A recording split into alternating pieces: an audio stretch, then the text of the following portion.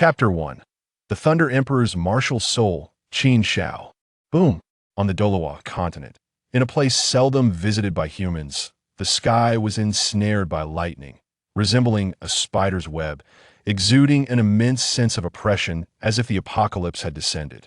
Yet, atop a solitary peak, a young boy stood with closed eyes, bathing in the thunderous onslaught. Under normal circumstances, the sheer power of heavenly lightning would deter even a Title Douluo from facing it directly, compelling them to evade its ferocity.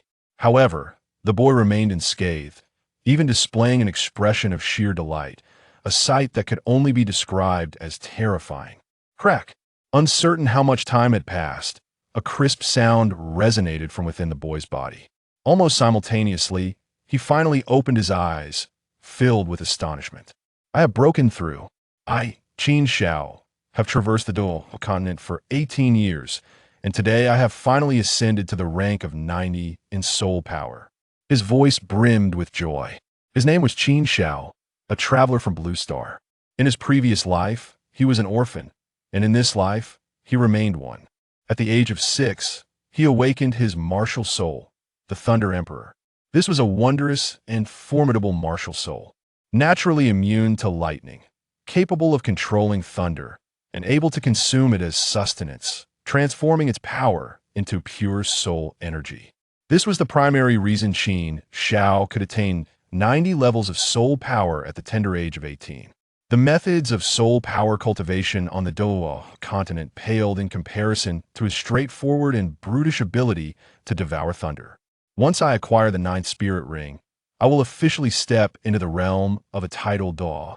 A Title Douluo at 18, surely an unprecedented feat. Qin Xiao recalled that Tang was regarded as the youngest Title Douluo on the Douluo Continent, having been over 40 when he achieved that status. In contrast, Tang could merely be considered an old prodigy. The emergence of Qin Xiao had shattered the established history of the Douluo Continent. If the soul masters of the Douluo Continent were to learn of this, they would undoubtedly be left agape in astonishment. Turning, he began his descent from the mountain. Qin Xiao intended to hunt for his 9th ring. However, as he stepped down from the peak, he suddenly froze in place, as if struck by a spell. A mechanical voice echoed in his mind. Congratulations, host. The beginner guidance system has been successfully bound. Ding! The beginner gift pack has been issued. Please check your inventory. What is this? A system? Qin Xiao wore a bewildered expression. He was on the verge of becoming a Title Douluo, and only now did he activate a system? What a joke. It is well known that a Title Douluo is the pinnacle of countless soul masters, an existence to be revered. Did he still need a system? At that moment, Qin Xiao's heart was devoid of any turbulence. He even felt a hint of amusement. What functions do you possess? Though Qin Xiao intrinsically held little regard for this system, it was, after all, his golden finger, and it warranted some understanding, did it not? What if it turned out to be useful? The ultimate goal of this system is to guide novice soul masters toward the pinnacle of the Douluo Continent. What a fine novice soul master, it certainly cannot refer to me. It seems you have mistaken your target. Qin Xiao chuckled confidently. System detected accurately. You are indeed the host. I am a novice soul master. Do you possess some misunderstanding regarding novice soul masters? Qin Xiao retorted with annoyance. Then do you know my cultivation level? 90. Are you still certain you wish to guide me? Confirmed. Qin Xiao. He realized this system was somewhat lacking in common, since it was no wonder it had only activated after 18 years. Fine. Let me see what items are in the beginner gift pack. Disregarding the dim-witted system, he focused his thoughts and opened the gift pack. Instantly, several items appeared before him. To be precise, there were several books. Qin Xiao examined them one by one. Encyclopedia of Soul Beasts, Soul Master Theory Compendium, Map of the Douluo Continent, Introduction to the Douluo Continent. Is this all rubbish? Qin Xiao raised an eyebrow, expressing disdain as he tossed the books down the mountain. No need to feel regret. These were all common commodities. He had purchased a set for a single gold soul coin long. Before he became a soul master, they held no value. Ding! As the host has already acquired a basic understanding of the Douluo Continent, the system will initiate beginner guidance. Beginner guidance? I am already at level 90. I am no longer a novice. You can skip the guidance and provide me with entry-level or more advanced tasks. Qin Xiao expressed his dissatisfaction. Engaging in novice tasks was a waste of time. You must first complete the beginner guidance to unlock subsequent tasks. Qin Xiao was at a loss for words. Forget it, this system is lacking in sense. I shouldn't hold it to my standards, he silently admonished himself. Soon after, the mechanical voice of the system resonated in his mind once more. Beginner guidance. As a novice Soul Master, joining a Soul Master Academy for systematic learning is of paramount importance. With your talent and age, you barely meet the admission standards for Shrek Academy. Please proceed to enroll immediately and pass the preliminary test conducted by Li Yusong. Task reward. First Spirit Ring, age 1,000 years. Gold Soul Coins, 500. Join Shrek Academy? Qin Xiao furrowed his brows in contemplation, quickly recalling information related to Shrek. Shrek Academy was an institution that did not accept ordinary individuals but rather sought out monsters. The admission criteria stipulated that students must not exceed the age of 13 and must possess soul power of at least 21 levels. Qin Xiao remembered that by the age of 8, his soul power had already reached 30 levels. Was this talent truly subpar? Moreover, I'm already 18 and on the verge of acquiring a spirit ring to become a Title Douluo. You expect me to attend Shrek for further education? Qin Xiao couldn't help but scoff. I could easily serve as a teacher there. The task is correct. Please execute it immediately. Host. Clearly, attempting to reason with the system was not a wise choice. However, if the first spirit ring age increases by 1,000 years, that is indeed appealing. The first spirit skill would equate to the third spirit skill of other soul masters. It must be said that this reward piqued Qin Xiao's interest slightly. After all, it would enhance his strength. Just in time, I have recently broken through a bottleneck and need to solidify my cultivation. It is not suitable to absorb thunder to elevate my power in the short term. I accept this task. With that thought, Qin Xiao closed the task panel and continued his descent down the mountain. As for the requirements of Shrek Academy, he paid them no heed. Rules are dead, people are alive. In this world, those with the mightiest fists establish the rules. Woman 18-year-old Title Douluo attending school. Is that excessive? Half a month later, Shrek Academy. Qin Xiao gazed at the dilapidated sign, the Worn Academy, and narrowed his eyes slightly. I must admit, Shrek Academy appeared even more dilapidated than Qin Xiao had anticipated. Nevertheless, even so, there were already over 100 students and parents queuing outside the academy, waiting eagerly. Bang! Suddenly, a muffled sound resonated in Qin Xiao's ears. Following the sound, he saw an elderly man resembling a farmer, wielding a long staff adorned with intricate patterns, standing before the entrance of Shrek Academy. 6 spirit rings, white, yellow, purple, purple, purple, and black, floated in succession from beneath his feet. The dragon-patterned staff, a soul emperor's cultivation. This must be Li Yusong. Qin Xiao couldn't help but ponder a question. When the time came for him to partake in the entrance examination, how should he conduct himself to avoid startling this esteemed teacher? Chapter 2. Changing the Rules of Shrek. Soul Emperor. Terrifying indeed. Before the academy, many students and parents could not help but exclaim in astonishment, instinctively taking steps back. Such a formidable presence was one they could only look up Toa, being beyond their reach. At this moment, Li Yusong also spoke up. If any of you arrived late and are unaware of the Academy's admission rules, I shall repeat them once more. Anyone over the age of 13 or lacking a soul power of 21 levels or higher may leave. Shrek only admits monsters. We do not accept ordinary individuals. His voice was not particularly loud, yet it resonated throughout the crowd. What? So stringent? Let's disperse. We won't be attending this academy. Li Yusong's words sparked considerable reaction, and soon many began to reconsider, hastily departing. Before long, there were only a few individuals remaining at the academy's entrance. Alternatively, those who remained had already passed the tests. Do you wish to join Shrek? Suddenly, Li Yusong turned his gaze toward Qin Xiao and inquired. Qin Xiao detected a hint of surprise in his tone. This was understandable, as Qin Xiao clearly appeared to be over 18 years old. Why stay if not to leave? Qin Xiao stepped forward, standing before Li Yusong with a smile, declaring, I am here to enroll. Simultaneously, he placed the prepared gold soul coins on the desk before Liu Song. Boss, this guy is impressive, he can engage. While others are retreating in fear, he insists on donating money. Xiao Ao, is there a possibility that his situation is quite similar to yours? Before Liu Song could respond, voices rang out from the crowd. Qin Xiao tilted his head slightly to observe a few individuals discussing him at the academy's entrance. One had golden hair and striking dual-colored eyes. Another sported a full beard, pushing a food cart in front of him. A plain-looking youth stood alongside a girl clad in a pink dress. One was a youthful girl with a voluptuous figure, dressed in black leather, and the last was a girl in a white dress with short hair. Dai Bai, Oscar, Tang San, Xiao Wu. Qin Xiao was somewhat taken aback. He had not anticipated that today would also be the day when the Shrek's 7 monsters enrolled. What a remarkable coincidence it was. The one who had just spoken was Oscar, his enchanting peach blossom eyes scrutinizing Qin Xiao intently. He harbored doubts, pondering whether this individual before him was somewhat lacking in mental acuity. Step forward, Liu Song instructed, having already retracted his dragon-patterned staff martial soul, beckoning Qin Xiao to approach.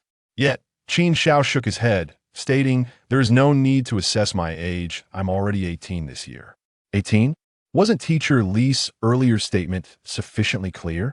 At this moment, Dai Bai, with his piercing gaze, could no longer restrain himself from interjecting.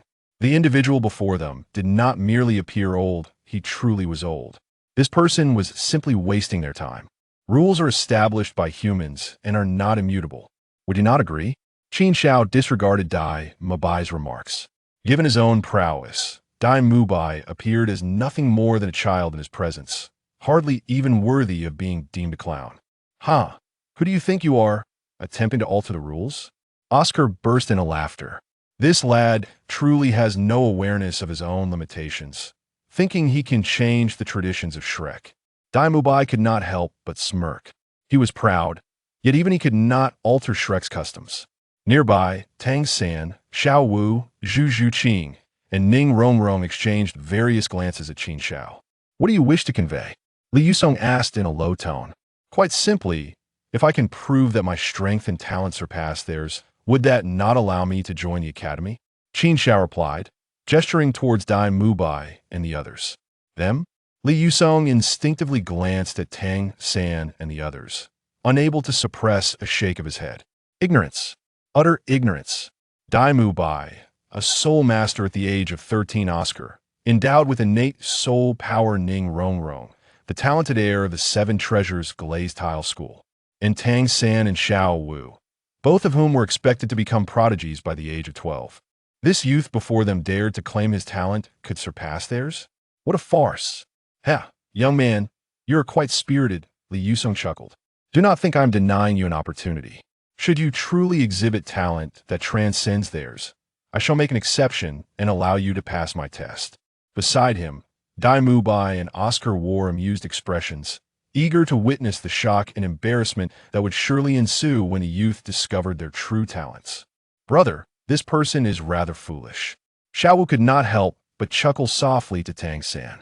"Do not underestimate him. I suspect he may possess the cultivation of a soul master, or else he would not be so confident," Tang San murmured. 18-year-old soul master? Xiao's eyes flickered. That hardly seemed impressive. How intriguing indeed. The world outside is far more captivating than the 7 Treasures Glazed Tile School, Ning Rongrong remarked, her sparkling eyes filled with excitement and curiosity. Only Zhu Qing appeared as cold as frost, her thoughts a mystery to all. "I suggest those with strength below the rank of Soul Master stand 200 meters back." Before demonstrating his prowess, Qin Xiao made a reminder. Who did he think he was? A Soul Douluo? How laughable. Clearly, no one took his words to heart, remaining steadfast in their positions. Very well, it is fruitless to advise the oblivious when you find yourselves embarrassed shortly. Do not blame me. Qin Xiao shook his head in resignation. Boom! In the next moment, a flash of lightning cleaved through the heavens. Everyone in the arena, except for Qin Xiao, was startled. Why had it suddenly begun to thunder? They were all perplexed. "Boss, look at that person," Oscar stammered. "That thunder seems to be related to him." Everyone turned their gaze toward Qin Xiao, who was enveloped in arcs of electricity, crackling audibly. Soon after, one soul ring after another began to materialize beneath his feet. Yellow, yellow, purple. In the blink of an eye, 3 soul rings appeared. A soul master indeed. He possesses some degree of strength. But that is merely the beginning. If he hopes to flaunt this level of power at Shrek, he is gravely mistaken. To earn Teacher Li's approval, he must demonstrate strength equivalent to that of a soul master. Dai Mabai's pupils constricted, followed by a cold smirk. It was worth noting that he had become a soul master at 13, and now at 15, he already possessed 37 levels of soul power. He was confident that by the time he turned 18, he would achieve at least 42 levels. In the arena, many shared Dai Mabai's sentiments. However, in the next moment, expressions of astonishment graced the faces of all present. For yet another purple soul ring emerged from beneath Qin Xiao's feet. 4 rings soul master. Indeed, he possesses a modicum of strength. Before Qin Xiao, Li Yusong's gaze flickered slightly, a silent acknowledgement of Qin Xiao's earlier proposition forming in his mind. An 18-year-old soul master was comparable to Dai Mabai's talents. He likely had also become a soul master around the age of 13, marking him as a noteworthy genius. Boss, this person has some genuine strength, Oscar remarked, his pupils narrowing in surprise. It must be said, he had underestimated him. What of it? Becoming a soul master at 18, who, among us, cannot achieve that? Dai Mubai scoffed, unable to help but dismiss Oscar's astonishment. However, at that moment, Ning Rongrong suddenly spoke up, her voice clear as a bell. Then, what if he were an 18-year-old soul king? Chapter 3. The first trial passed. The second task. An 18-year-old soul king? Dai Mubai's gaze sharpened, instinctively shaking his head. I have never seen anyone become a soul king at 18. To become a soul grandmaster at 18 is already an extraordinary feat, never mind seeing one. Even the historical records of our Star Luo Empire don't mention a royal family member achieving soul king status at 18. Then take a closer look. Ning Rongrong said to Dai Mubai with a glint of cunning in her eyes. Look? Look at whom? Dai Mubai asked, puzzled. Boss, look at that young man. He is a soul king. Oscar tugged at Dai Mubai's sleeve, pointing at Qin Xiao in the arena. Oscar appeared utterly astonished. A soul king? Impossible. Dai Mubai was incredulous. Nevertheless, he glanced over subconsciously and was immediately stunned. How is this possible? He gaped, speechless at what he saw. Qin Xiao had indeed manifested an additional soul ring beneath his feet. Yellow, yellow, purple, purple, black. Indeed, a soul king. Little San, he really is a soul king, an 18-year-old soul king. Xiao Wu, standing beside Tang San, repeatedly counted Qin Xiao's soul rings, her voice filled with amazement. This is astonishing. His talent surpasses even Little San's. Before this, she believed Tang San's talent was unmatched, even after meeting Ning Rongrong and Dai Mubai. But now, Xiao wasn't so sure. Could Little San achieve Soul King status at 18? The thought arose unbidden in her mind. There are always greater heights to climb. Tang San sighed, his expression complex, filled with longing. A Soul King. I wonder when I'll reach that level? An 18-year-old Soul King. His talent is astounding. None of the past Shrek Academy students can compare. Not just Shrek, even that esteemed Douluo, once hailed as the youngest on the continent. Only achieved Soul King status in his 20s, right? Even Li Yuesong, no stranger to prodigies, was utterly shocked, his heart surging like a stormy sea. Such talent was the epitome of genius, shattering the annals of Douluo Continent. Young man, you can. Li Yuesong intended to invite Qin Xiao to join Shrek Academy. But the words caught in his throat. He was dumbfounded, blurting out, 6 rings. As the words left his lips, another jet black soul ring appeared beneath Qin Xiao's feet. Heavens! A 6-ringed soul emperor. Is he truly only 18? Ning Rongrong's mouth hung slightly open in disbelief. Had anyone told her that someone could become a soul emperor at 18, she would have scoffed. Even her bone and sword grandfathers hadn't achieved such a feat in their youth. Yet, she doubted anyone would believe what she was witnessing. Boss, it seems we misjudged him. This young man is a powerhouse on par with Teacher Li, Oscar whispered, shrinking back. Dai Mubai opened his mouth but found himself at a loss for words. What could he say? He wouldn't reach the Soul Emperor realm even if he trained himself to death for the next 3 years. Soul King status was uncertain. Although the young man hadn't said a word or even glanced at him, Dai Mubai felt an invisible slap on his face. Qin Xiao observed everyone's reactions, a faint smile playing on his lips. He had never intended to conceal his strength. He had no interest in playing the fool. Years of solitary cultivation in the wilderness were for the sake of commanding respect. A powerful soul force erupted in the arena, stirring up a gale. 1 soul ring after another materialized. 7 rings, Soul Sage. 8 rings, Soul Douluo. 9 rings, Title Douluo. When Qin Xiao's 9th soul ring appeared, time seemed to stand still. Everyone's heart nearly stopped beating. The dark, profound light dominated their vision. An immense soul pressure descended, causing everyone to sink, unable to withstand the force, and collapsed to the ground. Boss, am I seeing things? He has 9 soul rings, Oscar exclaimed, trembling. But Dai Mubai didn't hear him, muttering. A Title Douluo. How could he be a Title Douluo? He was like a man possessed, lost in his reverie. I thought a soul emperor was shocking enough. No. Ning Rongrong's expression was incredibly complex, unable to find the words to express her astonishment. Xiao Wu, are you all right? Tang Xin struggled to maintain a kneeling position, shielding Xiao Wu behind him, who looked terrified. I'm fine. Little San, he's so strong. I'm scared, Xiao Wu said, her voice trembling. Her mind was in turmoil. A Title Douluo. What was his purpose?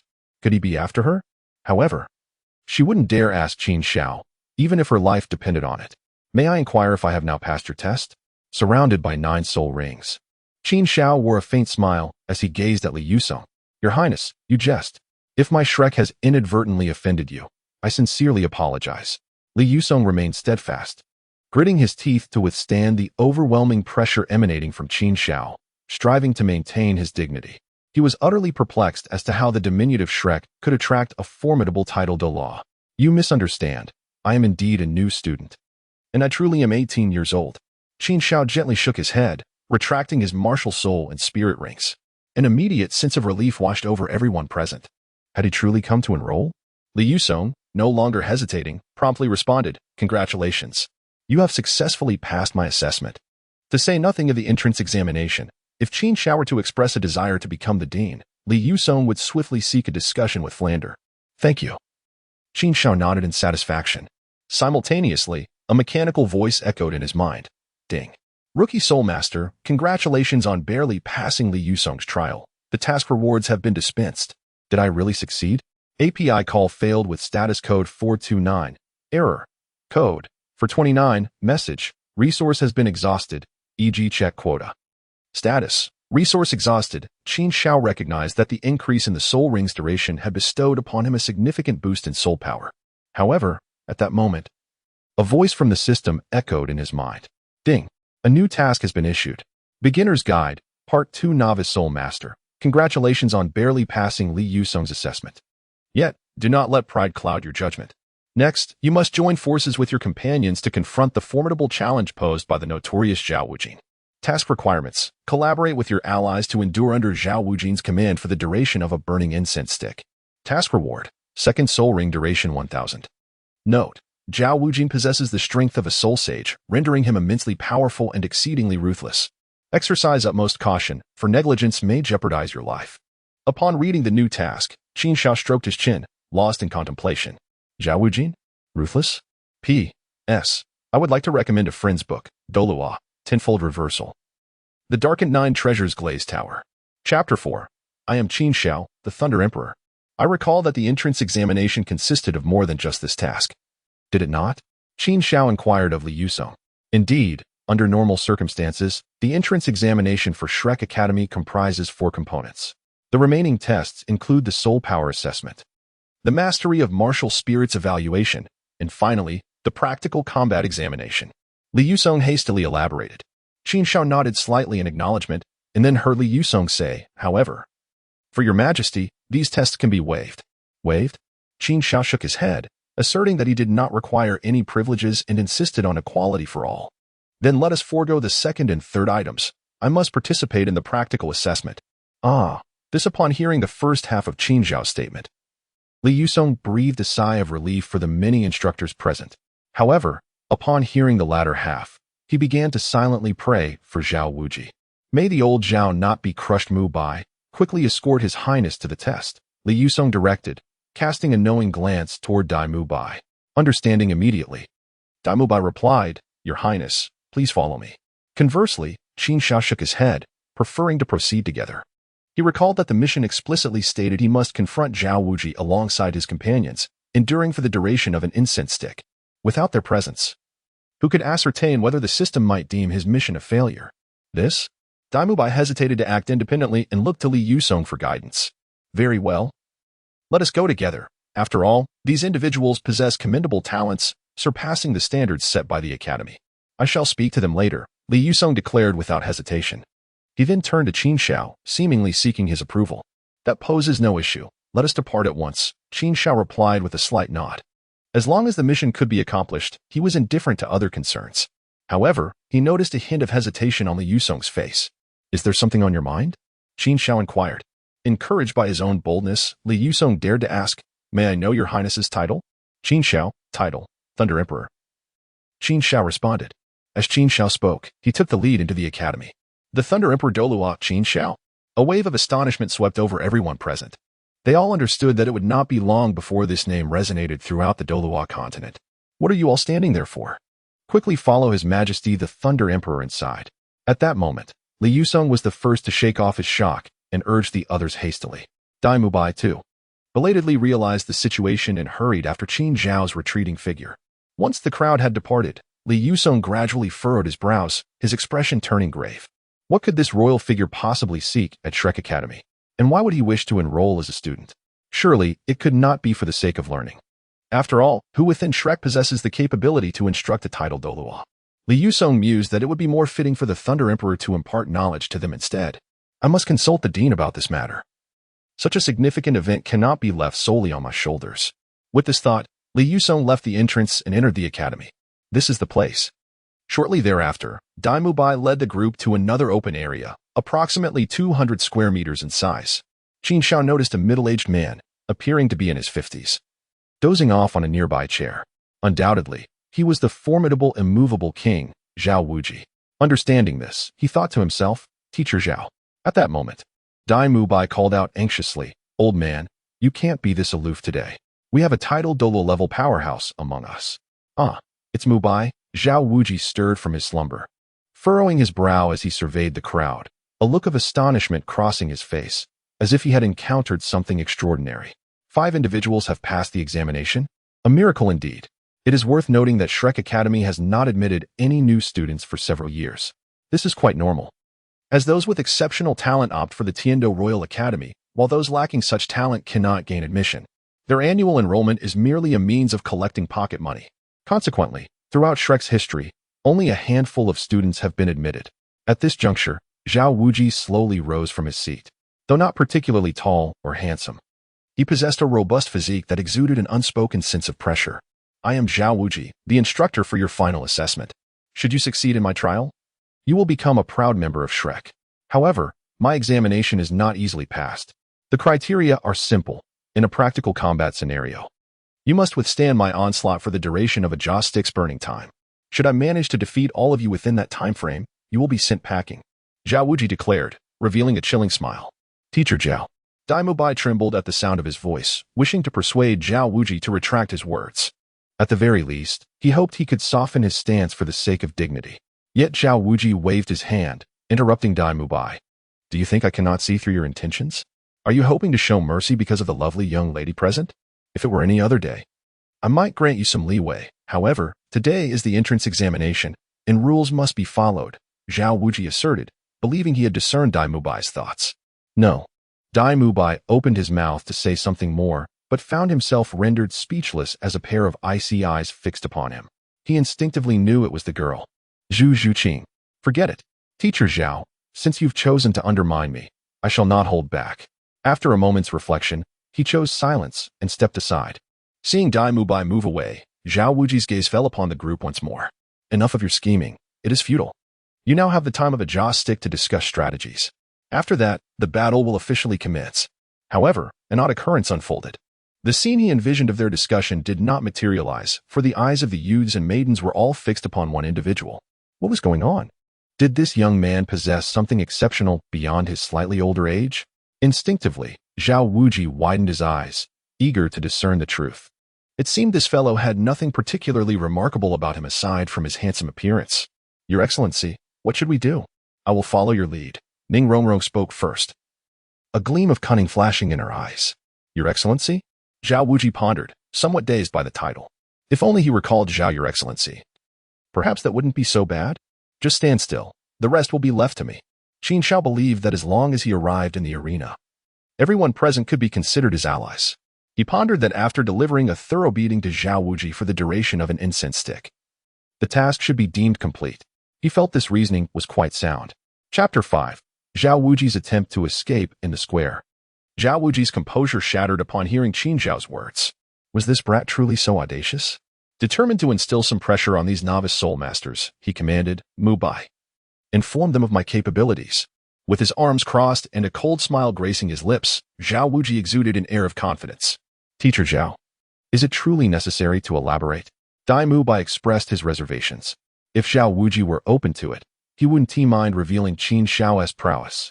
Meanwhile, Ning Rongrong's lips curled into a subtle smile, clearly amused by her Na'vi teacher's antics. Not only Ning Rongrong, but the expressions of the others were equally peculiar. It felt as though a ferocious hound was boasting its strength before a lion. What are you dawdling for? Hurry, Zhao Wuji urged, noticing Dai Mu Bai's delay. Ah, very well. Although Dai Mu Bai was filled with reluctance, he nodded in compliance. Teacher Zhao is a level 76 soul sage, with the martial spirit of the powerful golden bear. He serves as the vice president of the academy, with overall strength second only to the president. Oh, so he is a soul sage. Ning Rongrong feigned surprise. Even Zhu Zhuqing, who had maintained a frosty demeanor, displayed a flicker of intrigue. Had this been earlier, she would have been astonished, but having witnessed the might of a Title Douluo like the Thunder Emperor, a soul sage seemed rather trivial. Zhao Wuji, however, was taken aback. What kind of attitude is this? Shouldn't these youngsters exhibit some reverence? He sighed. Forget it, Mu Bai, no need to explain further. They won't comprehend until they face the consequences. Clenching his fists and rolling his neck, the bones cracked ominously. Teacher Zhao, please be cautious. At that moment, Oscar, who had been silent, spoke up.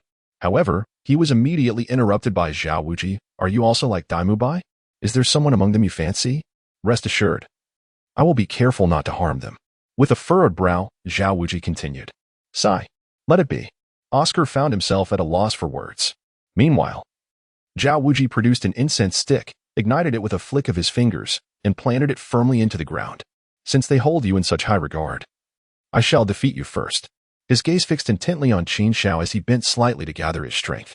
Simultaneously, his physique swelled dramatically. His already formidable muscles expanded almost twofold, and he grew an entire meter taller, transforming into a towering figure. 7 dazzling soul rings emerged in unison, 2 yellow, 2 purple, and 3 black, enveloping him in a formidable aura. With a thunderous roar, dust erupted as Zhao Wuji launched himself like a cannonball towards Qin Xiao, the ground beneath him cracking under the immense force he exerted. Is this kid frozen in fear?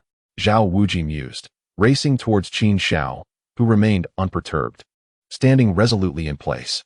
In truth, Qin Xiao had no need to move. Years of thunderous body refinement had elevated his physique to an astonishing level. Additionally, as the bearer of the Thunder Emperor martial spirit, he commanded lightning with unparalleled speed. Zhao Wuji may appear fierce, yet Qin Xiao perceived no threat in his strength or speed.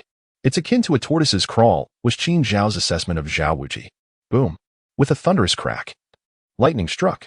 In an instant, Qin Xiao counterattacked, his fist crackling with sparks and electricity, landing a decisive blow to Zhao Wuji's face. In the blink of an eye, before the astonished onlookers, Zhao Wuji was sent flying backward at a speed greater than his approach. How is this possible?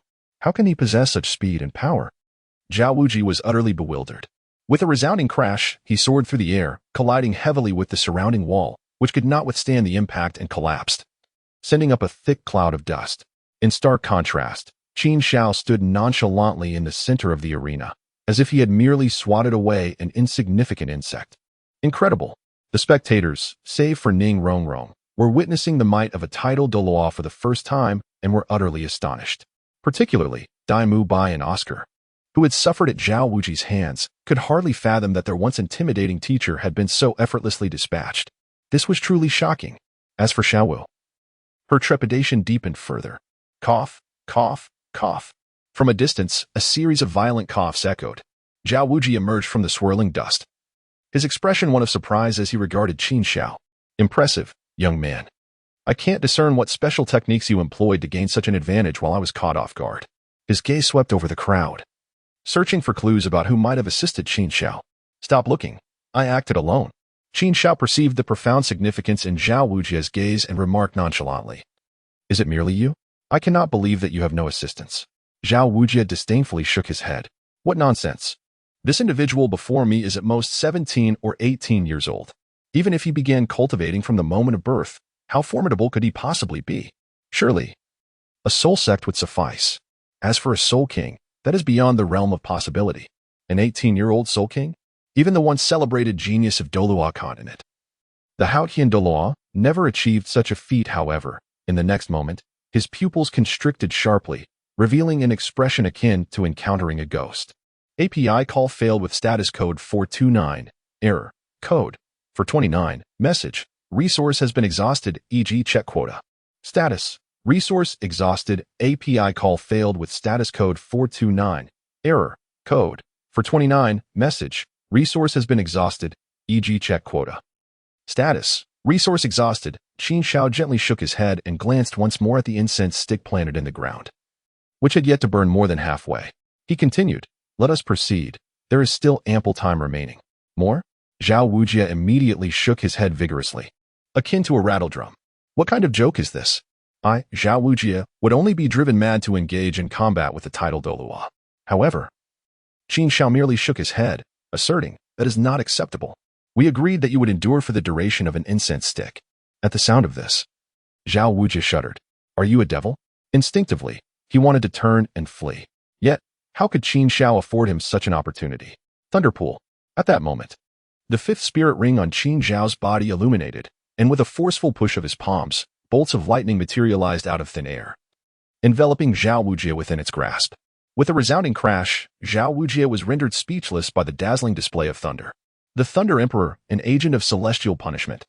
Though Qin Xiao had not yet attained the realm to enact divine retribution, the sheer destructive power of the lightning was beyond the capacity of an ordinary individual to withstand. Zhao Wujie's entire vicinity was engulfed by the lightning, and soon his figure was buried beneath the tempest, with only his intermittent cries of anguish echoing through the air. To effortlessly suppress a soul sage, this was the might of a Title Douluo? Tang San, murmuring in a voice audible only to himself, cast a look of deep reverence towards Qin Xiao.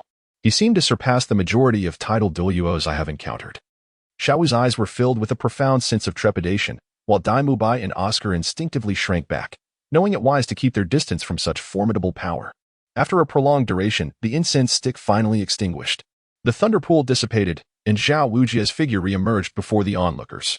How utterly tragic. They all widened their eyes in disbelief. Zhao Wujie appeared tattered and disheveled, his face shrouded in a grim darkness. No, more accurately, his exposed skin seemed as if it had been coated in a layer of black paint. Thank you, Your Excellency, for your mercy. Zhao Wujie bowed respectfully toward Qin Xiao. Yet, as he spoke, tendrils of black smoke emitted from his mouth. Qin Xiao nodded slightly. Zhao Wujie ought to express his gratitude. Had it not been for him diminishing the potency of the soul technique, Zhao Wujie would likely have been left with nothing but remnants after more than half a stick of incense. May I inquire if I have now passed the assessment? Qin Xiao inquired further. An assessment? Zhao Wujie momentarily appeared taken aback, but quickly regained his composure, nodding vigorously like a chick pecking at grains, affirming that they had indeed passed. A notification chimed. Congratulations.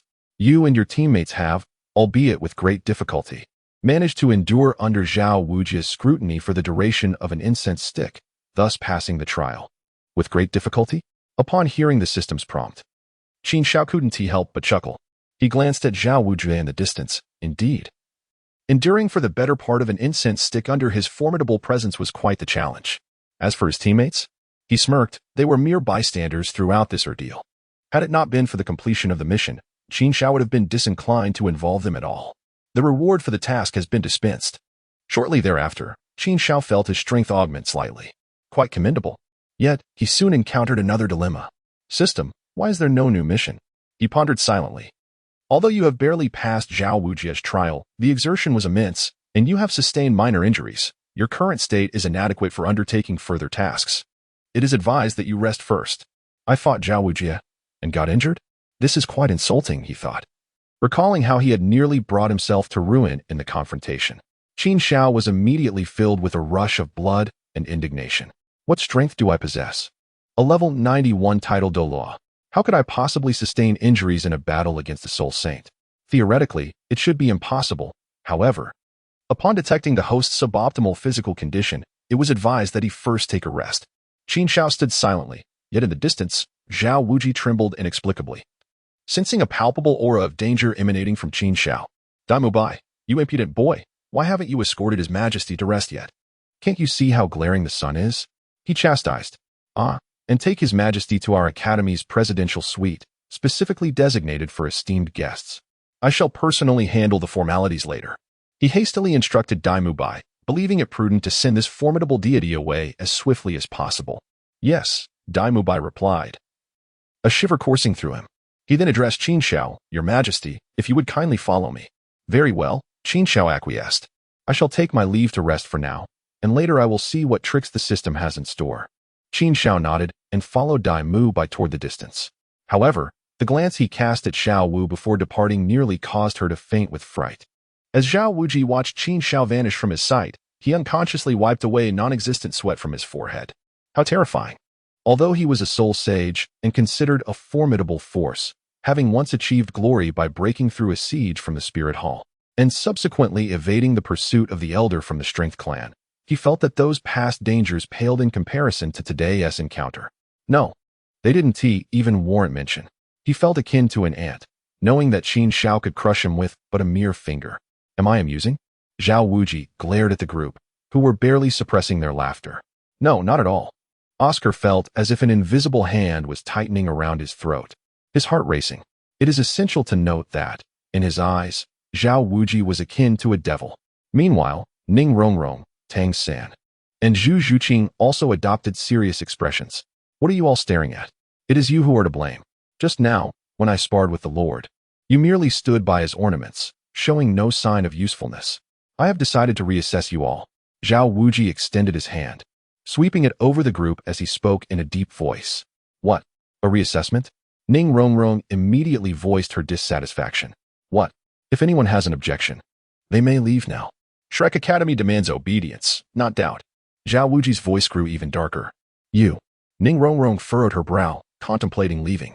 After all, as the little princess of the Seven Treasure Glazed Tile School, she was accustomed to being treasured by Ning Fingxi, not to mention the Sword Douluo and Bone Douluo. Who had ever dared to speak to her in such a tone?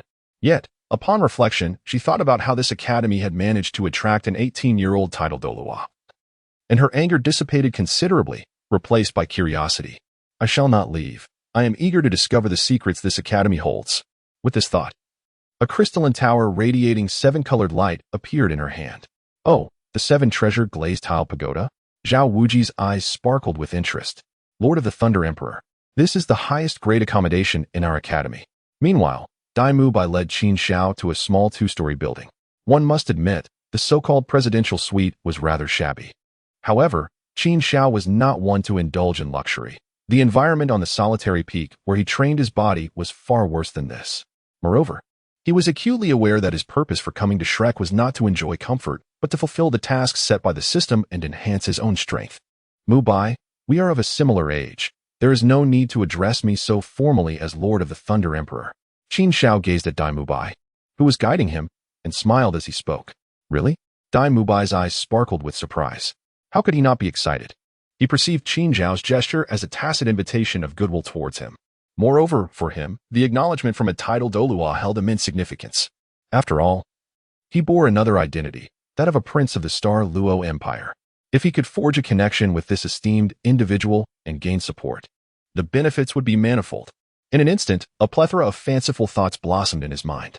However, at that moment, Qin Xiao spoke again. You may address me simply as Your Highness, just like the others. There is no need to mention the title of Thunder Emperor unless absolutely necessary.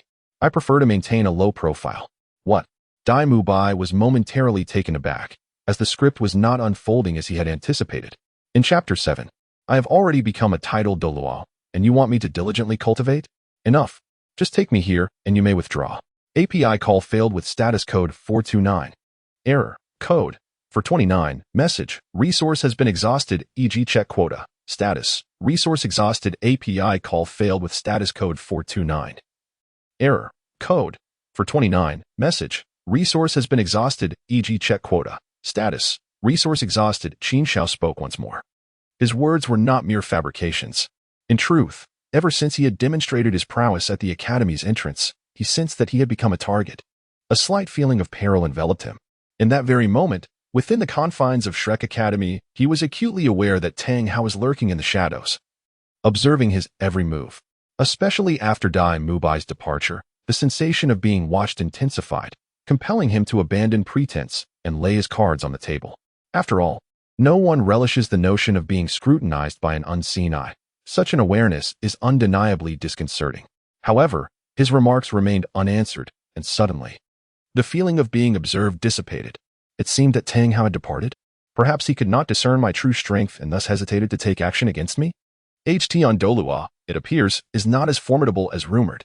Qin Xiao smiled. In truth, he could surmise the reason behind Tang Hao's scrutiny. It was simply that his very existence posed a potential threat to Tang San and Xiao Wu. Dean, ahead lies the courtyard of His Majesty the Thunder Emperor. What should we be cautious of? At that moment, Qin Xiao heard the sound of footsteps and commotion.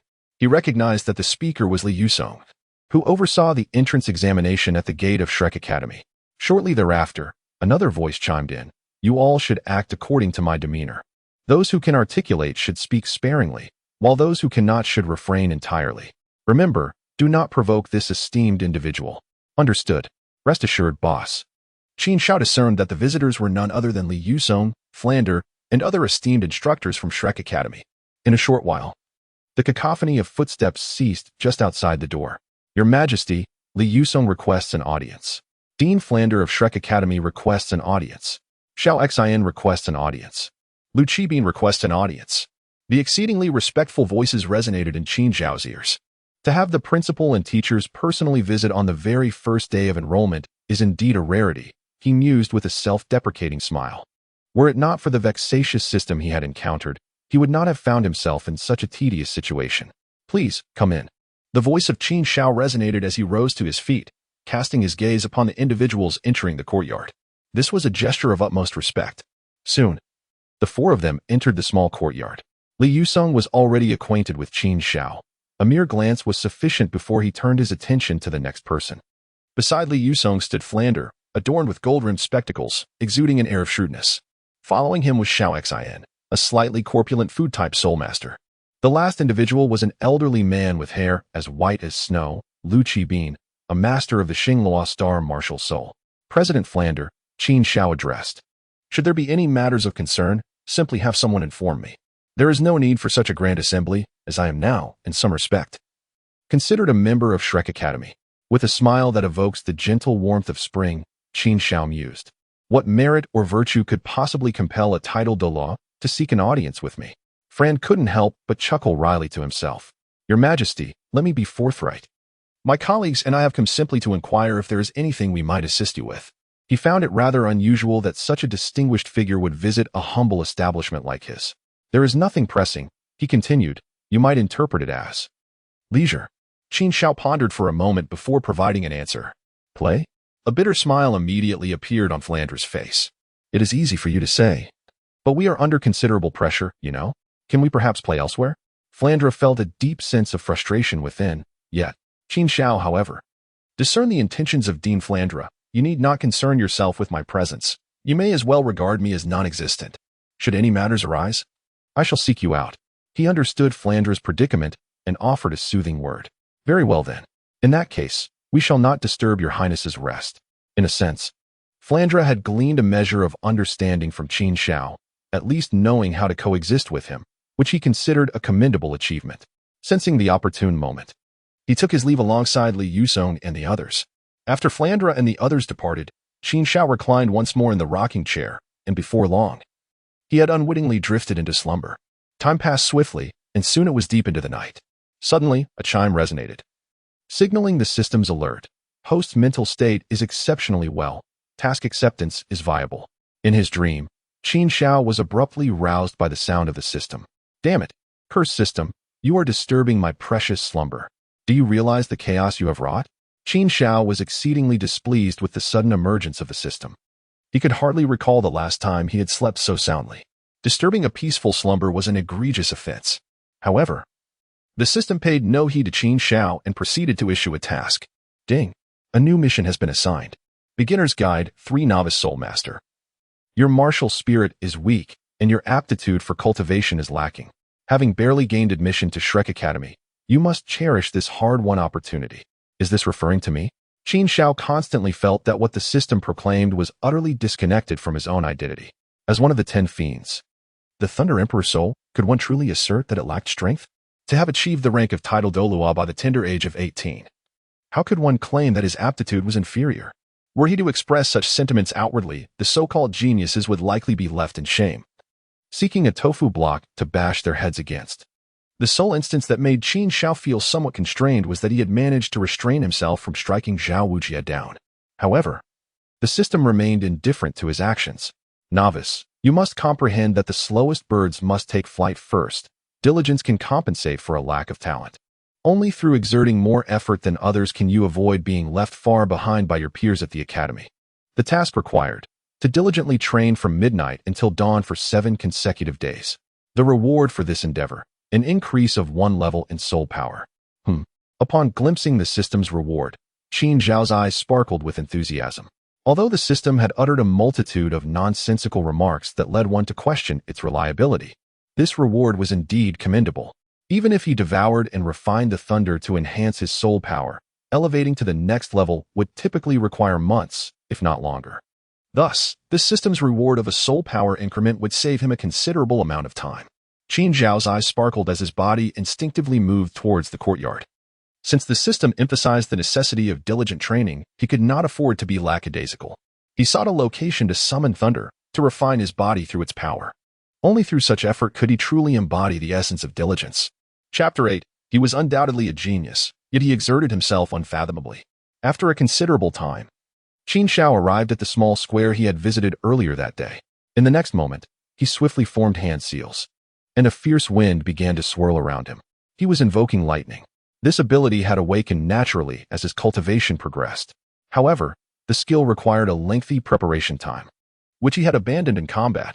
Yet, for the purpose of cultivation, it was perfectly suited. Boom. After about 10 minutes, a bolt of lightning cleaved through the sky, followed by the resounding roar of thunder. What was happening? Why was there suddenly a storm brewing?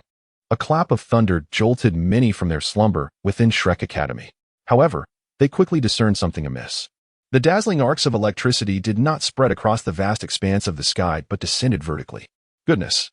Who could have committed such misdeeds to provoke the wrath of lightning? In Flinder's office, several teachers, including Zhao Wujie and Li Yusong, were present. With the arrival of the Title Douluo's son, they found it impossible to rest. Hey Zhao, how many wicked deeds have you committed to deserve such punishment? Flinder inquired with a smile after hearing Zhao Wujie's words. Me? It's not the same. Zhao Wujie initially displayed a hint of embarrassment, then chuckled, but regardless, I've at least faced a Title Douluo and emerged unscathed. Keep dreaming. If it weren't for the mercy of the Thunder Emperor, you'd be racing against your little friends right now, Flinder retorted without hesitation. Zhao Wujie scoffed, about to respond, but then frowned as he gazed out the window. Flinder, something is off. It seems like the thunder is being drawn in continuously. At this rate, even a Title Douluo might be obliterated. Upon hearing this, the others began to sense that the situation was indeed extraordinary. Let's go take a look, Flinder suggested. Zhao Wujie countered. Boss, you've committed so many misdeeds, I advise caution. Flinder furrowed his brow and coldly uttered a single word: leave. Before long, Flinder, Zhao Wujie, Li Yusong, and others arrived at the edge of the square. Swish, swish, swish. A multitude of intense gazes turned towards the center of the square. They were eager to discover what entity had sinned so grievously as to be struck by lightning continuously. Brothers, am I imagining things? Or is there someone in the center of the square? The rotund Xiao Exine blinked his large eyes and spoke uncertainly. It shouldn't be a person, at least not in the conventional sense. Lu Qibin, who was relatively composed, replied gravely. Silence. Flinder's voice rang out among them. His martial soul was the cat eagle, granting him enhanced vision, allowing him to discern the figure amidst the lightning. It's Qin Xiao, Flinder exclaimed, even noticing how Qin Xiao, with each breath, absorbed serpentine currents of electricity into his body. Will he really not be obliterated? A shiver ran down Flinder's spine. and cold sweat broke out on his back. He could scarcely fathom the level of power required to achieve such a feat. Everyone, quiet down. It is the Thunder Emperor, absorbing the lightning for cultivation. Flinder recalled Qin Xiao's earlier appearance. Yes, he must be cultivating. What? The Thunder Emperor? Upon hearing Flinder's words, Li Yusong, Xiao Xin, and Lu Qibin were left astounded. Unsure of how to react, only Zhao Wujie exhibited a twitch at the corners of his mouth and eyes. This Thunder Emperor was truly extraordinary. Not only did he wield lightning against others, but he also harnessed it for his own benefit. He was a formidable individual, deserving of the title of Title Douluo. Zhao Wujie, who rarely acknowledged others, found himself compelled to respect Qin Xiao. In truth, it was not only Zhao Wujie who felt astonished. A figure cloaked in black also witnessed the scene unfold. Who was he? What made him so powerful?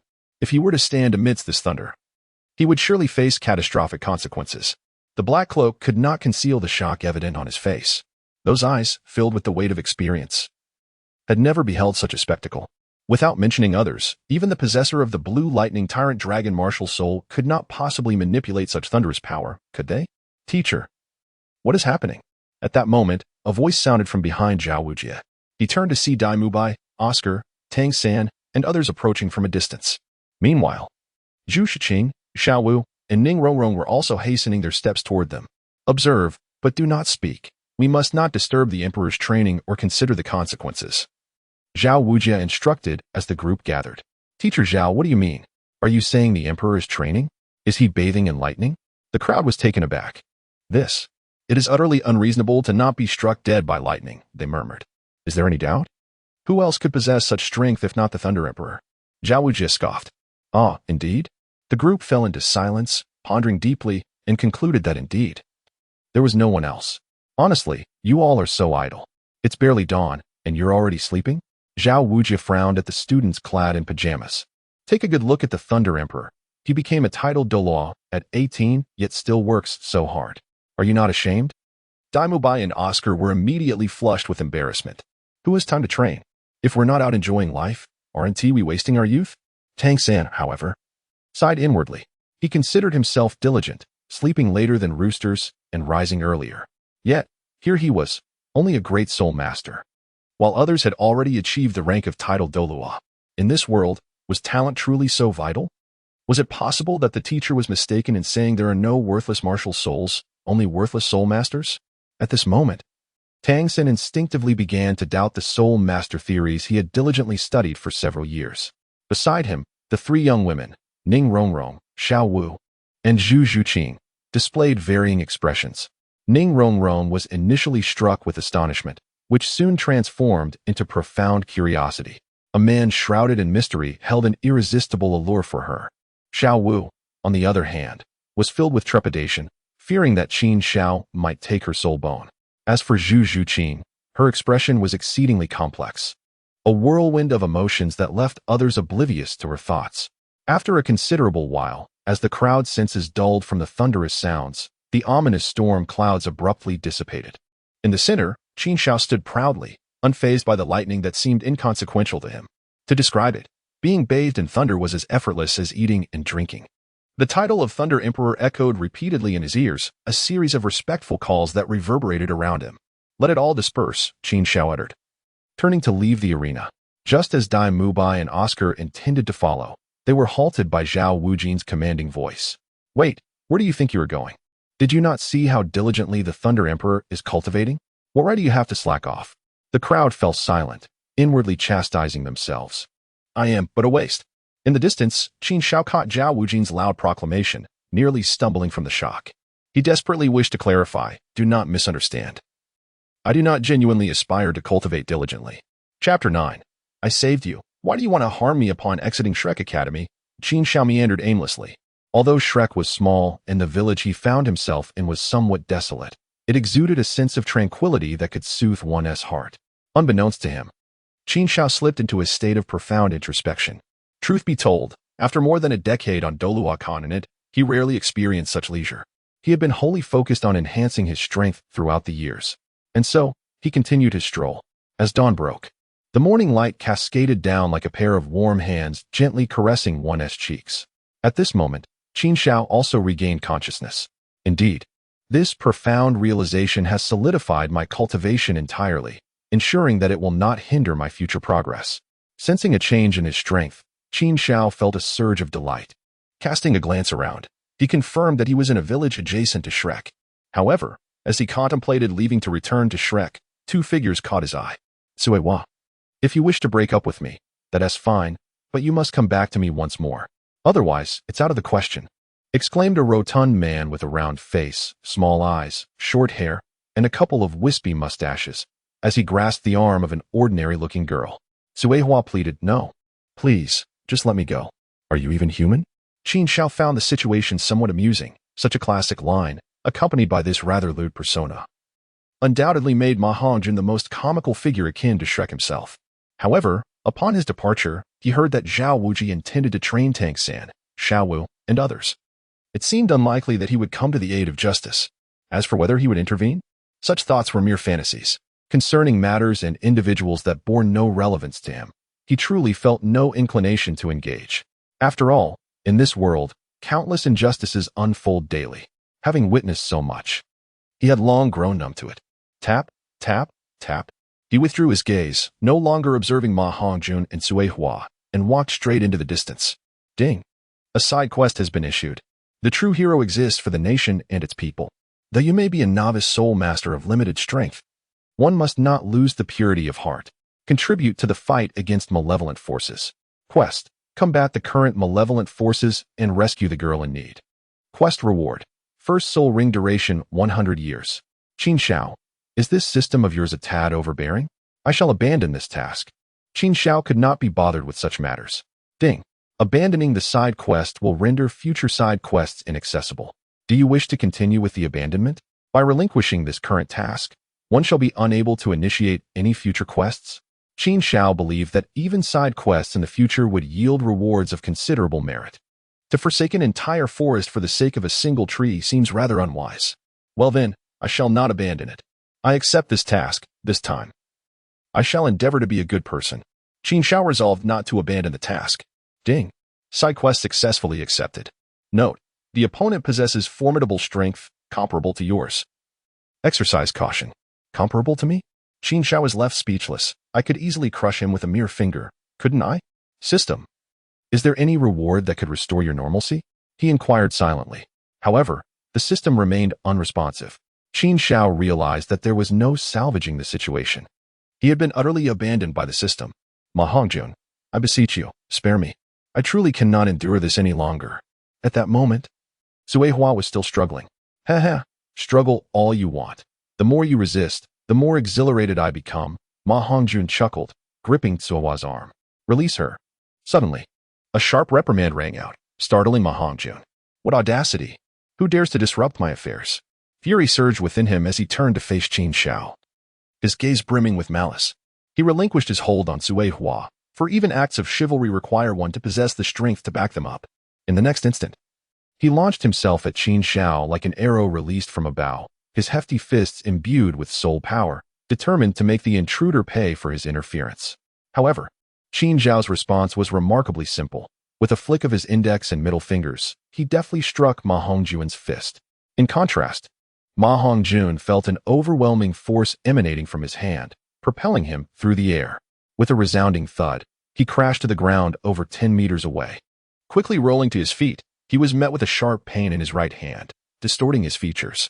It was likely fractured. Ma Hongjun recognized the dire state he was in. As he glanced back at Qin Xiao, his expression shifted to one of wariness and astonishment. He was certain that this youth possessed strength far surpassing his own, potentially akin to that of the formidable Soul Elder Dai. The thought of anyone being above a Soul Elder had never crossed his mind. After all, the youth's age suggested it was impossible for him to attain such a rank. Very well, young man. If you possess such prowess, I shall await your return, he declared, not waiting for Qin Xiao's response before turning and fleeing. Qin Xiao, truly deserving of being a disciple of Flander, at times, your intellect shines brilliantly. Ding. Side quest completed. Rewards have been dispensed. A mechanical voice resonated, and Qin Xiao sensed a slight enhancement in his strength. Thank you so much, Suehua said, her shock dissipating. Her expression now one of deep gratitude towards Qin Xiao. It was but a trifling effort. Qin Xiao spoke as he retrieved a coin pouch from the spirit guide space and tossed it over.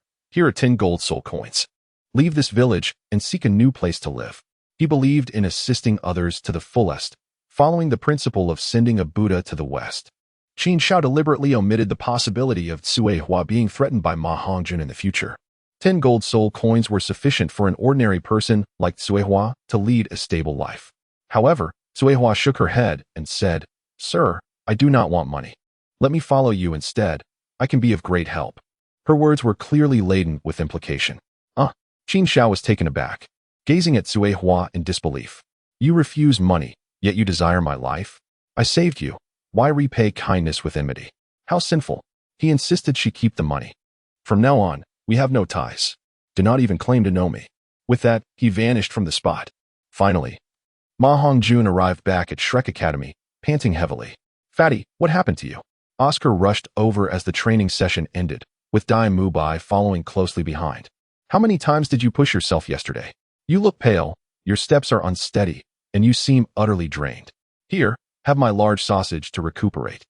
Oscar produced a bright red sausage, only for Ma Hongjun to recoil in disgust. "Please spare me your repulsiveness." He shoved Oscar aside and sorrowfully addressed Dai Mubai. "Boss, you must help me." Chapter 10. Oscar and Dai Mubai in trouble. Fatty, who hurt you? Dai Mubai, unlike the oblivious Oscar, noticed Ma Hongjun's unusual demeanor. The drooping arm indicated he had sustained a serious injury. It was someone from the village, a stranger. "He interrupted my intimate moment with Sui Hua for no reason. Do you think I could hold back my temper?" Naturally, I confronted him, but I was no match for him. Ma Hongjun recounted the events in his own way. "What? Someone dared to act recklessly on Shrek's territory?" Oscar was instantly enraged. He had grown up with Ma Hongjun. Their bond was deep. Yet, to Ma Hongjun's surprise, the usually righteous Dai Mubai did not immediately express support. Instead, he furrowed his brow. "Boss, what is wrong?" Ma Hongjun couldn't help but inquire. After all, he had returned seeking assistance to reclaim his dignity. Otherwise, how could he face his peers at Shrek? "Fatty, can you describe this person?" Dai Mubai recalled that the Emperor of Thunder had yet to return to Shrek Academy. He hoped Fatty had not encountered that figure, for if so, he could not lend a hand. Ma Hongjun frowned, pondering seriously before responding. "Boss, that person is at most slightly taller than me, a bit thinner, and somewhat more handsome. But compared to you, he falls drastically short. You are at the pinnacle, while he is at the very bottom." As Dai Mubai's subordinate, Ma Hongjun knew precisely how to flatter him. If he could make him happy, perhaps his own troubles would be resolved. "Well, if that is the case, let us go find that fellow and exact revenge." After hearing Ma Hongjun's words, Dai Mubai felt relieved. It was well known that Dai Mubai was handsome. Yet upon encountering Qin Xiao, he realized that, aside from strength, Qin Xiao's appearance surpassed his by leagues. Now that Fatty claimed the person was only slightly better than him, it surely could not be Qin Xiao. As long as it wasn't Qin Xiao, everything would be manageable. "Fatty, lead the way," Oscar urged, patting Ma Hongjun's shoulder. "All right. Let's hope that fellow hasn't fled yet." Ma Hongjun turned to Dai Mubai. "Boss, leave the rest to me after you take him down. I will show him what cruelty truly means." Dai Mubai nodded in agreement. Thus, the three of them set off toward the village. However, not long after, they simultaneously halted. They all spotted a tall figure approaching from afar. It was the Emperor of Thunder. Dai Mubai and Oscar exchanged glances, fear evident in their eyes. Instinctively, they wished to clear a path for the esteemed figure. Yet, to their dismay, Ma Hongjun excitedly pointed at the approaching Qin Xiao and exclaimed, "Boss, that's him. That's the one who bullied me. Ha ha ha, what a stroke of luck. This time, I will make him understand the meaning of death." He was brimming with confidence, already envisioning his revenge. In stark contrast, Dai Mubai and Oscar felt as if struck by lightning, nearly forgetting to breathe. "What did you say? He is your enemy?" Oscar's voice trembled. In that moment, he desperately wished Fatty had mistaken the person. Indeed, that is him. I would recognize him even in ashes. Ma Hongjun was resolute in his identification. "Fatty, I think you should consider donating your eyes to someone who truly needs them. With your judgment, it wouldn't make much of a difference." Dai Mubai replied, exasperated. Ma Hongjun scratched his head awkwardly. "Boss, Oscar, let us not dwell on these details. In any case, it's this person. We'll all deal with him together." As his words fell, a surge of soul power erupted, and noticeable changes began to manifest in his body. He had completed the martial soul possession.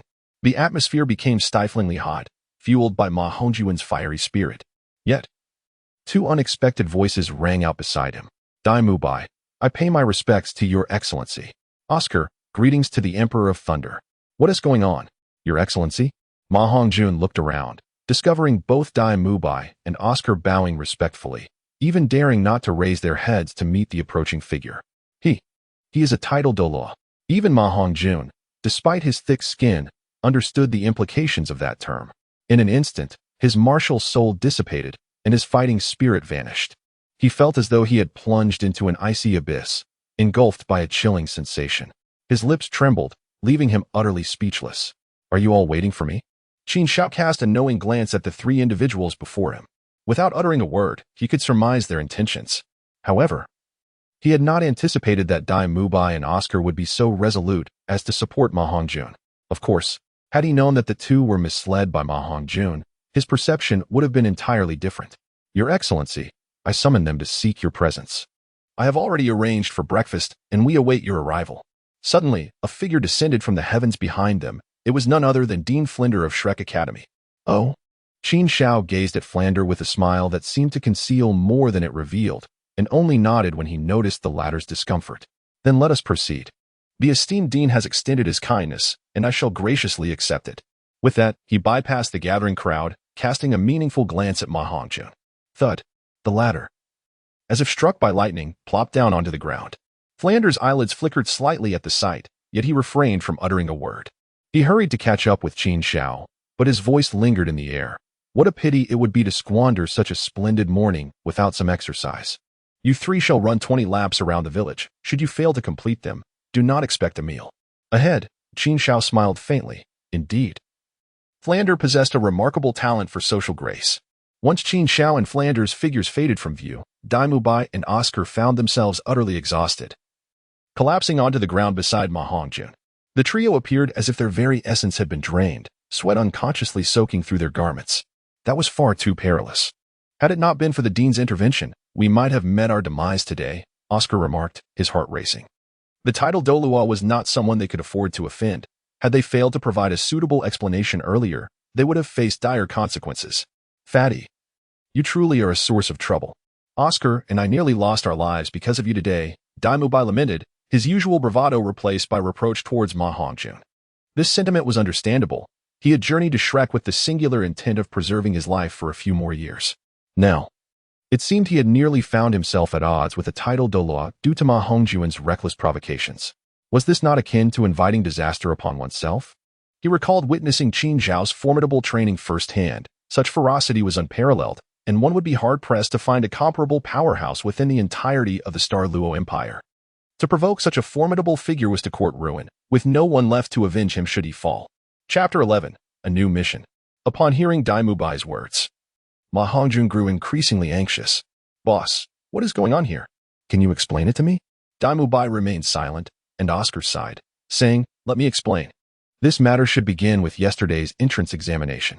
Oscar then recounted the events of the previous day in detail, and Ma Hongjun's expression of shock deepened, eventually morphing into a palpable fear. Good heavens! So that mysterious young man was not merely pretending to be a tiger.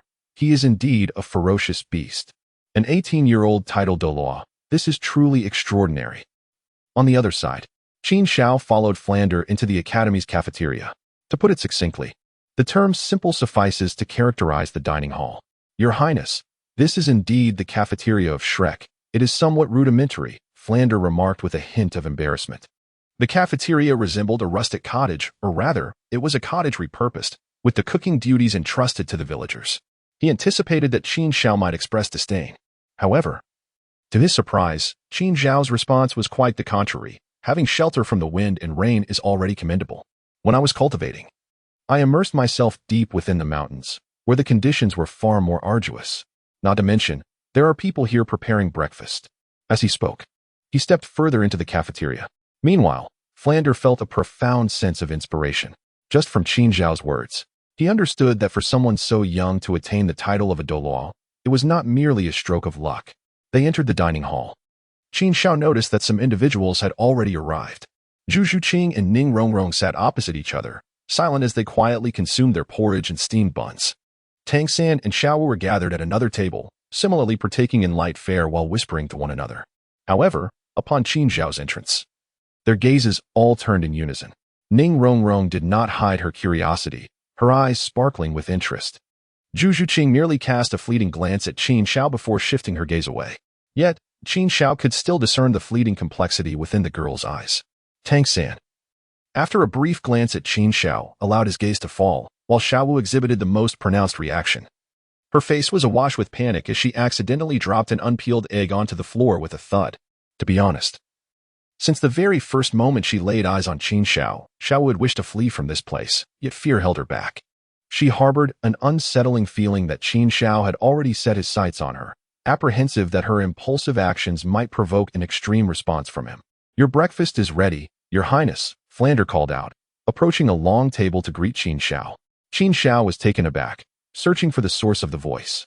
Steamed buns, sesame cakes, stuffed buns, dumplings, wontons, a delightful array of breakfast options, numbering at least 7 or 8 varieties.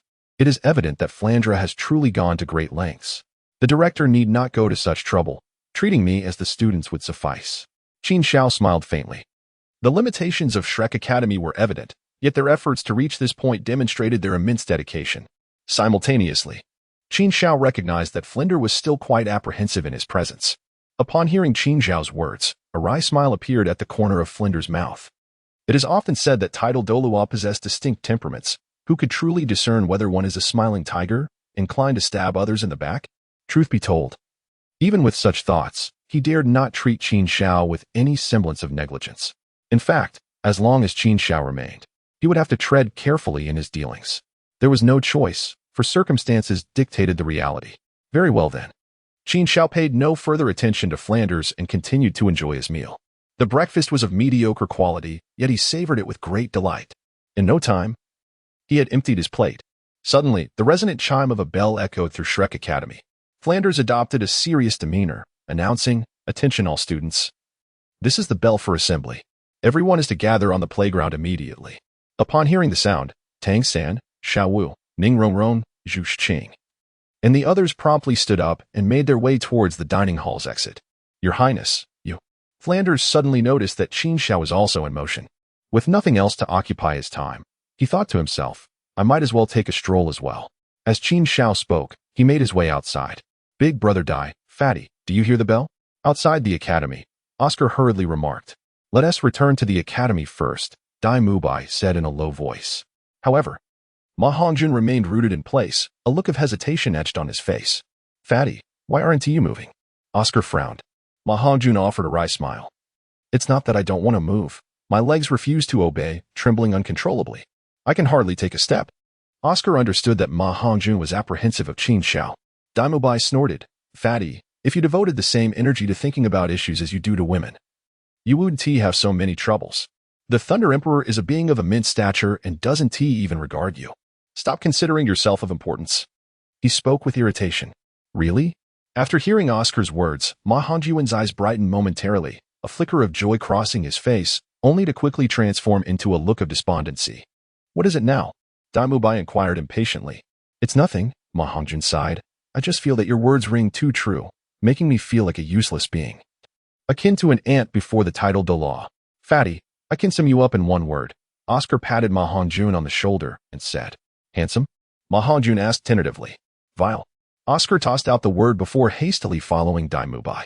After a while, when Daimubai and the others arrived at the square, they realized they were the last 3 to arrive. Amusingly, upon spotting Qin Xiao in the crowd, Ma Hongjun did his utmost to shrink behind Oscar. Yet, given his width, he was hardly concealed, managing only to hide his head behind Oscar's back, a classic case of covering one's ears while stealing a bell. "All right, since everyone is here, I will briefly outline a few matters," Flinder began. "First, all new students are to find the instructors in the administration office and each pay 100 gold soul coins as tuition. Second, your first class will commence tonight, so use this time to rest and prepare. It will be an extraordinary lesson. Third, Ning Rongrong and Oscar, you two have additional tasks. Each of you must run 20 laps around the village. You may return to the academy once you have completed this. Oh, and Tang-san, stay behind. The rest may disperse." Flinder enumerated the tasks. To everyone's perspective, the first task seemed merely a demand for money, which they could tolerate. The second task piqued their curiosity about the nature of the class commencing that evening. As for the third task, while others refrained from comment, it stirred dissatisfaction in Ning Rongrong.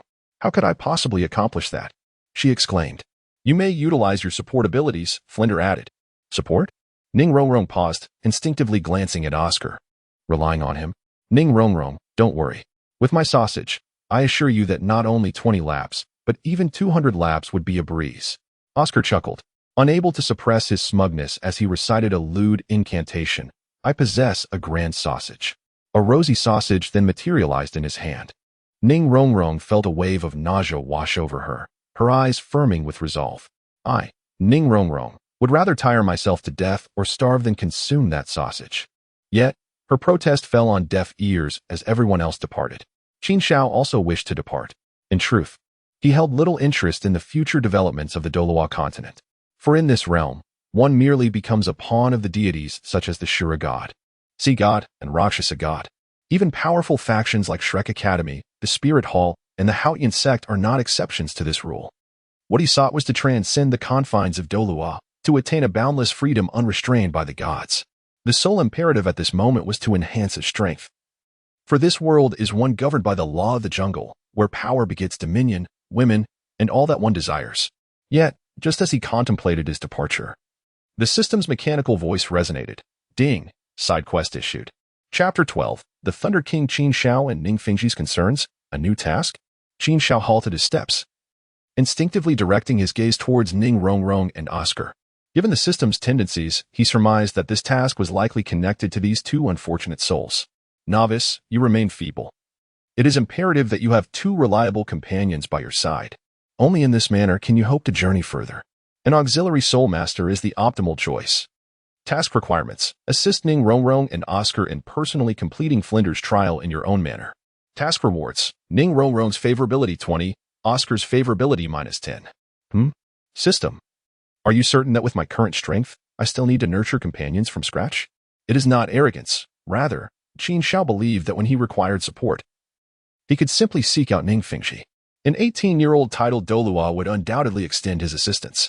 With this thought, he turned his attention back to Oscar. He was tempted to inquire of the system if reducing favorability was a serious proposition. Could this truly be deemed a reward? After diminishing favorability, what actions might Oscar undertake? Considering Oscar's capabilities, he likely would be rendered powerless. Or perhaps Qin Xiao was not particularly concerned with this dilemma. If you find that Dean Flinder's task is exceedingly challenging, I can lend my aid. Just as Ning Rongrong hesitated, contemplating abandoning the endeavor, Qin Xiao's voice resonated. Your Highness, are you truly serious? Ning Rongrong's eyes sparkled with hope. Meanwhile, Oscar's expression darkened abruptly. API call failed with status code 429. Error. Code 429. Message. Resource has been exhausted, e.g. check quota. Status. Resource exhausted. As Qin Xiao spoke, he took the lead in exiting the academy, with Ning Rongrong and Oscar following closely behind. At that moment, the chubby one could not help but audibly swallow, expressing his envy. Oscar has truly struck gold with that girl, receiving personal guidance from a Title Douluo. In truth, aside from Xiao Wu, who could possibly not envy such a fortune? After all, it is a Title Douluo, a formidable being whose presence is as elusive as a dragon. Indeed, if only I were granted such an opportunity. Daimu Bai began to voice his thoughts, but fell silent. A voice then emerged from behind him. Humph. If you wish to study at Shrek, then study diligently. If you are unwilling, then be gone. It was undoubtedly the voice of Flinder. Immediately, the two ceased their conversation, drawing their necks in, and quietly moved aside. Tang-san, come with me, Flinder commanded, turning away from the crowd without a glance back. Tang-san followed closely in his wake. API call failed with status code 429. Error. Code 429. Message. Resource has been exhausted, e.g. check quota. Status. Resource exhausted. API call failed with status code 429. Error. Code 429. Message. Resource has been exhausted, e.g. check quota. Status. Resource exhausted. Qin Xiao snapped his fingers, and a fleeting arc of electricity flickered momentarily. Ning Rongrong and Oscar's faces instantly drained of color. This. Could it be that you are? The two were immediately rendered speechless upon witnessing the scene. Qin Xiao, bathed in thunder, stood proudly, his figure inadvertently surfacing in the hearts of the two. Simultaneously, a chilling sensation surged from the soles of their feet straight to the crown of their heads. Qin Xiao nodded and said, "Indeed, it is the power of thunder that stimulates your potential." Ning Rongrong's delicate face instantly turned pale. I think perhaps I should decline," she stammered. Oscar's complexion also drained of color. "Your Highness, I shall also forego it. I believe this amount of training is trivial for me. Just watch." With that, he took a hearty bite of the large sausage in his hand and then dashed away. The speed at which he fled would have brought tears to the eyes of a rabbit. "I believe I can match that," Ning Rongrong declared, bending her body to exert force as she chased after Oscar's figure. However, Qin Xiao was not satisfied with her speed. He flicked his finger, and a bolt of lightning cleaved through the air, striking Ning Rongrong directly. "Ah!" she exclaimed, her entire body feeling sore and tingling with pain. A sensation that was both excruciating and exhilarating. Yet, one must admit, her speed had indeed improved significantly compared to before. "My expectations are not high. Just maintain this speed. If you cannot sustain it, allow me to assist you." Suddenly, a voice echoed in Ning Rongrong's ear. She instinctively glanced to her side, where Qin Xiao was unmistakably keeping pace with her. Nevertheless, with a demeanor of leisurely ease, Qin Xiao made Ning Rongrong realize the vast chasm between her abilities and his. Why the days? Too slow. At that moment, Qin Xiao flicked his finger, and a lash of electricity struck Ning Rongrong. "Ouch!" Ning Rongrong cried out again, her pace quickening considerably. "Is this man a devil? Does he show such little regard, even for the little princess of the Seven Treasure, Glazed Tile School?" Running ahead, Oscar heard Ning Rongrong's cries of agony, chilling him to the bone. Yet, to avoid suffering himself, he exerted every ounce of strength, running for his life. Meanwhile, at the Seven Treasure Glazed Tile School, within the main hall, Ning Fengji, with his handsome countenance and refined air, sat on the north-facing throne. Listening intently to the report of a disciple, sect leader, the young mistress has entered Shrek Academy, but with a soul sage powerhouse stationed there, I dared not venture deeper. Upon hearing this, Ning Fengji nodded. "I am aware of this matter. Indeed, you are not to blame. Continue to investigate and report." With that, he waved his hand. Normally, the disciple would have departed, but he remained in place. "Is there something else?" Ning Fengji inquired calmly, reporting to the sect leader, "Besides the young mistress's matter, a strange occurrence has transpired at Shrek Academy." The disciple hesitated, unsure if it was significant. "Continue," Ning Fengji said, frowning slightly. "It is this. Our men observed incessant lightning descending upon Shrek Academy late at night, persisting for a long duration." "How long is long?" Several hours." The disciple stammered. Even he found it far-fetched. After a moment of silence, Ning Fengji instructed, "Continue to monitor the young mistress's movements." "Yes." Obeying Ning Fengji's words, the disciple quickly withdrew. Simultaneously, a figure rushed in, agitated. It was an elderly man with snow-white hair. "Fengji, are you truly at ease leaving Rongrong out there alone? What kind of backwater academy is Shrek? Can it possibly provide better instruction than we do? I'm going to bring Rongrong back. I can't rest easy with her out there." As he spoke, he casually took a seat on a chair beside sect leader Ning Fengji, implying he would not leave if Ning Fengji disagreed. Unexpectedly, Ning Fengji nodded. "Indeed. I was negligent. Shrek Academy may harbor significant issues. Uncle Jian, your arrival is timely. Accompany me on a trip to Shrek." Chapter 13, Task Completed. Strength enhanced. The azure sky was clear, and the sun blazed. Yet, none of the crowd before the Shrek Academy cafeteria seemed to notice the heat. Teachers such as Flinder, Zhao Wuji, and Li Yuesong, along with students like Dai Mubai, Ma Hongjun, and Tang San, were all waiting. "Boss, do you think little Ao and the others can truly make it back before lunch?" Ma Hongjun speculated, calculating that there was less than a quarter of an hour before mealtime. "Probably not," Dai Mubai replied. "I secretly went to observe earlier. His Majesty the Thunder Emperor isn't helping Ning Rongrong and Oscar cheat. Considering their physiques, it would be fast if they could return before dinner." In reality, it wasn't just him and Ma Hongjun who were concerned. Everyone present was paying attention. Otherwise, why would they be waiting foolishly? Time ticked by, and the cafeteria bell rang, signaling the start of lunch. "Forget it. They won't make it.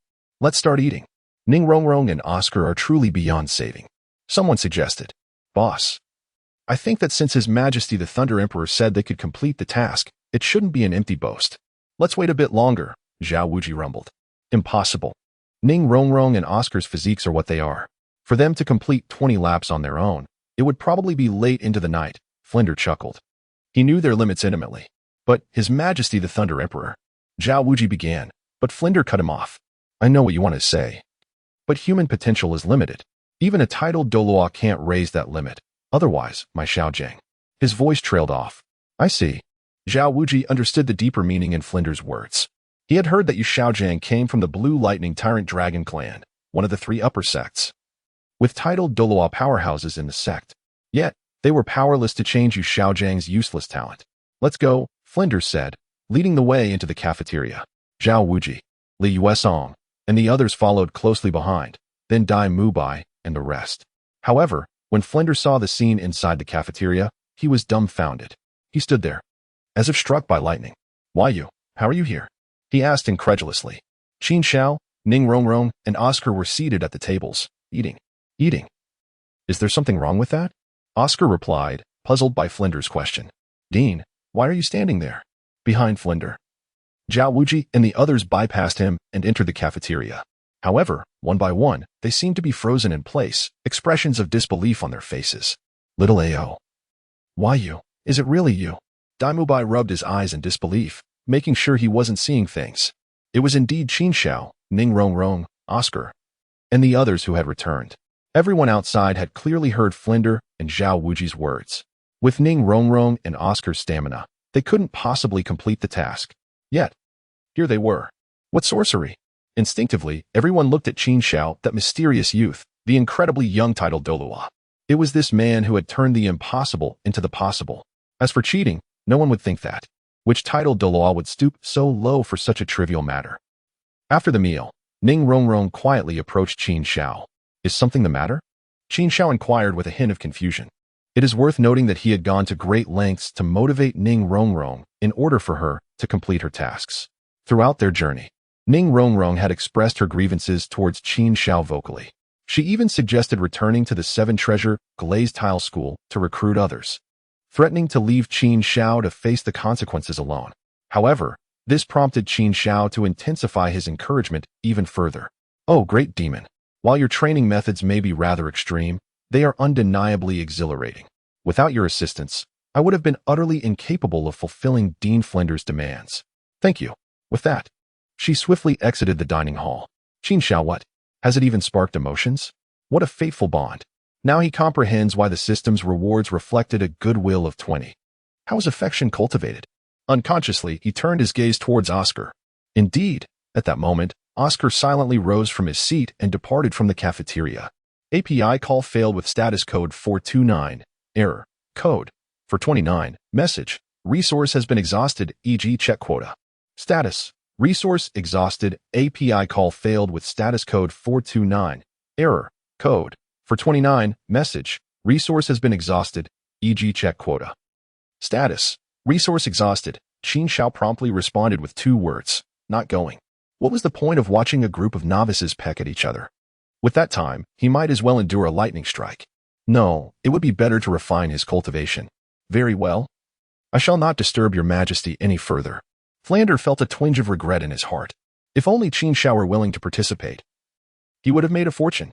After all, the Soul Arena had numerous betting opportunities. Becoming wealthy overnight was not merely a dream. Time flew swiftly, and in the blink of an eye, 5 days had passed. During this period, Qin Xiao had spent his days in tranquil cultivation. Presently, the square of Shrek had transformed into a forbidden zone. Day and night, it was enveloped in thunder, with rare moments of respite. Both the students and teachers of Shrek Academy were rendered silent by Qin Xiao's relentless pursuit. Such a frenzied method of cultivation, could a human truly withstand it? At least, it should not be possible. Ding. The 7-day arduous training task has been completed. The rewards have been issued. At last. The system's notification echoed in Qin Xiao's mind once more. Immediately thereafter, a mysterious force surged into his body, and his soul power began to swell like a volcano erupting. In just a few breaths, he sensed that he had broken through an invisible barrier, and his entire being relaxed abruptly. He had succeeded, and his soul power had significantly increased.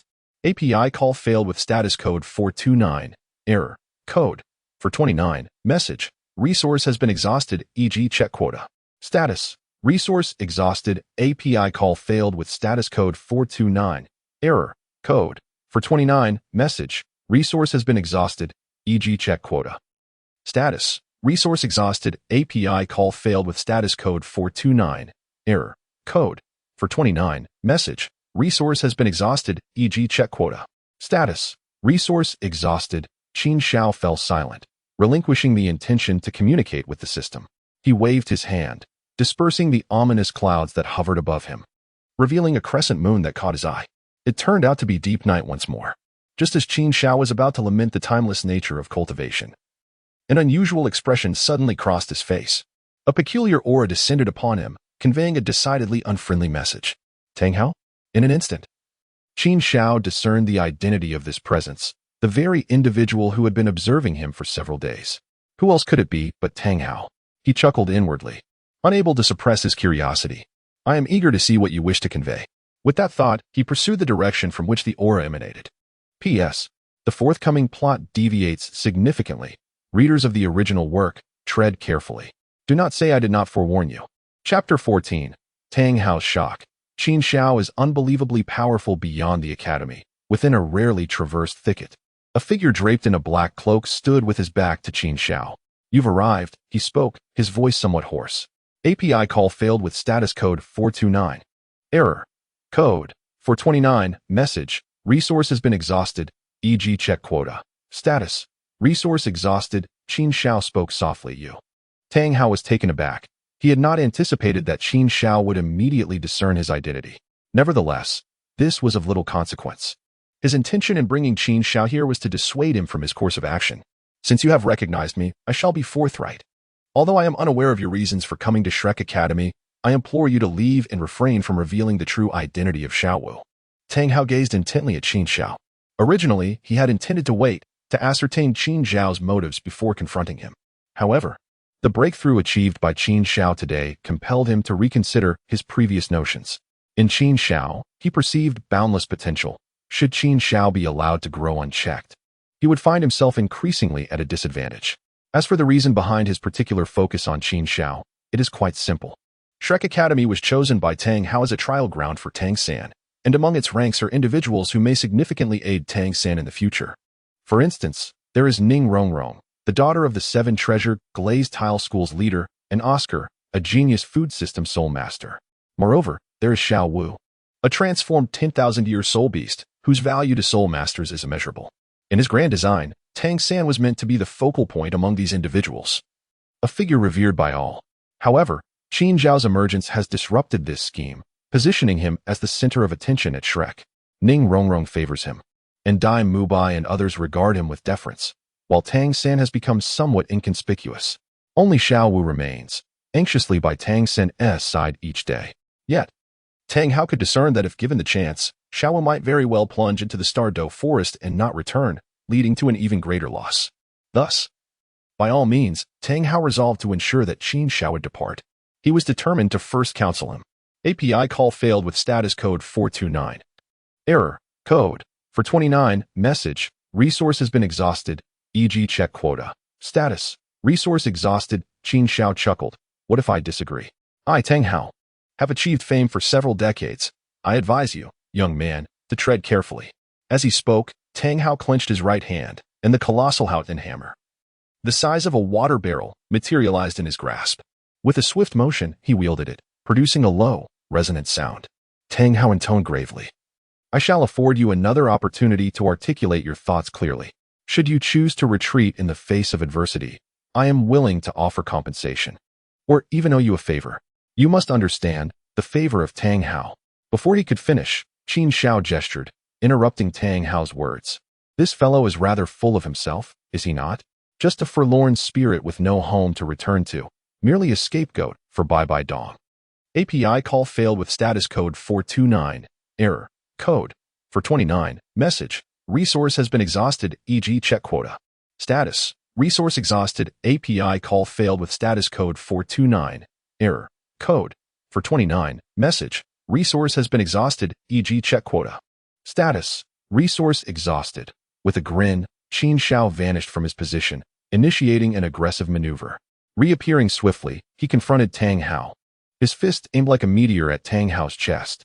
Tang Hao's pupils contracted at the astonishing velocity. Barely reacting, he raised his clear sky hammer as a shield. A thunderous roar echoed through the forest as an immense force, accompanied by a paralyzing surge, reverberated from the hammer, nearly disarming him. Staggering backward, he managed to dissipate the energy. The speed rivaled that of an agile Title Douluo below level 95, and the power matched a level 95 Douluo. Tang Hao was internally stunned, recognizing the prodigy's talent as exceptionally monstrous, surpassing even his own youthful achievements by a significant margin.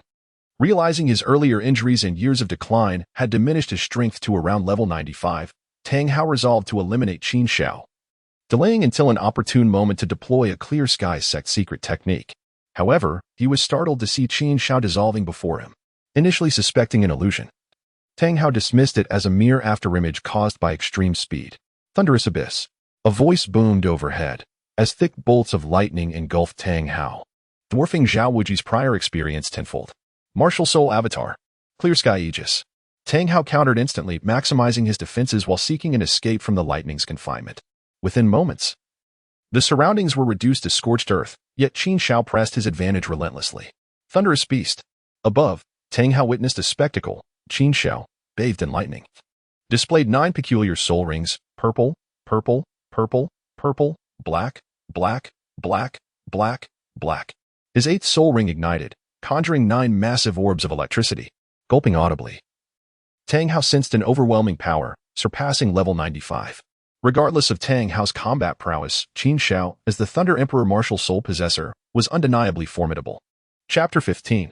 Tang Hao, I cannot perish yet. Clear Sky 9 Perfections.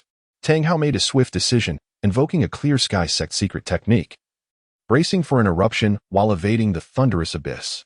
The Clear Sky 9 Perfections, encompassing 9 distinct force application methods: void, seal, pierce, penetrate, entwine, quake, rupture, instant, collapse, rendered the charge-dependent chaotic cloak hammer technique comparatively obsolete. Simultaneously, Qin Xiao unleashed his soul skill, 9 monstrous thunderous beasts, each a colossal serpent with a menacing horn, materialized from the orbs. Seal, entwine, rupture, instant. Tang Hao, suppressing his injuries, amplified his power to its zenith, executing 4 of the 9 perfections. His combat strength momentarily eclipsed that of any level 96 Title Douluo. Explosions erupted as the thunderous beasts were decimated, a result Qin Xiao anticipated. The Clear Sky sect's secret techniques were potent, surpassing even soul skills. Tang Hao's later victory over Golden Crocodile Douluo at level 97, despite the latter's decline, demonstrated their efficacy. Now, Tang Hao, with a level 95 soul power, exhibited level 96 combat prowess, while Qin Xiao's strength merely approached that level. Pierce, penetrate, collapse, entwine. Tang Hao unleashed the remaining techniques, leaving only one thunderous beast intact as he breached the thunderous abyss. The final thunderous beast lunged, meeting its end. Is that all? Tang Hao, confident, aimed his Clear Sky hammer at Qin Xiao, only to notice an anomaly: converging lightning. Was this his 9th soul skill? Tang Hao realized as Qin Xiao's soul rings flared. Drink. Qin Xiao's clear shout dissipated the thunderclouds. API call failed with status code 429. Error. Code 429. Message. Resource has been exhausted, e.g. check quota. Status. Resource exhausted. Qin Xiao assessed the situation and estimated that the odds were at least 50%. This armor was extraordinary, forged from the essence of thunder. Moreover, his aura of cultivation had significantly improved, likely comparable to a rank 97. Tang Hao's heart sank in apprehension. It was one thing to contend with an 18-year-old Title Douluo, but a rank 92 Title Douluo capable of unleashing the combat prowess of a rank 97 was utterly outrageous. At that moment, Qin Xiao's gaze flickered with electric light as he dove down, instantly appearing before Tang Hao. It was instantaneous teleportation, a skill bestowed upon him by his 3rd spirit ring. Swift as lightning. Just as Tang Hao's mind registered this thought, he was sent flying. In a moment of urgency, he managed to activate the Haotian protective shield. Yet, he was met with relentless assaults from Qin Xiao. Boom, boom, boom. Tang Hao felt akin to a mere sandbag. Struck and tossed, only to be battered yet again. Enough. After being sent flying once more, he could no longer contain his fury. Who was he? The Haotian Douluo. From childhood, he had always dominated his opponents. Upon entering the realm of Title Douluo, he had repelled the Pope of the Spirit Hall and numerous elders with a single blow. Now, Qin Xiao was merely repeating the very actions he had once performed, and with even greater prowess. It was an affront to his dignity. Not yet. Only when one party lay completely defeated, unable to rise again. Could this battle be deemed concluded? The voice of Qin Xiao was frigid. In truth, he had harbored no particular thoughts about Tang San or Xiao Wu prior to this moment. His sole intention was to undertake missions at Shrek Academy. However, circumstances had shifted. Now that Tang Hao had taken action against him, the possibility of mercy had evaporated. It was not merely Tang Hao. Even Tang San would have to bear the repercussions. A father's debts are rightfully inherited by his son. How foolishly naive. Did he truly believe that I could not contend with him? As Tang Hao spoke, a glimmer of resoluteness flickered in his eyes. At this juncture, he had but one recourse left, the ring explosion. As his words fell, the fifth ring erupted with a thunderous crash, shattering until it reached the seventh ring. A surge of pure power flowed into the Haotian Hammer. It was through the secret technique of ring explosion that he had once dealt a devastating blow to the then-current Pope of the Spirit Hall, Qin Xiao, and several elders. Of course, it was not solely these 3 soul rings that had granted him such strength, but he believed this would suffice. At this moment, his cultivation was sufficient to stand on equal footing with Qin Xiao. Ring explosion. Qin Xiao's eyes sparkled with delight rather than surprise. When he had perused the original text years ago, he had deemed this a remarkably impressive skill.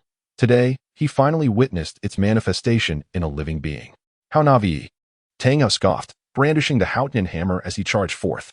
However, after exchanging several blows with Qin Xiao, his confidence began to wane.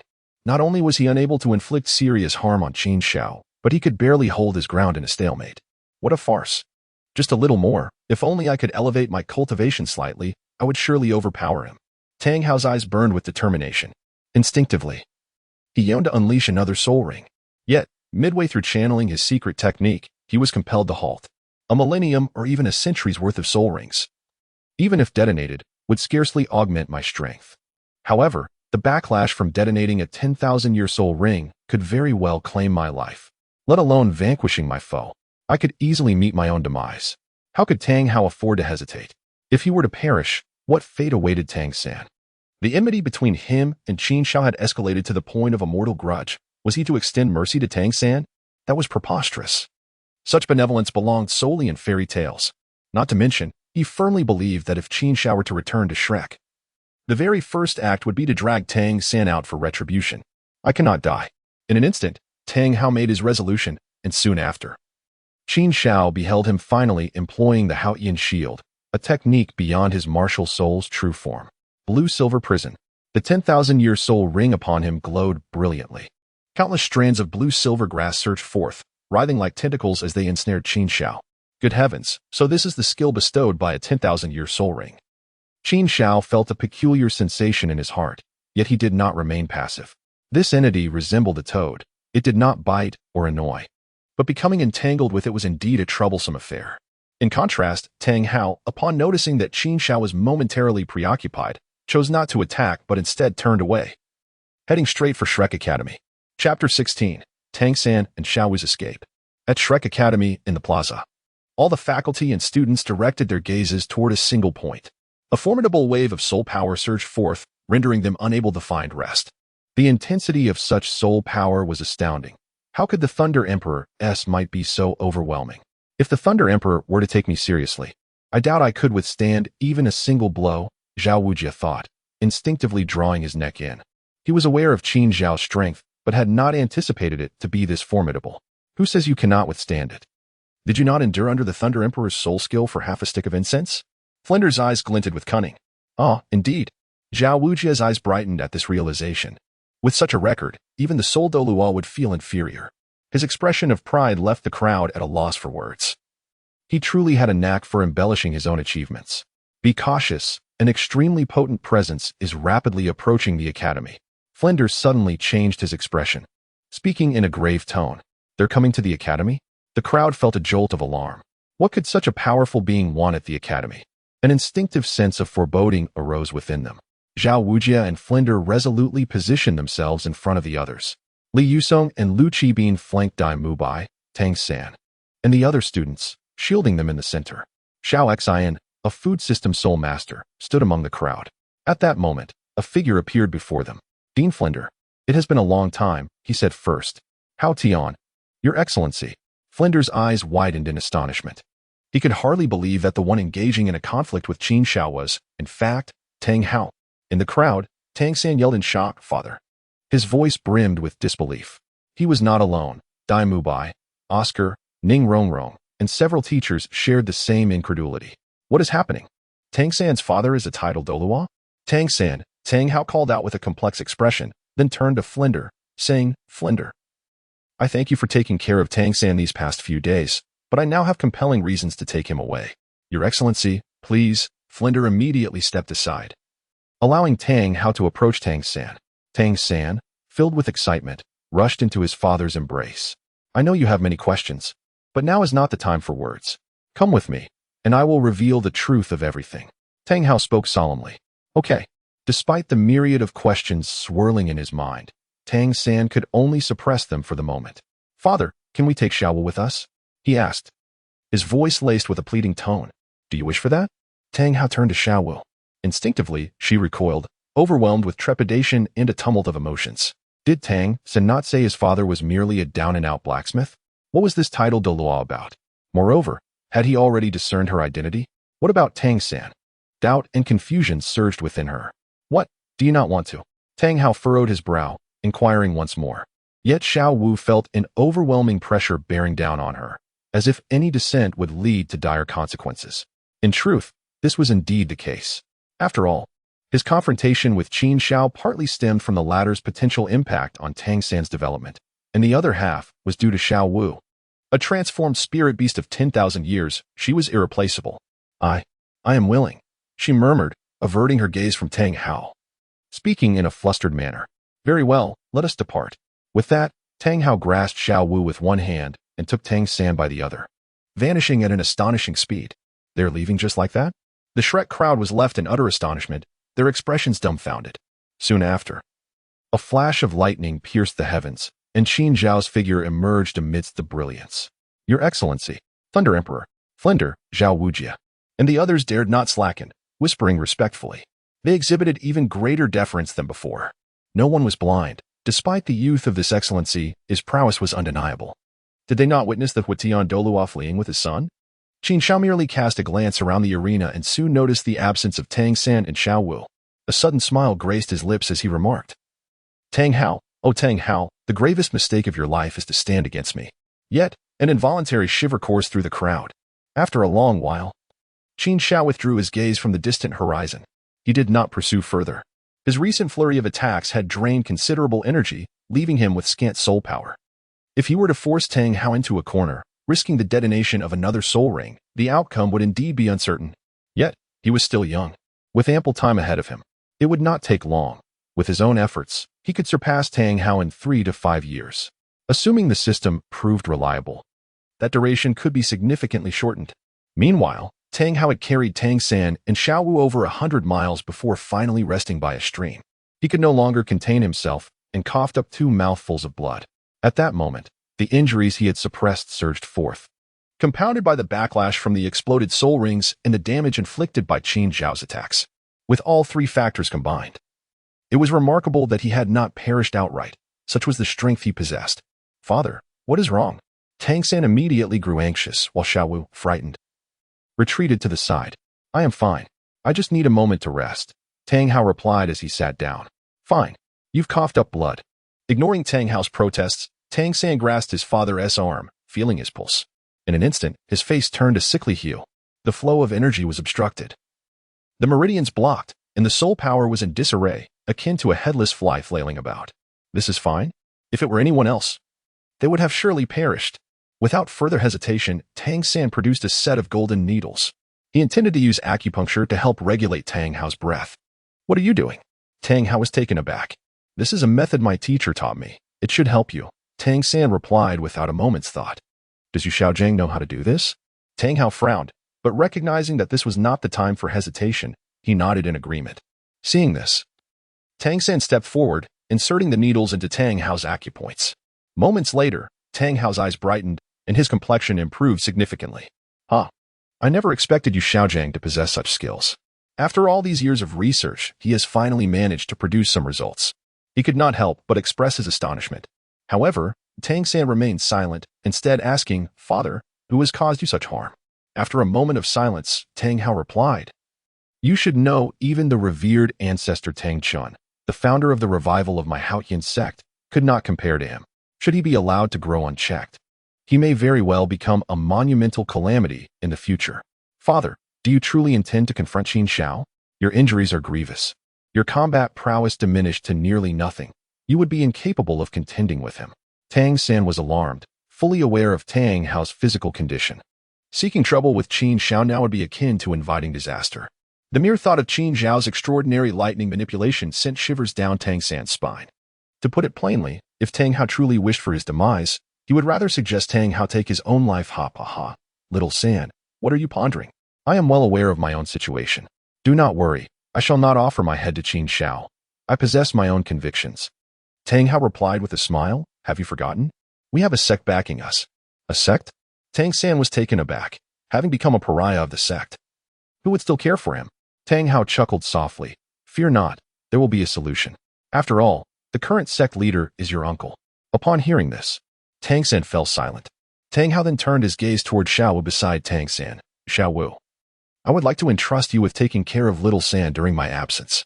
Take him to the Star Douluo Forest, it is your domain. And regardless of Qin Xiao's immense abilities, he will not find you there.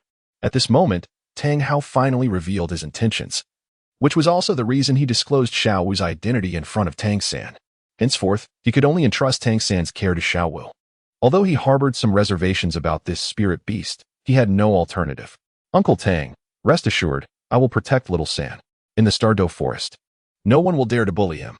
Even if that Qin Xiao were to come, I would have Deming and Erming teach him a lesson, Xiao Wu declared, brandishing her small fist with a display of bravado. All right, with your assurance, I feel at ease. You two should set off now. Tang Hao rarely displayed a smile. To this, neither Tang San nor Xiao Wu voiced any significant objections. However, Tang San was filled with reluctance, as they had not seen each other for many years. And now they were to part once more. As the sun rose and set, 3 days swiftly passed. This time allowed Qin Xiao to regain his peak condition. Uncommonly, he felt the urge to step outside for some fresh air. Upon arriving at the plaza, he discovered Dai Mubai, Oscar, Ma Hongjun, Ning Rongrong, and Zhu Zhiqing preparing for action. Zhao Wujie stood before them, arms crossed. Are you all planning to hunt soul beasts? API call failed with status code 429. Error. Code. For 29. Message. Resource has been exhausted, e.g. check quota. Status. Resource exhausted. Qin Xiao was quite curious about how Tang San, having missed this opportunity, could still acquire the 8 spider lances. In Chapter 18, I have already become a Title Douluo, and yet you wish for me to hunt spirits? Your Majesty, do you wish to take a stroll through the Star Douluo Forest as well? Zhao Wujie, noticing Qin Xiao's silence, could not help but inquire. What is there to see in the Star Douluo Forest? Qin Xiao instinctively shook his head in refusal. However, at that moment, the system's voice resonated. Ding. A novice guidance task has been issued. Rookie, after several days of cultivation, your abilities have significantly advanced. Yet, while cultivation is vital, practical combat is equally essential. Task requirements. Collaborate with Shrek Academy students to slay a soul beast that has existed for over 5,000 years in the Star Douluo Forest. Task reward. The soul ring of the defeated soul beast will merge with your own soul ring. Caution. A 5,000-year soul beast possesses formidable strength. A group of novice soul masters must exercise extreme caution to avoid life-threatening dangers. This task truly poses a challenge of hellish proportions. Within Qin Xiao's heart, there was not a trace of turmoil. Rather, he felt a hint of amusement. If this mission had been issued under normal circumstances, and he possessed the typical soul master cultivation, it would indeed pose considerable danger. However, he was anything but ordinary, and the system was equally unconventional. With his prowess, a mere flick of his mind could obliterate a soul beast that had cultivated for 5 millennia. You caution him about danger? The true peril lies with the soul beasts, does it not? Nevertheless, there is a certain intrigue to this task, slaying a soul beast that has surpassed 5,000 years of cultivation. Does this imply that I could vanquish those of 10,000, 20,000 years, or even older without issue? Moreover, the reward for completing the task is the soul ring of the defeated soul beast, which will merge with my own. Does this not suggest that the age of a particular soul ring could be significantly enhanced? Qin Xiao's eyes grew increasingly bright, suggesting that the title of the first ring of 10,000 years might not merely be a dream, and perhaps even higher achievements were within reach. In contrast, Zhao Wuji, observing Qin Xiao's shake of the head, gradually exhaled a sigh of relief. It must be said that with Qin Xiao by his side, he felt a considerable degree of pressure. Just a moment ago, he had merely engaged in polite conversation. Since that is the case, we shall set forth. Zhao Wuji declared solemnly to the group. Very well, let us embark at once, Qin Xiao responded. Zhao Wuji, I distinctly saw you shake your head just now. Did you not express a desire not to go? His face bore an expression of astonishment. What is it, Teacher Zhao? Is there a problem? Qin Xiao gazed at the astonished Zhao Wuji and inquired with a smile, Is there a problem? No, not at all, Zhao Wuji replied. His survival instincts kicking in. Let us depart now. Amidst the crowd, Ning Rongrong, witnessing the plight of old Zhao, covered her mouth with her hand to stifle a chuckle. Zhu Zhuqing's eyes sparkled, and an involuntary smile graced her lips. The onlookers pondered that it was only in the presence of this crown that the so-called immovable teacher Zhao is truly motionless. The Duel Forest is situated in the southeastern part of the Barak Kingdom, with a small section bordering it. Soto City itself lies to the southeast of the Barak Kingdom, not far from the Duel Forest, merely under 500 kilometers away, according to Zhao Wuji's calculations. Even with Oscar's assistance, the journey would take approximately a day. Although his Shrek students were no ordinary individuals, most possessed only the cultivation level of great soul masters.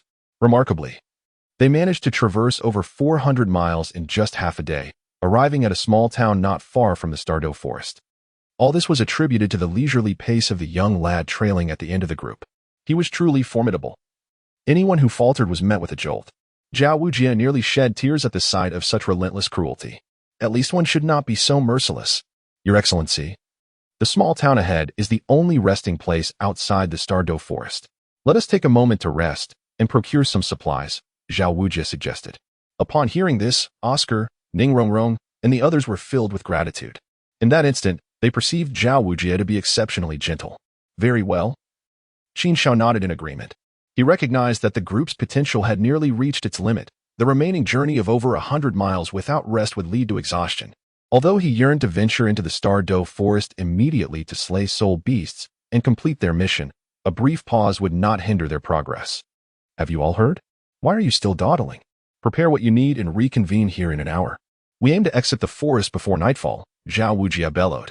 In the past, he would have opted to rest and enter the Duel Forest the following day. After all, the Duel Forest was not a controlled hunting ground. Even a soul sage had to tread carefully within its bounds. Even in the outermost fringes, one could not afford to be careless, as a soul beast that had existed for tens of thousands of years could emerge at any moment. However, this time was markedly different. With the mighty Thunder Emperor present, traversing the Duel Forest felt akin to wandering in one's own backyard. We shall remember this. We will return within the hour, Ning Rongrong and Oscar exclaimed, feeling as if a great weight had been lifted from their shoulders. Zhu Zhuqing, Dai Mubai, and Ma Hongjun finally grasped why Ning Rongrong privately referred to Qin Xiao as the Great Demon Lord. Your Excellency, do you? Zhao Wuji cautiously glanced at Qin Xiao. Qin Xiao waved his hand dismissively, urging the others to attend to their own matters without concern for him. He then approached a grand tree by the roadside, leaning against it as he settled down. Gradually, he closed his eyes. Xiao-san. We have arrived at the Duel Forest, he declared. Once here, Erming should be along shortly to meet us. In the heart of the Duel Forest, no harm can befall you, not even from Qin Xiao himself. Beyond the confines of the Duel Forest, Xiao Wu spoke with a complex expression. She had not anticipated returning in such a manner. Xiao Wu, fret not. From this moment forth, apart from the necessary hunting of soul rings, I shall not slay any soul beasts, Tang San assured her, grasping her hand firmly. Ultimately, some must be sacrificed. Xiao Wu managed a forced smile. Yet she understood that this was an unavoidable reality. Let us proceed.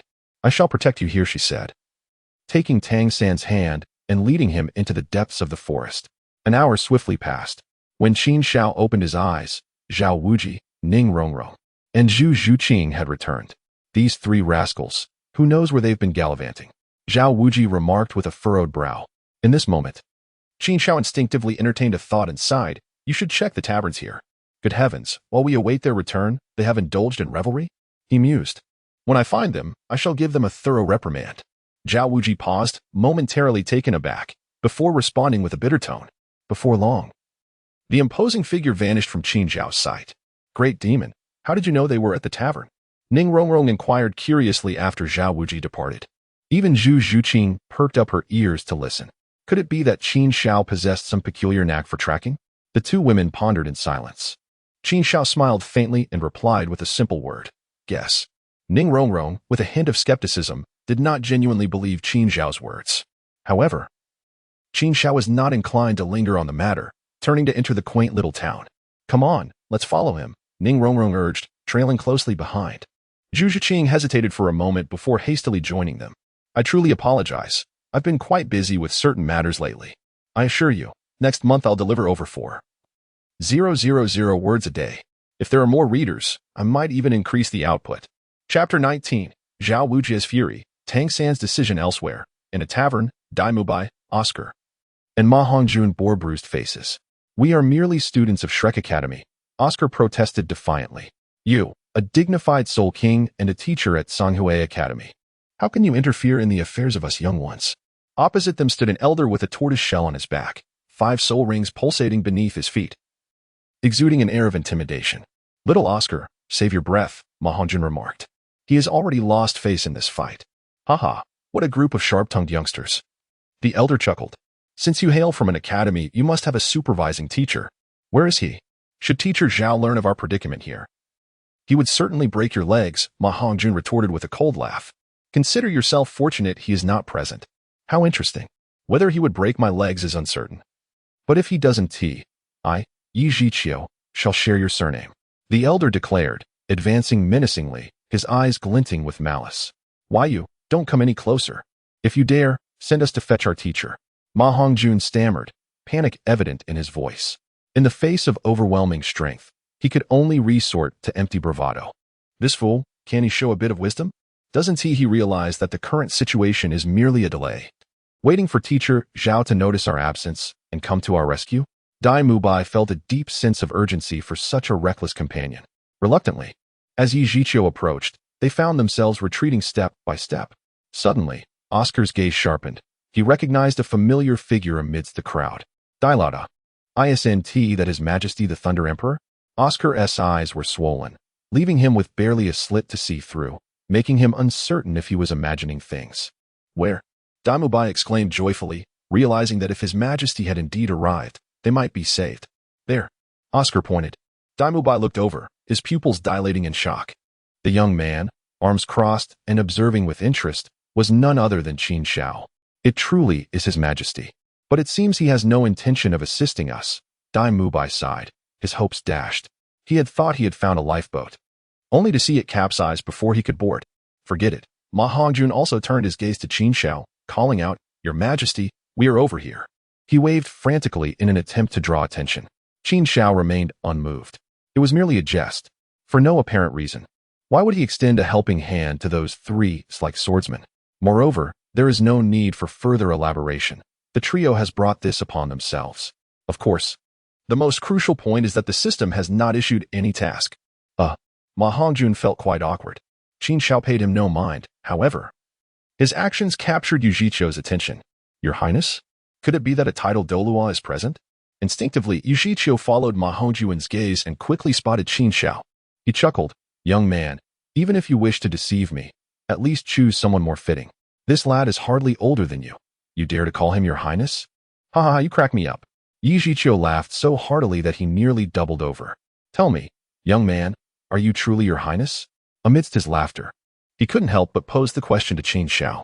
He remained oblivious to the fact that in the distance, Oscar, Dai Mubai, and Ma Hongjun were regarding him with expressions akin to that of a corpse. Yu Zhiqiu's antics perfectly illustrated the adage that those who do not seek trouble shall not encounter it. Why not simply live well and enjoy the thrill of vanquishing weaker foes? Qin Xiao, still wearing a faint smile, inquired, Do you find this amusing? Was such a question necessary? Yu Zhiqiu replied almost instinctively, Of course it's. Yet, the final word of laughter remained unuttered. As if an invisible hand were tightly grasping his throat, akin to a fishbone lodged in his gullet. In the next moment, his eyes began to redden, and his complexion turned a deep shade of liver. What was happening? What was wrong with the teacher? Could it be that an old ailment had resurfaced? Behind Yu Zhiqiu, a group of students from Songhui Academy stood frozen in shock at the sudden turn of events. Let me handle this, Crown. After all, this is a situation instigated by Dai Mubai and his companions. Rest assured, The outcome will undoubtedly meet your expectations. Meanwhile, behind Qin Xiao, Zhao Wuji's voice resounded. Qin Xiao turned around and glanced at Zhao Wuji, then slowly nodded. Zhao Wuji strode forward with great determination. Teacher Zhao, Immovable, Ma Hongjun. And Oscar exclaimed in surprise. This truly was a lifesaver. At that moment, Yi Zhiqiu also regained his composure. Teacher Zhao, do they call you teacher? Just now. Was it you who played a trick? He looked at Zhao Wuji, convinced that this was the truth. Trick? I'll show you. Zhao Wuji cursed, swinging his hand to deliver a sharp slap. Smack. Yi Zhiqiu spun several times before landing face-first on the ground. Dare to question me? Zhao Wuji felt unsatisfied and kicked out repeatedly. Even with Yi Zhiqiu activating his martial soul, he could not withstand the onslaught, emitting cries of agony. The students of Tsanghui Academy were stunned. Who is this person? Even a Soul King with an activated martial soul was being pinned down and pummeled? Am I dreaming? Even Oscar and the others felt that Teacher Zhao was particularly ruthless today. In the Douluo forest, Tang Xin suddenly halted his steps. Xiao Wu, wait a moment. Xiao Wu turned her head in confusion to look at Tang San. Xiao San, what is wrong? I think I am about to break through. Tang San's eyes sparkled with joy. How could it be so soon? Normally, you would need 10 days to half a month to break through. Perhaps it's because I've recently encountered some stimuli, Tang San replied with a wry smile. In fact, this was indeed the case. The stimulus had been overwhelming. From the moment he saw Qin Xiao, his heart had been constantly provoked. An 18-year-old Title Douluo, what an extraordinary talent. How many prodigies had been thoroughly crushed and rubbed into the ground by such a figure? Moreover, such an achievement was something one could never hope to catch up to. Even with Tang San's experience from his previous life and the Xiantian skill, a martial arts technique, he felt utterly inadequate. The talent of Qin Xiao is simply astonishing. Initially, one could only feel admiration, perhaps even a tinge of envy, but it remained a matter of peaceful coexistence. However, the emergence of Tang Hao has altered everything. Such a prodigy has now become an adversary. It is utterly absurd. Simultaneously, a sense of urgency envelopes him. An opponent like Qin Xiao is truly formidable. If I cannot rapidly ascend in strength, my future. No, I may well have no future at all, and my father is also in peril. Tang San murmured softly. Xiao Wu instinctively grasped Tang San's hand, hoping that perhaps the situation would not be so dire. No, Tang San shook his head. Provoking Qin Xiao would only exacerbate matters. Therefore, from this moment onward, I shall employ all means necessary to eliminate him. Chapter 20, A Familiar Script. A distinct performance, Xiao San. I believe you should focus on your cultivation and temporarily relinquish thoughts of vengeance. After all, Xiao Wu hesitated as she spoke, yet Tang San persisted. After all what?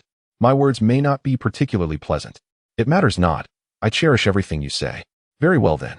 With Tang San's affirmation, Xiao Wu no longer hesitated. After all, the disparity in strength between you and Qin Xiao is quite substantial.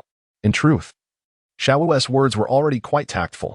To speak of the present, the gap between the two is akin to a mere trickle compared to an expansive ocean. Tang San's audacious claim of killing Qin Xiao to remove future threats? What a jest. He would merely be delivering his own head on a platter. Nevertheless, out of consideration for Tang San's pride, she refrained from uttering anything overly harsh. Xiao Wu, just watch. I, Tang San, shall not indulge in empty boasts. Tang San declared confidently. He was acutely aware of his own capabilities. Avenging Tang Hao through sheer cultivation would take decades. However, he possesses the Tang sex hidden weapons. As long as he can craft mechanisms ranking among the top 3, even a Title Douluo could be slain. This belief in the Tang sex hidden weapons filled Tang San with assurance. Alas, if only I had the Buddha's Wrath Lotus in my grasp. I could undoubtedly vanquish Qin Xiao. A sense of regret lingered in Tang San's heart. API call failed with status code 429. Error. Code 429. Message. Resource has been exhausted, e.g. check quota. Status. Resource exhausted, Qin Xiao, Zhao Wuji. And others had just arrived at the outskirts of the Douluo forest. This delay was considerably longer than Qin Xiao had anticipated. However, it was an unavoidable circumstance. Immovable and Ma Hongjun, as battle spirit masters, sustained only minor injuries, which did not significantly impair their speed. In contrast, Oscar, as a support-type spirit master, was considerably weaker. Various injuries had notably hindered his pace. Your Majesty, shall we perhaps enter the forest tomorrow morning? Zhao Wuji inquired cautiously. There is no need. Qin Xiao remarked, I believe that if we act swiftly, we shall soon emerge from the Douluo forest. In his view, the distinction between day and night was negligible. Moreover, he felt an eagerness to fulfill his mission. The original soul ring could merge with another, enhancing his strength. At his level, augmenting one's power was no trivial matter. Thus, he was determined to seize every opportunity presented by his tasks. Zhao Wujie, having overheard him, nodded and addressed the group behind him. Listen closely. The soul beasts within the Duel forest are exceedingly perilous. Even at the periphery, one might encounter soul beasts of 10,000 years. Therefore, once we enter the forest, none of you are to stray more than 20 meters from me. Ning Rong Rong, Oscar, you two must stay close at all times. Understood? Yes. The group replied in unison. However, after nearly 2 hours of traversing the Duel forest, they encountered numerous soul beasts, yet none suitable for Oscar's soul ring. Let us take a break. Zhao Wujie suggested quietly. We shall resume our exploration once the moon rises. He glanced at the sky and made arrangements. Yet, at that moment, Qin Xiao countered Zhao Wujie's proposal. It is not yet time to rest. A soul beast approaches. A soul beast? Zhao Wujie's heart instantly became alert. He turned to Zhu Shiqing, who was on guard atop a nearby tree, and asked, Zhu Shiqing, do you sense anything? Nothing, she replied promptly. But before Zhao Wujie could relax, Zhu Shiqing continued, it's coming from the southwest. A peculiar snake is drawing near. It seems capable of flight, but not at a great height, perhaps only 2 or 3 meters off the ground. Stand ready. Zhao Wujie commanded decisively, not uttering a single unnecessary word. The group immediately rose, bracing themselves. Only Qin Xiao stood lost in thought, seemingly unaware. In truth, he was astonished. Was that phoenix-tailed coxcomb snake actually leaving something for Oscar? Dragon King and Snake Lady were rather ineffective, it seemed. As Qin Xiao pondered, a shadow emerged from the dense woods, revealing a strange snake, a creature with a fleshy crest on its head, larger than its own head, crimson as blood. Its tail was uniquely shaped, fanning out. The phoenix-tailed coxcomb snake, Zhao Wujie exclaimed, his eyes lighting up. This creature measured 6 to 7 meters long, approximately 14 to 1500 years old. It would be perfect for you, Oscar. Normally, this soul beast should be entrusted to you for hunting. However, given your current state, perhaps it would be best to refrain. Hey, does that mean I'm fortunate in misfortune? Oscar chuckled. Zhao Wujie shot him an exasperated glance, saying, on our way back, I will ensure you enjoy yourself thoroughly. Oscar gulped nervously, feeling a chill from Zhao Wujie's gaze. This can't bode well. Zhao Wujie paid no further attention to Oscar. With swift strides, he lunged toward the phoenix-tailed coxcomb snake. Despite appearing clumsy, akin to a brute force fighter, his speed was remarkable. The snake had no time to evade and was seized by its tail. The snake hissed angrily, clearly agitated by Zhao Wujie's actions, and turned to bite him. Yet, Zhao Wujie's speed surpassed its own. He exerted force, flinging the phoenix-tailed coxcomb snake high into the air. A series of thuds echoed as Zhao Wujie wielded the snake like a whip, striking the ground repeatedly. After a dozen blows, the snake lay nearly lifeless. With disdain, he tossed it before Oscar, urging him to act while it was still warm. The crowd exchanged bewildered glances. What are you all thinking? Even Zhao Wujie felt a flush of embarrassment, clarifying, I meant for Oscar to swiftly hunt it and acquire its soul ring. Realization dawned on them, and they regarded Zhao Wujie with newfound understanding. Just then, a voice interrupted, Stop. I challenge anyone to lay a hand on this snake. The voice was aged and hoarse. Yet, Oscar, Daimubai, and the other young soul masters felt a significant pressure of soul power, startling them. The newcomer was likely a formidable presence. They instinctively turned toward the source of the voice. With rustling leaves, 2 figures emerged from the forest, an elderly woman and a young girl. The old woman appeared to be in her 60s or 70s, her complexion rosy as that of an infant, with silver hair meticulously arranged. The young girl had short hair, seemingly around 16 or 17, dressed in a fitted outfit that accentuated her well-developed figure. Her deep brown eyes expressed vigilance and anger toward the group. Upon seeing the 2 individuals, Qin Xiao's eyes brightened. Is that the Snake Lady and Meng Yiran? He glanced at the phoenix-tailed coxcomb snake discarded by Zhao Wujie and shook his head slightly. It wasn't that they were incapable, they were genuinely ineffective. Even when given the opportunity, they could not subdue the phoenix-tailed coxcomb snake. Do you have business here? Zhao Wujie inquired, frowning at the newcomers. I am Tian Xiang, and I apologize for the disturbance. The Snake Lady introduced herself, gripping a snake-headed staff, 6 soul rings appearing beneath her feet. Tian Xiang, my apologies, Zhao Wujie replied, raising an eyebrow and clasping his fists in respect. He had not anticipated that this elderly woman was the renowned Snake Lady of the Dragon and Snake Duel. Though her cultivation was merely that of a soul emperor, Dragon King was an exceptionally powerful soul Douluo. It was said that their martial soul fusion technique could rival Title Douluo level powers. More crucially, the Dragon King and Snake Lady were seldom apart, with the Snake Lady present. Zhao Wujie surmised that the Dragon King must be nearby. Yet, Zhao Wujie was not one to be easily intimidated by mere titles. "Might I inquire your name?" the Snake Lady asked. "I am Zhao Wujie," he replied with a grin, as 7 soul rings emerged in succession. "Soul Sage? Zhao Wujie?" The Snake Lady's pupils constricted in surprise. She hadn't anticipated encountering a formidable opponent. "So it is the immovable King Zhao Wujie. I beg your pardon," she said, slightly bowing while leaning on her staff. Beside her, Meng Yiran's mouth fell slightly agape, astonished. She had not expected to encounter a soul sage among a random group in the Stardow Forest. Zhao Wujie merely nodded, choosing to remain silent, waiting for clarification of purpose. The Serpent Matriarch instantly comprehended Zhao Wujie's intentions. "To be candid, we have come here for the phoenix-tailed coxcomb snake under your command. Might you consider relinquishing it to us? To be honest, we have been tracking this spirit beast for quite some time, but it has proven exceedingly cunning." As she spoke, the Serpent Matriarch revealed a bittersweet smile. The request for its surrender caught everyone off guard. Oscar felt a surge of urgency. He had prepared extensively before their arrival and knew that the phoenix-tailed coxcomb snake was ideally suited to him. He certainly did not wish for it to be snatched away. Moreover, in its current feeble state, how was it different from a duck that was about to be plucked? "As you can see, my student also requires this spirit beast. I am truly sorry, but we cannot part with it," Zhao Wujie stated with a heavy tone. "Grandmother." Meng Yiran could not help but tug at Xiang's sleeve. "Brother Zhao, there must be a sense of order in matters like this. After all, we were the ones who first set our sights on this spirit beast. If you could concede a little, it would count as a favor owed to me and my family." The Serpent Matriarch spoke in a grave tone. "I apologize, Sister Qiao. But suitable spirit beasts are hard to come by, and I cannot yield." Zhao Wujie remained unyielding. "Very well." The Serpent Matriarch laughed. "It seems that my husband and I have not traversed the continent in quite some time. Many do not know what the name Gaishi Longsha signifies." As she spoke, her staff struck the ground heavily, clouds of dust rising. Was she about to make a move? Zhao Wujie's heart sank, having reached this point in their conversation. It seemed they could only resolve matters through action. Even those behind Zhao Wujie, such as Ma Hongjun and Oscar, sensed that something significant was about to unfold. Yiran. "Let's go," but in the next moment, the Serpent Matriarch's actions surprised everyone. "What is happening?" They were all bewildered. "My pants."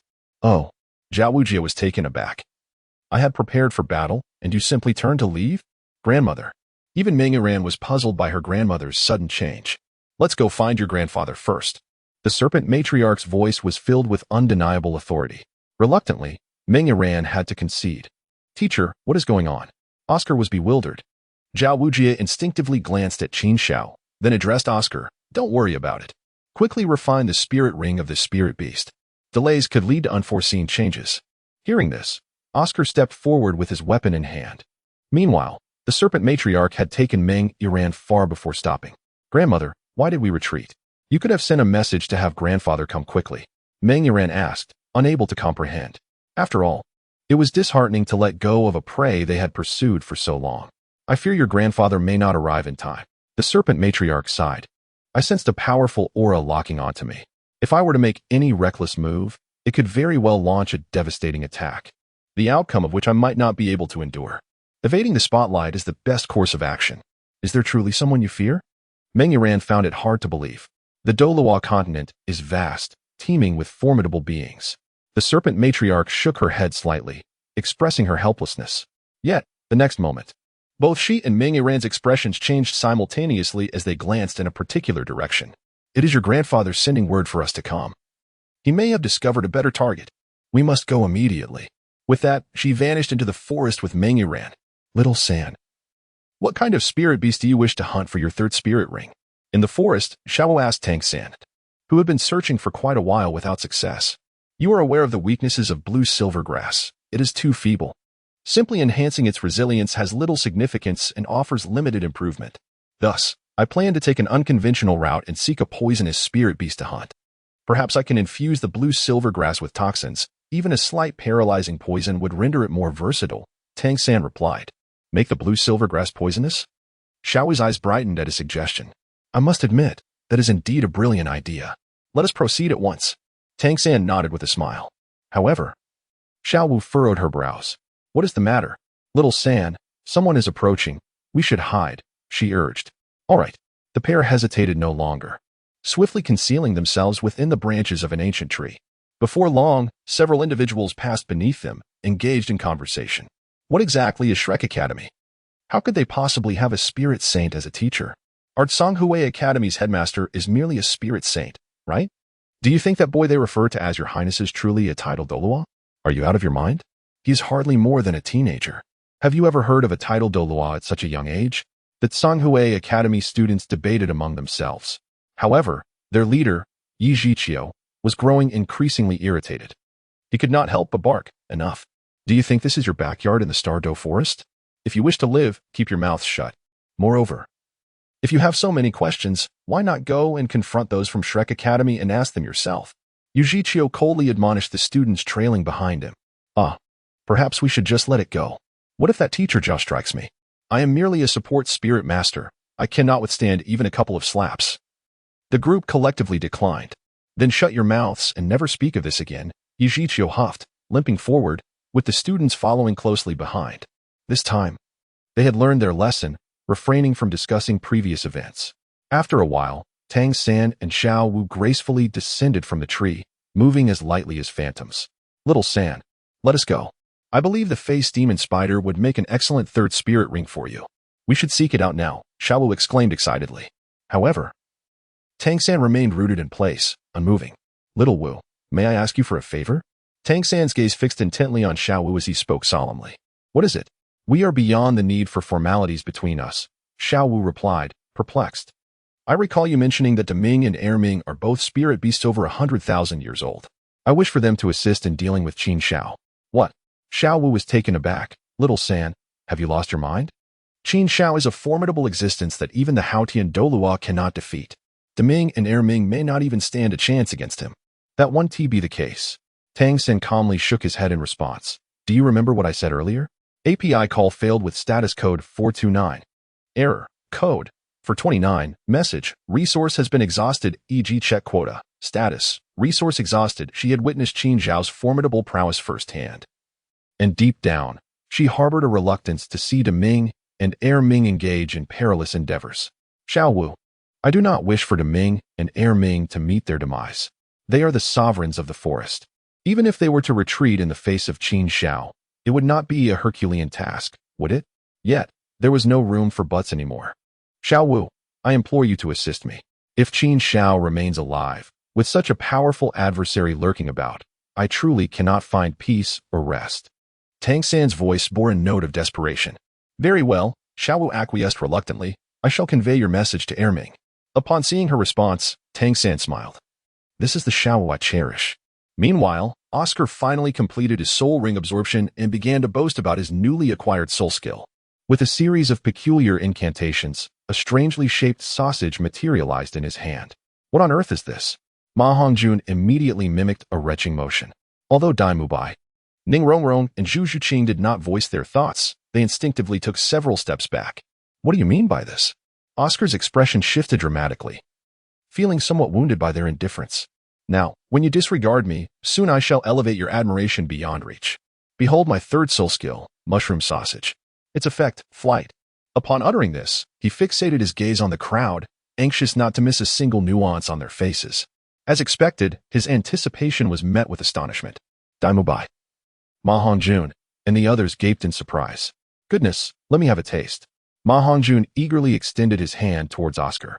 However, Oscar retorted with a dismissive roll of his eyes. Keep your distance. Weren't you the one who reacted most strongly just moments ago? Ma Hongjun lamented. Little Oscar truly holds grudges. All right, since the soul ring has been successfully acquired, let us embark on our journey back. Zhao Wujing clapped his hands to capture everyone's attention. Yet, at that moment, Qin Xiao leisurely interjected. Wait, I still have one more matter to attend to. Chapter 22. The Sovereign is cultivating you. Just do it. API call failed with status code 429. Error. Code. For 29. Message. Resource has been exhausted, e.g. check quota. Status. Resource exhausted. Qin Xiao discerned the profound meanings concealed within the gazes of those around him. After clearing his throat softly, he remarked, I hope you will join me in this endeavor. This was met with no objections.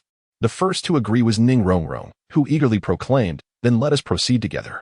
However, upon noticing the peculiar glances from Zhao Wujie, Zhu Qing, and the others, Ning Rongrong abruptly realized, "Wait a moment. Are you suggesting we venture into the depths of the Stardo Forest together? I had assumed you meant for us to exit first." Qin Xiao nodded slightly. The mission entailed collaborating with teammates to hunt a soul beast that had existed for over 5 millennia. Qin Xiao pondered. Should he not hunt a spirit beast that has existed for over 50,000 years? This seems rather unwise. Ning Rongrong recoiled slightly. Though she relished fun and merriment, she was acutely aware of what was permissible and what was not. If it were just Qin Xiao and her, it might be manageable. But there was a whole throng behind them, wasn't there? Could they truly ensure everyone's safety? Yet, could they refuse? The group felt a profound reluctance, yet ultimately succumbed. Thus, they followed Qin Xiao deeper into the Stardo Forest. "Your Highness, this area is undoubtedly inhabited by spirit beasts that have roamed for at least 50,000 years, isn't it? Remarkable. Old Zhao has never ventured this far." Zhao Wujie's eyes sparkled with excitement. "Teacher Zhao, you seem off." Dai Mubai, Oscar, and the others cast strange glances at Zhao Wujie. They were well aware of the peril they faced. Spirit beasts of 50,000 years or more. Even Qin Xiao might struggle to protect himself against them. Wouldn't he? Boom, boom, boom. Yet, the more one fears something, the more it draws near. The ground trembled distinctly, and without Qin Xiao's prompting. They could sense a colossal entity approaching. Moments later, a gigantic visage loomed above them. "Your Highness." The curiosity on Zhao Wujie's face vanished, replaced by palpable tension. "Fear not. It is a 100,000-year spirit beast, the Titan Great Ape." Qin Xiao turned her head slightly and cast a reassuring glance at the panicked crowd. However, instead of calming them, her words left Ma Hongjun feeling a wave of weakness in his knees, causing him to collapse directly onto the ground. "Qin Xiao, is it really necessary?" Roar. At this moment, the Titan giant ape, Erming, had already fixed its gaze upon Qin Xiao. It could ascertain that this seemingly carefree and relaxed youth was indeed the one Sister Xiao had been searching for. "Humans, perish." Although its voice was intermittent, anyone could discern the chilling intent to kill woven within. "Is it aimed at me?" API call failed with status code 429. Error. Code 429. Message. Resource has been exhausted, e.g. check quota. Status. Resource exhausted. API call failed with status code 429. Error. Code 429. Message. Resource has been exhausted, e.g. check quota. Status. Resource exhausted. API call failed with status code 429. Error. Code 429. Message. Resource has been exhausted, e.g. check quota. Status. Resource exhausted. At that moment, Qin Xiao softly urged, let's go." Ning Rongrong gently waved her small fist, offering unwavering support to Qin Xiao in spirit. Naturally, it would have been even better had she stood beside him rather than hiding behind a large tree several meters away. Dai Mubai and Oscar hastily pulled Ma Hongjun back a few steps. As for Zhu Qing, Qin Xiao noticed her absence. She must have activated her spectral cat martial spirit, concealing herself in the shadows. "What a predicament this is," he sighed in resignation. "Ma Hongjun, Dai Mubai, come here," he called out. "Your Highness." Ma Hongjun and Dai Mubai felt an overwhelming fear, yet they cautiously approached. With a brave front, they inquired, "What are your orders?" "Activate your martial spirits and attack it." As Qin Xiao spoke, he gestured towards the Titan ape. In truth, he found himself in a predicament. After all, the task required them to unite in their efforts. He could not ascertain whether the mission would be deemed complete if these individuals refrained from taking action. "What? Attack it." Ma Hongjun was taken aback. Did Qin Xiao not realize he was putting him in a perilous situation? This was nothing short of courting disaster. "If you do not strike at it, I shall be compelled to turn my aggression towards you. The choice is yours." API call failed with status code 429. Error. Code 429. Message. Resource has been exhausted, e.g. check quota. Status. Resource exhausted. Qin Xiao, winky face. In truth, my intention was merely to have the two of them experience something peculiar. I never meant to cultivate their resolve. However, after Zhao Wujie's interpretation, Dai Mubai and Ma Hongjun were evidently invigorated. The hesitation in their eyes vanished, replaced by unwavering determination. White Tiger possessed. Phoenix possessed. In an instant, they both manifested their martial spirits. White Tiger's radiant wave. Phoenix's fire line. The two distinct ranged attacks, one white and one red, swiftly struck the Titan Giant Ape. The outcome was all too apparent. For the Titan Giant Ape, their assaults were akin to a mere tickle, although their attacks inflicted minimal damage. The humiliation was profoundly impactful. While they did not cause any substantial harm to the Titan Giant Ape, they successfully ignited its fury. Boom, boom, boom. The Titan Giant Ape rose to its feet, relentlessly pounding its chest, as if beating a war drum. It was evident that it was on the verge of a rampage. Ningrongrong, grant me a sip of your power. Then, Oscar shall provide everyone with mushroom sausages, and you may await my return outside the Stardow Forest. Alternatively, you could return to Shrek first. Qin Xiao pondered whether this could be considered a concerted effort. As for Zhu Zhiqing refraining from attacking the Titan Giant Ape, it was of little consequence. After all, Lan Ling's use of stealth could be deemed an action in itself, perhaps serving as a psychological deterrent. Oscar expressed no objections to Qin Xiao's plan and instinctively set about executing it. Upon encountering the Titan Giant Ape, he remained in a state of heightened alertness, only regaining his senses once Qin Xiao called out his name. What do you want me to do? Ningrongrong felt her cheeks flush crimson after hearing Qin Xiao's words. How utterly embarrassing. How could he utter such a thing? API call failed with status code 429. Error. Code. 429. Message. Resource has been exhausted, e.g. check quota. Status. Resource exhausted. API call failed with status code 429. Error. Code. 429. Message. Resource has been exhausted, e.g. check quota. Status. Resource exhausted. In Qin Xiao's eyes, there was no trace of fear. With a resolute step forward, he unleashed a powerful punch. The air crackled, and an invisible ripple erupted from the two of them, causing trees within a dozen meters to snap in response. Let us go. We must leave this place. Fortunately, Zhao Wujie was quick-witted and agile, grasping Ningrongrong with one hand while pulling Oscar away with the other. With his shout, Zhu Zhiqing, Ma Hongjun, and Dai Mubai hurriedly followed his lead.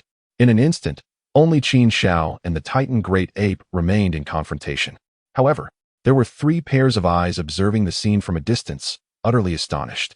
Heavens, am I not mistaken? That young man in the distance is one of Zhao Wujie's students. Isn't he? He actually possesses the strength to confront the Titan Great Ape.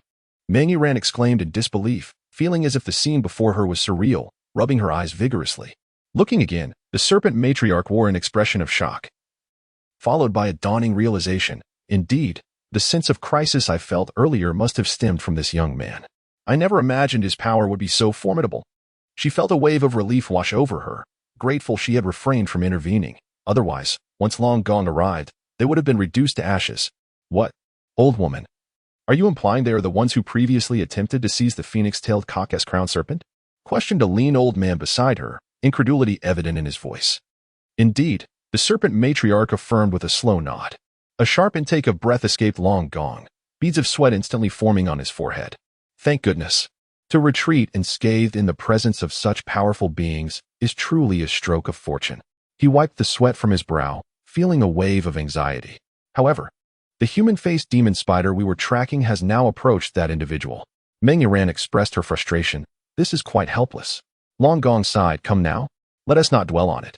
At such a critical moment, we cannot afford to think about the human-faced demon spider. If we rush over now, we might very well be perceived as foes by that individual and his spirit beast. At this, Meng Yiran's expression dimmed. The Serpent Matriarch then inquired, Old man, who do you believe will emerge victorious in their battle? Long Gong pondered carefully. The combat prowess of a 100,000-year-old soul beast is sufficient to surpass that of an ordinary Title Douluo, not to mention the Titan Great Ape. Even if that young man possesses the strength of a Title Douluo, he would undoubtedly be defeated. To contend with the Titan Great Ape, one must possess a strength exceeding that of level 97. 97? Meng Yiran was genuinely startled by Long Gong's assertion. The Titan Great Ape is that powerful? Her disbelief was palpable. In her long life, she had neither seen nor even heard of anyone at level 97. To her, those possessing such cultivation were merely legendary figures in the world of soul masters. There is no need for astonishment. Although the strength of a 100,000-year-old soul beast cannot be directly compared to that of a level 97 soul master, the Titan Great Ape is an anomaly among soul beasts, and its power cannot be assessed solely by its level. Long Gong's voice resonated with reverence. That is quite reasonable, be it human or soul beast. Any formidable entity is worthy of respect, he added after a moment of contemplation. However, despite the Titan Great Ape's might, It should not be overly difficult for that young Title Douluo to escape. If even the Titan Great Ape cannot detain him, the Serpent Matriarch interjected with admiration. A Title Douluo so young, his future is indeed unimaginable. Instinctively, she glanced at her granddaughter. Initially, she considered her granddaughter a genius, but upon witnessing Qin Xiao, she felt Meng Iran's talents were merely average, too average, in fact. The so-called genius paled in comparison to Qin Xiao.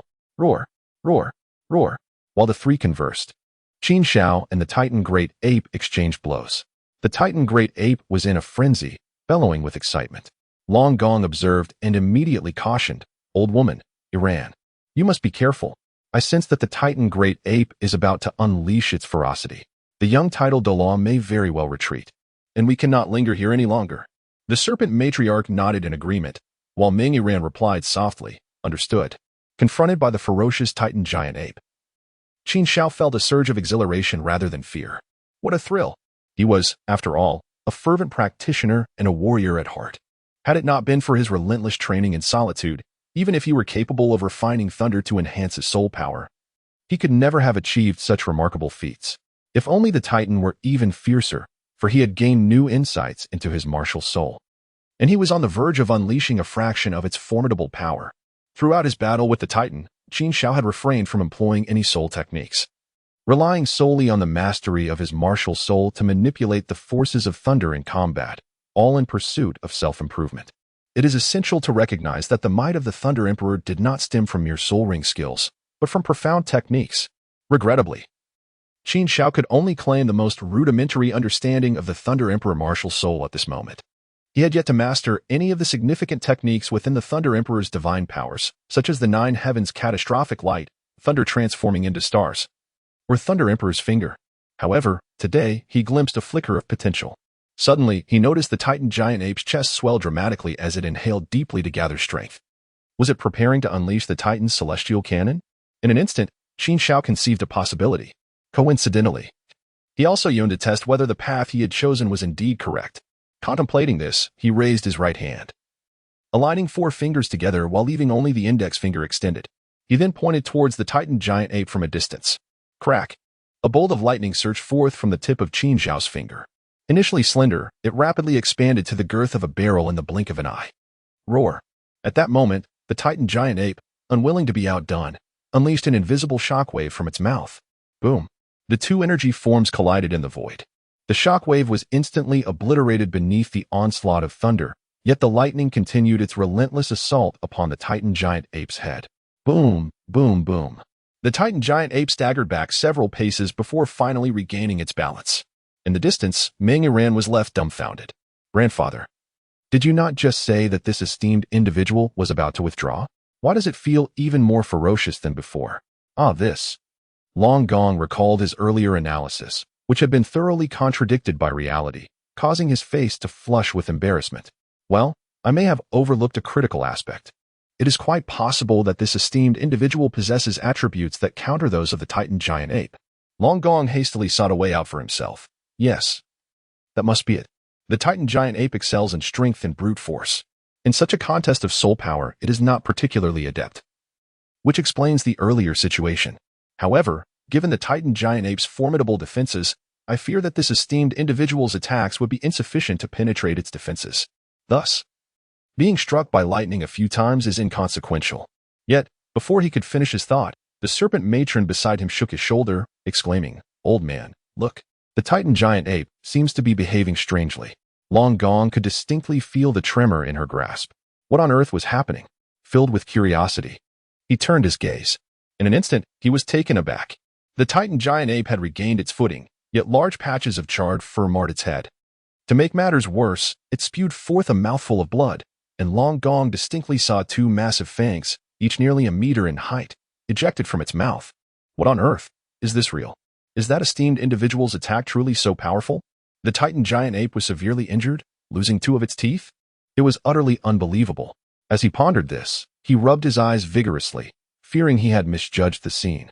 "Grandfather, is this what you meant by a weak offensive unable to breach defenses? Do you perhaps have a misunderstanding of weakness?" At that moment, Meng Iran could no longer contain her skepticism. Long Gong. He was thoroughly convinced and dared not speak recklessly any longer. "Let us observe. Perhaps a miracle is indeed unfolding. The Thunder Emperor's finger, however, was still not quite right. If the Titan Giant Ape were to endure a genuine strike from the Thunder Emperor's finger, it should have already knelt. Yet, Qin Xiao remained unsatisfied with the damage inflicted upon the Titan Giant Ape. He felt embarrassed to even label it as the Thunder Emperor's finger. Of course, the target was none other than the Titan Giant Ape. Had it been any other Title Douluo of his caliber to receive such a blow, they would either be dead or gravely wounded. Roar. Gazing at the blood and broken teeth scattered on the ground, the Titan Giant Ape's eyes turned crimson. It howled to the heavens, and the blood only served to intensify its ferocity. If baring its fangs and growling were effective, it would have fled long ago. With a mocking smile, Qin Xiao provocatively beckoned the Titan Great Ape with a mere gesture of his finger. Undoubtedly, this was a universally understood signal between humans and soul beasts. In an instant, the Titan Great Ape comprehended that this human was inviting it to approach. How audacious! No, it was an egregious affront to the pride of the beast. As the sovereign of the Star Doe Forest, it had long forgotten the last time it was so brazenly challenged. In the next moment, it took strides that spanned dozens of meters, rushing towards Qin Xiao and launching a flurry of chaotic punches. Alas, it was too slow. Moreover, its attacks were devoid of any finesse or technique, relying solely on brute force. In this regard, Tang had left it in the dust. The Titan Great Ape possessed considerable power. However, to Qin Xiao, it posed little threat. After all, it struck not at Qin Xiao but at the empty air. No matter how the Titan Great Ape attacked, Qin Xiao effortlessly evaded. In terms of speed, he completely outclassed it. Simultaneously, after each evasion, Qin Xiao would casually extend a finger, continuously refining his Thunder Emperor finger technique. Clearly, he regarded the Titan Great Ape as a whetstone for honing his skills. He found great satisfaction in this. Conversely, the Titan Great Ape suffered, howling in pain as it was struck by bolts of lightning. It was utterly magnificent. To confront a soul beast of 100,000 years with such ease and grace was indeed a sight to behold. Meng Yiran observed the distant battle, her eyes shimmering with fascination. The ethereal figure of Qin Xiao has, unbeknownst to her, become deeply imprinted in her heart, an indelible mark that time cannot erase. Such a remarkable youth. The very notion that he could effortlessly vanquish a Titan Giant Ape is something I have never encountered even in the most audacious fairy tales of my childhood. Witnessing this, Long Gong could not help but exclaim in disbelief. He glanced at Qin Xiao and then at himself, feeling as though his years had been squandered in vain. Beside him, Snake Lady numbly nodded in agreement, stating that had she not witnessed it with her own eyes, she would have found it unimaginable that such prodigious talent existed on the Douluo Continent. It is difficult to fathom the heights he may reach and the accomplishments he may attain in the future. Long Gong, with a bitter smile, remarked that he had already become a figure of admiration for them, and in the future, they might not even have the privilege to catch a glimpse of his shadow. This indeed is a disheartening realization. Xiao-san, I fear that Ming may not stand a chance against Qin Xiao. Perhaps we should withdraw and refrain from provoking him further. From a distance of 200 to 300 meters behind the Titan Giant Ape, Xiao's eyes shimmered with unshed tears. Ming is her kin, and she had just witnessed him suffer a grievous injury. Her heart ached with profound sorrow and overwhelming guilt. Had it not been for her plea, Ming would not have sought trouble with Qin Xiao. Nor would he find himself in such a pitiful state now. No, it cannot be. I refuse to believe that Qin Xiao remains unscathed. My father sustained such grave wounds. I cannot accept that he can still unleash his peak power. This must be deliberate. Qin Xiao is intentionally demonstrating this for our benefit. Tang San's eyes glimmered with a violet light as he keenly observed the battle between the Titan Giant Ape and Qin Xiao. Xiao Wu's words were difficult for him to accept. Even now, he remained steadfast in his belief that his deductions were infallible. Xiao-san, did you not notice that Ming could barely touch the hem of Qin Xiao's garment? Yet each of Qin Xiao's assaults inflicts considerable damage upon Ming. If this continues, I fear that Ming may not endure much longer, Xiao Wu said, her face etched with concern. Regrettably, Tang San dismissed her words, furrowing his brow in contemplation until a look of realization dawned upon him. Xiao Wu, I have discerned the issue. It is the soul skills. Throughout this battle, Qin Xiao has not employed a single soul skill. He must be under some restriction that prevents him from utilizing them. I had suspected as much. How could a Title Douluo of his caliber hope to contend with my father without incurring some cost? Tang San was convinced that Qin Xiao was employing a self-created soul skill akin to the secret technique of exploding rings that Tang Hao had mentioned. Could it truly be so? Xiao Wu felt bewildered. Tang San nodded emphatically, believing that as long as they persevered, Ming would undoubtedly achieve victory. As my teacher once said, a soul master without soul skills is like a bird stripped of its wings. Very well, Xiao Wu replied, her belief wavering. Yet something still feels amiss. The arrangement of the runes remains unstable. Qin Xiao was immersed in contemplation. He repeatedly executed the Thunder Emperor's finger, his entire being rendered numb. Even the roars of the Titan giant ape fell upon deaf ears. Time seemed to stretch indefinitely. Suddenly, a moment of clarity washed over him. I understand now. I comprehend. The issue lies here. A blissful smile touched the corners of Qin Xiao's lips. Through relentless practice, he had at last deciphered the scattered hand technique within the Thunder Emperor's treasured art, the Thunder Emperor finger. In an instant, his figure shifted. Retreating 100 meters away, the Titan giant ape was dumbfounded. What was happening? Why had the battle ceased? You aided me in comprehending the Thunder Emperor finger. To repay this debt, I've resolved to grant you a swift end. Qin Xiao sneered as the arcs of electricity surrounding him morphed into a series of arcane runes. These symbols, as if guided by an unseen force, coalesced into a unified pattern. A thunderclap resounded across the Douluo Great Forest.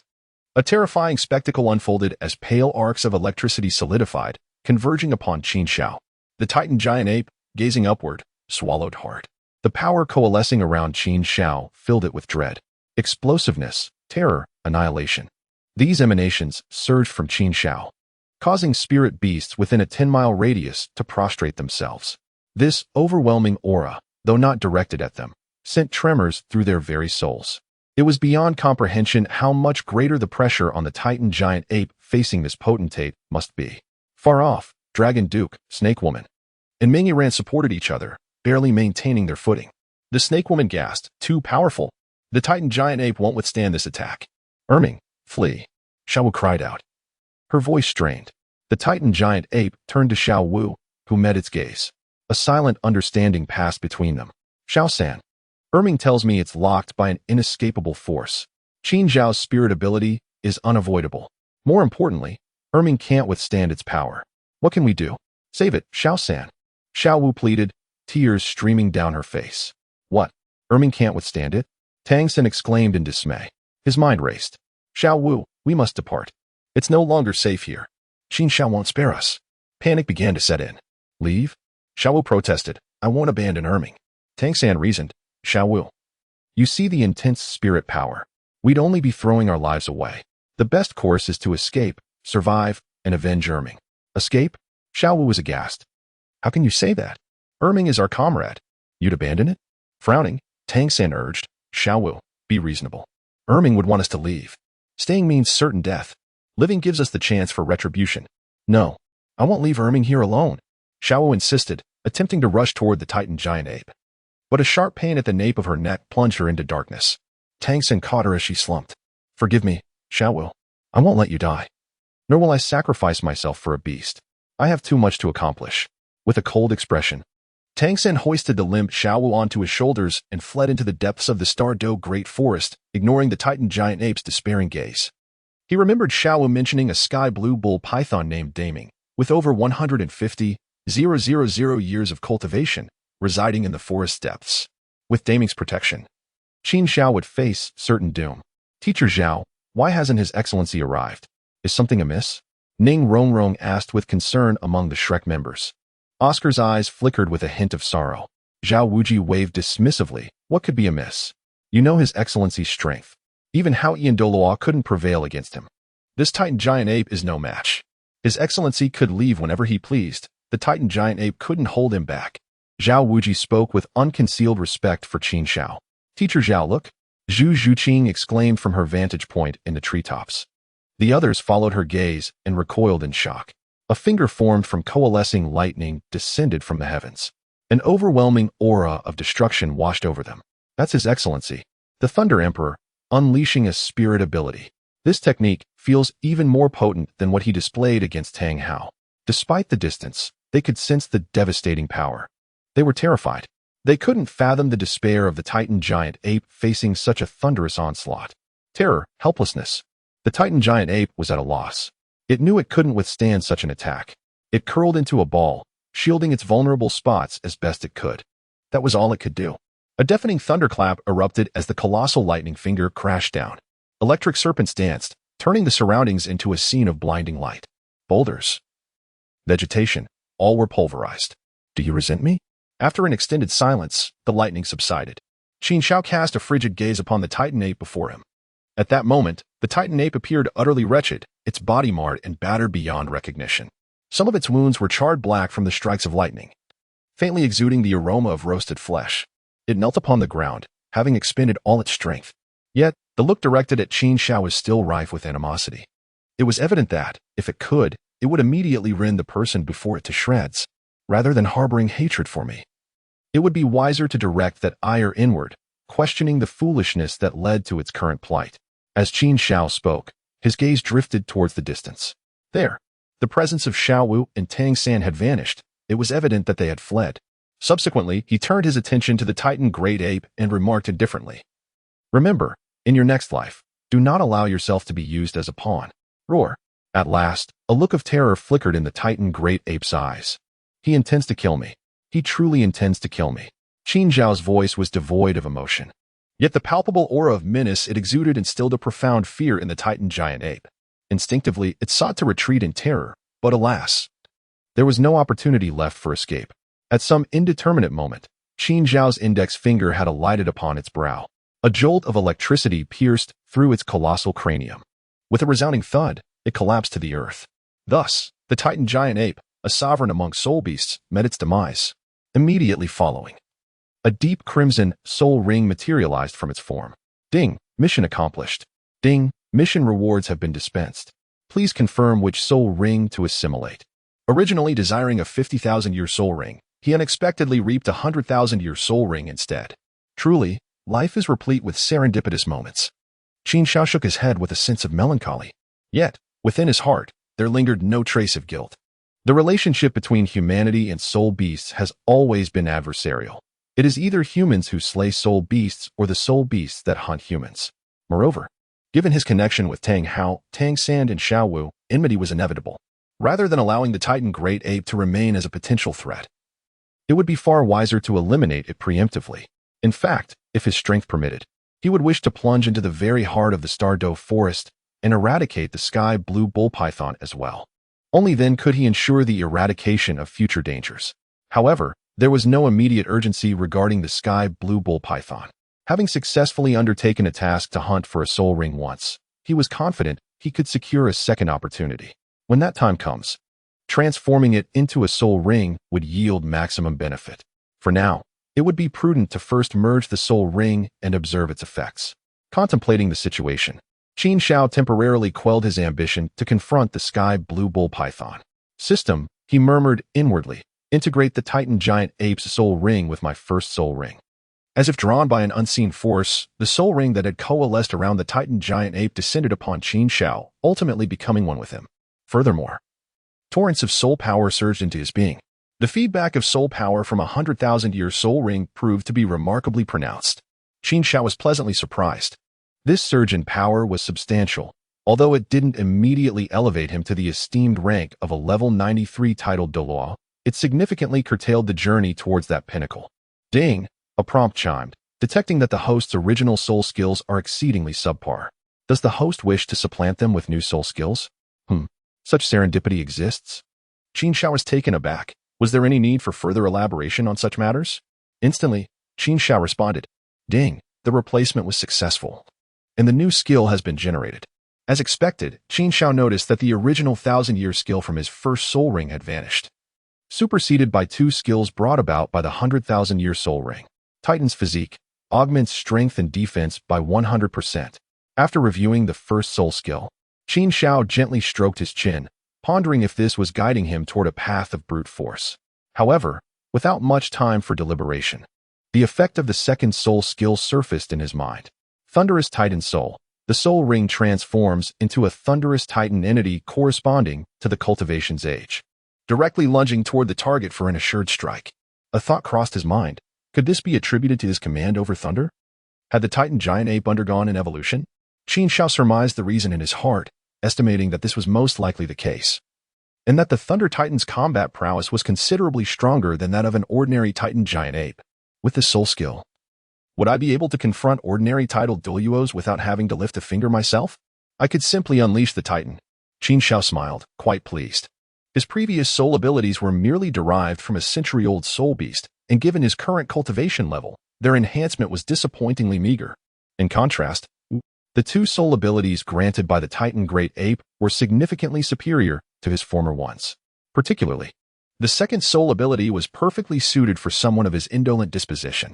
Contemplating this, Qin Xiao displayed a contented smile. One could hardly deny that this haul was remarkable. A veritable windfall. In Chapter 25, Meng Yiran merges with the human-faced demon spider, while Tang Hao seeks assistance. Of course, Qin Xiao's gains did not end there. With a thunderous crack, he summoned a bolt of lightning that descended from the heavens, striking the Titan Great Ape with tremendous force. Bereft of the support of soul power, the Titan Great Ape appeared as fragile as parchment in the face of the tempestuous lightning. Instantly, its mountainous form was reduced to mere ashes. With a soft thud, a gleaming piece of bone fell to the ground. A soul bone. Upon discerning the fallen object, Qin Xiao revealed a faint smile. He reached out, and the soul bone seemed to be drawn by an invisible force, landing in his hand. As in the original tale, this was a left arm bone. This would be my first soul bone. 100,000 years, still quite acceptable, I suppose. Of course, were this to be overheard by other soul masters, they might very well spew forth a mouthful of blood. 100,000-year soul bone is not merely acceptable, it is extraordinarily remarkable. This is a legendary relic. Countless soul masters not only dream of possessing such a treasure, but wouldn't dare to even envision it. Soon, the left arm bone extracted from the Titan Great Ape was successfully fused and refined by Qin Xiao. This soul bone possessed two skills, Gravity Mire and Titan Celestial Rupture. The Titan Celestial Rupture, a signature skill of the Titan Great Ape, exhibits a clear advantage in offense, showcasing the overwhelming might of the Titan Great Ape in its full glory, with formidable power. Given Qin Xiao's cultivation, it is unlikely anyone below the rank of Soul Douluo could withstand its onslaught. Gravity Mire, on the other hand, is a quintessential control-type skill, capable of significantly augmenting the gravity within a designated area. In Qin Xiao's understanding, this can be categorized as a soft control skill. Without a doubt, these two soul techniques bear no distinction from the abilities granted by the Titan Great Ape in the original narrative. Are you still not satisfied? At this moment, Qin Xiao's gaze shifted towards the distance. Even during his battle with the Titan Great Ape, he had sensed the presence of observers. Among these individuals, two auras were familiar to him, Meng Yiran and the Snake Lady. The identity of the last individual soon became apparent, Long Gong. Suddenly, a rustling sound echoed through the dense forest. Three figures emerged. I am Long Gong, honored to meet your highness, Long Gong proclaimed, bowing deeply, his demeanor exceedingly respectful, completely devoid of the arrogance one might expect from an 80-level Soul Douluo. Of course, he wouldn't dare exhibit such bravado.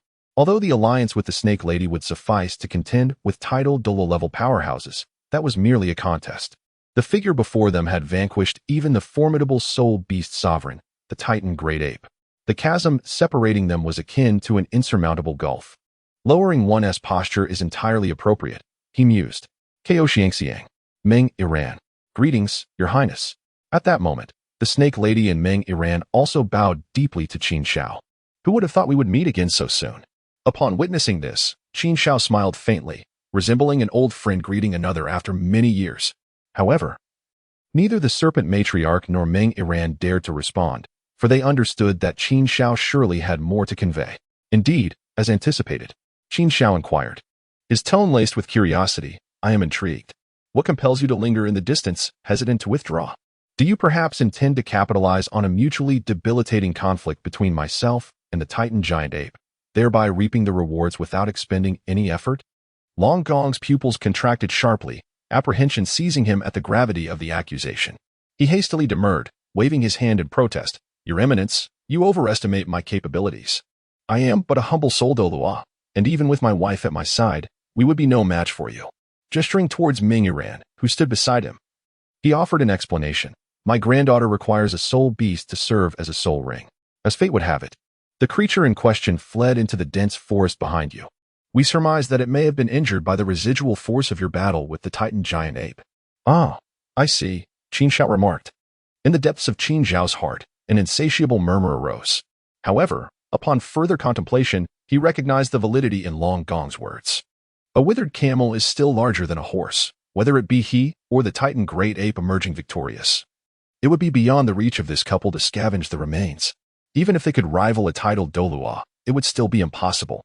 As he relaxed, an epiphany struck Qin Xiao. They spoke of pursuing spirit beasts? Could it be?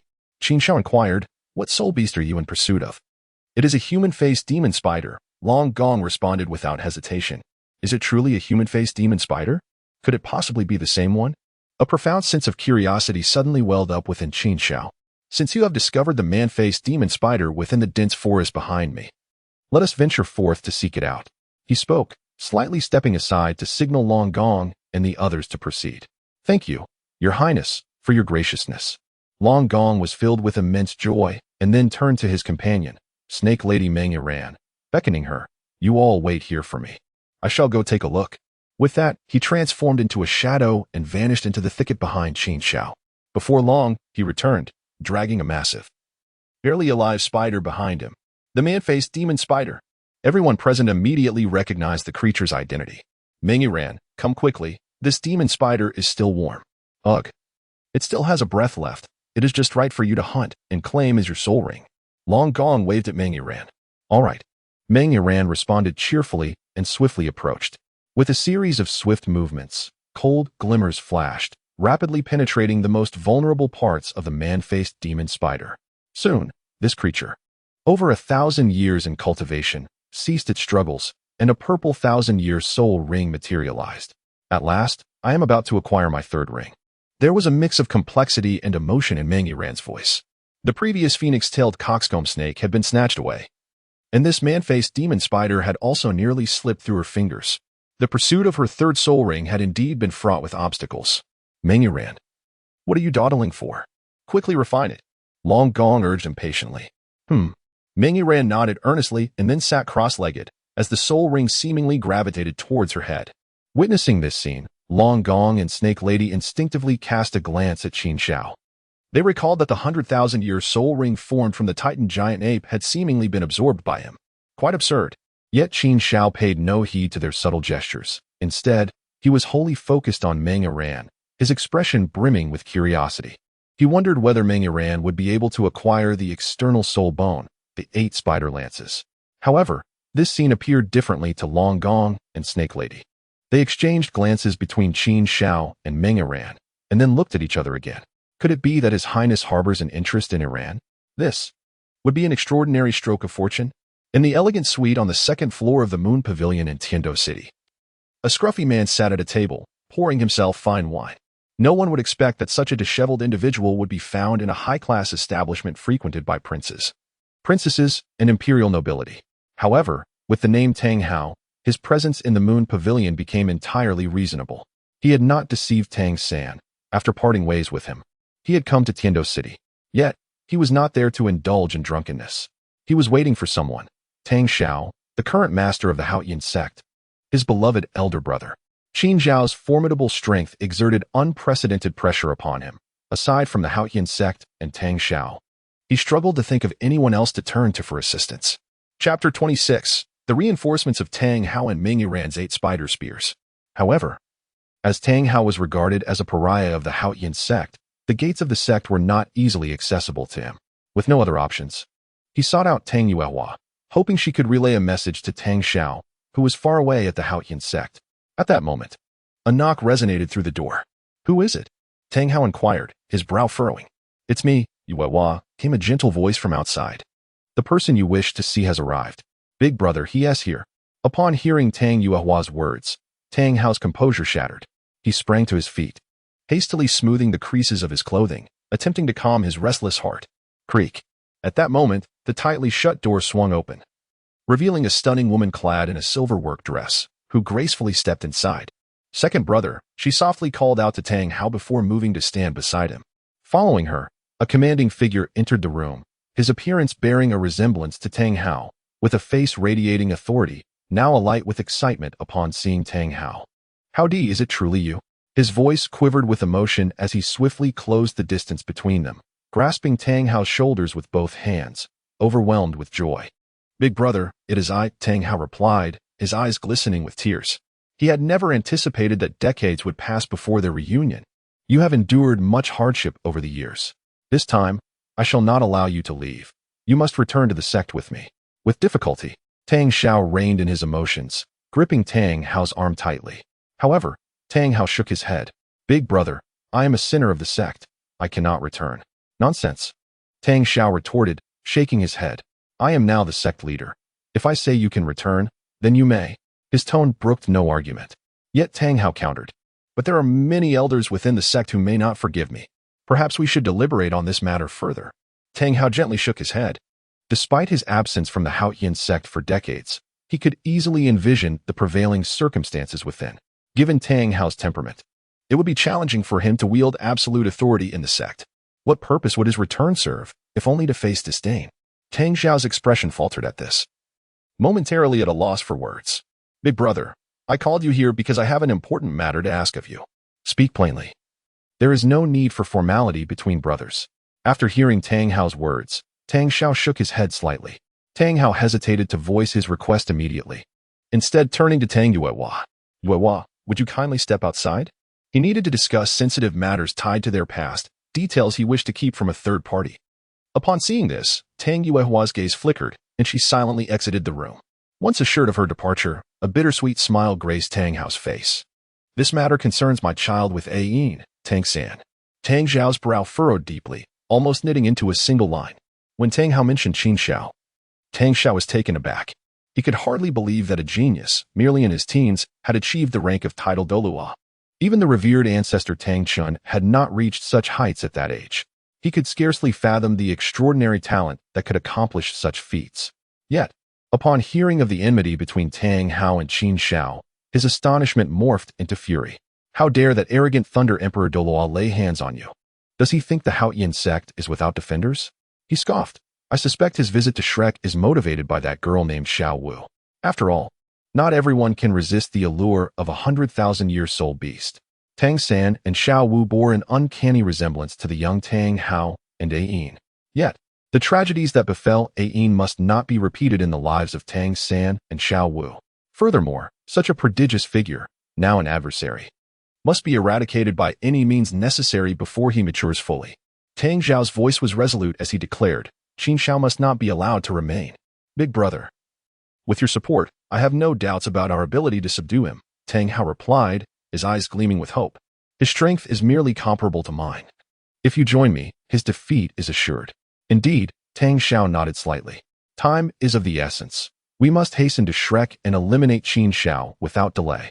Meanwhile, within the Stardow Forest, under Qin Xiao's watchful gaze, Meng Yiran had absorbed the soul rings provided by the spider demon, yet she showed no signs of awakening. Old man, what is happening? Yiran has absorbed the soul rings. Why is she still unconscious? The snake lady inquired anxiously. Perhaps she is consolidating her cultivation. Do not fret too much, Long Gong replied with a slight smile, seemingly unconcerned. However, in the next moment, both Long Gong and the snake lady's expressions shifted dramatically. Meng Yiran's delicate features suddenly contorted in pain.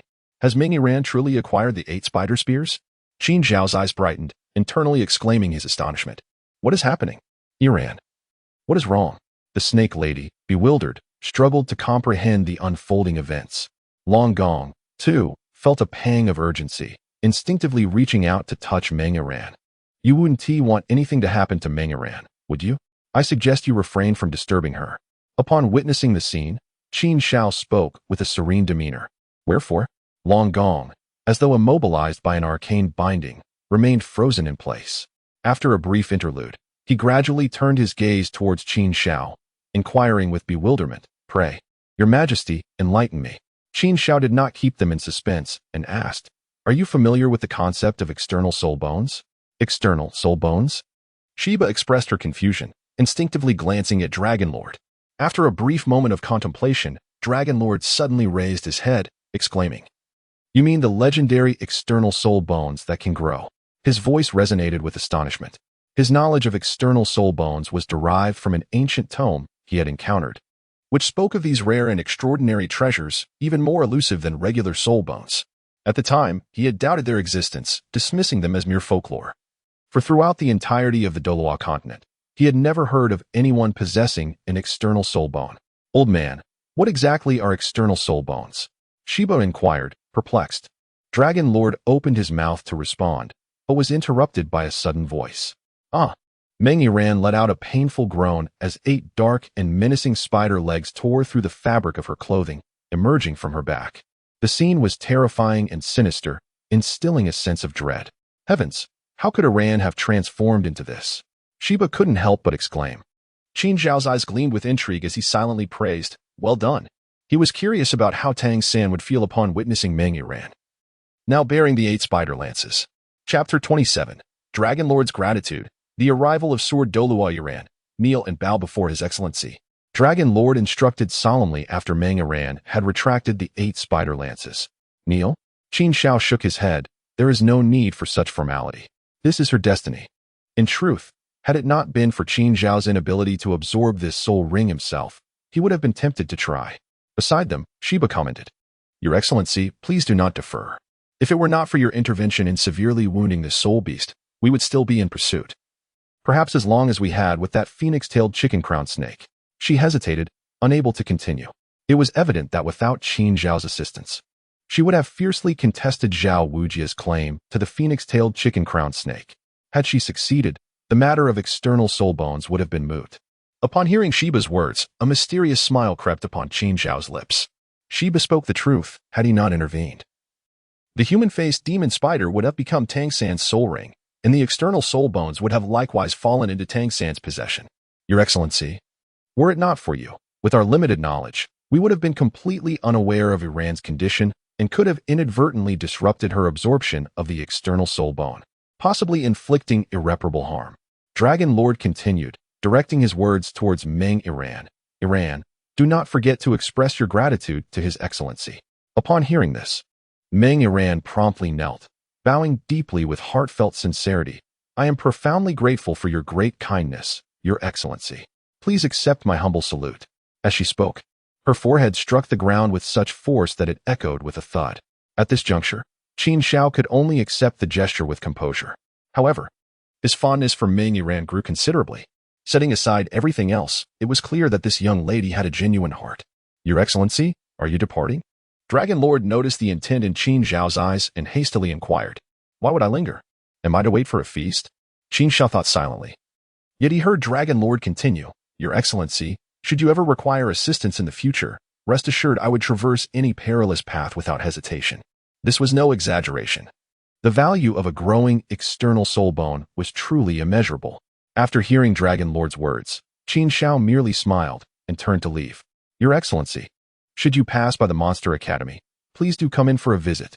Meng Yiran called out sweetly as Qin Xiao began to fade from view. "All right." The voice of Qin Xiao echoed from a distance. Erming. Erming. Approaching the core of the Star Doe forest, Xiao Wu leaned against a large tree. Her eyes tightly shut, her brows furrowed, and she uttered urgent cries, resembling someone who had just awakened from a nightmare. Simultaneously, her distress roused Tang San, who hurried to her side, concerned. Xiao Wu, wake up. Erming, don't leave." Xiao Wu awakened with a start, exclaiming. Yet, the first thing she saw was Tang San's ordinary visage. "Tang San, where's Erming? I just had a dream where Erming died." Xiao Wu spoke, a hint of dazedness in her tone. Upon hearing her words, Tang San's expression stiffened instantly. "Xiao Wu, this is just a dream, right?" She continued. Glancing around, where is Erming? Is it hiding again? Enough. Tang San could no longer contain his frustration, shouting, "Xiao Wu, Erming is dead. It's real. Not a dream." What?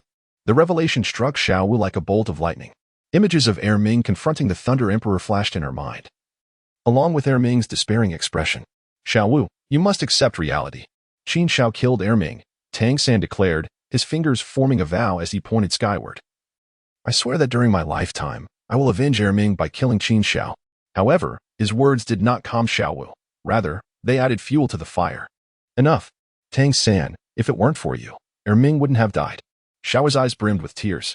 At that moment, she felt immense heartache and regret for having been persuaded by Tang San to let Erming confront Qin Xiao, and regret for allowing Erming to battle when she realized he was no match for Qin Xiao. Regret for having listened to Tang San so blindly. He is merely a great soul master. How could he comprehend the battles between Title Douluos? "Xiao Wu, I admit that Erming's death is partially my fault." "No. It is largely your fault. This situation arose entirely because of you." Xiaowu vehemently disagreed with Tang San's assertion. Xiaowu, I. Tang San opened his mouth, anger surging within him. Wasn't it you who initially asked Ming for help? Now that trouble has arisen, you shift the blame solely onto me? I, Tang San, will not bear this burden. Yet, Xiaowu had already covered her ears with her hands, shaking her head. Stop talking, I want to be alone. Leave. Fine, I will leave. Tang San coldly retorted, turning away into the forest. However, not long after, he returned. Sitting beneath an ancient tree several meters away from Xiaowu, his expression grim. Only after stepping outside did he remember they were deep in the Stardow forest, surrounded by terrifying 10,000-year soul beasts. In other words, without Xiaowu, he would be unable to escape the Stardow forest.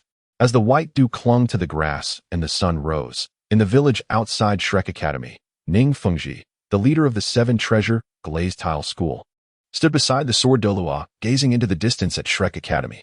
Sword Uncle, have you not slept all night? Upon hearing this, the Sword Douluo furrowed his brows. Sect Master, do you think our previous speculation was incorrect?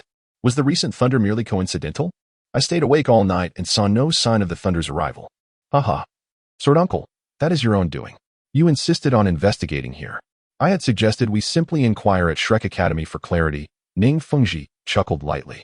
Sect Master, please do not mock me. I was concerned about alarming the snake in the grass. The Sword Douluo waved his hand in resignation. If there were indeed formidable soul beasts lurking within Shrek Academy, the benefits for our sect would be immense. However, while they exchanged pleasantries, a figure descended behind them. Ning Fengji and the Sword Douluo were not surprised, for the figure was one of the 7 Treasure Glazed Tile School's covert guards. Sect Master, Elder. The young lady has returned to the academy. The guard knelt on one knee and reported. What? Rongrong has returned? Before Ning Fengji could respond, the Sword Douluo exclaimed in delight. It had been quite some time since he had seen Ning Rongrong, and he missed her dearly. Immediately, he turned to Ning Fengji, saying, Sect Master, let us go to Shrek Academy and find out what has transpired. Ning Fengji teased with a smile, Sword Uncle, I see that your true desire is to see Rongrong, is it not? The village was a bit of a distance from Shrek. Yet this distance was inconsequential to the Sword Douluo. He swiftly led Ning Fengji to the academy's entrance, where they encountered the Shrek group just as they were about to enter. At that moment, the Sword Douluo immediately spotted Ning Rongrong. He wore a smile and was about to call out to her, but the next instant, he abruptly halted. His smile vanished, and his brows knitted together. All because of a young man. Chapter 28. Ning Fengji's shock. Is he really 18? Outside Shrek Academy, Qin Xiao and the members of Shrek Academy also noticed Ning Fengji and the Sword Douluo. Grandpa Jin. Dad. Ning Rongrong exclaimed joyfully amidst the crowd. Could these 2 individuals truly be the Sword Douluo and the esteemed leader of the 7 Treasure Glazed Tile School, Ning Fengji? In that fleeting moment, the identities of both men dawned upon everyone present. Teacher Zhao, may I step over for a moment? Ning Rongrong did not forget to seek permission from Zhao Wujie. Go ahead, Zhao Wujie nodded in acknowledgement. He then addressed the group behind him, saying, Since we have arrived at the academy, everyone should attend to their respective matters. Today is a day off. Classes will resume as usual tomorrow. With that, he turned and made his way back into the academy, like a fledgling returning to its nest. Ning Rongrong approached Ning Fengji and the Sword Douluo, chattering animatedly.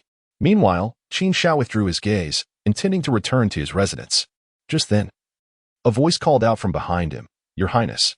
Qin Xiao turned around, somewhat surprised, for it was Zhu Shiqing who had called out to him. It is worth noting that this youthful yet curvaceous Ice Queen was not like Ning Rongrong, who tended to cling to him. Rather, she had always maintained her distance.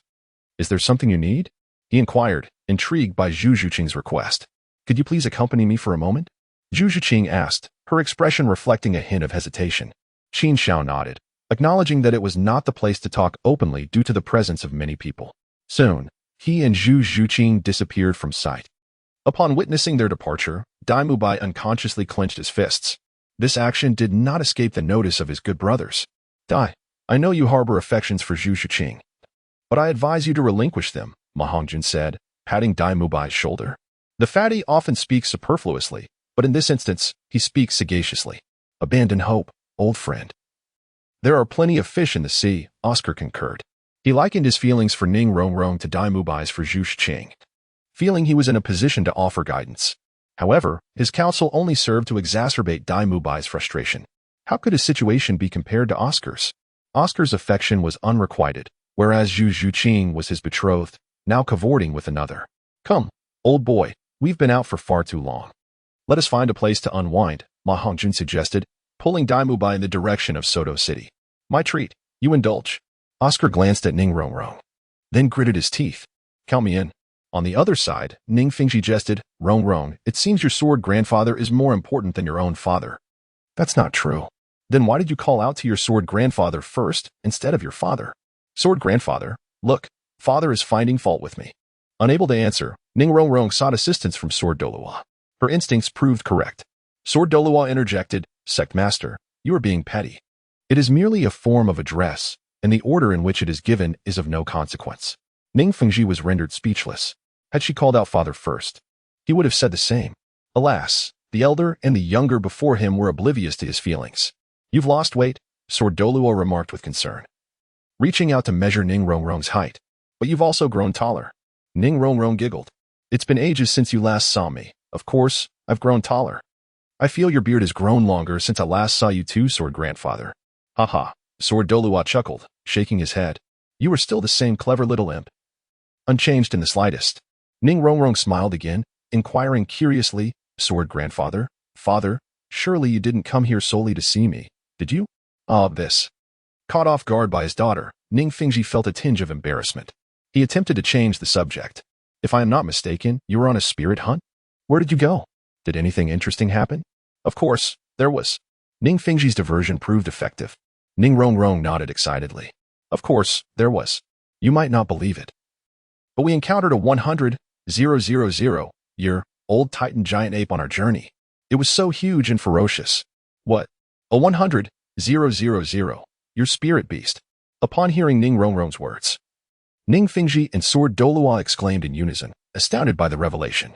Even ordinary Title Douluos were no match for a 100,000-year spirit beast, let alone the Titan giant ape. Even a level 95 Title Douluo would hesitate to confront such a formidable spirit beast overlord. How did you escape unscathed? Ning Fingji quickly questioned the veracity of the matter. Father, that question is easily answered. Ning Rongrong giggled, adding mysteriously, because our team includes a Title Douluo powerhouse. However, upon hearing Ning Rongrong's words, Sword Douluo and Ning Fingji were once again taken aback. Shrek Academy harbored a Title Douluo powerhouse? After the initial shock, Ning Fingji chuckled wryly. You little imp, do you think your father is so easily deceived?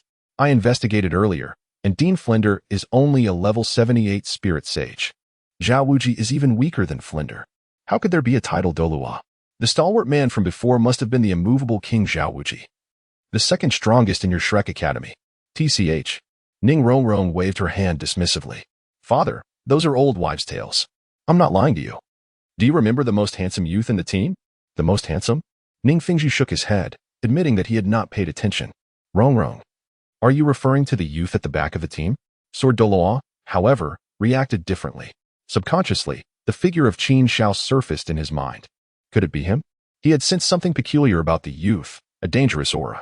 But before he could probe further, Ning Rongrong had arrived. Yes, that's him. Ning Rongrong's eyes lit up. He is Thunder Emperor Douluo Qin Xiao. Teacher Zhao told us in private that His Excellency Thunder Emperor is a level 92 Title Douluo. We were able to escape from the Titan giant ape because His Excellency intervened. Everyone believes that the spirit beast overlord was slain by His Excellency Thunder Emperor. Rongrong. Is this true? Seeing Ning Rongrong speak with such conviction, Ning Fingji couldn't help but believe her. But he doesn't look very old. How could he be a Title Douluo? Ning Fengji's words echoed Sword Douluo's thoughts. I know about this. Ning Rongrong puffed out her chest, stating proudly, His Excellency Thunder Emperor is only 18 years old. How much? 18 years old? Ning Fingji and Sword Douluo exchanged glances, shaking their heads in unison. Rongrong, you are being too outrageous. There must be a limit to exaggeration. Ning Fingji frowned, saying in a deep voice, there has never been an 18-year-old Title Douluo in the entire history of the Douluo Continent. The youngest Title Douluo on the Douluo Continent is at least in their early 40s. If you were to say that the youth is an old monster who has mastered the art of preserving his youth and is actually 50 or 60 years old, we could accept it. But if you insist that he is 18 years old, who would believe you? It must be true. His Excellency Thunder Emperor said he was 18 years old on the day of enrollment, and I firmly believe it. As she spoke, Ning Rongrong's eyes shone with fervor.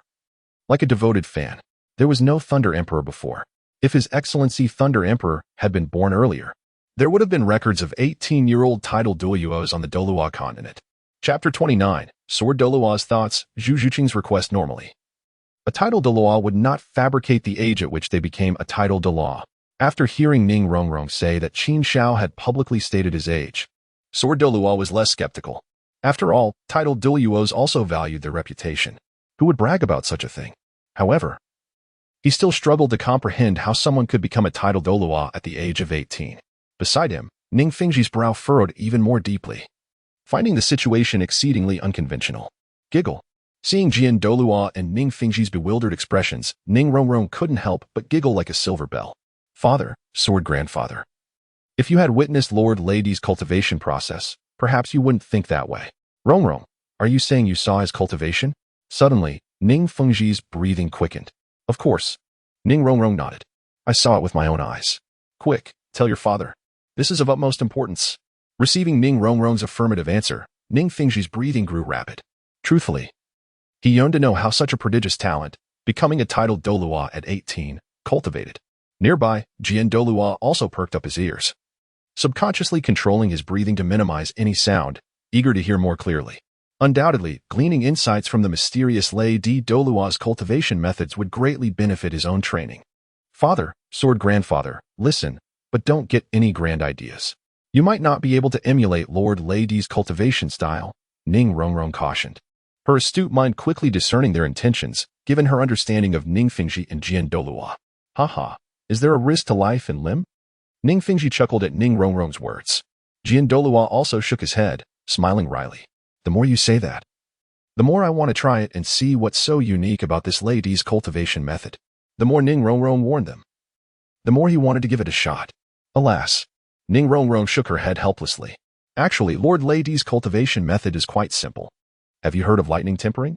Lightning tempering? Jian Douluo and Ning Fengji exchanged glances, a hint of confusion in their eyes. At this moment, Ning Rongrong continued. It's a cultivation method that involves attracting lightning to be struck by it. What? Struck by lightning, you say? Jian Douluo exclaimed in surprise. Wasn't their purpose in coming to Shrek Academy to investigate the truth behind the strange lightning strikes? Now, according to Ning Rongrong, it was man-made? How long does this lightning tempering method usually last? Although shaken, Ning Fengji tried to remain calm and inquired. A long time. Ning Rongrong contemplated earnestly, offering a time frame. From midnight until dawn, perhaps. Hiss. Jian Douluo and Ning Fengji inhaled sharply. Sectmaster, if Rongrong speaks the truth, this Lady Douluo is not to be underestimated. Even with my cultivation, I couldn't withstand such prolonged lightning strikes. Even old bones couldn't endure such a bombardment. Even the Blue Lightning Tyrant Dragon Clan, with its lightning power, wouldn't dare cultivate like this. This cultivation method is practically courting death. I don't know how he manages to persevere. Jian Douluo secretly transmitted his thoughts to Ning Fengji. Ning Fengji nodded slightly in response, remaining silent. However, a glint of wisdom flickered in his eyes, signaling to Jian Douluo that the sect master was undoubtedly plotting something related to the Lady Douluo. Sword Grandfather, do you still wish to emulate him? Ning Rongrong asked, her large eyes blinking. Jian Douluo's expression shifted, and he shook his head with a wry smile. If it's truly as you say, I can't emulate him. In reality, his words were quite understated. He was secretly thinking, this is all about skill and ruthlessness. Who would dare emulate or imitate it? Anyone who tries will die. Oh, right, Father, Sword Grandfather, there's one more thing about Lord Lady that you should know. Ning Rongrong said, her expression unusually serious. What is it? Jian Douluo and Ning Fengji asked, their interest piqued. They had come to realize that anything related to this Lady Douluo was never simple. The Haotian Douluo Tang Hao of the Clear Sky School engaged in a duel with Lord Lady, and in the end, Tang Hao fled with his son in a disheveled state, Ning Rongrong proclaimed proudly. She resembled the star-struck fans from Qin Xiao's previous life, feeling more pride in their idol's accomplishments than in their own. Even Tang Hao was defeated? Calculating the time. He had been a Title Douluo for over a decade, hadn't he? The #1 martial soul and the Clear Sky School's secret techniques were no match for an 18-year-old Title Douluo? Hearing Ning Rongrong's words, Jian Douluo and Ning Fengji were at a loss for words, rendered almost numb by the sheer shock. They couldn't fathom what kind of terrifying talent could create such a genius. Wait, Jian Douluo suddenly recalled Ning Rongrong's earlier words.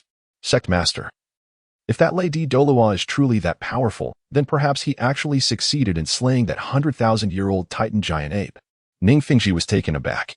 In other words, he might also possess a 100,000-year soul bone? A 100,000-year soul bone. Ning Fengji's eyes turned red. It was the dream of countless soul masters. Sect master. I have a bold idea.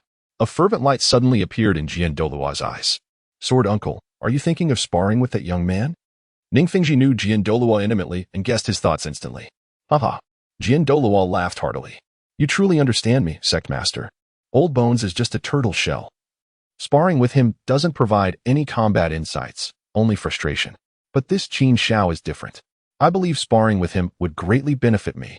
After pondering for a moment, Ning Fengji nodded slightly. This matter depends on Qin Xiao's willingness. We cannot force it. Say what you need to say here. In a secluded forest, Qin Xiao stopped and addressed the girl before him. Ah, okay. The girl was visibly distracted. As she turned around, Qin Xiao could clearly see the nervousness on her face. What's wrong with this ice-cold beauty today? Qin Xiao wondered, deciding to cut to the chase. Why did you seek me out? What is it you want to say? I. Zhu Zhiqing hesitated, unsure how to begin. If you don't speak, I'll leave. Qin Xiao frowned. Women were indeed bothersome. Your Eminence, please don't leave. I implore you. Zhu Zhiqing entreated. I wish for you to assist me. In the secluded thicket, amidst the solitude of a man and a woman, Qin Xiao paused, considering Zhu Zhiqing's plea. How do you wish for me to aid you? He inquired.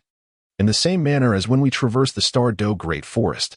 Zhu Zhiqing's fair face flushed crimson as she uttered the final words. Electrify me. You are acting rather strangely.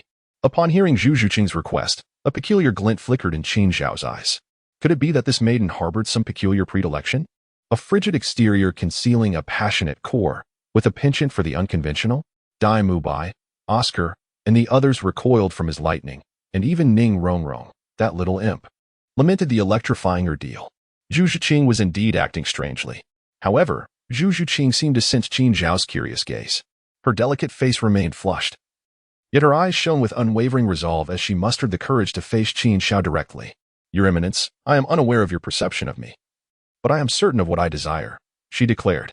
Thunderous tempering, though agonizing, can stimulate my latent potential, expediting my cultivation. This alone suffices. I harbor no peculiar predilections, but I yearn to augment my strength, to vanquish Dai Mubai, to make that perfidious scoundrel atone for his transgressions. Solely relying on my own cultivation, attaining this aspiration is exceedingly arduous. I beseech you to assist me. As Zhu Zhiqing spoke, tears streamed uncontrollably down her cheeks. Resentment, helplessness, anguish, a torrent of emotions erupted forth. Dai Mubai, that craven, fled in the face of his formidable elder brother. But what of her? She had languished in the Star Luo imperial city for over a decade, each passing day drawing her closer to the abyss. Nothing was more despairing than awaiting one's demise. Finally, she received news of Dai Mubai and journeyed to this remote town, seeking to unite with him and confront their shared, tragic fate. Yet, what had Dai Mubai done since his escape to this desolate town? Reveling in debauchery, indulging in hedonistic pleasures, and living a life of want and abandon. He had long forgotten her, the one whose destiny was inextricably intertwined with his. A profound sense of disillusionment and animosity festered within Zhu Zhiqing's heart. To make Dai Mubai, that perfidious scoundrel, atone for his transgressions was her sole desire before her impending demise. Unexpectedly, Zhu Zhiqing possessed such fortitude. Qin Xiao was somewhat taken aback. In the original narrative, Zhu Zhiqing was rather inconspicuous. Her talents were mediocre, her martial soul unremarkable, and her strength average. Aside from her frigid demeanor and youthful, voluptuous appearance, it was challenging to identify any distinctive qualities. However, today, Zhu Zhiqing unveiled an unknown facet before Qin Xiao. In her quest for vengeance, she willingly endured the torment of the thunder baptism, compelling Qin Xiao to view her in a new light. Not to mention, Dai Mubai had also experienced the benefits of the thunder baptism and faced the threat from Davis, yet he did not seek assistance from Qin Xiao, which spoke volumes. Thud. Observing that Qin Xiao had not responded immediately, Zhu Zhiqing knelt down, her eyes brimming with tears as she implored, Please, Your Highness, grant me this. Agreeing to your request is not out of the question, Qin Xiao replied, but I have one condition. A condition? Zhu Zhiqing was momentarily taken aback, then nodded eagerly. As long as it does not violate my principles and is within my capabilities, I can comply. Ah? Qin Xiao raised an eyebrow, a surprised smile gracing his lips. I believe you have misunderstood. I merely wish to convey that the opportunity is singular, should there come a day when you can no longer persevere. Do not come seeking my aid again. That is all. This revelation left Zhu Zhuqing's face flushed, at a loss for words. She settled down, ready to commence at that very moment. Qin Xiao spoke in a deep voice. Zhu Zhuqing nodded to Qin Xiao with gratitude, then transitioned from a kneeling posture to a seated one. Crack. In the next instant, a flash of lightning streaked across and landed upon Zhu Zhuqing. Ugh, ah. The thunder, in its intensity, evoked sensations of both agony and tingling numbness, causing Zhu Zhuqing to emit a series of involuntary moans. Your Majesty. Zhu Zhuqing uttered haltingly, this time, the force is so immense. With unwavering resolve, Qin Xiao declared, the former intensity yielded sluggish cultivation progress. At this rate, when would you ever hope to surpass Immovable? Only by augmenting the force can you achieve rapid ascension. Silence. Endure. I am coming again. As Qin Xiao spoke, another bolt of thunder crashed down. Zhu Zhuqing's cries grew louder. Douluo, what has happened to you? We agreed to relax, yet you have changed your mind. Not far away, Ma Hongjun expressed his dissatisfaction. In front of them stood Immovable and Oscar. Fatty, if you wish to unwind, feel free to go alone. I am not insisting on your company. Moreover, I have stated that I cannot enjoy myself until we confirm Zhu Zhuqing is safe, Immovable replied, furrowing his brow. Just moments ago, the more he pondered, the more he found something amiss. What was his fiancée doing sneaking into the woods with another man? He had intended to endure this moment of turmoil, but the more he restrained himself, the more anger brewed within him. Hearing the commotion, Ma Hongjun promptly fell silent, fearing further provocation might incite Immoble's wrath. Douluo, it seems you have developed genuine feelings for Zhu Zhuqing, Oscar remarked quietly, a glimmer of insight in his gaze. Genuine feelings? Perhaps, Immobile offered a non-committal response. In truth, he felt no deep affection for Zhu Zhuqing. Rather, it was a fierce desire for possession and conquest that plagued him.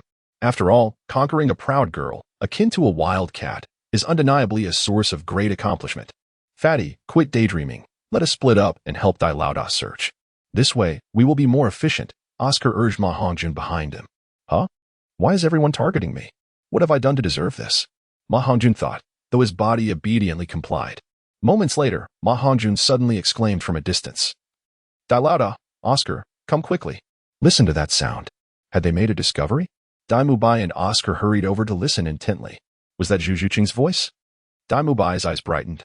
Let us investigate. However, Oscar swiftly grasped his arm. Douluo, do you not find the rhythm of that voice strangely familiar? Familiar rhythm? Immobile paused, reflecting deeply. Suddenly, his complexion drained of color. Could it be that they have already? Ah, I can't take it anymore. Immobile exclaimed, his eyes blazing with fury, ready to charge forth. Yet, Oscar and Ma Hongjun, quick-witted, restrained him on either side. Douluo, acting impulsively can lead to dire consequences. You might be struck down by the Thunder Emperor. Ma Hongjun urged urgently. Oscar chimed in. Indeed, Douluo. Perhaps the situation is not as we perceive it. They might be. Yes, they could be training. Training? Is such loudness required for training? Have I never trained before? Immobile's eyes turned crimson, his body trembling, teeth grinding in frustration. Chapter 31. Immobile spits blood. The request of the sword Douluo little Oscar is truly a talent. Resorting to forced consolation, is it? Ma Hongjun secretly admired Oscar's efforts. Normally, he would sympathize with Immobile's plight, yet after hearing Oscar's words, he could barely contain his laughter. What do you think I should do now? Immobile, barely maintaining his composure, asked his trusted companions. I believe we should wait and observe, Oscar contemplated. Ma Hongjun thoughtfully added, I think we should remain unchanged amidst the chaos.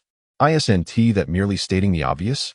Immobile retorted. So, we're to do nothing but wait here? Well, if that is your view. It seems there is no harm in it. Ma Hongjun and Oscar nodded in agreement. Immobile, however, remained sullen and silent. Hours passed, and tranquility finally returned to the forest. Truly, the title Douluo lives up to the name, with endurance that is remarkable. Ma Hongjun thought enviously. Oscar casually glanced at Immobile, only to find his complexion had darkened to a shade of purple, resembling that of liver. Douluo, is it worth it for a woman? With your attributes, finding someone as beautiful as Zhu Zhuqing should not be difficult, he cautiously consoled. What do you know? No other woman can compare to Zhu Zhuqing, regardless of beauty, Immobile hissed, nearly grinding his words through clenched teeth. Unbeknownst to Oscar and Ma Hongjun, his palms had already been pierced by his own nails. Women from the outside world are simply that, outsiders. But Zhu Shiqing is bound to him by an engagement. Legally. She is his boss. Do not say that. It seems they're emerging. Ma Hongjun suddenly pointed in a direction. Dai Mubai and Oscar turned to look, and indeed, two figures began to materialize in the distance. Qin Xiao, Zhu Shiqing. Dai Mubai's pupils constricted as he instantly recognized their identities.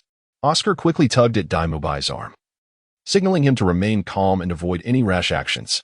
Qin Xiao stood at the forefront, with Zhu Shiqing following closely behind as they approached the crowd. Your Majesty! Your Majesty! Oscar and Ma Hongjun exclaimed in unison. Regardless of their personal sentiments, they felt compelled to exhibit the utmost respect in the presence of a Title Douluo level figure. Meanwhile, Dai Mubai's gaze briefly flickered to Qin Xiao before settling upon Zhu Shiqing. At that moment, Zhu Shiqing appeared disheveled, her hair tousled and slightly damp. Sweat had soaked through her garments, accentuating her alluring figure. Suddenly, Dai Mubai felt as though struck by lightning, his mind blanking out entirely. He staggered. And had it not been for Oscar's quick reflexes in steadying him, he would surely have collapsed to the ground. What are you all doing? Qin Xiao furrowed his brow and inquired, Are we foraging for mushrooms? Ma Hongjun, with a swift glance, hastily replied, Indeed. We plan to prepare a mushroom soup for the cafeteria at noon. The red-capped, white-stemmed mushrooms possess the most exquisite flavor. Oscar promptly chimed in to concur. Qin Xiao, heavens! Are you certain those fungi are safe for consumption? Proceed as you will, but I do hope to witness the realization of this purported mushroom broth by midday. Qin Xiao spoke with profound intent. This. All right. Ma Hongjun and Oscar, after a moment of bewilderment, nodded in unison. Shiqing, let us depart. Return and repose well, for tomorrow's endeavors await. Qin Xiao spoke to the silent Zhu Shiqing behind him, who nodded quietly in response. Subsequently, Oscar, Dai Mubai, and Ma Hongjun observed the two departing with solemn expressions. Once Qin Xiao had left, Dai Mubai could no longer contain himself. His emotions surged, causing him to spit out a mouthful of blood. Once is bearable, but will it happen again tomorrow? Do they truly regard us as insignificant? Dai, what's the matter with you? Oscar exclaimed, alarmed by his friend's intense reaction. Ma Hongjun, perplexed, interjected, Dai, it really isn't worth it, since she has already chosen another. Why not let it go? A three-legged frog is hard to find, but two-legged women are abundant. Little Oscar, fatty, I am suffering. Dai Mubai cried out, unable to hold back any longer. You may not understand, but Zhu Shiqing is unlike any other woman. She is my fiancée. He could no longer restrain himself and revealed the truth to his companions. What? Fiancée? Oscar and Ma Hongjun exclaimed in shock, taken aback by Dai Mubai's unexpected revelation. Do you still think it is trivial now? Dai Mubai asked, gazing at the speechless Oscar and Ma Hongjun. If it were your fiancée, what would you do?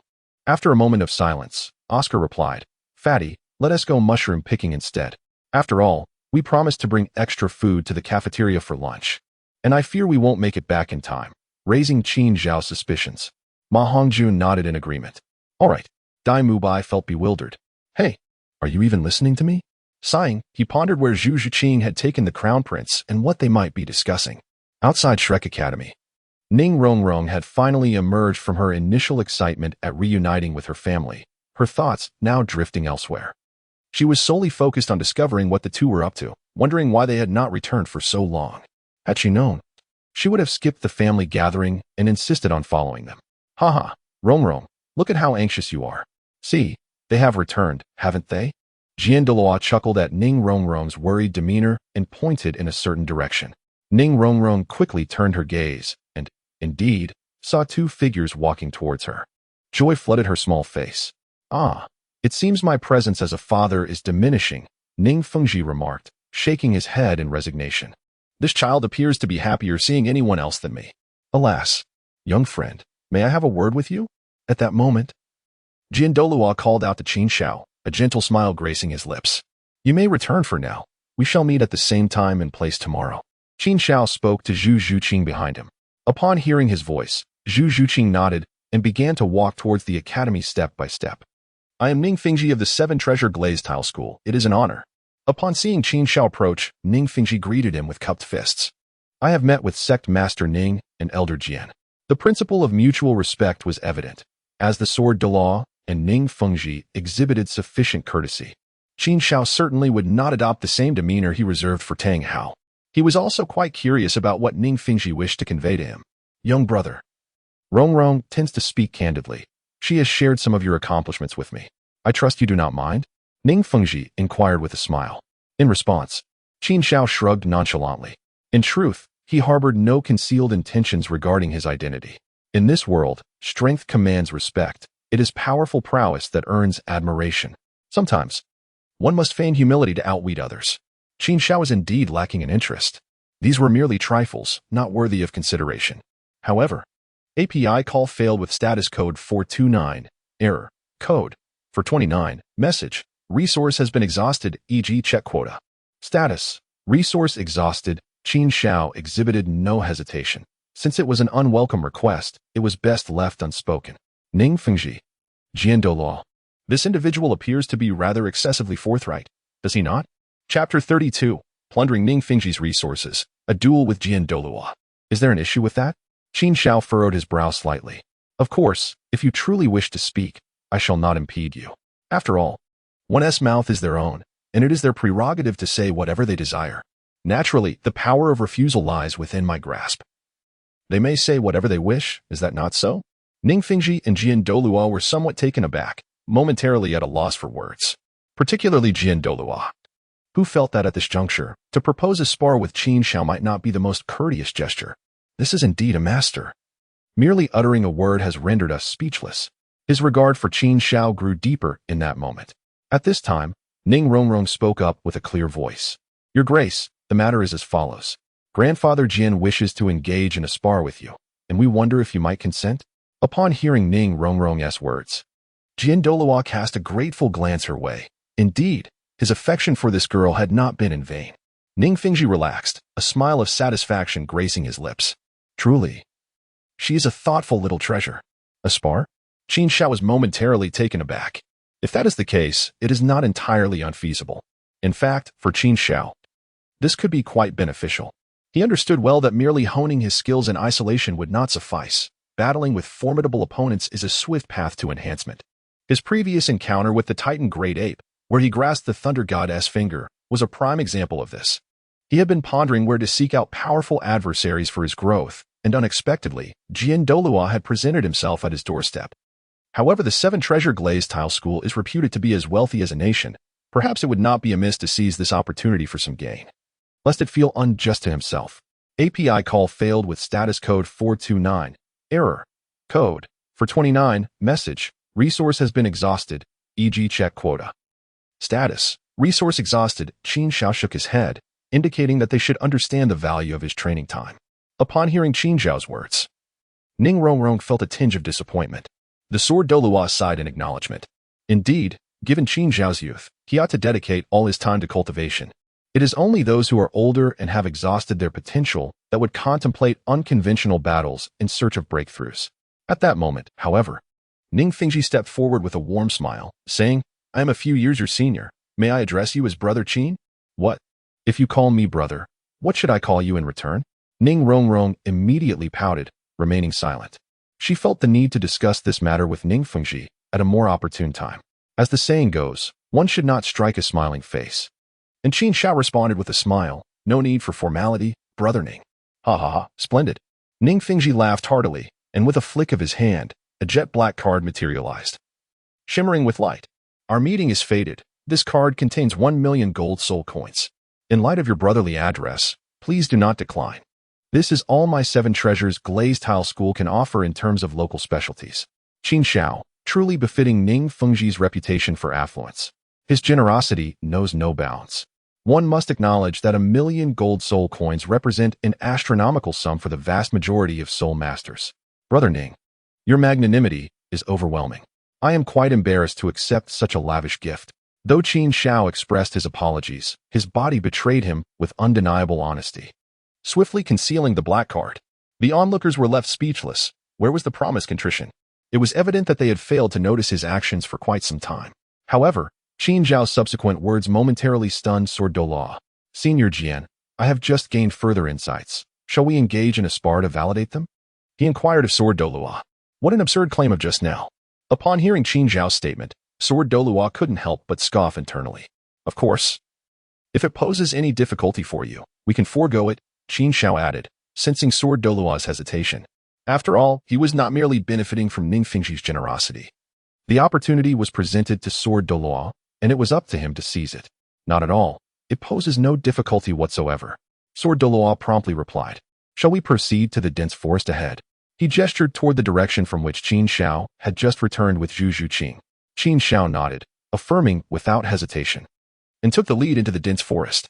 As she observed Sword Douluo preparing to follow, Ning Rongrong recalled the formidable power of Qin Xiao and felt an urge to caution Sword Douluo to exercise care. Grandfather Jian, please wait.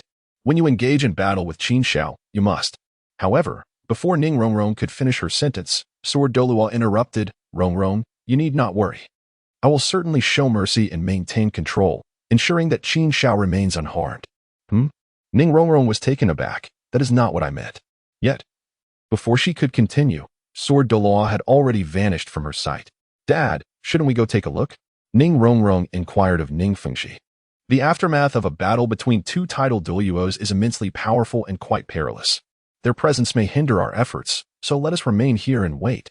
The confrontation should conclude shortly, Ningfengxi replied softly.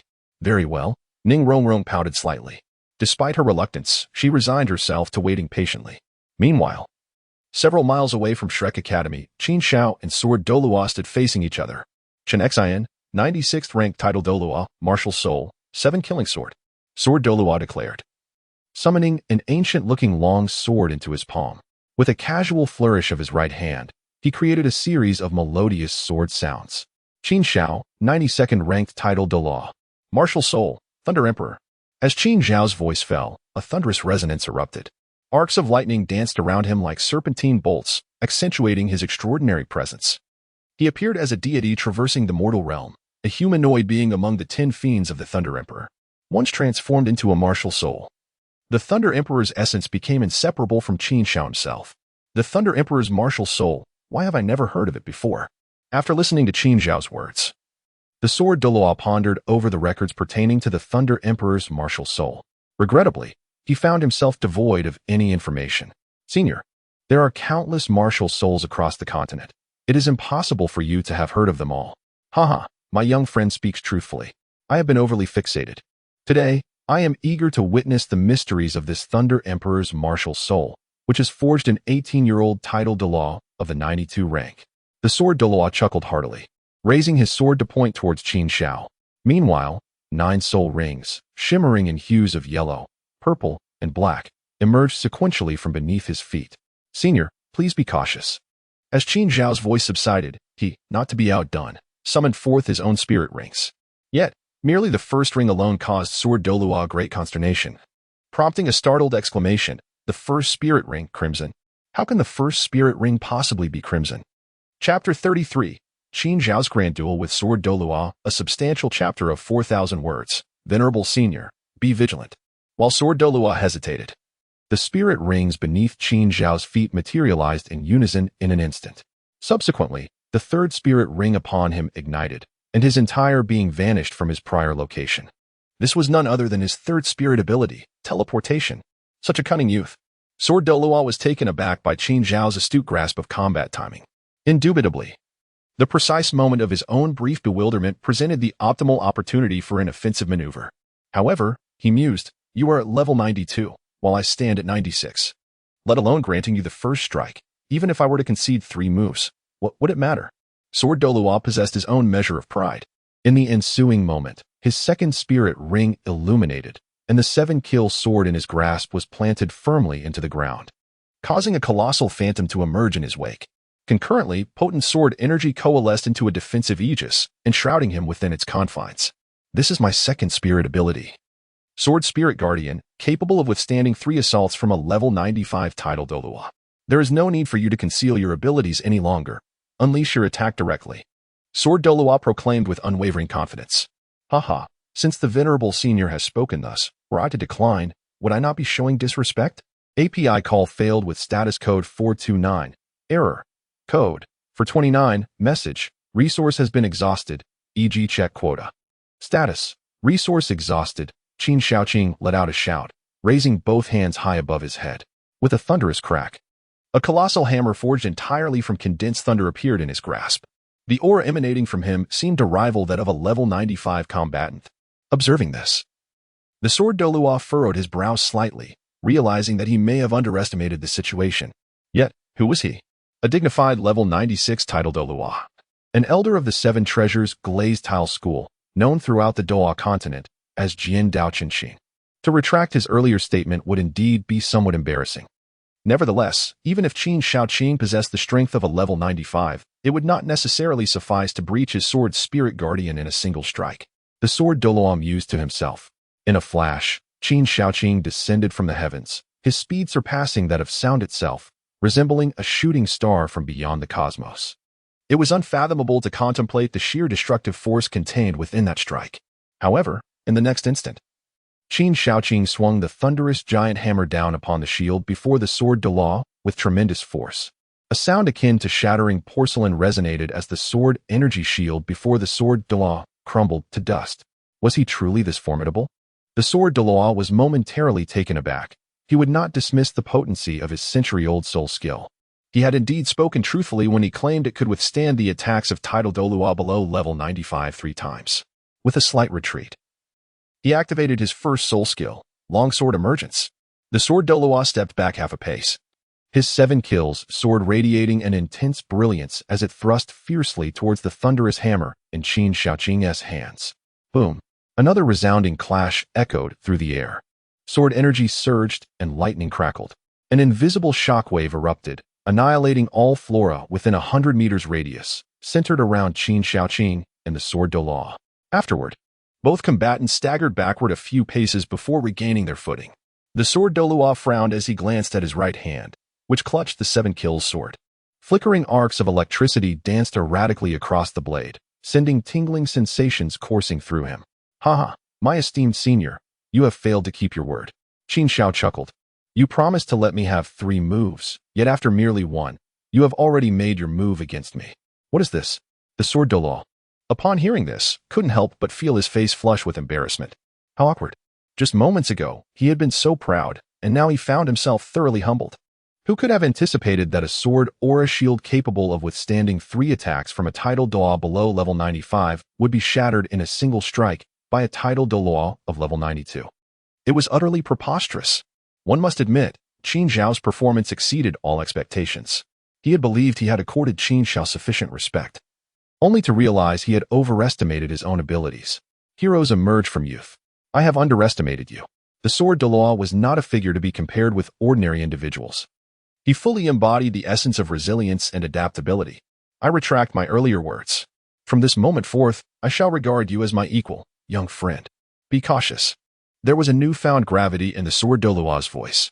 However, before Qin Xiao could respond, he noticed the 4th soul ring on the sword Douluo's body illuminating with a fierce glow. The murderous intent was palpable. With a swift motion, the sword Douluo unleashed a flurry of sword auras aimed directly at Qin Xiao. Crackle. API call failed with status code 429. Error. Code 429. Message. Resource has been exhausted, e.g. check quota. Status. Resource exhausted. API call failed with status code 429. Error. Code 429. Message. Resource has been exhausted, e.g. check quota. Status. Resource exhausted. Qin Xiao turned to the sword Douluo and remarked, Haha, your perception is quite astute. I have just noticed your enigmatic displacement ability, which can be likened to teleportation. However, I surmise that this soul skill cannot be employed when the space around you is unstable. Am I correct? The sword Douluo smiled faintly and replied, Indeed. That is the case. Qin Xiao nodded calmly. The art of teleportation is not without its limitations when the fabric of space becomes unstable.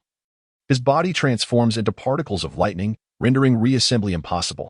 However, to disrupt the spatial continuum, an offensive power exceeding level 95 is requisite. Fortunately, today Qin Xiao faces a sword Douluo of level 96, making this feat quite attainable. Haha, splendid. At this moment, the sword Douluo laughed heartily. Just now, I took one of your strikes. Now, it's your turn to receive my blade. Qin Xiao keenly sensed that the 5th soul skill of the sword Douluo had been activated. It was surely a formidable attack skill, one that could evoke fear far and wide. Instantly, he recalled the effects of this soul skill. Moreover, The sword Douluo's extensive preparations were evidently aimed at unleashing this very skill, showcasing his profound confidence in its potency. Did he intend to annihilate me with his fifth soul skill? Such naivety. I shall not allow him to invoke it. Recognizing the sword Douluo's intentions, Qin Xiao's response was swifter than ever. Unbeknownst to him, his 10 fingers had already pressed against one another. Simultaneously, his second soul ring illuminated. Second soul skill, Thunder Sound Shockwave. Effect. Upon activation, thunderous sounds erupt from his palms, causing all life within the ripple's reach to experience varying degrees of dizziness. Naturally, those of weaker strength might even succumb instantly. At this moment, he brought his hands together with great force. Boom! A thunderous clap resonated throughout the arena in an instant. Concurrently, an invisible ripple emanated from Qin Xiao, enveloping the sword Douluo in the blink of an eye. Buzz!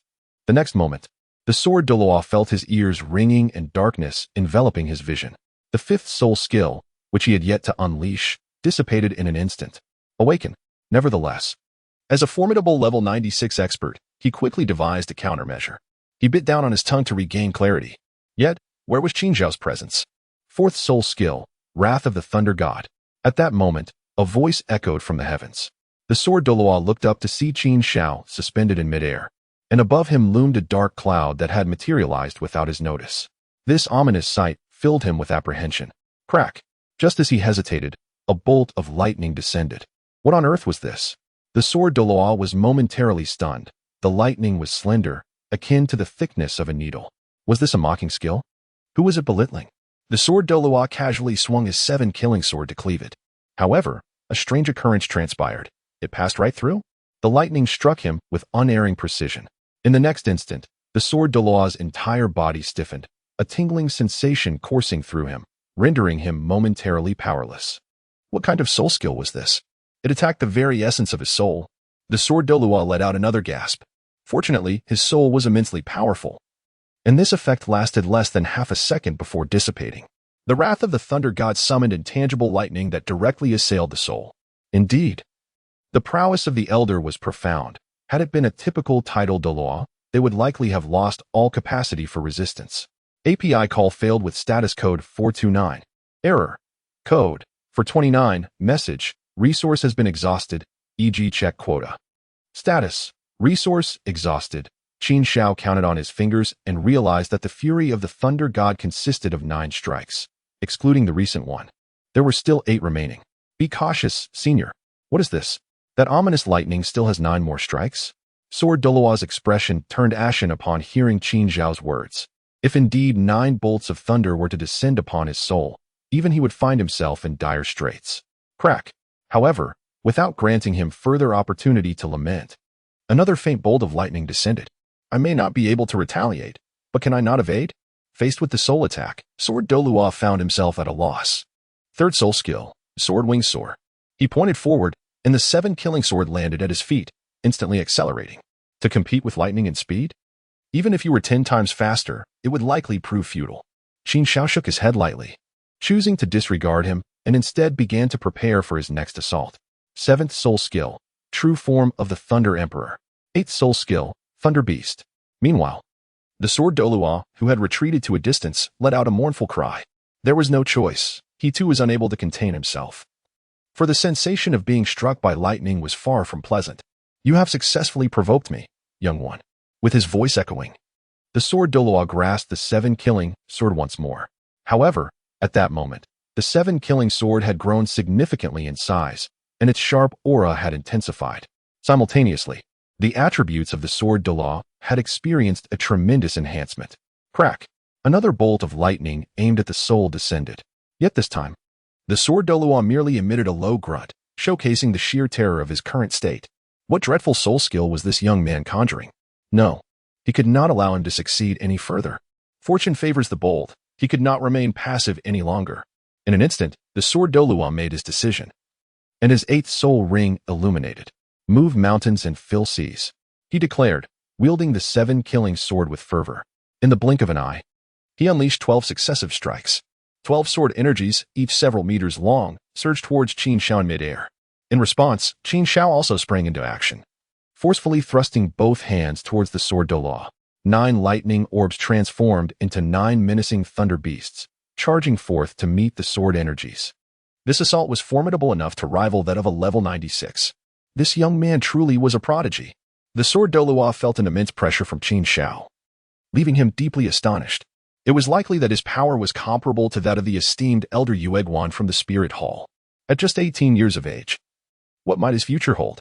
After executing this strike, the sword Douluo did not launch another attack. He believed that since he had already employed his 8th soul skill, Qin Xiao no longer possessed any chance of victory. Unless the 12 Thunder Beasts could prevail, they would not be sufficient to withstand his sword energies. Such were his thoughts. And indeed, they proved accurate. Crack, crack, crack. The sword energies collided with the Thunder Beasts, resulting in the continuous obliteration of sword energies and the vanishing of the Thunder Beasts. In the blink of an eye, only 3 sword energies remained. However, not a single Thunder Beast released by Qin Xiao remained. The sword Douluo was indeed deserving of his title. A peak level 96 Title Douluo was in a league far beyond the ailing Tang Hao. Upon witnessing the shattering of his soul skill, Qin Xiao felt no significant surprise. The Thunder Emperor armor. At long last, his 9th soul skill illuminated, enveloping him in a myriad of lightning bolts. The intense radiance of the thunder was such that even the sword Douluo found it difficult to keep his eyes open. Has he finally unleashed his 9th soul skill? I am eager to see what other tactics you might possess thereafter. Rather than feeling alarmed, the sword Douluo was filled with delight, recognizing that Qin Xiao had seemingly exhausted his options. Crack, crack, crack. In the next moment, Qin Xiao, clad in the Thunder Emperor armor, appeared before the sword Douluo. With hands poised like blades, he swiftly executed 3 strikes, shattering the remaining 3 sword energies of the sword Douluo's 8th soul skill. The cost he paid for this display of power was merely a slight dimming of his armor. Such an overwhelming aura. The sword Douluo gazed at the re-emerged Qin Xiao. Momentarily taken aback, it was truly astonishing. You exude an aura that feels no weaker than mine, and perhaps even surpasses me in soul power. Truly prodigious. I am deeply curious about your journey of growth. The sword Douluo shook his head in disbelief. This young man before him was undeniably remarkable. In comparison, he felt as though he had squandered his years. Senior, shall we continue to compete? Qin Xiao inquired with piercing eyes. Why not? The young man boldly acknowledged his strength, yet he still had trump cards to unveil. The sword Douluo huffed in annoyance, stating, when I employ my 9th spirit skill, even I feel apprehensive. You'd best proceed with caution. To be frank, since my debut, apart from the old bones, no one has witnessed my 9th spirit skill and lived to tell the tale. However, I shall grant you an opportunity. Should you find it unbearable, do speak up. Qin Xiao was momentarily taken aback, then managed a wry smile. Then I ask for your mercy, esteemed elder. The sword Douluo seemed overly zealous. Rest assured, I shall strive not to end your life. He declared in a grave tone, divine demon. 2 cuts. With a thunderous roar, a massive 7-kill sword, towering over 10 meters, tore through the heavens and descended. Subsequently, an even larger giant grasped the sword's hilt. It was time to drink. There was no opportunity to divide the chapters. Wishing everyone a joyous National Day. Chapter 34. First Spirit Skill, Thunder Titan. Outside the forest, in front of Shrek Academy, Ning Rongrong clasped her small hands together, anxiously gazing at the distant woods. There, lightning flashed and thunder rumbled. The sword energy surged. She could scarcely fathom the intensity of the battle between Qin Xiao and the sword Douluo. It was unimaginable that Qin Xiao could endure such relentless attacks from Uncle Jian for such an extended duration, marking his entry into the ranks of the Formidable on the Douluo Continent. Ning Fengji was equally astonished. The combat prowess exhibited by Qin Xiao astonished even himself. Is everything all right? Ning Rongrong anxiously inquired of Ning Fengji. Rest assured, Rongrong, Uncle Jian's strikes are always measured, and he would never harm Qin Xiao. Ning Fengji gently shook his head, signaling Ning Rongrong not to worry. However, he did not observe any sign of relaxation on Ning Rongrong's face. Instead, she frowned in concern. What is the matter? Do you doubt my words? Ning Fengji asked in surprise. Father, I believe you have misunderstood.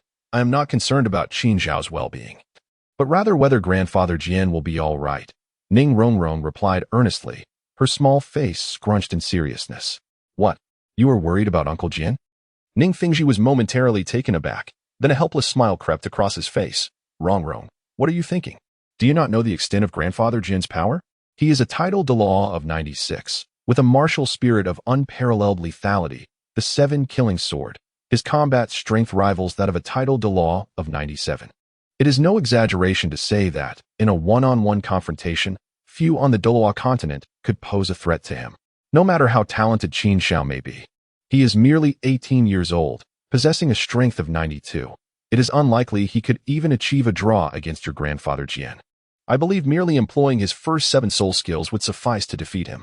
Upon hearing this, Ning Rongrong's small face paled slightly as she shook her head repeatedly. No, I do not believe it. If you do not trust me, then just watch, Ning Fengji replied with a resigned shrug. He was at a loss with this headstrong little princess. Nevertheless, he had faith that Jian Douluo would demonstrate his strength in due course, once Jian Douluo returned victorious.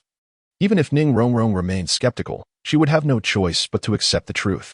Yet, in the next moment, Ning Rongrong suddenly pointed into the distance. Father, look. What skill is grandfather Jian using? What skill could you possibly not have seen? Ning Fengji pondered in confusion. Having grown up in close proximity to both Jian Douluo and Bon Douluo, she was well acquainted with their soul skills.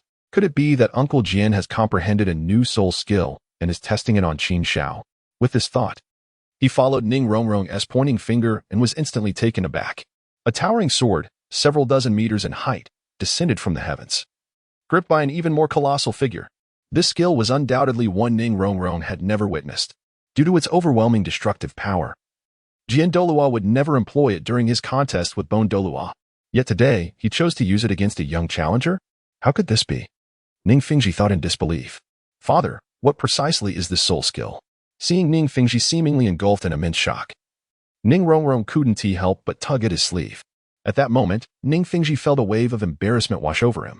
Just moments ago, he had boasted that Jian Douluo would defeat Qin Xiao using his 8th soul skill, and now, divine and demonic duel slash. Ning Fengji sighed with a wry smile. This is your grandfather Jian's 9th soul skill. Upon hearing this, Ning Rongrong's face lit up with joy as she exclaimed, Haha, father, you were mistaken. Laughing, she playfully waved her small fist, embodying the stance of a victor. Boy, are you afraid now? If you concede at this moment, I will refrain from unleashing this strike, Jian Douluo proclaimed with a booming voice. He resolved to give Qin Xiao another chance. The word fear has never existed in my vocabulary, Qin Xiao declared resolutely. Qin Xiao's response was unwavering. To become a formidable force, one must possess a heart as steadfast as rock. The achievements Qin Xiao has attained today are a testament to a heart that rivals the resilience of gold and stone, impervious to the overwhelming might displayed by others. The more formidable the sword Douluo appeared, the more it ignited Qin Xiao's fighting spirit. Arise, Thunder Titan. At that moment, he ceased to conceal his power, and the first soul ring detached from Qin Xiao. Subsequently, a blinding flash of lightning erupted, rendering it difficult for onlookers to keep their eyes open.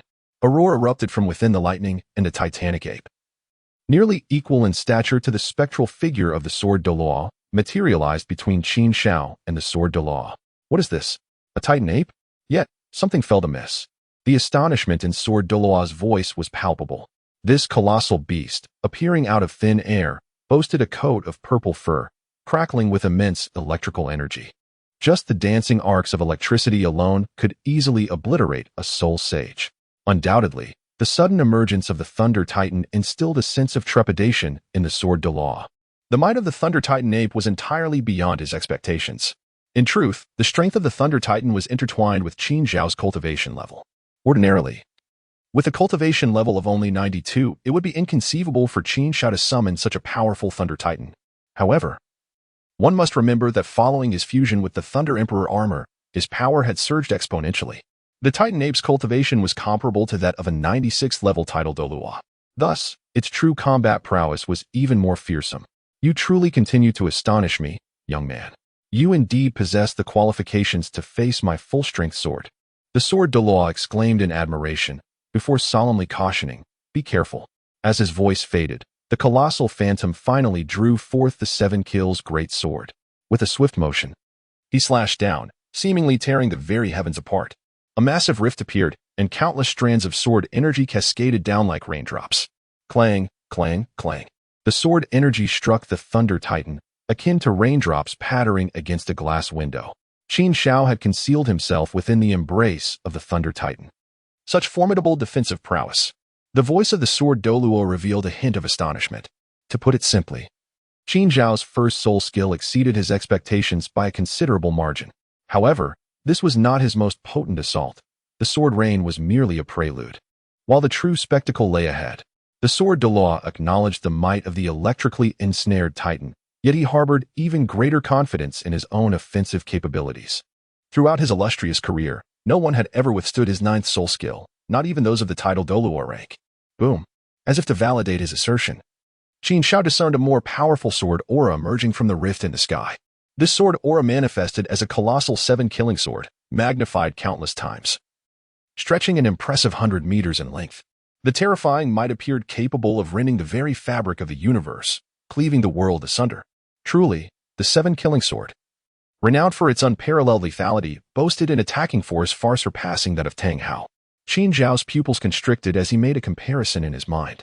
Naturally, he could not ascertain the full extent of Tang Hao's combat prowess had he not been burdened by past injuries. However, no matter how extraordinary the secret arts of the Haotian sect may be, the enhancement from level 95 to level 97 in combat strength is relatively modest. Were it not for my integration with the Titan Great Ape, I would have had to rely solely on the Thunder Emperor's finger to withstand such an attack of this magnitude. Yet now, there remains a path forward. Qin Xiao made an immediate decision. Chapter 35, The Sword Douluo Concedes. Thunder Titan, Titan Sky Cannon. As his voice resonated, the Thunder Titan nestled within the crook of his arm unleashed a formidable burst of lightning. It must be said that after the Titan Great Ape transformed into the Thunder Titan, its combat prowess became even more terrifying. This thunder-infused Titan Sky Cannon was exponentially more powerful than its predecessors. Boom.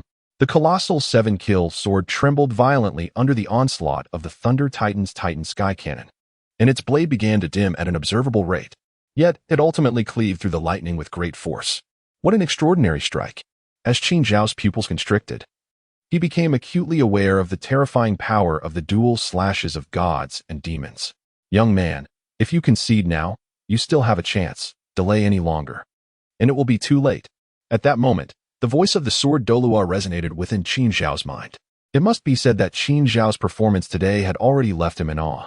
He had not anticipated that even after employing his final soul ring ability, this youth still possessed the capacity to resist. Given time, this child is destined for greatness. His achievements will undoubtedly surpass mine. The sword Douluo silently assessed Qin Xiao's potential. In my lexicon, the word surrender does not exist. Qin Xiao similarly responded to the sword-fighting Douluo through a secret transmission. Then, he bellowed with gravity, "Thunder Titan, self-destruct." Upon the utterance of his command, the Thunder Titan ceased to guard Qin Xiao. It leaped forward, lunging towards the colossal 7-killing sword. Insanity. This lad is nothing short of a madman. The sword-fighting Douluo's pupils constricted in astonishment. Boom, boom, boom. A cacophony of explosive sounds erupted, and the terrifying surging lightning was enough to instill dread in those who beheld it from afar. Yet, this was to be expected. At this moment, the Thunder Titan was equivalent to a 96-level Title Douluo. Its self-detonation mirrored that of a formidable powerhouse at the same level. The magnitude of its power far surpassed that of the Titan Sky Cannon it had previously unleashed.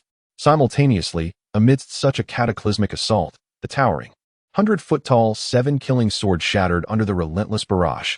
Cough, cough. The forest was now in utter disarray. The intensity of the battle had triggered a visceral reaction within the sword-fighting Douluo, leaving him feeling quite unwell. Nevertheless, his gaze remained unwavering, fixated on the front. There, amidst the swirling dust, he discerned a figure enveloped in crackling electricity, standing defiantly. Unconsciously, his lips twitched. What manner of creature is this lad? Even now, he remained steadfast? However, unbeknownst to him, Qin Xiao's heart swelled with exhilaration. It truly is remarkable. The self-destruct power of the Thunder Titan far surpasses its inherent combat prowess. Indeed, soul skills must be further developed. This ability is currently my most formidable weapon, second only to the Lightning Emperor's finger. He felt a surge of joy within. The gains from this confrontation with the sword-fighting Douluo were immense. Boy, you are indeed formidable, if only you were granted another decade. No. Just 3 to 5 more years, your strength could very well surpass mine. The sword-fighting Douluo regarded Qin Xiao and spoke solemnly. Yet today, you still lost. I lost. Qin Xiao gently shook his head. Senior, your words are misguided. With a chuckle, he continued. Even at this juncture, you still refuse to acknowledge the truth? Young one, do not let your pride overwhelm you. The sword Douluo chuckled softly, then allow me to ensure your defeat is unmistakable. Your soul abilities beyond the seventh ring are no longer at your disposal, are they? Likewise, I find myself temporarily unable to wield abilities beyond the seventh ring. However, my cultivation far surpasses yours. To put it simply, my Millennium Soul skill can rival your 10,000-year soul skill. What do you possess to contend with me? The confidence in the Sword Douluo's voice was palpable as he regarded Qin Xiao with pride, awaiting his concession. Ordinarily, the senior's assertion held merit. API call failed with status code 429. Error. Code. For 29. Message. Resource has been exhausted, e.g. check quota. Status. Resource exhausted, Qin Xiao inquired with a smile. I wonder how many more times the Elder can withstand the self-detonation of the Thunder Titan? Once, twice, or thrice. As long as I am in the state of my martial soul's true form, I can unleash my first soul skill infinitely. Ah, this. In contrast, the Sword Douluo's expression stiffened, and he couldn't help but curse under his breath. What kind of monstrous talent is this lad? A first soul skill that has existed for 100,000 years. This is nothing short of shameless. Wait a moment. He is trying to deceive me. The Sword Douluo suddenly recalled a weakness of Qin Xiao, his soul power. Humph, young man, you almost tricked me. Continuously releasing a soul skill that has existed for 100,000 years? I doubt I need to intervene. You would have already been drained dry. He huffed in annoyance. What? Are you referring to soul power? Suddenly, Qin Xiao laughed, raising his hand towards the sky in a sweeping motion. Thunder, come. With a resounding crack. A bolt of lightning descended, striking him with precision. While most would flee from such a force, Qin Xiao squinted his eyes in pleasure as the thunder enveloped him. It was utterly delightful. He could not restrain a soft moan of satisfaction. Truly, he was a monster, a veritable marvel. Sword Douluo's eyes widened in disbelief. He distinctly sensed that after being struck by the lightning, Qin Xiao's soul power surged. This meant he could absorb the thunder to replenish his own energy. What on earth was he witnessing? Sword Douluo was left utterly speechless. Seeing was believing, and he was now completely convinced of Ning Rongrong's words. Senior, why do you remain silent? I suppose it's fine for me to bolster myself a bit, right? Qin Xiao gazed at the Sword Douluo, whose expression resembled a flickering lantern, and inquired with a smile, no problem. You are impressive. The Sword Douluo responded to Qin Xiao, kid, today you have triumphed. Haha, it was merely luck. Qin Xiao chuckled in reply. It must be said that compelling a formidable figure like the Sword Douluo to concede was indeed a source of immense gratification. Humph. Don't get too complacent, kid, the Sword Douluo retorted with an air of dissatisfaction. In truth, there remains a sword technique I have yet to unveil. Its power is such that even I find it terrifying. To be precise, that could only be regarded as half a sword. The Sword Douluo vowed that should he fully master that technique, he would return to confront this young man once more. However, the moment was not far off. Previously, he had only harbored a vague notion. Yet, after battling Qin Xiao, he had gained considerable insight. The complete comprehension and mastery of that sword technique seemed to be within reach, the Sword Douluo mused internally. Hearing this, Qin Xiao was taken aback. Could it be that the successor embodies the sword, and the sword embodies the individual? Ugh, the unity of man and sword? But what of it?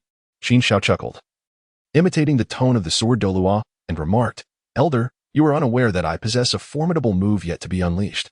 Its power is astonishing. And I fear that with a mere slip, I might inadvertently crush a Title Douluo of the 96th rank. Ha, you young rascal, continue your boasting.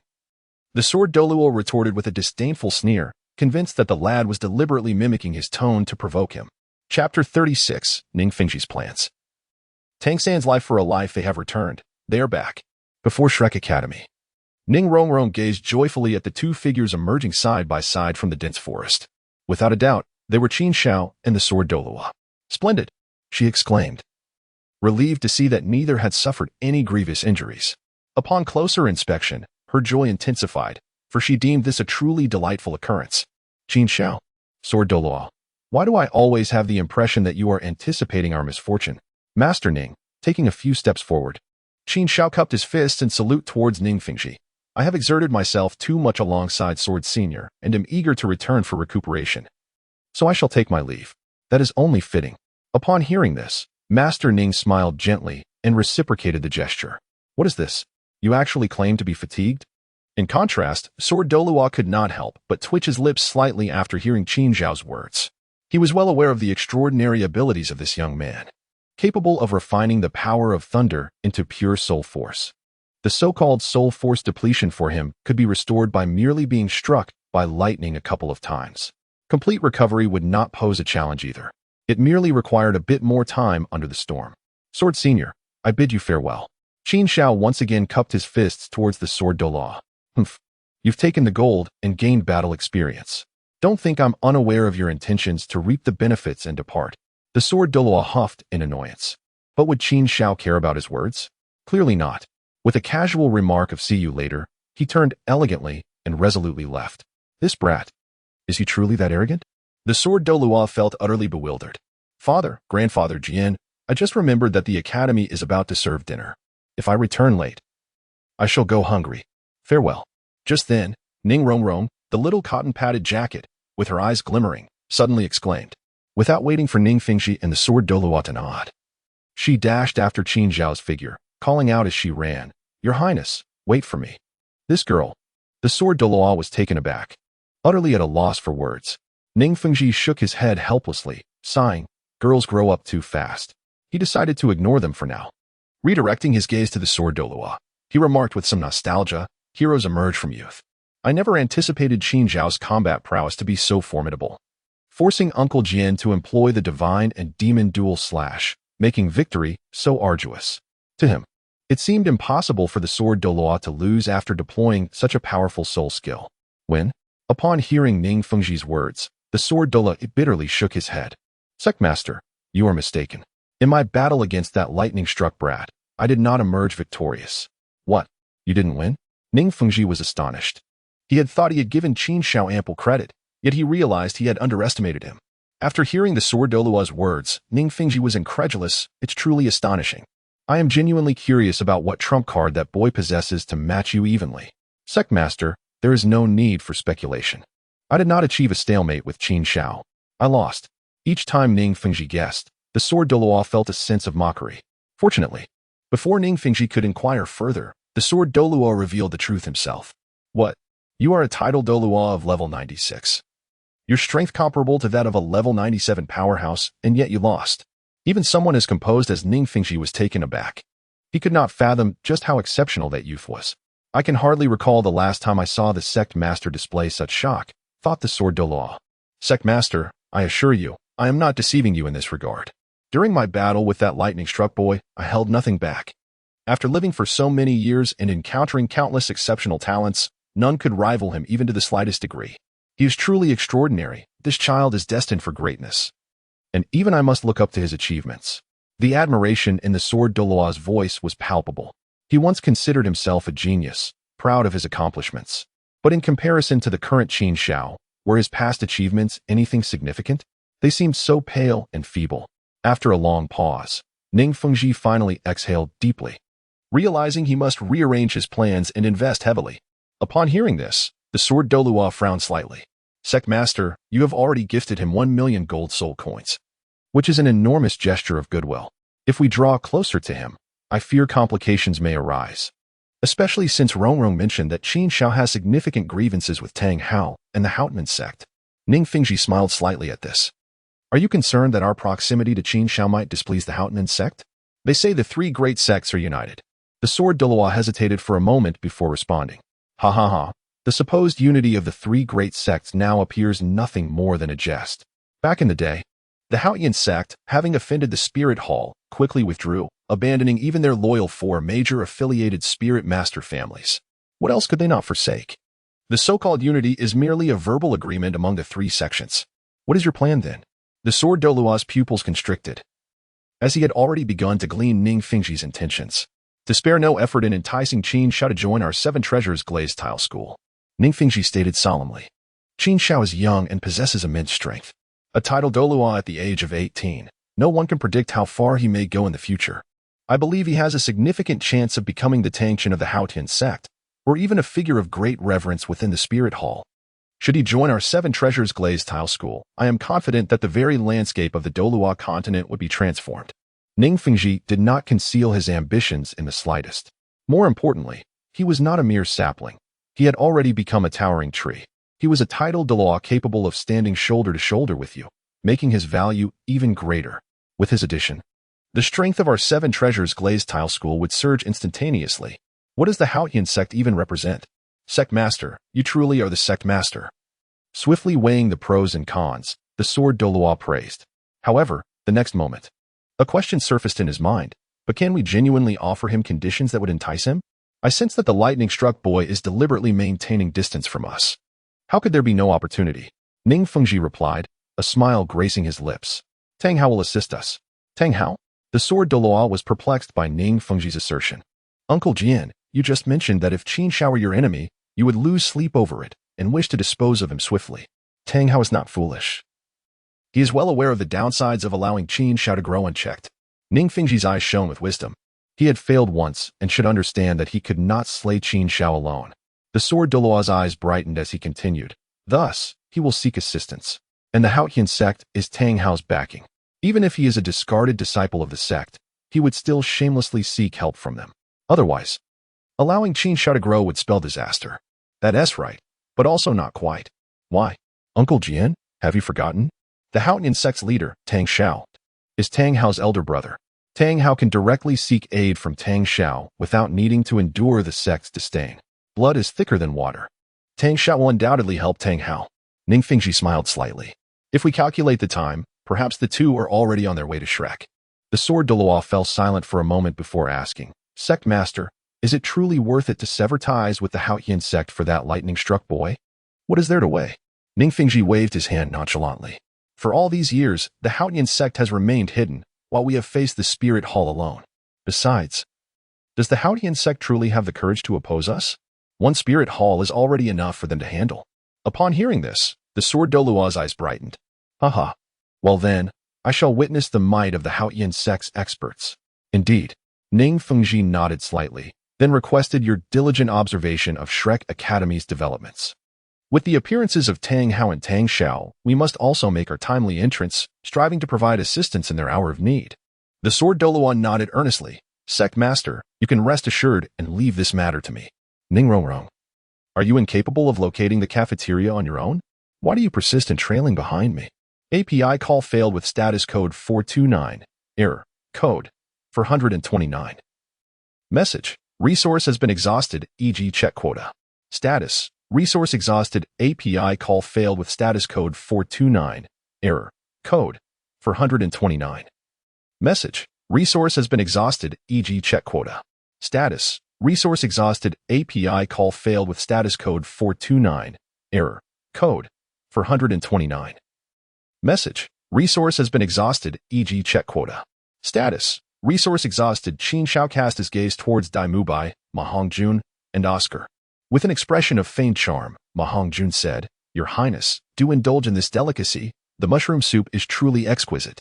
API call failed with status code 429. Error. Code 429. Message. Resource has been exhausted, e.g. check quota. Status. Resource exhausted. API call failed with status code 429.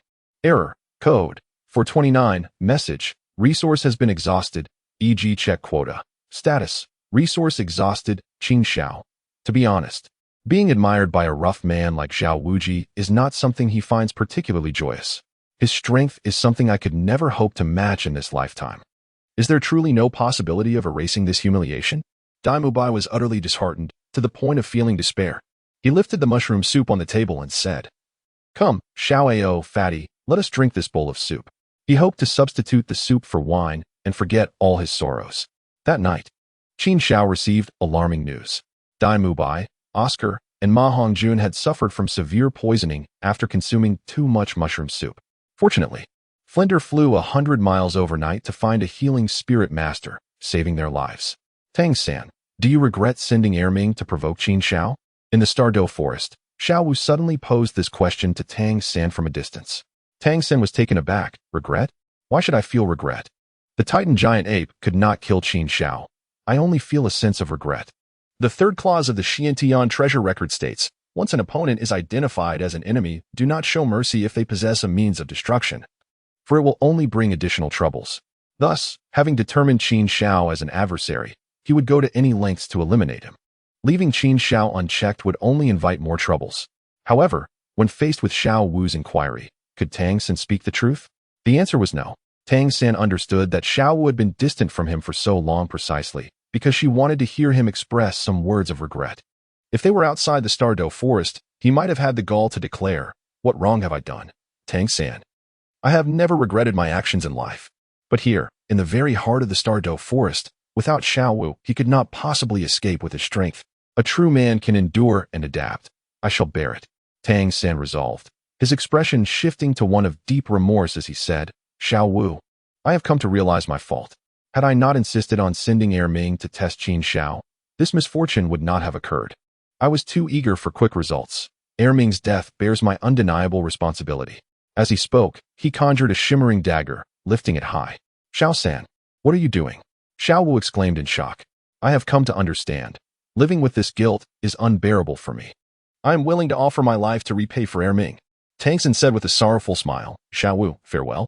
With that, the dagger plunged towards his chest. Chapter 37. Xiaowu's Deception. Tang Hao's arrival slap.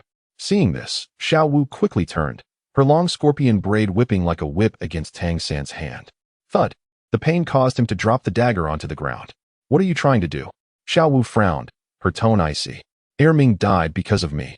I am willing to pay with my life," Tang-san mournfully replied. In truth, he felt a sense of relief. He had gambled correctly. Xiaowu was merely being willful and angry, rather than having completely cast aside her feelings for him. "But will this bring Ming back?" Xiaowu questioned, her face contorted with concern. "A person cannot be resurrected. Even a soul beast overlord like Ming cannot return to life," Tang-san said with a bitter smile. Shaking his head, "Let alone resurrection, I estimate that Ming's ashes have already been scattered by Qin Xiao. Since your death cannot bring Ming back, then live well. Only by living can you avenge Ming." Xiaowu's gaze grew increasingly icy. Only by killing Qin Xiao could she find solace for Ming's spirit in the afterlife. Tang-san was taken aback. The once harmless Xiaowu now appeared somewhat menacing. Yet, at that moment, Xiaowu spoke again. "Come. I will take you to meet Ming. To the true heart of the Douluo forest, where it is more suitable for cultivation." "Very well," Tang-san nodded, following her lead. After a while, Tang-san felt as if a new world had opened before him. Before him lay a serene lake, its tranquil waters resembling a magnificent sapphire. He could not help but murmur. Who would have thought that the depths of the Douluo forest are not a den of dragons and tigers, but rather so peaceful and harmonious?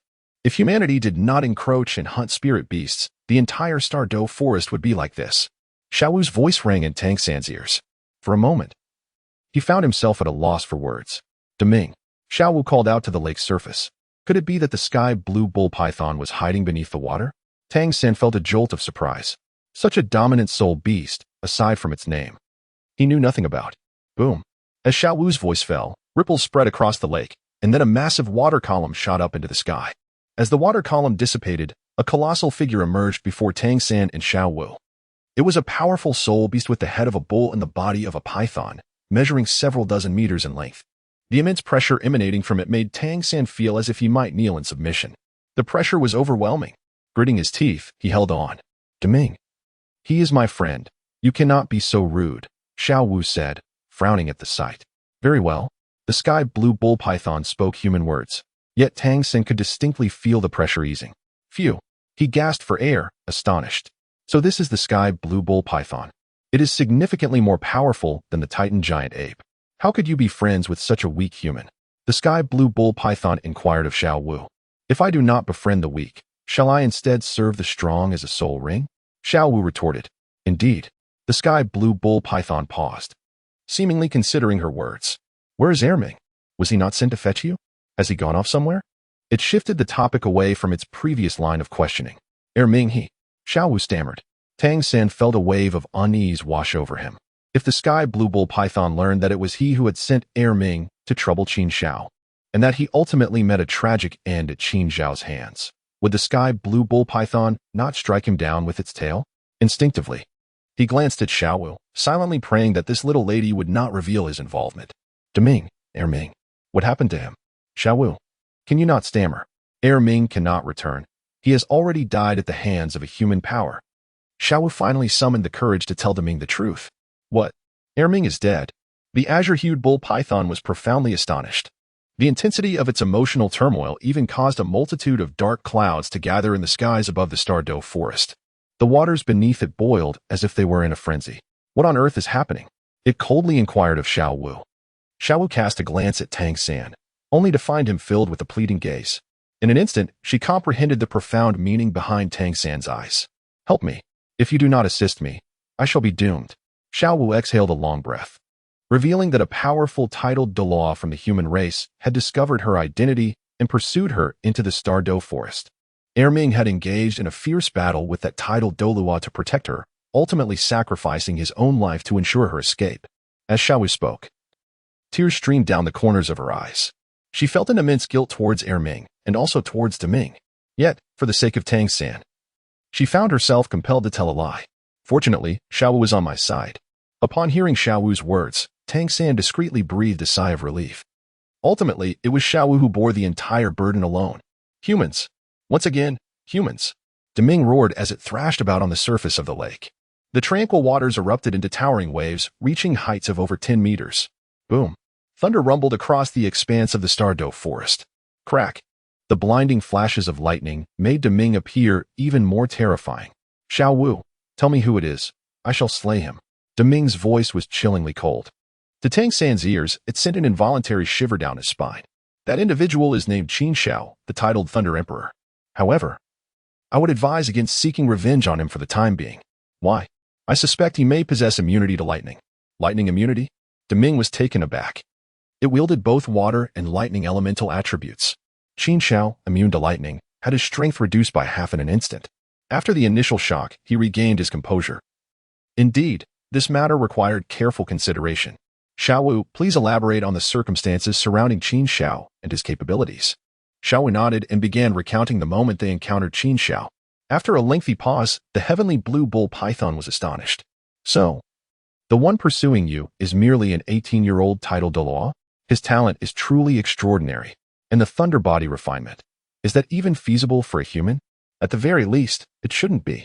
Time flew by, and 3 days swiftly passed. On one particular morning, as the sun began to rise, 2 unexpected guests arrived above Shrek Academy.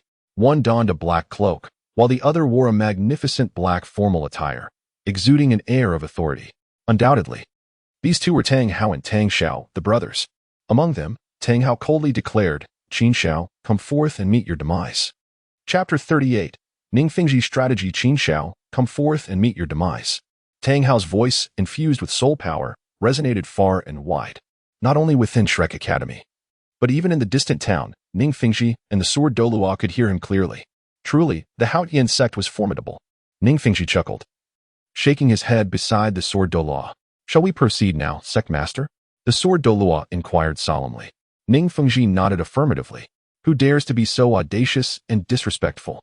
How dare you address His Highness so directly? Once I find you, I will ensure you reconsider your words. Zhao Wujie grumbled as he made his way to the Academy Square. However, upon seeing the 2 figures suspended in midair, he was left dumbfounded. Floating in midair. Good heavens. Are these 2 Title Douluos? Upon closer inspection, he recognized one of them as Tang Hao. The other, a middle-aged man who bore a striking resemblance to him, could only be Tang Xiao, a dual Title Douluo, an encounter with the younger generation. Yet the older generation of the Haotian sect and its affiliated sects are of the same ilk. Zhao Wujie scoffed inwardly. Sectmaster Tang, it is an honor to have you grace Shrek Academy. It truly brings us immense prestige. At that moment, Flinder and the other teachers arrived, offering a slight bow to Tang Xiao. Flinder? Tang Xiao furrowed his brow. After all these years, you are still a soul sage? Flinder felt Tang Xiao's words were laced with sarcasm. Enough of this noise. I can hear a dog barking early in the morning, disturbing my peaceful slumber. Suddenly, Qin Xiao's voice rang out from within the academy. In the next instant, everyone perceived a flash of lightning, and Qin Xiao appeared in the arena, hovering in the air. He was even positioned higher than Tang Xiao and Tang Hao, looking down upon the 2 brothers with an air of superiority. Ah, the drowning dog has returned. He remarked coldly with a smirk directed at Tang Hao. Ha ha ha, drowning dog is indeed an apt description. Zhao Wujie could not contain his amusement, though he quickly stifled it under Flinder's reproachful gaze. You brash young man, this time I shall ensure your destruction. Tang Hao's expression darkened. So, you are the one who injured my second brother? Achieving the status of Title Douluo at such a young age, with such strength. It is no wonder you are so arrogant. You are deserving of it. Tang Xiao slightly tilted his head to regard Qin Xiao. His assessment of him could be summarized in one word: arrogant. In 2 words, audacious. In 4 words, utterly contemptuous. Yet soon, he shook his head, recognizing that with Qin Xiao's prowess, he could nearly dominate the Douluo Continent. However, he had chosen the wrong path. Provoking a member of the Haotian sect, someone he could not afford to offend. He would pay dearly for this misstep. At that moment, Tang Xiao had made his resolve. Qin Xiao must be eliminated. Ha ha. Qin Xiao chuckled. So, you intend to team up 2 against 1 today? Tang Xiao sought a grandiloquent justification for himself. But before he could finish, he was interrupted by Qin Xiao. So, it indeed comes down to 2 against 1, does it? Tang Xiao opened his mouth, utterly at a loss for words. Tang Hao was even more furious, exclaiming, "Brother, stop wasting your breath with him. Let us suppress him first. History is written by the victors. At that time, whatever we say, who could possibly oppose us?" He believed that as long as they could eliminate Qin Xiao, everything would be worthwhile. Ha ha ha, splendid. Truly befitting of the unparalleled Haotian sect. Your remarks today have broadened my horizons. Suddenly, a hearty laughter echoed through the arena. Who could it be?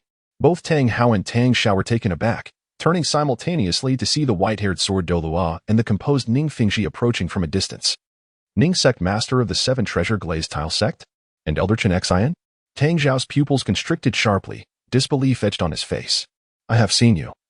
Sect Master Tang. Ning Fingji greeted the somewhat dazed Tang Xiao with a respectful salute. It has been decades, yet your charisma remains undiminished. Charisma remains undiminished? Tang Xiao felt a twinge of discomfort upon hearing Ning Fingji's words. He glanced at Tang Hao, sensing a hint of mockery in Ning Fingji's tone. The Haotian sect once held its dignity dear. Although they might vanquish the young and the old, they would never resort to bullying the weak with their numbers. Today, they had utterly disgraced the Haotian sect. A sense of shame washed over Tang Xiao. Brother, do not hesitate. Let us first eliminate this potential threat, Qin Xiao. After all, the Haotian sect has already sealed its gates, isolating itself from the world. Why should we care what others think? Tang Hao, noticing Tang Xiao's wavering resolve, urged him with urgency. Are we not invincible in numbers? Tang Xiao thought helplessly, immediately grasping the deeper meaning behind Tang Hao's words. Yet, despite the crudeness of Tang Hao's remark, it resonated with truth. In that moment, he steeled his resolve. Let it be done. No matter how others would judge in the future. They must first extinguish Qin Xiao and eliminate this threat. Ning Sect Master, I still have pressing matters to attend to. We shall converse later. With that, Tang Xiao fixed his focus back on Qin Xiao. At this juncture, it was evident to all that Tang Xiao had abandoned any pretense. The 2 brothers were poised to strike at Qin Xiao together. Sect Master. At that moment, the sword Douluo turned to Ning Fingji. Ning Fingji nodded slightly, signaling the sword Douluo to proceed. Without further hesitation, the sword Douluo stepped forward, ready to summon the 7 killing sword and his spirit rings to aid Qin Xiao in his stand against the 2 from the Haotian sect. However, at that instant, a voice resonated within their minds. Ning Sect Master, Elder Jian, I appreciate your goodwill, but I can manage this small situation myself. It was Qin Xiao. Both the sword Douluo and Ning Fingji recognized the voice as that of Qin Xiao. You impudent lad, do not overestimate your capabilities. Without my assistance, you would undoubtedly struggle today. Do not be deceived by Tang Xiao's mere 95-level cultivation with the Haotian Hammer and the secret techniques of the Haotian sect. He possesses combat strength equivalent to 97, able to match you. Furthermore, there is a vigilant Tang Hao ready to pounce. How will you respond? The sword Douluo conveyed with irritation. API call failed with status code 429. Error. Code. For 29, message. Resource has been exhausted, e.g. check quota. Status. Resource exhausted. Qin Xiao once again communicated with sword Douluo and Ning Fingji. He could discern that their assistance was driven by a specific purpose. Nevertheless, regardless of their motivations, the willingness of these 2 to stand against the formidable Haotian sect on his behalf stirred a sense of gratitude within Qin Xiao. In other words, had Qin Xiao not assimilated the Titan Great Ape Spirit Ring or comprehended the Thunder Emperor's finger, he would have required the intervention of sword Douluo and Ning Fingji to triumph over Tang Hao and Tang Xiao today. Sect Master. Sword Douluo glanced at Ning Fingji, who subtly nodded in agreement, conveying a clear message. Young man, brimming with vigor. Let Qin Xiao test his mettle first, should he falter. We shall intervene. Chapter 39. Qin Xiao versus Tang Xiao and Tang Hao. Suddenly, a cacophony of air-splitting sounds erupted in the arena. It was none other than the brothers Tang Xiao and Tang Hao, each wielding a colossal Haotian hammer, which they brandished with remarkable vigor. Yellow, purple, and black soul rings materialized beneath Tang Xiao's feet, while Tang Hao, not to be outdone, unleashed his own soul rings. However, the ninth ring adorning Tang Hao appeared somewhat dim, a consequence of his previous encounter with Qin Xiao where he employed the explosive ring secret technique, which has yet to complete its cooldown period. How? You bear old injuries. Merely support me from the sidelines, Tang Xiao remarked, his brow furrowed in concern. Hey, Tang Xiao. I wonder who has instilled such confidence in you, Tang Hao retorted. Not long ago, you were equally self-assured, yet you fled like a stray dog in disgrace. Qin Xiao scoffed, saying, if you were already willing to act as a harlot, why bother upholding the pretense of chastity? You have resolved to overpower the few with the many, so what is there to be modest about? Do not accuse me of denying you an opportunity. If the two of you do not strike simultaneously, there shall be no chance at all. The words of Qin Xiao were laced with unabashed sarcasm, provoking the barely suppressed laughter of Flanders and the others. Beside them, the sword Douluo's lips twitched slightly. This lad, struck by lightning, certainly had a way with words. Yet, one must admit, every word held a measure of truth. In stark contrast, the expressions of Tang Xiao and Tang Hao fluctuated between pallor and indignation. To speak frankly, Qin Xiao's remarks were exceedingly insulting and deeply hurtful. Brother, do not restrain me any longer. Allow me to tear his mouth apart, Tang Hao exclaimed, seething with rage. He felt as though a fire raged within his chest. What a sharp-tongued young man. Tang Xiao furrowed his brow as well, for this was the only individual, aside from the elders of his Haotian sect, who had dared to insult him so brazenly. This was intolerable. However, at that moment, Qin Xiao defiantly unleashed his soul ring. The mere emergence of his first soul ring astonished the entire assembly. Except for the sword Douluo and Ningfengji, every onlooker was taken aback, unable to believe their own eyes. The first soul ring was red. Surely, I am not imagining things. This cannot be correct. I distinctly recall that the first ring displayed by the Crown Prince was 100-year yellow. How could it have transformed into red? The members of Shrek Academy were engulfed in bewildered discussions. Brother Hao, what is the meaning of this? Tang Xiao queried, perplexed. Qin Xiao's strength is gravely inconsistent with what you and I have discussed. 100,000-year first ring, what is going on? Tang Xiao's confusion mirrored that of Tang Hao. Brother, I swear, I did not deceive you. When he fought against me, he had a 100-year first ring, and he never even unleashed his first soul skill. As for why it has changed to this state, I am utterly clueless. Tang Hao felt equally aggrieved, yearning for someone to elucidate the situation. Though it was not their first encounter, I still could not fathom how Qin Xiao had acquired such a soul ring. Beside them, the sword Douluo addressed Ningfengji. However, Ningfengji merely shook his head nonchalantly, asserting, existence has its rationale. This is a secret belonging to Qin Xiao, one that others are destined to remain oblivious to. And at that moment, the remaining 8 soul rings of Qin Xiao have emerged, and without any hubris, his soul rings began to illuminate in succession, each representing a soul skill being activated. The 7th soul skill, true form of the Thunder Emperor. The 9th soul skill, Thunder Emperor armor. The 8th soul skill, Thunder Beast. In the blink of an eye, the sky above Shrek Academy was filled with rumbling thunder, and the wind shifted ominously. The instigator of this tempest, Qin Xiao, beckoned to Tang Hao and Tang Xiao with a casual gesture, inviting them closer.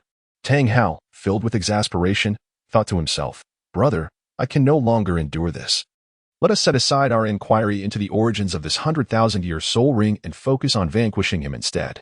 If Tang Hao had previously been consumed by rage, it was now akin to a volcano on the brink of eruption. Agreed. Tang Xiao nodded resolutely and charged towards Qin Xiao. However, he was taken aback to see the 3rd soul ring on Qin Xiao illuminate and then vanish. 9 spheres of lightning transformed into 8 ferocious thunder beasts, lunging at Tang Xiao. Be careful, Hao. A foreboding sensation surged within him, prompting him to shout a warning to his brother behind him. In the next moment, he found himself ensnared by several thunder beasts, unable to break free.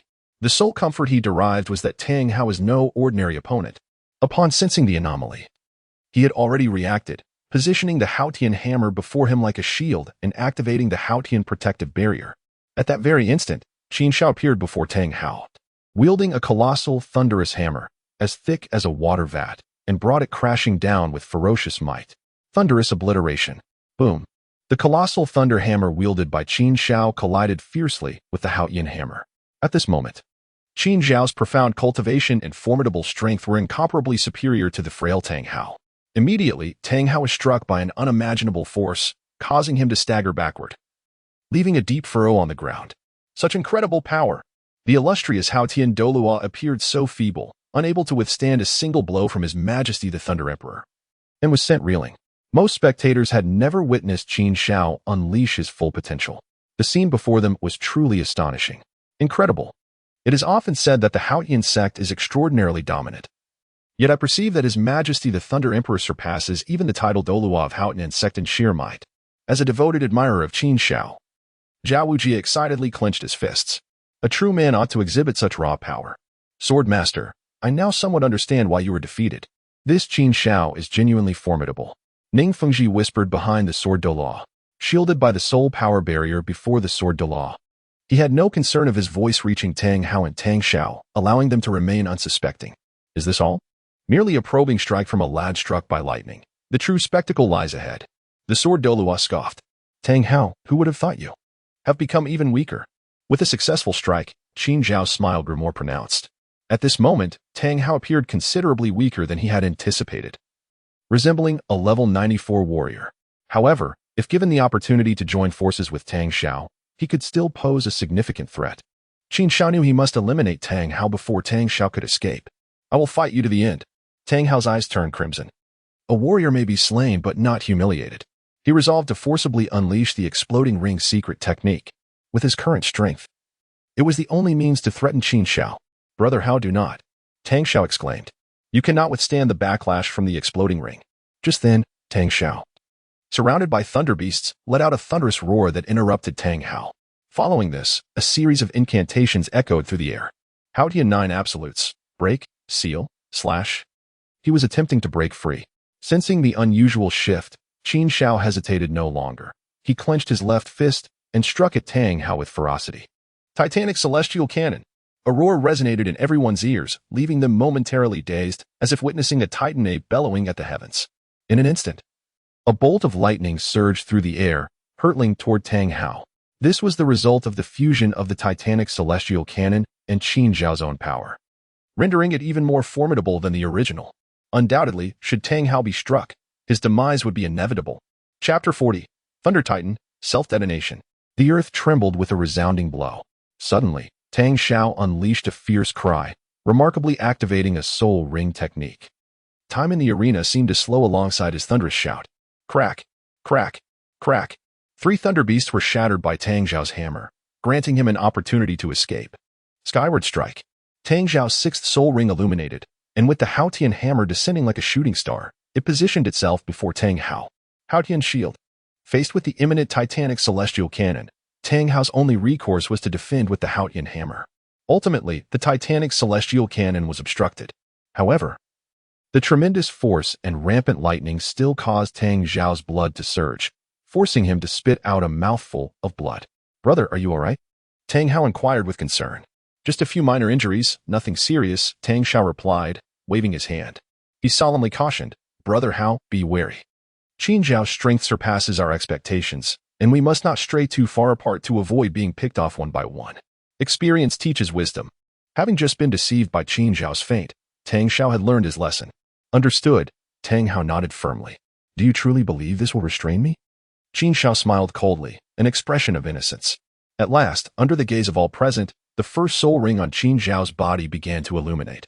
That brilliant crimson soul ring, 100,000 years old. Dean Flandre, quickly evacuate the Shrek students. The Sword Douluo realized the gravity of the situation and urgently called out to Flandre. He understood that if the ferocious Thunder Titan were to appear while these individuals remained in the arena, it would be exceedingly perilous. He vividly recalled how a mere spark from the Thunder Titan had once claimed the life of a soul sage. As for the destructive force of self-detonation, it was more than sufficient to reduce Shrek Academy to ruins. In truth, even without the Sword Douluo's warning, several Shrek students, including Ning Rongrong, Zhu Qing, and Dai Mobai, had already been escorted beyond the academy by teachers such as Li Yusong, Xiao Xian, and Lu Qibing. The only ones left in the arena were Zhao Waoqi and Dean Flandre, both soul sages. Upon hearing the Sword Douluo's caution, they too hastily retreated. At that very moment, a colossal figure, enveloped in dazzling lightning, descended from the heavens, the formidable Thunder Titan. Boom! It landed heavily on the ground, causing the earth to tremble as if an earthquake had struck. My cafeteria. Flandre's lips twitched in distress, though he was positioned at a considerable distance. He immediately noticed this behemoth, which had crushed the cafeteria of Shrek Academy beneath its foot. His heart bled. The Thunder Titan's careless act had further exacerbated the already dire financial situation of Shrek Academy. Dean, we should retreat further back. I fear that even a stray spark from that giant could spell our doom, Zhao Wuqi expressed, his concerns prioritizing his own life over material wealth. Old Zhao, you speak wisely. Flandre, belatedly realizing the peril, retreated alongside Zhao Wuqi, moving back 2 miles. What on earth is this? Tang Hao exclaimed in astonishment. He had never witnessed such a soul skill before. Tang Xiao, from the moment he laid eyes on Qin Xiao, had not relaxed his brow, sensing an overwhelming aura. As if Qin Xiao's cultivation surpassed his own, he perceived Qin Xiao's 100,000-year soul skill as somewhat extraordinary. As Qin Xiao faced Tang Xiao and Tang Hao, he commanded, "Destroy them." The earth trembled violently as the Titan giant ape leaped high, casting a massive shadow over the 2 brothers. A fist the size of a house came crashing down upon them. "What do we do, big brother?" Tang Hao asked, panic rising in his voice. "Do not fret. Let me handle this," Tang Xiao replied, his brow furrowed as he wielded the Haotian hammer with the swiftness of thunder. The technique he employed was the shattering strike, one of the 9 ultimate techniques of Haotian. Though the Thunder Titan was formidable, he was confident he could withstand this blow. This is it. Tang Xiao is doomed. Sword Douluo felt a pang of anxiety. "What's wrong, Uncle Jian?" Ning Fingji inquired. "Have you ever witnessed a Title Douluo of level 96 or 97 self-destruct?" Sword Douluo asked. Concern etched on his face. "Uncle Jian, are you joking? Who would self-destruct for my viewing pleasure?" Ning Fingji chuckled, thinking his companion was jesting. Yet, in the next instant, a horrifying realization struck him, causing his pupils to constrict in disbelief. "Are you implying?" Before he could finish, a cataclysmic explosion erupted in the arena. The deafening roar and blinding light assaulted the senses. Shrek Academy was reduced to rubble by the self-detonation of the Thunder Titan. "Oh no. Am I going to be both blind and deaf?" Damubai and Ma Hongjun, along with other Shrek students, felt the impact even from a distance. Impossible. It should only be temporary. However, if such events occur repeatedly, it may pose a significant risk to you. Li Yusong attempted to reassure the group, but his voice trembled despite his efforts to mask his fear. He had neglected to notice that those around him were already rendered sightless and deaf. "My Shrek is utterly destroyed." Flinder, initially stunned, felt a sharp pang in his heart. To him, the destruction of the academy was more painful than death itself. "This is exhilarating. Is this the true power of the Thunder Emperor?" Zhao Wuqi, the rugged warrior, seemed invigorated by the escalating battle. Cough, cough. "Qin Xiao, what a remarkable individual you are. I thought I held you in high regard, yet you have far surpassed my expectations," he mused. Amidst the ruins of Shrek, 2 figures rose, Tang Xiao and Tang Hao. However, they were disheveled and covered in soot, their exposed skin blackened. And the ringing in their ears was a constant reminder of the explosion that had just occurred. "I never anticipated your resilience," Qin Xiao's voice echoed from above, surprised that they could still stand after such a close-range detonation. But he dismissed it. Another wave would suffice. "Go," he gestured, sending the remaining 6 thunder beasts charging towards Tang Xiao while he gathered his strength anew. "Tang Hao, let us fight together. This fellow is at his wit's end," Tang Xiao urged. "I cannot quell my hatred without flaying him alive," Tang Hao replied through gritted teeth. But as the brothers united to vanquish the remaining thunder beasts, they were startled to see the first soul ring on Qin Xiao glow once more. Tang Xiao and Tang Hao felt their scalps tingle and a chill run down their spines. No way. He can't truly reuse that technique, can he? The first soul ring, 100,000-year soul ring, implied that he could unleash this soul skill indefinitely while in his martial soul avatar state. In the distance, Zhao Wuqi and Flinder were equally astonished by the unfolding spectacle. As Qin Xiao unleashed the Thunder Titan technique again, Flinder's mind raced with implications. Can you imagine the terror of facing an endlessly reusable 100,000-year soul skill? It's terrifying. Zhao Wuqi became increasingly exhilarated. "Old Zhao, stop spouting nonsense," Flinder chided him softly. "The Thunder Emperor is unafraid of 2 Title Douluos from the Haotian sect working together. Even if we were bound together, we would still be no match for Tang Xiao or Tang Hao. If they take their anger out on us, we wouldn't stand a chance." "Uncle Jian, now I understand why you lost to Qin Xiao," Ning Fingji remarked gravely. "Such a terrifying first soul skill, used without limit, would give even Bone Uncle a headache." "Haha. Sect Master, don't be fooled by this lad. If he could truly use a 100,000-year soul skill infinitely, he would be invincible." Sword Douluo laughed, voicing his suspicions. "However, even a 100,000-year soul skill has its limitations. I believe Qin Xiao's soul power can only sustain 2 uses at most. Only 2 uses? Ning Fengji was taken aback. Sword Douluo chuckled. What do you mean only? That boy struck by lightning possesses only a true soul power of level 92. A soul skill as powerful as this would exhaust even me after a single use. For him to utilize it twice in succession is already extraordinary. Ning Fengji was momentarily speechless, then shook his head with a wry smile. Uncle Jian, had you not reminded me, I would have forgotten he is only at level 92. Gulp. To the untrained eye, it was thrilling. To the knowledgeable, it was a matter of great concern. Tang Hao swallowed hard, realizing that facing the Thunder Titan required immense courage. The recent explosion had left a significant psychological impact on him. Brother, what shall we do? Tang Hao asked. Aware that he could not withstand the Titan's assault in his current state and could only look to his elder brother for guidance. Tang Hao, you must retreat. Leave this place. With you here, I must protect you, and I cannot fight to my full potential. Tang Xiao insisted as the Thunder Titan pressed closer. You are right. Take care. Tang Hao responded decisively, not hesitating for a moment. Tang Xiao was taken aback. His brother's response was unexpectedly resolute. He had anticipated needing to persuade Tang Hao to retreat. The next instant, everyone witnessed Tang Hao transform into a streak of light, fleeing the battlefield as if for his life. Tang Xiao was left stunned. I told you to retreat, not to abandon me. He felt a sense of betrayal from his own brother. Qin Xiao's gaze flickered slightly. Had someone finally departed? The great Sumeru hammer, explosive rings. Suddenly, a loud exclamation resonated through the arena, capturing everyone's attention. Crack, crack, crack. In a series of resounding noises, Tang Xiao's 6th, 8th, and 9th soul rings shattered almost simultaneously. The surging soul power flowed into the Haotian hammer like a mighty river. Instantly, the hammer, which was as thick as a barrel, expanded to the girth of a vat. At that moment, Tang Xiao's strength underwent a remarkable transformation. The secret techniques of the Haotian sect were indeed extraordinary. At this juncture, Tang Xiao's cultivation reached an impressive 97 levels. The Sword Douluo's pupils narrowed slightly as he couldn't help but express his admiration. Oh, the secret techniques.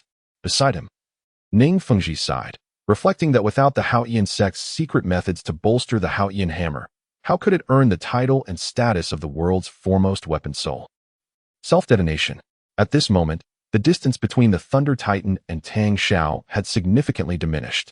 Qin Xiao decisively issued orders to the Thunder Titan. Haotian 9 absolutes, break. The Haotian hammer in Tang Xiao's hand, imbued with inexplicable power, struck down, distorting the very void. The tempest of thunder and soul power generated by the Thunder Titan's self-detonation was considerably dispersed, yet it could not alter his inevitable fate of being engulfed. It appeared that Qin Xiao was indeed in trouble this time. In that instant, everyone present shared this sentiment, including the Sword Douluo, Ning Fengji, and Tang Xiao himself. Indeed, at this moment, Tang Xiao's figure re-emerged before the crowd. However, to withstand Qin Xiao's ferocious assault, he had not emerged unscathed. His aura was noticeably diminished compared to before. Yet, despite this, however, Qin Xiao's performance was even more dismal. The once mighty Thunder Emperor armor lay in ruins. His cultivation had plummeted, now barely reaching the 92nd level. Qin Xiao, even if you can unleash that sinister self-destruct technique, it cannot harm me any longer. I can take your life with a single blow. Tang Xiao's words were nothing short of exaggerated. The ebb and flow of power were evident. Even Flander and Zhao Wujia could discern that Tang Xiao's strength surpassed that of the current Qin Xiao by several tiers. Sir Uncle, be prepared to intervene and rescue Qin Xiao at any moment. With my assistance, even if Tang Xiao detonates, he stands no chance against you. Ning Fengji whispered behind the Sword Douluo. This time, the Sword Douluo furrowed his brow in silence. Knowing that battles between formidable opponents are fraught with rapid changes that require his utmost attention, at that moment, Qin Xiao made a peculiar move, his hands weaving intricate seals, summoning an array of strange and mystical symbols. Undoubtedly, he was invoking the Thunder Emperor's ultimate technique, the Thunder Emperor's finger. What is this? Tang Xiao frowned. Instinctively, a sense of foreboding arose within him. He realized that he must not allow Qin Xiao to complete this bizarre skill. With a powerful leap, he shot towards Qin Xiao like a shooting star. Just then, Qin Xiao became enveloped in countless runes, and he extended his right index finger, gently pointing at Tang Xiao. Boom! A colossal finger formed from gathered lightning descended upon Tang Xiao with overwhelming force. In the face of this finger, Tang Xiao appeared minuscule. Crack! Crack! The first point of contact was Tang Xiao's Haotian Hammer, the proud weapon spirit he had cherished since childhood. However, to his astonishment, his revered Haotian Hammer was crushed to dust by a mere fingertip. How could this be? This was utterly impossible. He had clearly reached the end of his strength. How could he still possess such power? His shock reached an unimaginable level. Yet, in the next instant, an irresistible force slammed him into the ground. What soul skill is this? How can it be so formidable? Those who witnessed the scene were left dumbfounded. They never anticipated such a rapid turnaround in the battle. The once arrogant Tang Xiao had been reduced to dust. Sword uncle, you are not being fair.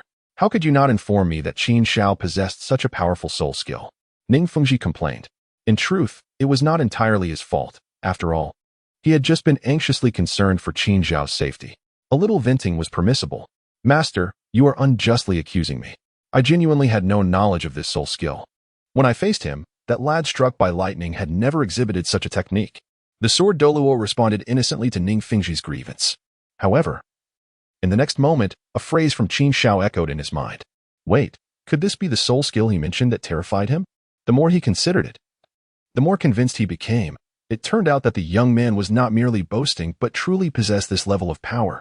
Meanwhile, as the dust settled in the arena, Tang Xiao's form re-emerged before the onlookers. He was seen kneeling despondently on the ground. His meridians were shattered, even if he survived. His future was bleak.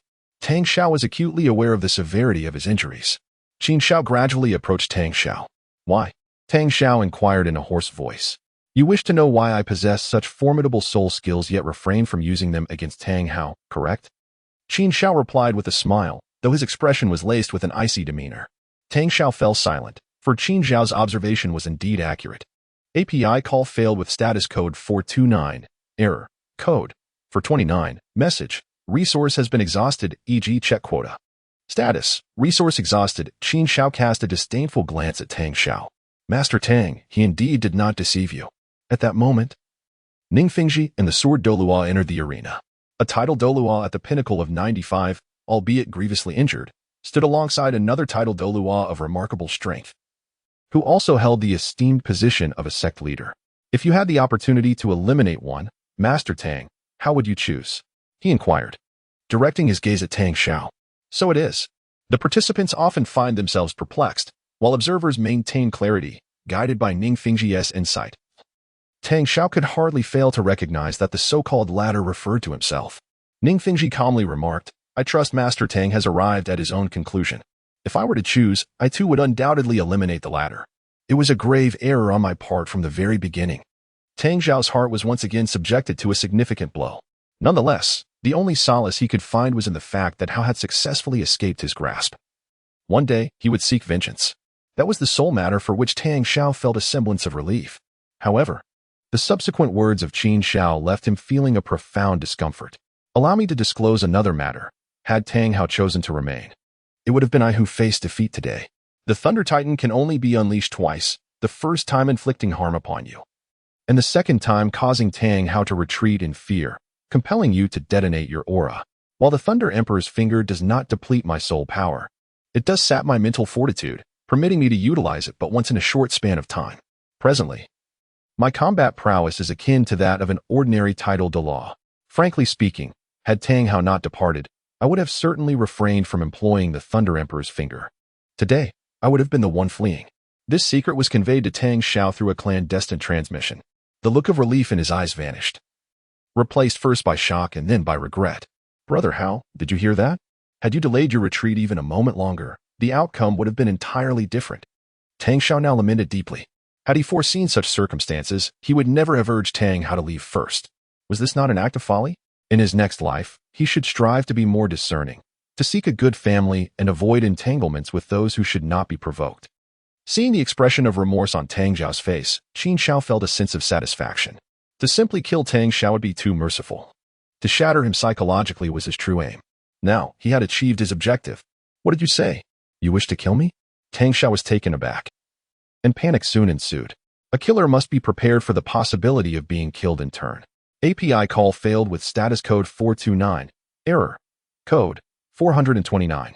Message. Resource has been exhausted, e.g. check quota. Status. Resource exhausted. Qin Xiao shook his head, dismissing the Haotian sect entirely. After all, As recorded in the original text, apart from Qin Xiao, there were several elders within the sect, as well as an ancestral figure, Tang, who resided far away in the City of Slaughter.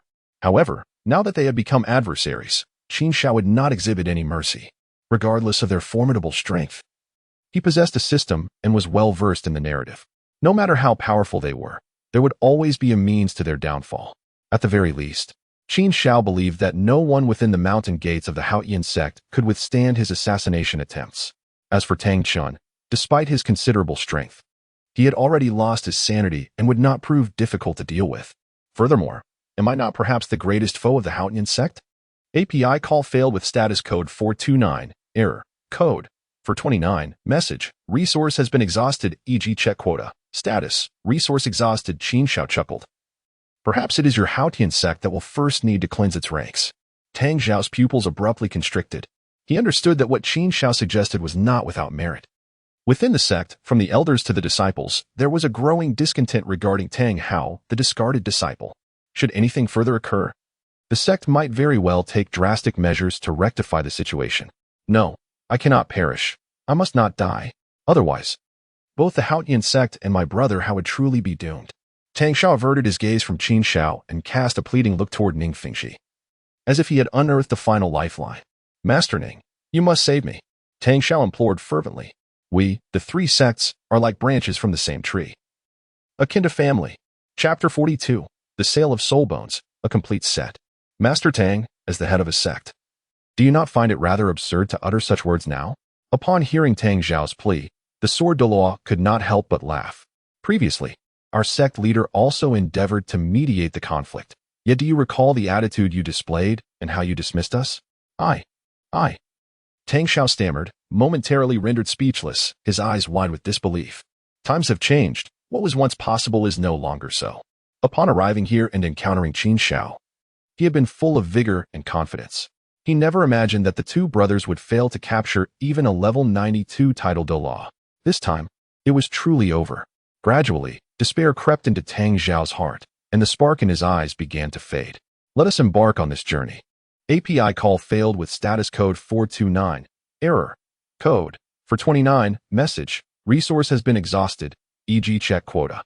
Status, resource exhausted. Qin Xiao's eyes sparkled with excitement as he reached out, grasping the 6 soul bones that fell into his hands.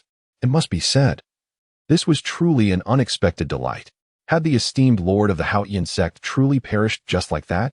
In the distance, Flinder and the others awoke from their stupor. It was unimaginable that such a prominent figure as Tang Xiao had met his demise before their very eyes. Even the soul bones that rightfully belonged to him had erupted forth. How tragic. The might of the Thunder Emperor is awe-inspiring. I, old Zhao, am utterly convinced. Zhao Wujie's face radiated fervor. In his view, a true man must be as decisive as Qin Xiao in matters of life and death, regardless of one's origins to him. They were no different from mere cabbages.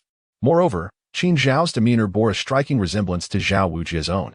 Life and death were matters of indifference. If one was dissatisfied, one would take action. The ages of these soul bones were rather ordinary.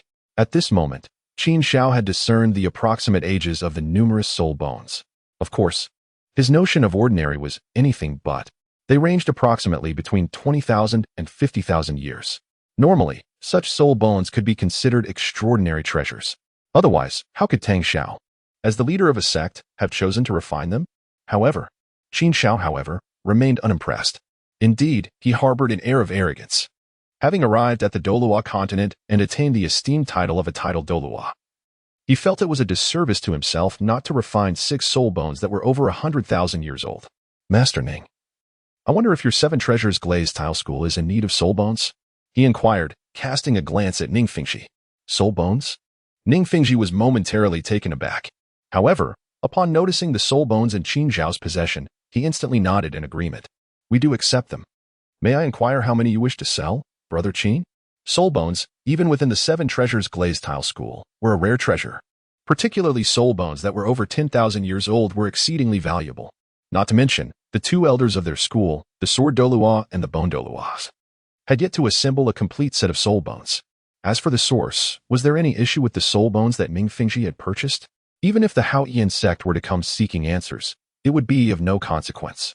I will sell you the entire set. Please make me an offer. Qin Xiao stated, extending a complete set of soul bones towards him.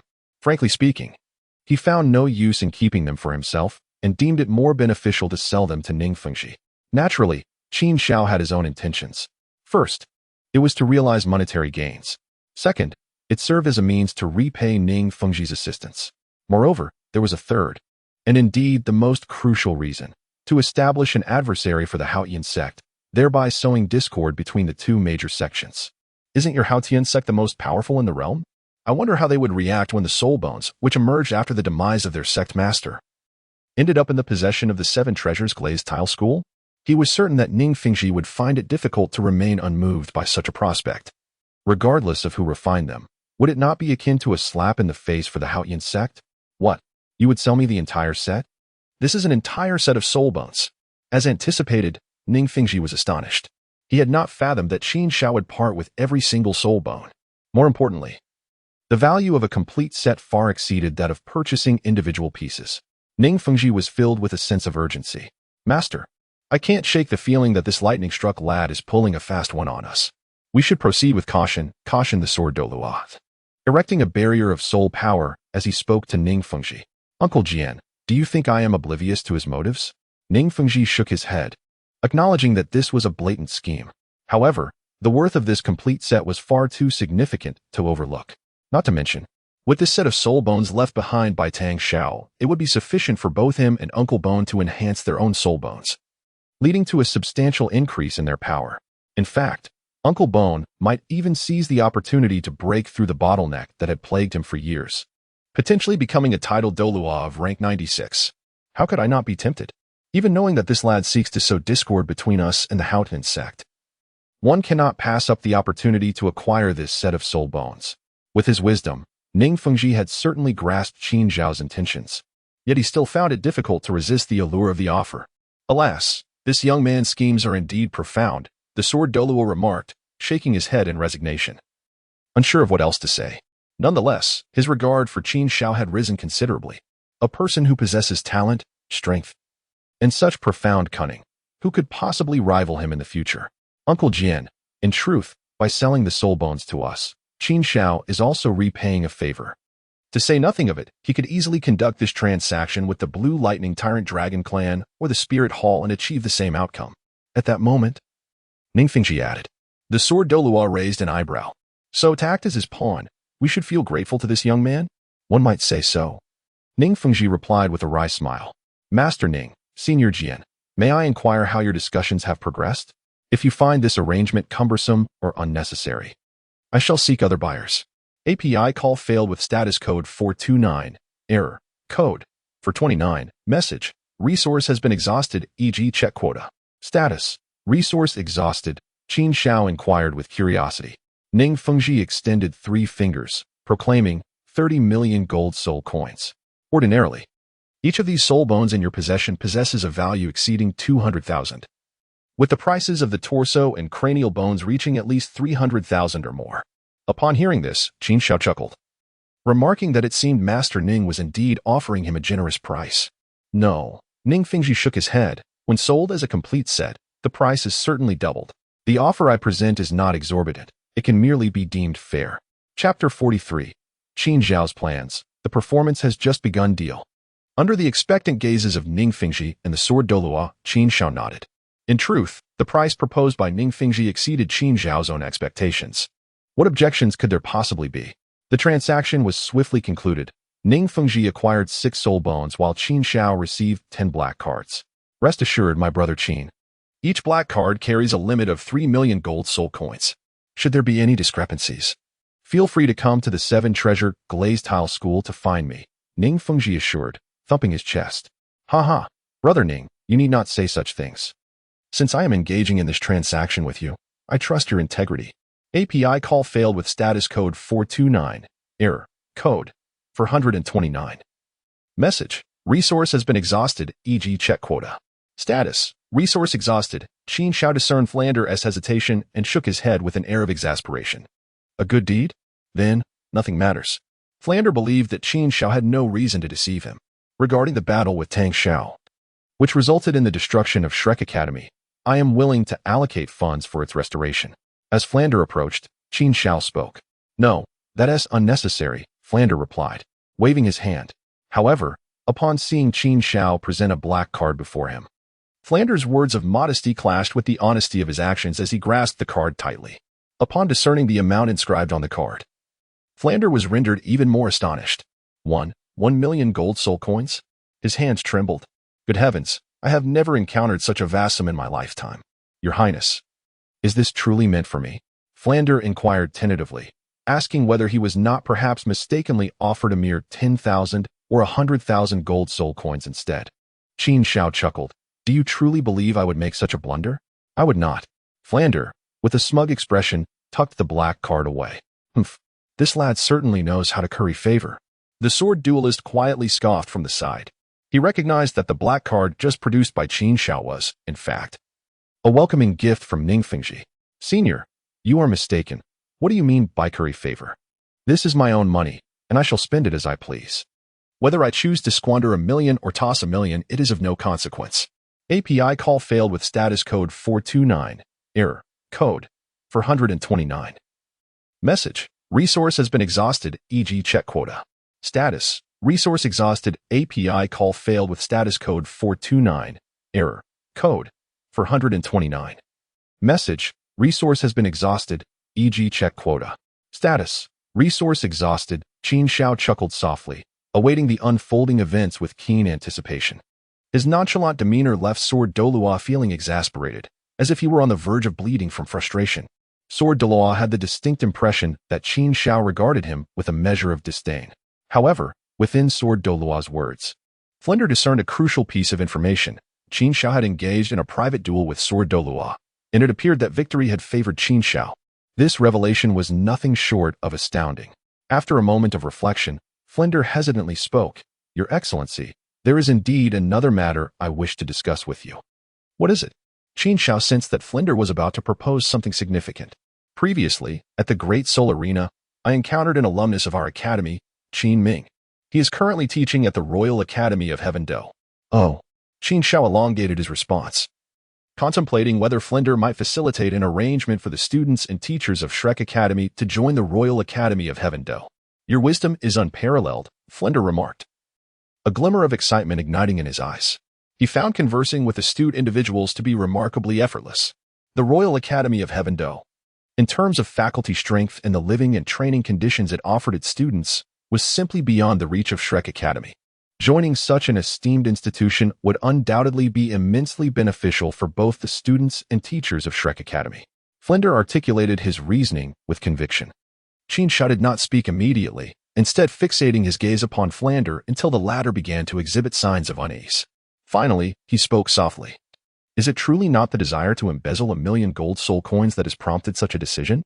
Flander was momentarily taken aback, his face quickly transforming into a mask of terror. Even if I were granted 100 lives, I would not dare to undertake such an act. If your majesty is unwilling, I shall commence the reconstruction of Shrek Academy at once to demonstrate my resolve. Inside, Flander was in a state of utter panic. He had witnessed the formidable prowess of this individual, having seen the leader of the world's foremost sect defeated at Qin Xiao's hands, and had also observed Qin Xiao engaging in light-hearted banter with Ningfengji. Despite considering himself astute, Flander did not dare to play tricks before Qin Xiao. Haha. Director Flander, do not be alarmed. I was merely jesting. Suddenly, Qin Xiao broke into a smile. Since you were so concerned for the students of the academy, I certainly have no reason to refuse your proposal. When shall we set forth? With a sigh of relief, Flander glanced at the ruins that were once Shrek.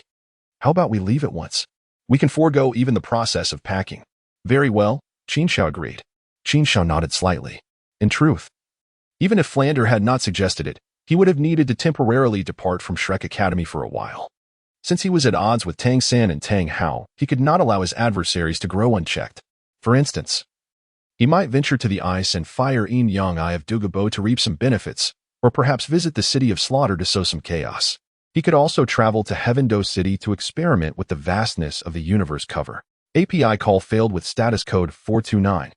Error. Code 429. Message. Resource has been exhausted, e.g. check quota. Status. Resource exhausted. Qin Xiao had already formulated his subsequent course of action, his sole apprehension being that Dugubo might prove unappreciative. Utterly terrifying. Truly terrifying. Meanwhile, scores of miles away, Tang Hao, gazing in the direction of Shrek, remained visibly shaken. In truth, he hadn't fled far after Tang Xiao's ring detonation. He even contemplated aiding Tang Xiao in confronting Qin Xiao once more. However, upon witnessing Qin Xiao unleash that dreadful, single-finger technique, he abandoned all thoughts of returning. The sheer force of it convinced Tang Hao that even in his prime, he might not have withstood it. Thump. Tang Hao abruptly knelt toward Shrek's location. Brother, your sacrifice shall not be in vain. I vow to personally avenge you by shedding Qin Xiao's blood one day. Rest assured, brother, I will safeguard the Clear Sky School on your behalf. May you find peace on your journey. Having spoken, Tang Hao kowtowed thrice, his head striking the ground with a resounding thud. Chapter 44. Tang Hao's Ambition. External Spirit Bone. Look at that fellow. He resembles a cur. Hush, restrain your tongue. Let's hasten back to the academy. I'm eager to behold Senior Iran's external spirit bone. Silence. Is that something to be spoken of lightly? Fortunate that no spirit masters are nearby. Just then, two voices echoed from behind Tang Hao. Turning, he beheld two youths clad in academy uniforms passing by. Hold, Tang Hao interjected, halting their progress. What now? Seeking retribution for yourself? I advise against causing trouble. Return home and tend to your dung heap, one of the youths retorted. What did you say just now? External spirit bone? Tang Hao inquired, disregarding their insults. What external spirit bone? I'm unaware. Conversely, the youth's expression shifted, realizing this disheveled man was likely a spirit master. Huff. In an instant, they felt a gale force wind assail them, followed by searing pain in their abdomens. Unable to maintain their footing, they collapsed to the ground, writhing like shrimp. I shall ask one last time. Where do you hail from? Who possesses the external spirit bone? Silence will be met with death. Tang Hao's voice was icily resolute, leaving no room for doubt. We are from Myriad Beast Academy. Meng Iran, a senior in our academy and granddaughter of our dean, possesses the external spirit bone.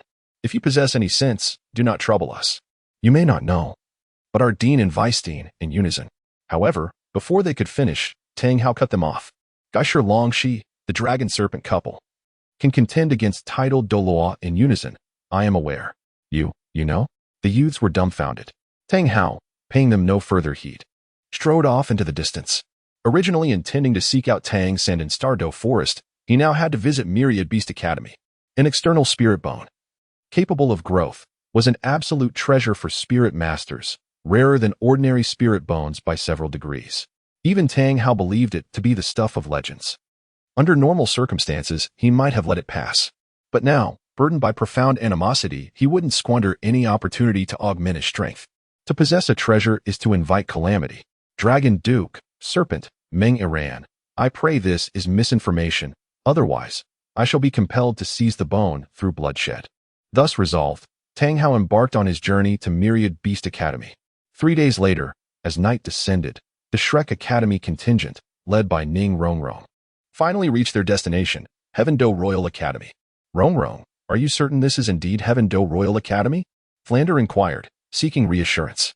Assuredly, Ning Rongrong affirmed with unwavering conviction. Establishing an academy here, the cost must be astronomical. Flander exclaimed, dumbfounded. Nestled amidst mountains and rivers, the scenery was picturesque. It hardly resembled an academy, more like a secluded paradise. Ning Rongrong tilted her head, pondering seriously. Dean Flander, to be frank, establishing an academy here isn't merely a matter of wealth. It's a symbol of royal status. There's no place like home, but I still think it's not as good as Shrek Academy. Zhao Wuji crossed his arms, scoffing. He disliked places riddled with rules and regulations. Humph, such presumptuousness. Do you truly believe our Heaven Do Royal Academy can be compared to any old hovel? Where did you bumpkins come from? Return whence you came. Accompanying the voice, several figures materialized. Clad in Heaven Do Royal Academy uniforms, they regarded the Shrek group with disdain, as if they were a band of country bumpkins. Observing these individuals, Qin Xiao's gaze flickered. The youth surrounded by the others should be Xuebong, correct? However, even recognizing Xuebing, he didn't intend to intervene directly. Only when Xuebing was beaten could he seek out Xuexing and Dugabo. And Qin Xiao, coincidentally, wished to converse with Dugabo. Moreover, Xuebong's mouth was indeed foul. A beating was well-deserved. Greetings, we are invited by Heaven Do Royal Academy. Flander attempted to maintain a composed tone. Preposterous. Why would our academy invite you? To till the land? Ha ha. Xuebing guffawed. Mubai, silence him. At Flanders' command, Dai Mubai stepped forward. Admittedly, Dai Mubai possessed some skill. In short order, several Heaven Do Royal Academy students were felled. Tui, Schwebbing spat out a mouthful of blood, uttering threats. Very well, very well, very well. Do you know who I am? However, before the Shrek members could respond, another voice echoed from within the academy. Teachers, you've arrived. Swish, swish, swish. A wave of gazes followed the voice, spotting a youth of extraordinary bearing striding purposefully from the academy's direction. It's Teacher Qin. Teacher Qin is actually calling these people teachers? The Heaven Do Royal Academy students were dumbfounded, staring at the Shrek group in utter astonishment. Qin Ming furrowed his brow and glanced at the students of the Tiendo Royal Academy, then addressed Flanders and the others, saying, Teachers, please follow me. The 3 committee members of the Royal Academy have been waiting for quite some time. With that, he led the group into the academy. Oh, communication, is it? If you manage to communicate successfully, I shall write snow backwards. Shui, filled with resentment, cast a glance at the vanishing figures before departing from the academy. Before long, the group arrived at the entrance of the Tiendo Royal Academy's committee hall, where 3 elderly men clad in the specially tailored robes of the Spirit Hall had been awaiting their arrival. To their surprise, it was 3 Soul Douluos who had come to greet them, a gesture that spoke volumes of sincerity. Flanders was momentarily taken aback. At that moment, the dissatisfaction stemming from the earlier unpleasantness at the academy's entrance dissipated. Stepping forward, Flanders crossed his arms over his shoulders and slightly bowed. Shrek Academy, Flanders, pays respect to esteemed seniors. Among the trio, a lanky figure named Meng Shinji strode forward, removing Flanders' hands from his shoulders, exclaiming, the presence of the esteemed Flanders, the director of Shrek Academy, graces our humble institution. I am Meng Shinji, the head of the academic committee, he continued, gesturing towards the portly elder on his left. This is Bai Baoshan, the second seat of the committee, a Soul Douluo. He then pointed to the elder on his right, stating, and this is Jilin, the third seat of the committee, also a Soul Douluo. With the introductions complete, Meng Shinji added, there is no need for formalities. Please, come inside. The interior of the committee hall was quite minimalist, adorned only with essential furnishings and a few simple potted plants. After everyone took their seats, they engaged in pleasantries. Eventually, unable to suppress his curiosity, Meng Shinji inquired, I have heard from Teacher Qin Ming that the students of Shrek Academy are quite extraordinary. Might we have the pleasure of witnessing their talents? Flanders was taken aback, while showcasing the abilities of others like Ning Rongrong and Zhu Qing was manageable. The thought of having Qin Xiao perform was daunting. You wish for a Title Douluo to entertain you? Upon hearing Meng Shinji's words, many of Shrek's members shared a similar expression to Flanders, instinctively turning to look at Qin Xiao. They were acutely aware that Meng Shinji intended to test the students of Shrek Academy. Would His Majesty the Thunder Emperor truly grant you this favor? Their anticipation grew. Was this student the most gifted among Shrek's ranks? Such a challenge might encourage the young man to step forward. Meng Shinji, Bai Baoshan, and Jilin regarded Qin Xiao with intrigue, their minds filled with speculation. Do not be afraid. It is just like being in Shrek Academy. Meng Shinji beckoned Qin Xiao with an encouraging gesture, his voice filled with warmth. In contrast, Flanders and Zhao Wujie were left dumbfounded. It was imperative to note that Qin Xiao held a unique status, one that Flanders had not disclosed to the Tiendo Royal Academy. To their astonishment, Meng Shinji had unwittingly singled out Qin Xiao. Caught off guard by the unexpected attention, Qin Xiao felt a sense of bewilderment. After all, he was here to await the arrival of the poisoned Douluo, not to be tested by these 3 elderly gentlemen. Determined to showcase his power and dissuade them from further challenges, he was just about to demonstrate his prowess when, suddenly, a long-awaited system notification echoed in his mind. Ding. Task issued. Rookie, to become a formidable soul master, one must first possess a resilient heart. This is paramount, even if your cultivation is far inferior to Meng Shinji's. Do not falter, confront him boldly. Task requirements. Endure a soul power pressure of level 50 from Meng Shinji. Task rewards. For each level of soul power pressure endured, the second soul ring's age increases by 100 years. Calculations for levels above 50, exceeding the requirements yields additional rewards. Remember, act within your limits. If I recall correctly, Meng Shinji is an 88th level Soul Douluo. If he were to exert his full pressure upon me, would that not increase the age of my second soul ring by 800 years? If exceeding the task were possible, would the contributions of Jilin and Bai Baoshan also count, with their levels of 83 and 85, respectively? That could add up to an astonishing 16,800 years. The last time I refined the Titan Giant Ape's soul ring and soul bone, I was on the verge of a breakthrough in my soul power. If my second soul ring were to gain an additional 20,000 years, the resulting soul power would undoubtedly allow me to ascend to a 93rd level Title Douluo. Qin Xiao believed that the Dream Machine, Haotian, and Zhiling were indeed of considerable worth. Naturally, he had contemplated revealing his cultivation level directly, thereby compelling the three to unite against him. However, once they learned of his prowess, would they still dare to act against him? At that moment, Flander glanced at Qin Xiao, ready to speak, but was halted by Qin Xiao. Dean Flander, it is my honor that Senior Ming is willing to guide me. Can he truly guide you? What merit does he possess? Flander was momentarily taken aback by the response. Yet, at this time, Qin Xiao had already stepped forward. His humility and courtesy surpassed that of the younger students in our academy. The Dream Machine, observing Qin Xiao's extraordinary demeanor, did not hesitate to lavish him with praise. Indeed, quite remarkable. Maintaining such composure in the presence of a Soul Douluo is truly rare. Haotian and Zhiling exchanged glances, unable to refrain from complimenting him as well. In contrast, Flander and Zhao Wujia were left somewhat speechless, unsure whether to laugh or to chuckle. Does a powerful Title Douluo need to feel apprehensive before a Soul Douluo? Ningrongrong, what troubles you? Zhu Zhiqing furrowed her brow as she looked at Ningrongrong, who was clutching her stomach with a grimaced expression. I'm just holding back laughter, she replied, waving her hand dismissively. Be careful, the Dream Machine cautioned softly, causing the air around him to slightly distort. At once, Qin Xiao's expression shifted as he distinctly sensed a faint soul pressure descending upon him. This soul pressure seemed to be around the 40th level, he contemplated inwardly. Ah, indeed my oversight. Students of Shrek Academy at this age should possess at least a level 40 capability, shouldn't they? Using merely a level 40 pressure is indeed lacking. Then let us utilize a level 50. The Dream Machine suddenly realized and immediately amplified his soul pressure to level 50. A powerful surge of soul energy whipped through the area, causing Dai Mubai, Oscar, and Ma Hongjun to stagger back several steps.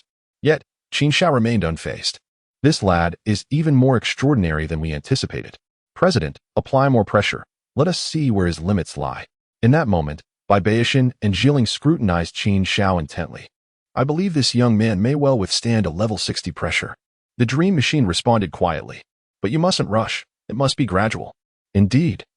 We must not be hasty nor exert excessive force. A step-by-step approach is essential. Haotian and Zhiling advised the Dream Machine from the shadows. Rest assured, I will handle this. The Dream Machine reassured them, steadily increasing the soul pressure. 51, 52, 53, 54. Yet, Qin Xiao's expression displayed no sign of change. Perhaps he is even stronger than I had estimated. The Dream Machine gritted his teeth and abruptly raised the soul pressure to level 60. The members of Shrek Academy, including Dai Mubai and Ningrongrong, could no longer hold their ground and were forced to retreat. What is this child's cultivation level? A level 60 soul pressure. And he remains unaffected? Haotian's eyes widened in astonishment. In that moment, he appeared rather comical. From my analysis, this young man likely possesses an exceptionally rare spiritual martial soul. Otherwise, he could not endure such immense pressure. In stark contrast, Zhiling's gaze was imbued with a serene clarity. Logically speaking, a Soul King ought to withstand this pressure. Haotian clearly held a different perspective from Zhiling. He is so young. How could he possibly possess Soul King level? Do you think such prodigies are commonplace? Like those from the golden generation of the Spirit Hall? Zhiling chuckled derisively. This. Haotian fell silent, contemplating Zhiling's viewpoint, ultimately agreeing. After all, while geniuses abound, those akin to the golden generation of the Spirit Hall are scarce. Although Qin Xiao was remarkable, he maintained that there was no way you could compare to the golden generation of the Spirit Hall. Enough of the chatter. I shall simply amplify the pressure further. I have a premonition that 65 should be his limit. With the Dream Machine's words hanging in the air, the three ceased their conversation. Yet, waves of increasingly potent soul pressure erupted once more. 61, 62. Had it truly reached 65? Moments later, Qin Xiao sensed the level of soul pressure and finally made a movement. He furrowed his brow and shook his head. However, this simple gesture struck the Dream Machine like an invisible slap to the face. He could almost hear Qin Xiao's taunting voice. Are you capable or not? While I have not solicited votes or rewards, many readers have generously supported me. The honor bestowed by those who understand my work is deeply touching. To speak candidly, after reading numerous comments, I felt disheartened. It is not the insults that dishearten me, but rather those who critique without having grasped the material. For instance, many fail to comprehend the premise and assert that a Title Douluo equates to a Grand Soul Master. It truly bewilders me. Some even refer to it as a caretaker or an admirer of Tang-san. I find it amusing. Had they merely read 20 chapters, such remarks would cease. Let us not occupy too much public space with explanations today. Consider this a moment of grievance. Once again, I reiterate, if you dislike it, feel free to remove it from your bookshelf. I do not seek validation through readership. Chapter 46. The two committee members take action, the cunning bone Douluo. No seems to be a man's eternal adversary. Regardless of age or status, when someone declares you incapable, the innate urge to prove oneself becomes irresistible. The dream machine was provoked by Qin Xiao's actions and intensified the soul pressure, instantly elevating it to level 70. The pace of this increase seemed somewhat sluggish, however. Qin Xiao couldn't help but furrow his brows. He had initially believed that provoking the dream machine would inspire it to elevate its momentum to its zenith. However, it seemed rather unresponsive. With a yawn, he thought, "Damn it, I refuse to believe I cannot subdue this brat." The dream machine, witnessing this, became exceedingly irate and once again amplified its spiritual pressure. Level 75, 76, 77. President, do you really think this is wise? Bai Baoshan discreetly conveyed his concerns to the dream machine, feeling increasingly uneasy. He sensed that the dream machine was becoming overly zealous. What issue could possibly arise? Look at that kid. He appears perfectly fine. Who knows what sort of anomaly he is? The dream machine retorted, somewhat irked, resolutely determined. It vowed to subdue Qin Xiao by any means necessary today. Level 80. Surely, this must do the trick. The dream machine raised its spiritual pressure to level 80. Fixing its gaze intently on Qin Xiao. The moment Qin Xiao exhibited any sign of unusual behavior, it would immediately withdraw. Yet, at this moment, Qin Xiao spoke up. The dream will be lengthy. I am prepared, and you may commence. Upon hearing this, Dream Machine was so exasperated that he nearly spat out a mouthful of blood. Meanwhile, on the Shrek side, everyone struggled to suppress their amusement.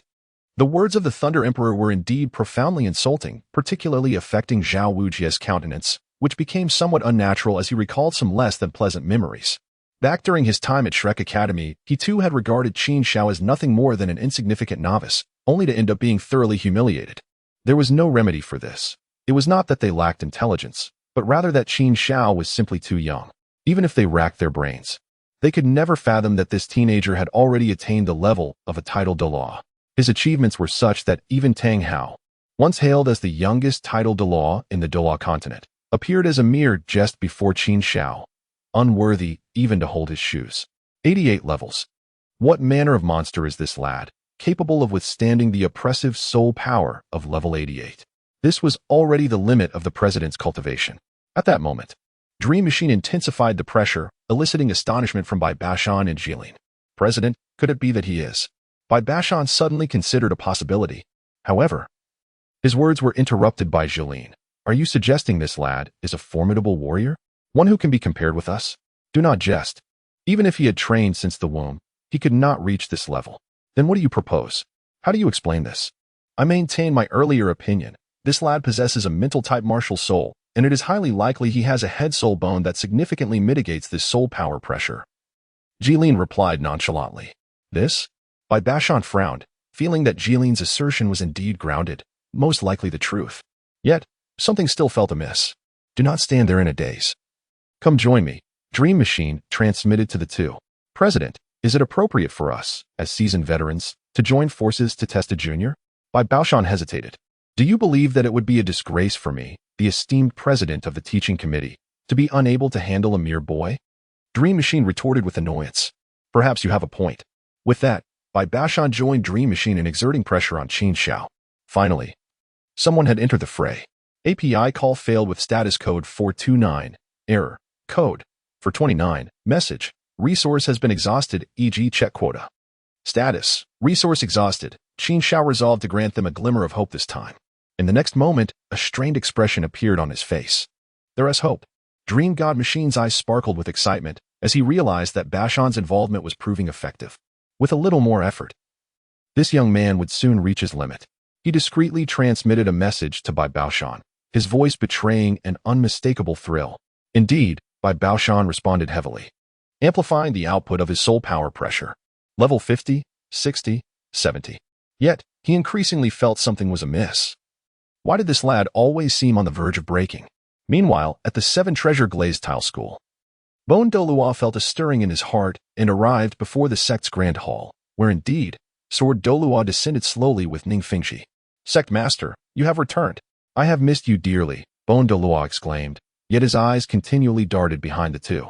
Old Bone, stop looking. Rongrong hasn't returned. As a steadfast brother to Douluo, Sword Douluo was acutely aware of his thoughts. What? She hasn't returned? With the outside world so perilous, do you truly think it wise to let Rongrong wander alone? Douluo proclaimed with righteous indignation. Sword Douluo, upon hearing this, cast a complex glance at Ning Fingxi and shook his head with a bitter smile. Old Bone, you may have misjudged me and the sect master. It is not that we prevent Rongrong from returning. Rather, she refuses to come back. I even feel that I, as her sword grandfather, and Ning Fingxi, her biological father, have become inconsequential. Enough, Uncle Jin, let it be. The child has grown and should have her own thoughts. I do not blame her, Ning Fingxi said, placing his right hand over his heart. This subject was indeed poignant. After Shrek's destruction, he had urged Ning Rongrong to return to the Seven Treasure Glazed Tile School with him. Her response had been simple, a resounding no. From Rongrong's gaze, Ning Fingxi understood that wherever Qin Xiao went, Rongrong would follow. In that moment, a myriad of emotions swirled within Ning Fingxi. He realized that his treasured pearl had likely been whisked away by another. It seems I have ventured into territories better left unexplored. Observing Ning Fingxi's demeanor, Douluo comprehended the complexities that had unfolded between the little witch and the likes of Ning Fingxi and Sword Douluo. He resolved to wait until Ning Fingxi's wounds had healed before inquiring further. Hey, old bone, you speak wisely. Do not cling to the sect master's pain. Sword Douluo chuckled lightly. In fact, our journey has yielded substantial gains, and I bring back a significant gift. A gift? Douluo paused, then remarked somewhat lackadaisically. It would have been better to bring Rongrong back to keep me company. Sword Douluo raised an eyebrow, teasing, that's rather short-sighted, old bone. Do not speak so definitively. I assure you, when you see the gift, you will not hold such sentiments. It was worth noting that Ning Fingxi had procured 6 soul bones this time, none of which he had yet refined, awaiting Douluo to select the appropriate ones before he made his choice. He was confident that Douluo would find it hard to resist the allure of 6 soul bones capable of remedying his own deficiencies. Not convinced, are you? Douluo chuckled. My heart has long since reached a state of desirelessness. Even if the sect master were to offer me soul bones, I would remain unmoved. Better for Rongrong to stay in the Seven Treasure Glazed Tile School and keep me company. At his declaration, silence enveloped the room. Ning Fingxi and Sword Douluo ceased their discussions. Douluo felt a tremor within. Sect master, you Haven Tea truly brought back soul bones suited for me, have you? In truth, I believe sometimes it's rather beneficial for Rongrong to hone her skills outside. Chapter 47. Douluo's astonishment. Old Bone, you weren't saying that just now. Sword Douluo cast a fleeting glance at Douluo. Douluo felt a flush of embarrassment, suddenly realizing the sect master's benevolent intentions. Is that not permissible? Having said so, he averted his gaze from Sword Douluo and turned to Ning Fingxi. Sect master, quickly show me your treasures. Ning Fingxi shook his head with a smile. Uncle Jin, Uncle Bone, let us enter the grand hall and discuss further. Within the grand hall, as Ning Fingxi placed one exquisitely crafted box after another upon the table, Douluo's eyes widened in disbelief. Sect master, these boxes cannot possibly contain soul bones, can they? Scanning the boxes, Douluo quickly counted 6. Congratulations. You were correct, Sword Douluo replied with a faint smile. Seeing his longtime comrade so astounded brought immense joy to his heart. Surely you Haven Tea exterminated all the soul beasts in the Stardow Forest? Douluo gasped, unable to restrain himself. Not at all, old Bone. You should open the boxes and see for yourself. Ning Fingxi chuckled at Douluo's remark. Let us not mention him and Sword Douluo. Even deploying the full force of the Seven Treasure Glazed Tile School couldn't wipe out all the soul beasts in the Stardow Forest. Of course. He understood that Douluo was merely jesting. With a deep breath, Douluo opened the first box, gasping audibly. This is a skull? Such a powerful wave of soul power indicates it is at least 30,000 years old? A true gem. Even Douluo, well versed in such matters, was taken aback. This was indeed a rare treasure among soul bones, exceedingly difficult to come by. Old Bone continued to look further. Sword Douluo chuckled heartily. Humph. Had it not been for you accompanying the sect master, would you dare mock me? Bone Douluo snorted. Upon hearing this, Ning Fengji shook his head helplessly. Sword Douluo and Bone Douluo were old rivals, always engaging in banter, neither yielding to the other. My heavens, am I mistaken? This is a torso bone? At that moment, Bone Douluo had opened another box, his voice trembling with excitement. This too was a torso bone over 30,000 years old, a treasure among treasures. He held the soul bone tightly, unable to part with it, for it was precisely the missing piece he needed. Ha ha ha, old bone, look at you, so unrefined. Sword Douluo laughed heartily. The more astonished Bone Douluo became, the more delighted he felt. There are still surprises to come. More surprises? The Bone Douluo instinctively glanced at the remaining boxes and could not help but exclaim. You mustn't tell me that the soul bones in these boxes are all from different positions. Though he voiced this concern, deep down, he suspected it was indeed true.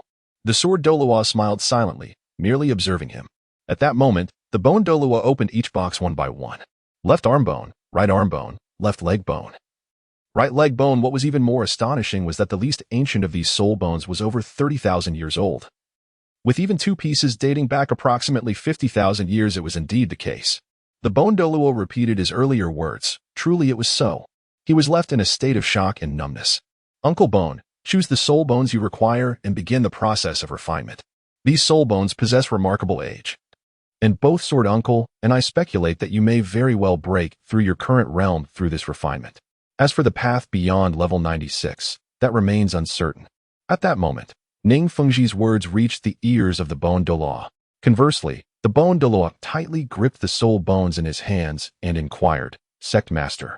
Such a high-quality set of soul bones could only belong to the leaders of the Haotian sect or the Blue Lightning Tyrant Dragon sect, or perhaps even His Holiness the Pope of the Spirit Hall.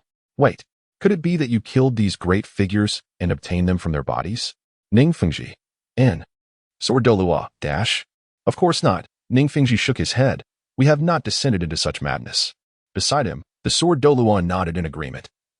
I can swear that neither the sect master nor I have committed such a heinous act. If you say so, then I shall rest easy. However, before the Bone Douluo could wipe the sweat from his brow, Ning Fengji spoke again. But we did witness someone kill the leader of the Haotian sect, Qin Xiao, and this set of soul bones exploded forth from him. Afterwards, I paid a hefty sum to acquire them all. So that is how it is. The Bone Douluo instinctively replied, but midway through his words, he suddenly felt something was amiss. Wait, what did you say? This set of soul bones belonged to Qin Xiao. He widened his eyes in disbelief, stunned to the core. He even dropped the trunk bone in his hand, not noticing it fall to the ground. Who is Qin Xiao? The leader of the foremost sect in the world, actually killed? What else could it be? The Sword Douluo shrugged. You just stated that such precious soul bones could only belong to the leaders of the top 3 sects or the Pope of the Spirit Hall. If they did not explode from Qin Xiao, where else could we possibly find soul bones of such high caliber? The Bone Douluo was dumbfounded, pondering who could be so deranged. Hearing this, the Sword Douluo's expression grew complex. It was a young man named Qin Xiao. Qin Xiao? Is that a 5-character name? The Bone Douluo furrowed his brow and asked. The Sword Douluo fell silent. What I meant is, the killer, Qin Xiao, is only 18 years old. Are you joking with me? How could a mere boy kill Qin Xiao? This is impossible. The Bone Douluo said as he looked towards Ning Fengji, seeking to confirm that the Sword Douluo was speaking falsehoods. However, he was met with disappointment. Ning Fengji nodded. Uncle Bone, Sword Uncle is not lying. The killer is indeed a young man named Qin Xiao. He then slowly recounted the events following their encounter with Qin Xiao. He single-handedly defeated a coward. He engaged in a group battle against the brothers Tang Xiao and Tang Hao, resulting in 1 death and 1 severe injury. Upon hearing Ning Fengji's account, the Bone Douluo remained stunned for a considerable time, ultimately unable to refrain from exclaiming, "What an extraordinary boy! No, he is a godlike youth." Meanwhile, at the Heaven Do Royal Academy, Bai Baoshan was exerting himself to the utmost, his soul power pressure now elevated to level 85. This was his peak. In contrast, Qin Xiao still appeared on the verge of collapse. This left Bai Baoshan and Ming Shinji feeling utterly defeated. I beg you, please just collapse. Bai Baoshan could not help but transmit a message to Ji Lin. At this moment, I must seek assistance. If we cannot subdue this brat, we might as well give up on our future. Do not hesitate, Ming Shinji also transmitted. In truth, he felt utterly embarrassed. Initially, He had aimed to select a student to test the waters, but he had not anticipated encountering such an anomaly. Despite his young age, this boy had proven too formidable for both him and Bai Baoshan to handle. Why did I even bother to test him? Now, I've thrown myself into the mix. Ming Xinji regretted his decision deeply. The current situation was such that capturing Qin Xiao would be embarrassing, but failing to do so would be even more humiliating. Chapter 48. Acknowledgement of rapid release. The sudden release feels somewhat hasty. I am also quite rushed, but the website has its rules, and there is no other way. I hope everyone can offer their support. Thank you. Chapter 49. Qin Xiao's breakthrough. Flandre Teaching Committee? Seeking initial subscription. Hearing Ming Xinji's summons, Ji Lin hesitated. Is this really all right? He covertly transmitted. Does it matter whether it is all right or not? Stop being so indecisive, Bai Baoshan urged through his message. All right. Ji Lin gritted his teeth and stepped forward, joining Ming Xinji and Bai Baoshan in applying pressure. He knew that no matter the outcome, today would be a day of embarrassment. API call failed with status code 429. Error. Code. For 29. Message. Resource has been exhausted. E.g. check quota. Status. Resource exhausted. Qin Xiao emanated an aura reminiscent of an unfathomable cold pool, despite exerting every ounce of strength. He could not discern the depths of Qin Xiao's presence. Could you enlighten me on how you achieve this? What is your martial soul? And what is the true extent of your power? Dreaming Machine yearned for an answer. They had certainly stumbled into a pitfall. Yet he was equally eager to uncover the nature of this trap. It was indeed exceedingly treacherous. Upon hearing the sound, Bai Baoshan and Ji Lin simultaneously halted their actions and stepped aside. Although they remained silent, their gazes were fixed intently upon Qin Xiao, seemingly in search of a revelation. However, Qin Xiao remained silent, lost in thought, his expression distant and unreadable. No one could fathom the depths of his contemplation. Suddenly, a mechanical chime resonated, announcing the completion of a task. Another notification followed, indicating that the host had endured the combined pressure of Dream God Machine, level 88, Bai Baoshan, level 85, and Ji Lin, level 83, resulting in an extraordinary reward. The system confirmed that the task rewards had been issued, prolonging the lifespan of his second soul ring by 600 years. As the mechanical voice faded from his mind, Qin Xiao felt an enigmatic force infusing his being, merging seamlessly with his innate soul power. It was akin to a lit fuse, igniting a fervent surge within him. In the next instant, he sensed his soul power erupting violently, reminiscent of a volcanic explosion. Crack! Upon hearing a crisp sound emanating from within his body, akin to the shattering of some constraint, Qin Xiao subsequently felt a wave of relief wash over him. He had transcended, at long last breaching the 93rd level. In this very moment, Qin Xiao comprehended the significance of the occurrence. It was the breakthrough he had long yearned for. Truly, it had been an arduous journey. Qin Xiao could not help but lament. If it were someone like the Poison Douluo, a Title Douluo, after merging with 100,000-year soul ring and soul bone, their cultivation would have at least increased by 2 levels. However, for him, Qin Xiao, it was not the same. To illustrate, one might liken the human body to a container.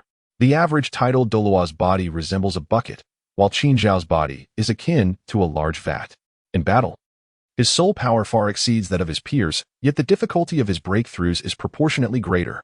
After all, the disparity between filling a bucket and a vat cannot be compared. Fortunately, Qin Xiao possessed the unique advantage of being struck by lightning, enabling him to refine the thunder for his own use, granting him an unparalleled cultivation speed. If he were to rely solely on conventional training, he harbored doubts about whether he could even break through to become a great soul master. Boom! At that moment, an overwhelming aura erupted from Qin Xiao, sweeping outward in all directions. Thud, thud, thud. Regardless of whether it was the Shrek team or the 3 committee members of the Tiando Royal Academy, they could not help but retreat. It was too powerful. This aura was simply overwhelming. What level of cultivation does this young man possess? Could it be that he is a Title Douluo? Bai Baoshan and Ji Lin spoke in astonishment. As if to confirm their suspicions, 9 soul rings appeared beneath Qin Xiao's feet. Red, black, purple, purple, black, black, black, black, black. What an extraordinary combination. The 3 committee members were nearly left speechless. Was this a configuration that any human could possess? The soul rings of a Title Douluo had indeed grown stronger. What shocked the Shrek members more than Qin Xiao's cultivation was his soul rings. Why had the second soul ring turned black? What had he undergone? Although it was hard to accept, this was the undeniable truth. Dream Machine spoke with a bitter smile. It turns out that the one we have been trying to suppress is actually a Title Douluo powerhouse. It's simply outrageous. The truth had been revealed. He now understood why Qin Xiao had dismissed their soul power pressure with such disdain. How could the light of a firefly compete with the brilliance of the full moon? President, have we been a bit too presumptuous? Yet, I feel we cannot entirely blame ourselves, can we? Had this esteemed individual revealed his title and strength earlier, even with several more boldness, we would not have dared to exert soul power pressure upon him, Bai Baoshan timidly remarked. It was truly unexpected. He had contemplated many possibilities but had never imagined that he was a Title Douluo level powerhouse. Jilin was similarly astounded. It was not that they could not conceive it, but rather that they dared not. Qin Xiao expressed his gratitude to the 3 committee members for their assistance. At this moment, he had emerged from the state of breakthrough. Observing the 3, Dream Machine, Bai Baoshan, and Jilin, who were left dumbfounded, he smiled slightly. We helped you? What did we assist you with? The 3 exchanged bewildered glances. Your Excellency, you overstayed our contributions. It was we who were ignorant and inadvertently offended you, Dream Machine. As the president of the committee, demonstrated his quick-wittedness. He shook his head repeatedly, unwilling to take credit, and even apologized for their prior transgression. Haha. API call failed with status code 429. Error. Code. For 29, message. Resource has been exhausted, e.g. check quota. Status. Resource exhausted. Qin Xiao returned to his seat and solidified his newly attained realm. As the sun dipped below the horizon, Meng Xinji and the other 2 committee members, after deliberation, finally proposed generous terms. Dean Flander, Meng Xinji began, should you integrate into the Heaven Do Royal Academy? The faculty and students of Shrek shall retain their original structure. We shall not interfere with your pedagogy or training. As for emoluments, the academy shall bear the expenses of Shrek students. All instructors shall receive Heaven Do level compensation, a stipend of 3,000 gold soul coins. And I can also procure special instruction subsidies for Shrek's educators. Regarding the treatment of Qin Xiao, Your Eminence, I must report to His Majesty for a decision. Meng Xinji glanced at Qin Xiao, but quickly averted his gaze, as if startled. He then turned to Flander, earnestly seeking his opinion. Dean Flander, how do you find these terms? If there are any grievances, please voice them, and we can negotiate further.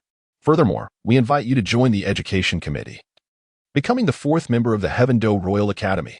Seemingly fearing Flander's dissent, Meng Xinji offered another significant enticement. Dean, are these emoluments not excessively munificent? Zhao Wuji whispered to Flander.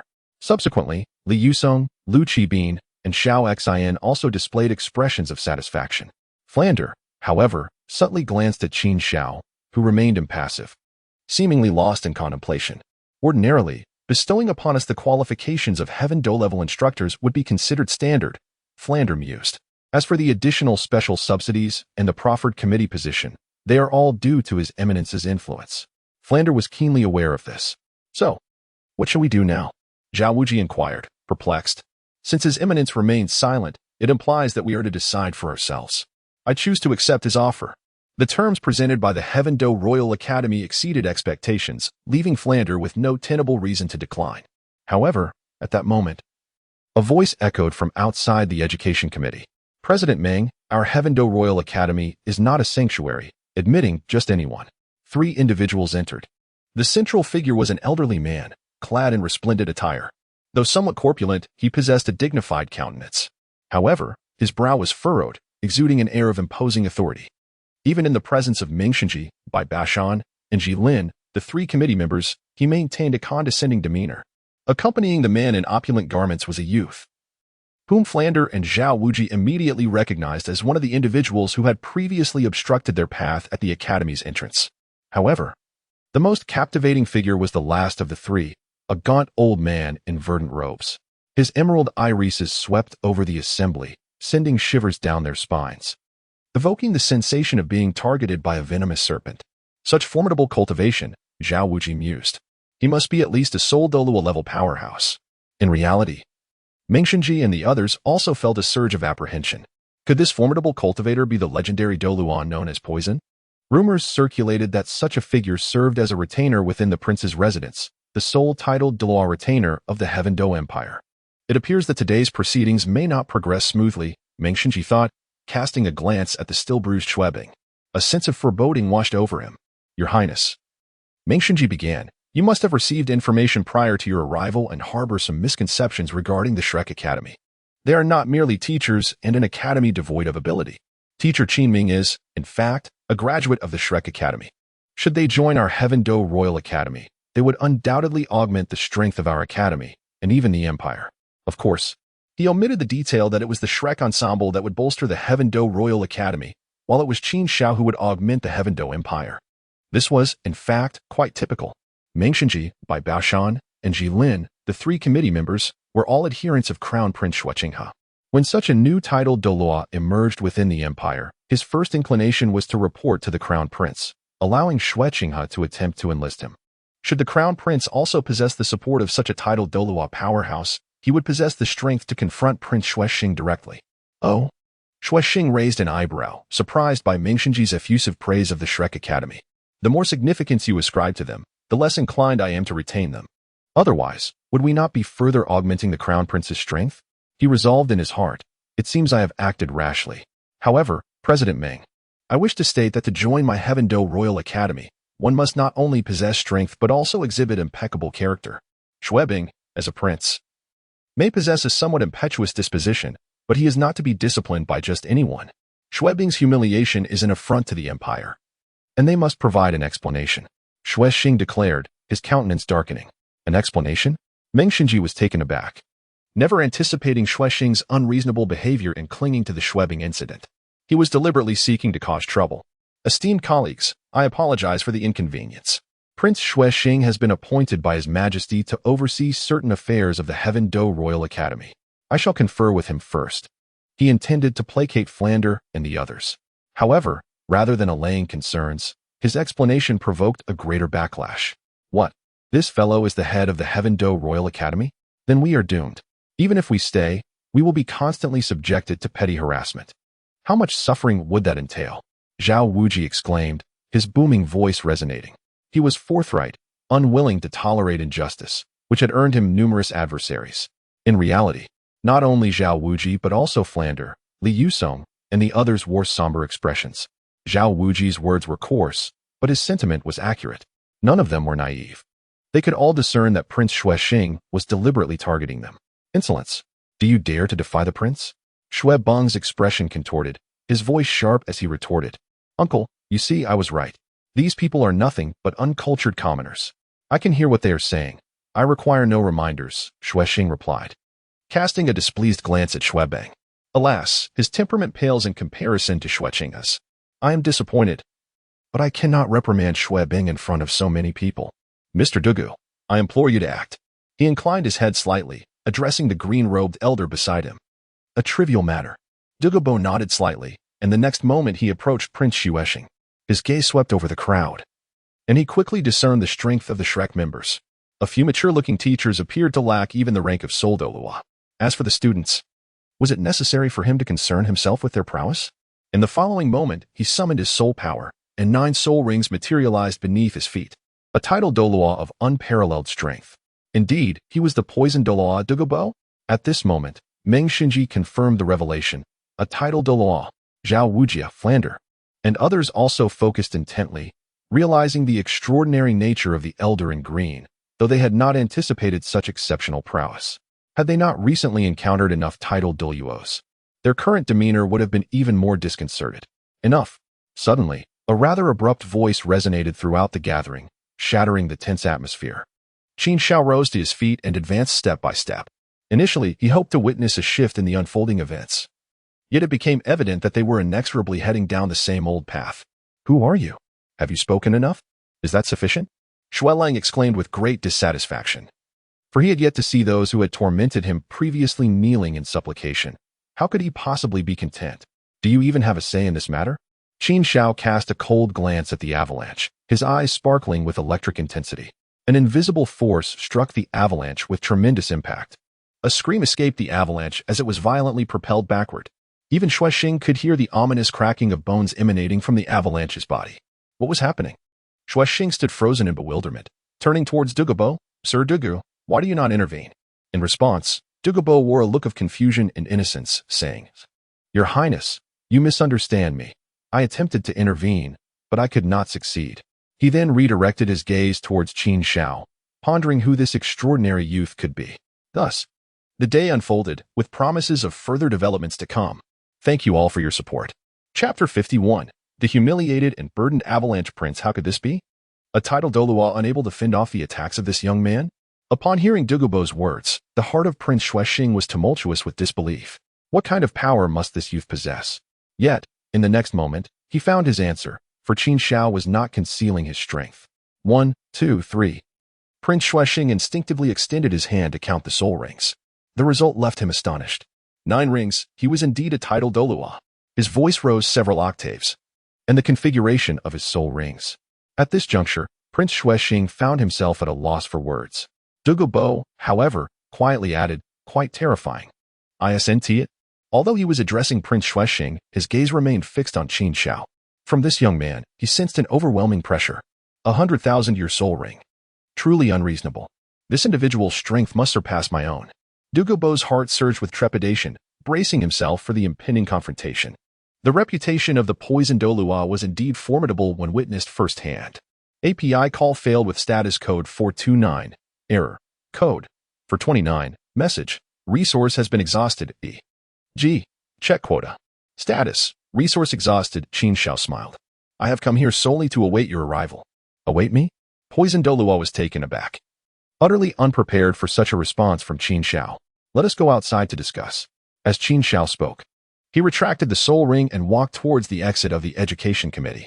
Dugubo furrowed his brows, a flicker of hesitation crossing his eyes, and followed suit. Mr. Dugu?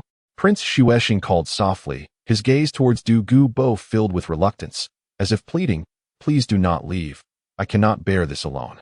Indeed, Dugubo was departing, and he was at a loss regarding how to address the mess before him. However, Dugubo paid him little heed, simply responding, Your Highness, take care. In truth, he felt equally helpless. I have already stood in your defense. What more do you wish from me? What a predicament. Prince Xuexing gazed at Dugubo's receding figure, his heart a whirlwind of confusion. Your Highness, what do you think? Dream Machine inquired softly after a moment. What do I think? What is there to think about? Do you see how I am unable to save face? Prince Xuexing's composure began to crumble. He had come to the Tiendo Royal Academy with intentions of making a grand display. Yet no one had informed him of the presence of a Title Douluo at Shrek Academy. President Ming, you have put me in a dire situation. Prince Xuexing realized that there was no way to conclude this matter forcefully today and resorted to playing the sympathy card. With such a formidable opponent at Shrek Academy, why was I not informed? Now, I have inadvertently offended His Majesty. He began to voice his grievances against Dream Machine. That Majesty is quite low-key. Furthermore, you did not provide me sufficient opportunity to discuss this. And now, how do you propose we handle the ensuing events? Dream Machine waved his hands in refusal, making it clear that he would not take the blame. He was simultaneously relieved that, had it not been for Qin Xiao's presence to suppress the poisoned Douluo, the situation could have escalated dramatically. However, he surmised that the students and faculty of Shrek Academy would likely depart feeling aggrieved. After hearing Dream Machine's words, Prince Xuexing felt overwhelmed. What was happening? He had initially thought that the individuals from Shrek were nothing more than insignificant ants, easily crushed at his whim. Little did he know that a major upheaval had occurred with Qin Xiao's arrival. Clearing his throat, he finally turned to Flanders and the others, clasping his hands together. Esteemed gentlemen, I must apologize for my earlier words, which were uttered in haste out of concern for my nephew. I hope you can forgive me. A true gentleman can bow and bend. I, as a royal prince, have humbled myself to offer my apologies. Surely that suffices? He believed that the people of Shrek Academy ought to grant him some measure of respect in return. To his surprise, however, they initially responded with silence, until Flanders broke the quiet. Your Highness, as a prince of the Empire, what wrong have you committed? We cannot presume to accept an apology from you. Prince Xuexing's expression stiffened at Flanders' words, which felt like an invisible slap across his face. The arrogance he had displayed moments ago was now met with equal force. Well, they have a Title Douluo backing them. In light of Qin Xiao's presence, I shall endure. Prince Xuexing chuckled. Director Flanders, I see you possess quite the audacity. Jesting with me, a prince. The others could only stare in disbelief at his audacity. At that moment, Prince Xuexing continued, as long as you are willing to remain. The previous offers made by President Ming will remain unchanged. Furthermore, My royal household is prepared to provide 100,000 golden soul coins as allowances for the students and faculty of Shrek. What do you say, Director Flanders? Prince Xuexing believed he had extended sufficient goodwill. 100,000 golden soul coins. Surely these downtrodden soul masters clad in tattered garments would have no reason to refuse. He could see that Shrek's circumstances were dire, and he was confident that with enough incentive, they would be swayed. If not, he would simply increase the sum. However, just then, a commotion arose. Everyone turned to see Xuexing shakily rising to his feet, his appearance ghastly, blood streaming from his mouth and nose. Despite Qin Xiao having merely exerted pressure on him, he had sustained significant internal injuries and had fainted as a result. Now, he was finally regaining consciousness. More tragically, due to Qin Xiao's stunning entrance, everyone had momentarily forgotten about this unfortunate youth. Xuexing, step back. You have no place to speak here, Prince Xuexing said coldly. Without turning around, Uncle Wang, what is the matter? Xuexing was taken aback. Bewildered as to why Prince Xuexing's attitude had so drastically shifted after his brief fainting spell, he hurriedly approached Prince Xuexing, gripping the prince's sleeve, and lamented, Uncle Wang. Look at me. Just look at how I suffer. These lawless commoners have openly defied royal authority and gravely injured a prince. I believe they not only should be barred from joining the Tiando Royal Academy, but should also face severe punishment. He glared menacingly at Flanders and the others as he spoke. Damn it, Director, if you obstruct me, I might very well be forced to take a life today. Zhao Wujuan could no longer hold back and prepared to charge forward. He relished the feeling of others threatening him, particularly when those threats came from individuals far weaker than himself. Flanders, however, stepped in front of Zhao Wujuan, smiling as he asked, I wonder, Your Highness, how do you intend to deal with us? Chapter 52. Dugubo, you wouldn't want anything to happen to your granddaughter, would you? Ha ha ha, so you are finally afraid? No longer arrogant? Upon hearing Flanders' words, Xuexing laughed, releasing his grip on Prince Xuexing's sleeve, and with a stern gaze towards Flanders and his companions, declared, Men shall be subservient. Women shall be servants, and as for the one who attacked me earlier, mentioning Qin Xiao, Xuexing's eyes brimmed with hatred. To not see him torn to shreds would not suffice to quell the fury within me, he muttered. After hearing Xuexing's words, an oppressive silence fell over the assembly.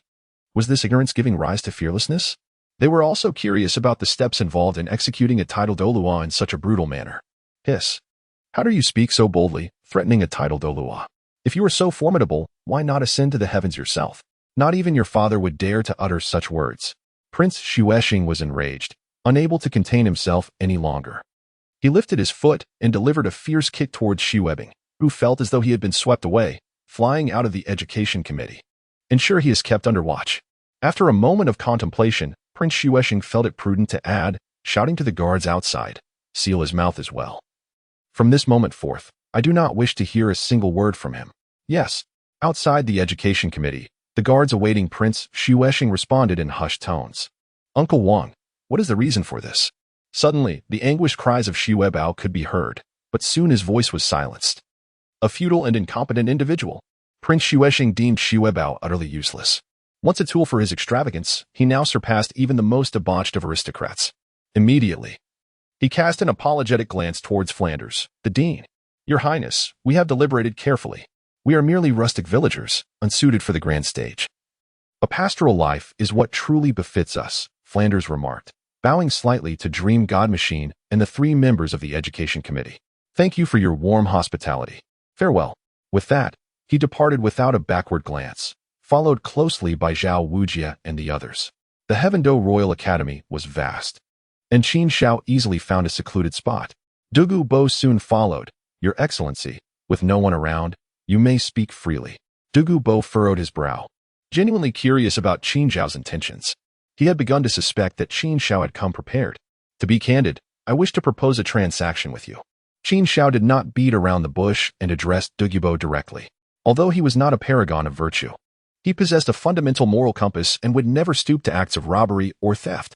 Furthermore, those familiar with the original narrative understood that within the Sunset Forest lay a dual-flavored hot pot, yet the expanse of the forest was vast. Where could he possibly locate this coveted hot pot? Seeking a transaction with me? Dugu Bo furrowed his brow, unable to conceal his astonishment at Qin Xiao's words. What do you wish to gain, and what can I obtain in return? While he was reluctant to engage in any form of negotiation with Qin Xiao, he was undeniably curious about the latter's true intentions. API call failed with status code 429. Error. Code. For 29. Message. Resource has been exhausted, e.g. check quota. Status. Resource exhausted. Qin Xiao smiled and said, "Allow me to inquire. Whenever the sky is overcast and rain begins to fall, do you not experience a peculiar itch in your sides? And in the dead of night, around the third watch, do you not feel a prickling pain at the crown of your head and the soles of your feet, accompanied by spasms throughout your body? How do you know this?" Douluo could no longer contain his astonishment, speaking instinctively. He found it unfathomable that this youth, with whom he had only shared a fleeting encounter, possessed such intimate knowledge of his afflictions. Yet, after the initial shock, a deeper sense of murderous intent took root within him. He could not permit his secrets to fall into the hands of an unrelated individual. Such knowledge posed a grave threat. "I advise you to contemplate whether you possess the capacity to pose a threat to me before making any moves." Qin Xiao keenly observed the expression of Douluo, feeling neither fear nor trepidation. Instead, he turned away, gazing into the distant sea of trees. Indeed, the Royal Academy of Tiando is a splendid place. However, in stark contrast to Qin Xiao's tranquil contemplation of the distant forest, Douluo's heart was far from serene. Within him, an internal struggle ensued. One voice incessantly urged him to eliminate Qin Xiao, proclaiming that once he was silenced, no one would uncover his secrets.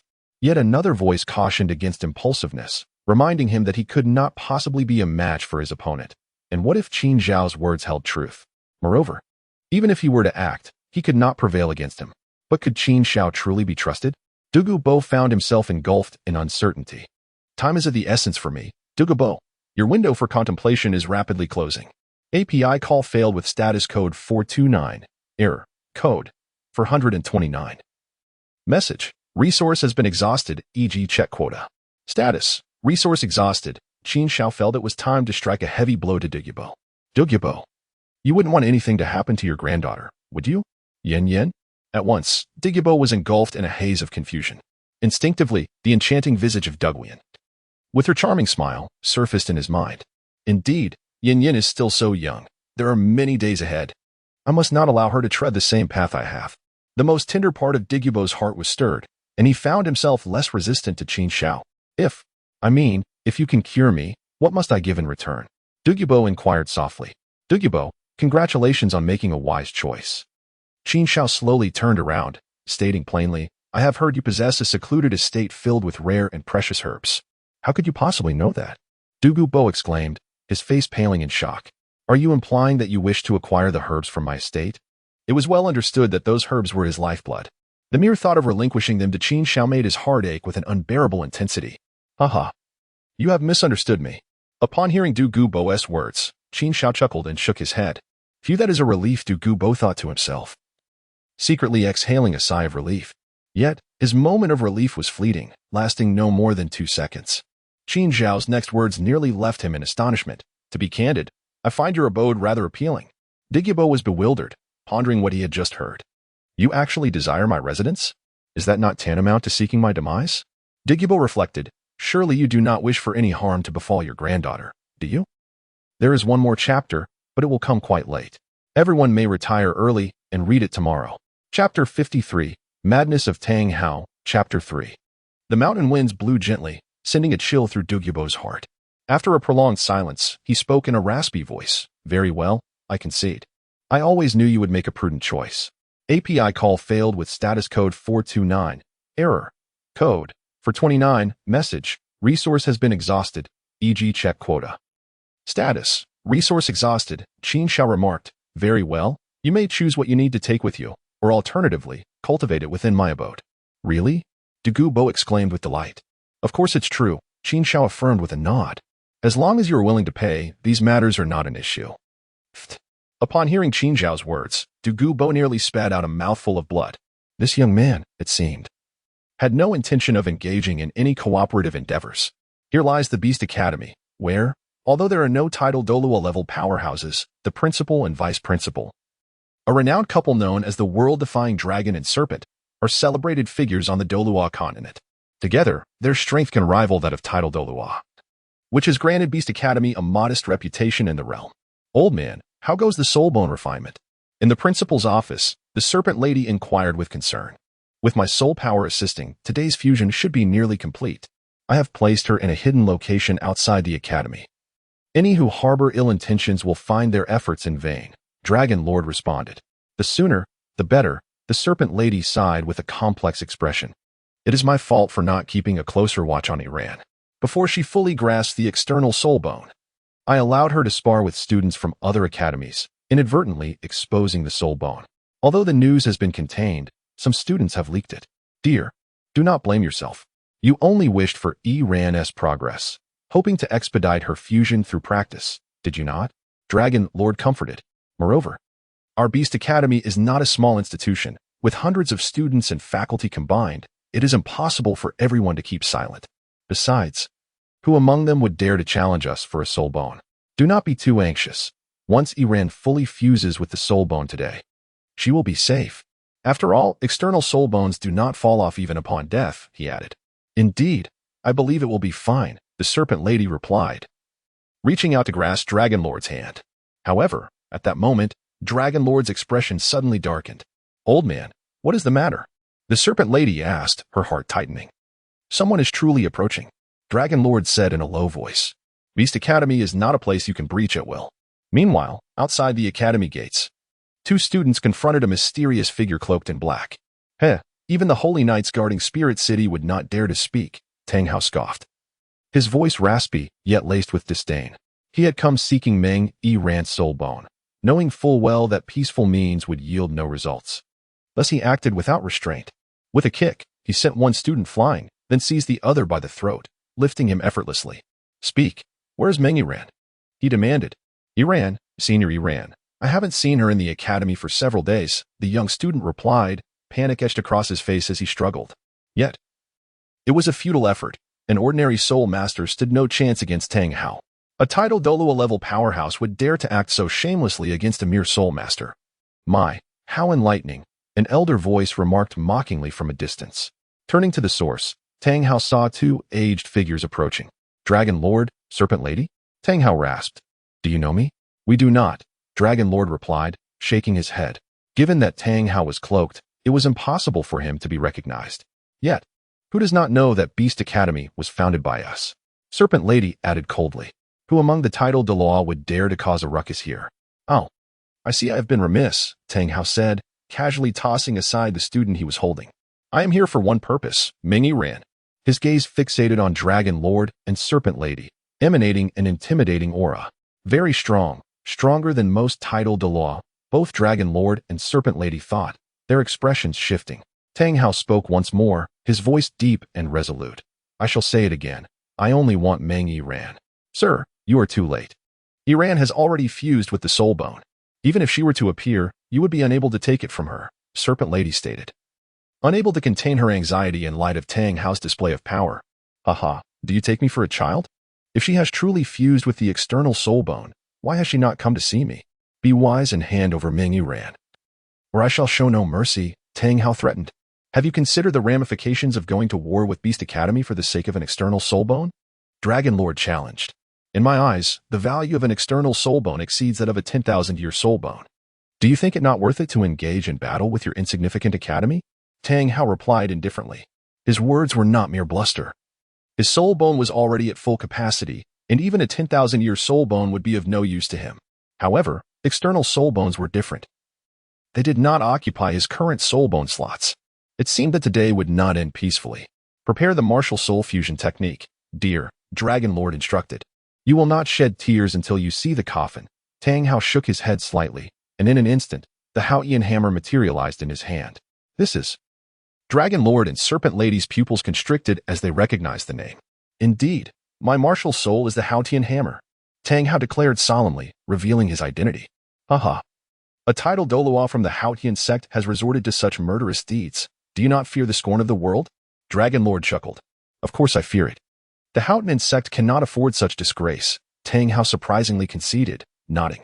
Thus, today, anyone who witnesses the Haotian hammer and my actions must die. At this declaration, silence enveloped the scene. They were left in shock. Had the Title Douluo from the Haotian sect truly lost his mind? Chapter 3 is presented. And I thank you all for your support. Chapter 54. The Fall of the World-Defying Dragon and Serpent Students Flee. Dragon Lord bellowed, unable to contain himself. In unison, He and Serpent Lady charged towards Tang Hao. Humph, it is too late to think of escaping now. Tang Hao scoffed, remaining stationary. However, a formidable aura erupted from him, surging outwards in a cataclysmic wave. Aorg. Instantly, cries of agony echoed.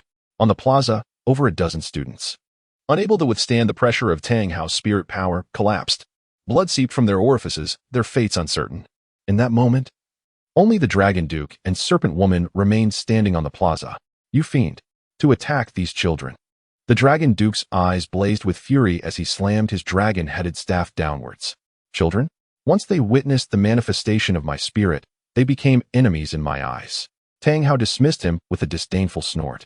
With a sweep of his clear sky hammer, the Dragon Duke was sent flying like a rag doll. Too weak. You're not even a Title Douluo, yet you dare challenge me?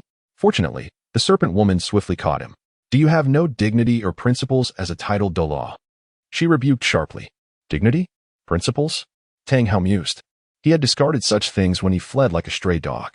As I said before, if you had surrendered Ma Hongjun, none of this would have happened. Tang Hao shook his head slowly, as if to say, don't blame me for how things have turned out. If someone invaded your home, seeking to kill your son or daughter and seize their spirit bone, what would you do? The Serpent Woman questioned. Would you offer your child to be slaughtered for their bone? No, Tang Hao replied.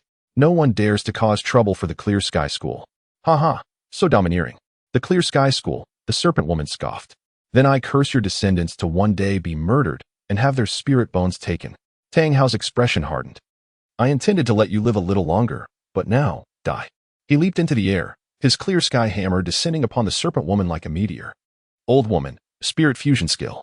The Dragon Duke roared, and the Serpent Woman responded in kind. In an instant, a colossal dragon with golden scales crashed into Tang Hao. Clear Sky 9 annihilations, break. Tang Hao, not daring to underestimate his opponents, unleashed the Clear Sky School's ultimate technique. Boom. The golden dragon collided with the Clear Sky hammer, creating a thunderous sound that reverberated through the air. However, after a brief stalemate, the golden dragon disintegrated. Thud, thud. Two figures plummeted to the ground, the Dragon Duke and Serpent Woman. Both were covered in blood and looked utterly defeated, clearly suffering grievous injuries. Thud, thud, thud. Tang Hao approached, his footsteps echoing on the stone pavement. He stood beside the Serpent Woman, his clear sky hammer pointed menacingly at her. If you were both Title Douluos executing a spirit fusion skill, I might have had to retreat. But now, you're merely comparable to a common Title Douluo, easily defeated. Tang Hao's hood had fallen, revealing a twisted visage.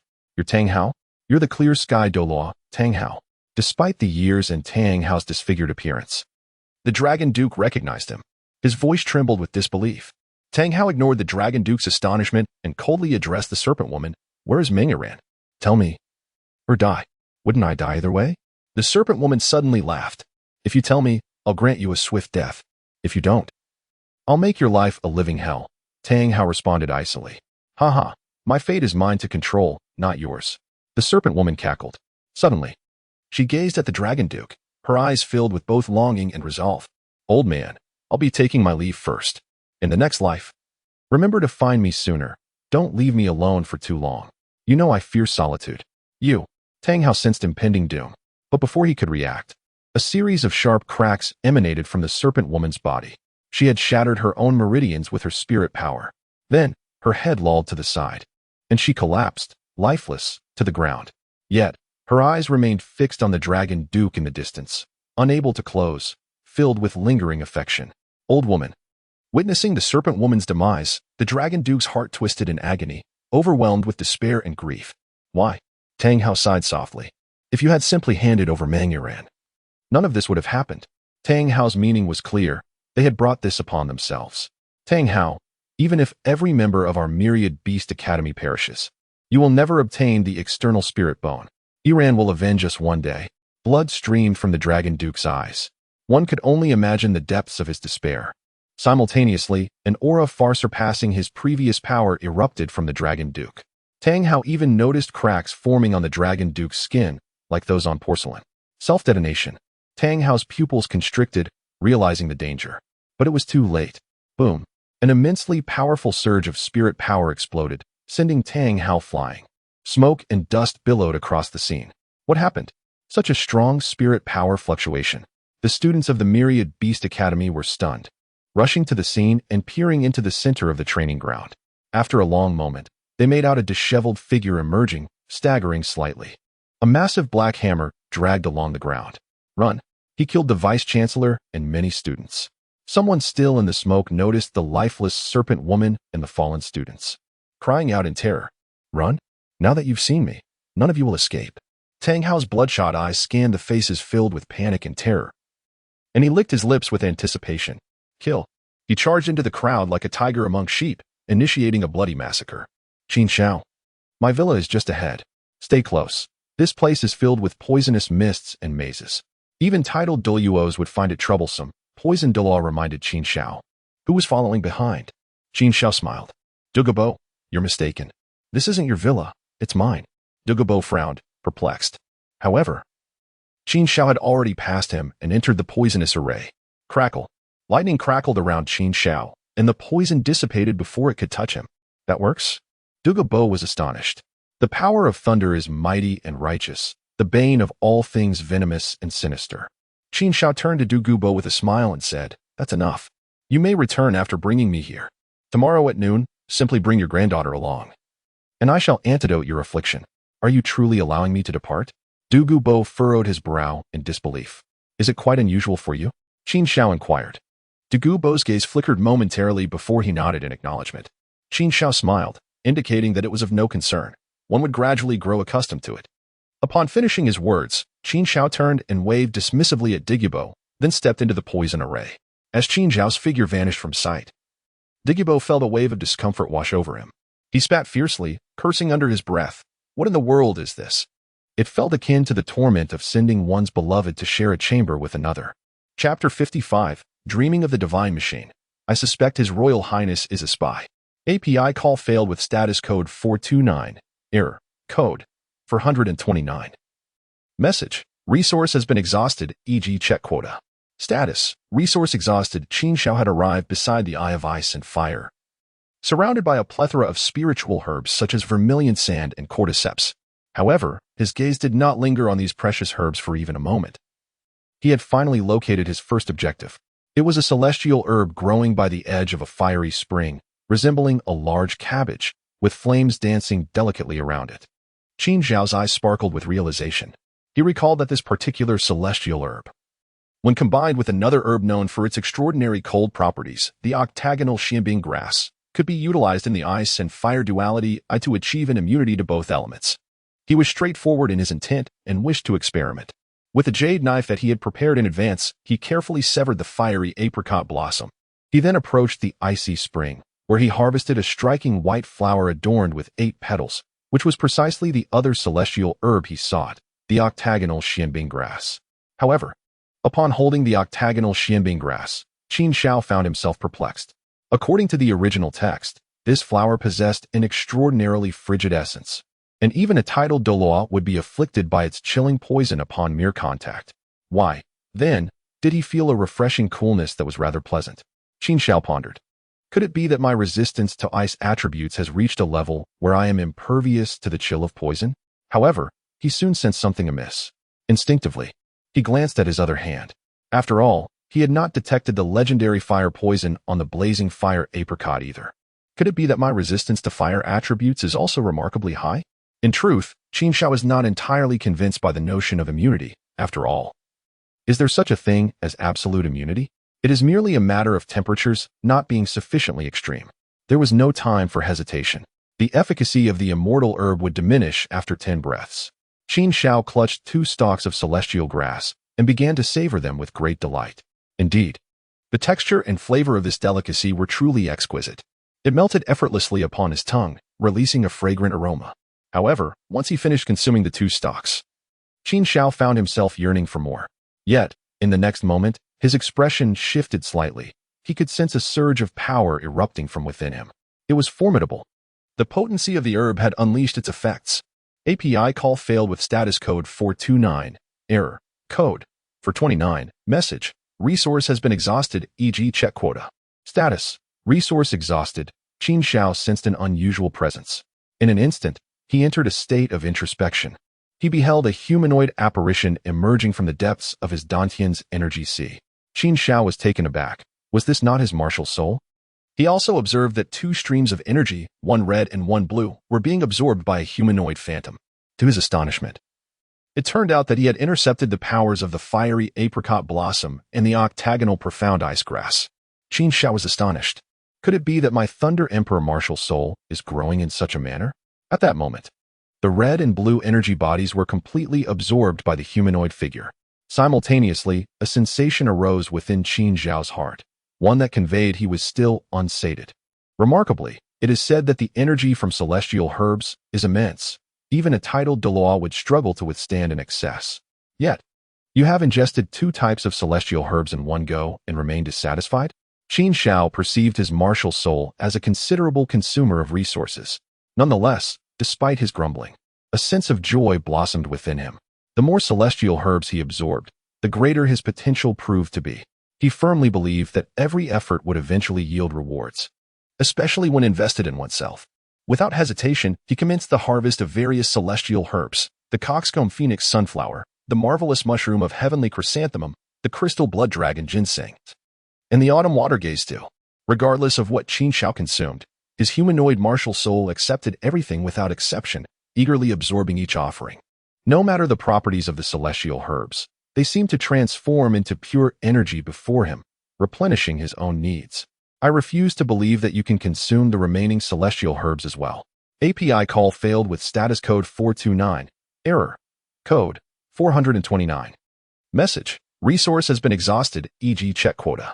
Status. Resource exhausted as Qin Xiao's pupils constricted.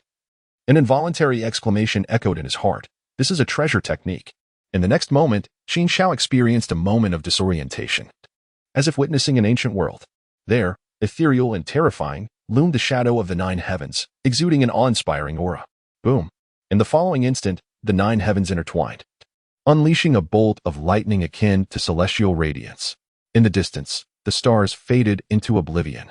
The light of the nine heavens tribulation. Having witnessed all of this firsthand, the name of this treasure technique surfaced in Qin Xiao's mind. Astonishing. This treasure technique far surpasses any soul technique of 100,000 years. No.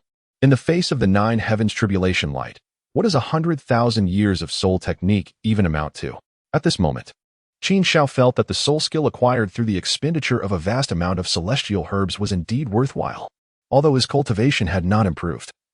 His combat power had surged dramatically. What? President Ming, are you serious? How could there possibly be a Title Douluo so young in this world? In the Tiando Imperial Palace, Meng Xinji recounted the events that transpired at the Tiando Royal Academy to the Crown Prince of the Tiando Empire, Xue Qinghe. As he had imagined, Xue Qinghe was greatly shaken. Your Highness, I assure you, I am not deceiving you. This matter is absolutely true. Meng Xinji made a gesture of oath. Not only I, but also Jilin and Bai Baoshan can attest to it. If it were not for Prince Xuexing and Prince Xuebing's narrow-mindedness, our Tiando Empire would have gained another Title Douluo level supporter. You would have gained a powerful ally. Recalling this matter, Meng Xinji felt a pang of sorrow. Xuexing's gaze flickered, and he spoke in a deep voice. Indeed, the actions of Prince Xuexing and Prince Xuebing were ill-considered. However, neither my uncle nor Xuebing can be punished by me. President Meng, would you accompany me to meet father and report this matter? In truth, after hearing Meng Xinji's words, Xue Qinghe felt a sense of relief, even a hint of joy. The two foolish individuals, Xuexing and Xuebing, had foolishly turned away such a formidable individual, weakening themselves in the process. One could only imagine how furious the Emperor Xue Yi would be upon learning of this. Xue Qinghe eagerly anticipated the Emperor's reaction. Of course, he would not miss this opportunity to severely reprimand Xuexing and Xuebing. On the other hand, Meng Xinji was momentarily taken aback by the reply, but soon responded emphatically, I am willing to accompany you to meet His Majesty and explain the situation. I must implore His Majesty to impose severe punishment on Prince Xuexing and Prince Xuebing. Your Highness, to be candid, I suspect that Prince Xuexing and Prince Xuebing may have been seduced by the Star Luo Empire or the Spirit Hall, deliberately weakening our Tiando's power. Chapter 56. The murderer Tang Hao, the enraged Emperor Xue Yi in the Crown Prince's palace, Xue Qinghe maintained a calm facade. Yet his heart was filled with unease after hearing Meng Xinji's account. He was curious about how his uncle and brother had managed to appear more treacherous than himself. President Meng, perhaps my uncle and the others have their own reasons, Xue Qinghe said thoughtfully. Your Highness, you are indeed too kind-hearted. We can see through the intentions of Prince Xuexing and Prince Xuebing. They aim solely to undermine you. The more Meng Shenji contemplated, the angrier he became. I must ensure that I present a thorough indictment of Prince Xuexing before His Majesty. Upon hearing this, Xuexing refrained from further comments. He understood that Meng Shenji's emotions were already stirred, and soon they would meet Emperor Shui, where Meng Shenji would unleash his pin-up fury. A moment later, in the main hall of the Tiando Imperial Palace, the frail and emaciated Emperor Shui erupted in anger. What? Xuexing and Xuebong have dared to act so arrogantly, even rejecting a Title Douluo who sought to affiliate with the Tiando Royal Academy. He coughed violently, his chest heaving, clearly agitated. Your Majesty, it does not end there. Do you know how young that Title Douluo is? I estimate he is no more than 20 years old. Meng Shenji lamented, shaking his head and sighing. It is truly regrettable that such a talented individual has not joined our Tiando Empire. The actions of Prince Xuexing and Prince Xuebong are utterly despicable. Should this young powerhouse turn to the Star Luo Empire or the Spirit Hall, not only would we lose a potential ally, but we would also gain a formidable adversary. It is indeed tragic to have such rulers in our empire. Your Majesty, I implore you to revoke Prince Xuexing's authority over the Tiando Royal Academy. If this continues, the academy will inevitably face ruin. Meng Shenji's words grew more impassioned as he expressed his grievances. Undeniably, Meng Shenji's eloquence left Xuexing momentarily stunned.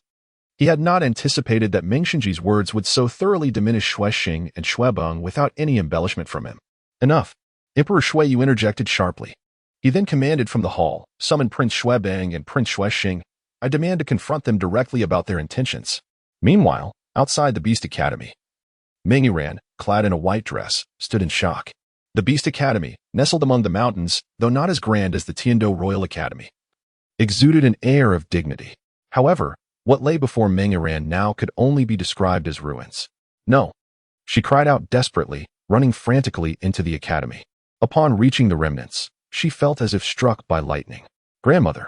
She immediately spotted the fallen snake matriarch and trembled as she spoke. Step by step, her legs felt as though they were encased in lead, heavy and unyielding. Each movement was a struggle. Finally, Meng Yiran reached the snake matriarch, her body slowly collapsing to the ground.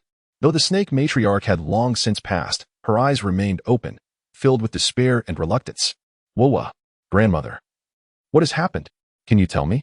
Meng Yiran wept helplessly, holding the cold body of the snake matriarch, feeling as though her world had crumbled. Cough, cough. Yiran, senior sister. Suddenly, a faint voice broke the silence. Who? Meng Yiran turned to see a figure, long thought dead, struggling in the distance. Without hesitation, she set the snake matriarch aside and rushed to the fallen student of the Beast Academy. Junior, it's me. Tell me, what has happened? She asked urgently. External spirit bone. Murder. Tang. How? The student managed to utter a few words before expiring, extinguishing all hope. In the deep of night, within the Tiando Imperial Palace, Prince Xuexing expressed concern to Emperor Shui. Brother, you seem unwell. Why have you not retired for the night? Surely, any matters can wait until tomorrow to discuss. Avalanche promptly echoed in agreement. In truth, both individuals were acutely aware that their summons in the dead of night was hardly an invitation for a midnight feast. Observing Xuexing and Dream Shinji's presence, the purpose of the Emperor's call became glaringly apparent. It was undoubtedly linked to the bothersome Shrek Academy from earlier in the day. Xuexing, do you believe I will find rest tonight? Cough, cough. The Night Emperor Shui chuckled coldly, only to be interrupted by another fit of coughing. There was no remedy for his fury. The Tiando Empire was already devoid of its own formidable warriors. To finally encounter one with boundless potential only to have these two refuse him entry was infuriating. Little did they know, he had already been spitting blood in private. Brother Emperor, please do not be angry. Allow me to explain. We truly had no knowledge that among those individuals were Title Douluo level powers, Prince Xuexing hastily clarified. Ignorance was no excuse. He understood the necessity of crafting an irrefutable alibi for himself. Very well, even if you were unaware of the Title Douluo among them, does it not warrant an effort to win over the Soul Saint and Soul Emperor level experts? Furthermore, there are several prodigies who have already achieved level 25 by the age of 12. Are they not of value as well? The Night Emperor Shui posed two further queries. Prince Xuexing's countenance shifted dramatically, leaving him at a loss for words. He knew the Night Emperor's assertions were indisputable, whether it was the Soul Saint, Soul Emperor, or the youthful prodigies. All were worthy of alliance. Indeed, had these individuals chosen to ally with his princely estate, he would not only have treated them as esteemed guests, but would have offered at least double the remuneration compared to the Tiando Royal Academy. His motivation stemmed solely from the fact that these individuals had chosen the wrong side, aligning themselves with the Crown Prince Qinghe instead of him, which was the root of his discontent. Father, they even laid hands on me, he continued. Uncle Wang was merely defending the royal dignity. Noticing Prince Qing at a loss for words, Avalanche interjected, attempting to speak on his behalf. After all, it was he who had endured the beating, an undeniable truth. Inwardly, Prince Qing breathed a sigh of relief, recognizing Avalanche's timely intervention. However, the Night Emperor's anger only intensified, morphing into laughter. Ha ha ha, Avalanche. Do you even have the audacity to mention dignity? Over the years, your indulgences in debauchery, gambling, and deceit have become legendary. Ask anyone in Tiando City who could possibly be unaware that you, Avalanche, are its foremost scoundrel. Tell me, do you have any face left? Not only has your disgrace tarnished your own image, but you have also sullied mine. Chapter 57, Douluo. I feel like I've been cheated, father. Faced with the Night Emperor's tirade, Avalanche was left dumbfounded. He opened his mouth to defend himself, but found no words to articulate. A useless being. He had been pretending to be a scoundrel, and now it appeared he had indeed become one. Could you not at least tone it down a bit? Prince Qing's inner turmoil was palpable. He had initially hoped Avalanche would assist in his defense, yet it was clear that such hope was in vain. What?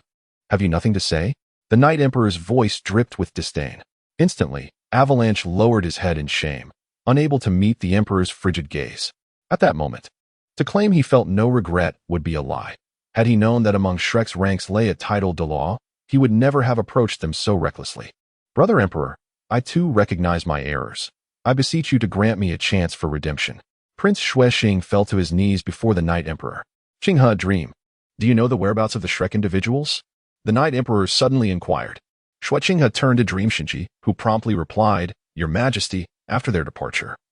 I had someone discreetly follow them. They have not left Tiando City and are currently residing in a hotel within the city. Did you hear that? The Night Emperor asked Qing in a grave tone. Yes, I heard. I shall attend to it immediately. Qing answered as he prepared to leave. Wait, Brother Emperor. Is there something else? Until this matter is resolved appropriately, you need not concern yourself with the affairs of the Tiando Royal Academy. Qinghe will manage it in your stead. What? You intend to strip me of my authority? Given that most of the faculty and students at the Tiando Royal Academy stand with Dream Shinji. If Qinghe is allowed to take full control, what place will that leave me in Avalanche? Moreover, Qinghe's influence will only deepen, making it even more challenging to contend with him in the future. In an instant, Prince Qing's mind raced with thoughts. He understood all too well that dealing with the Shrek individuals would be no simple task, especially with the Title Douluo backing them. Coercive measures would yield little. Brother Emperor, I believe this matter will not hinder my handling of the Tiando Royal Academy's affairs. Prince Qing was reluctant to concede. One must face consequences for their misdeeds.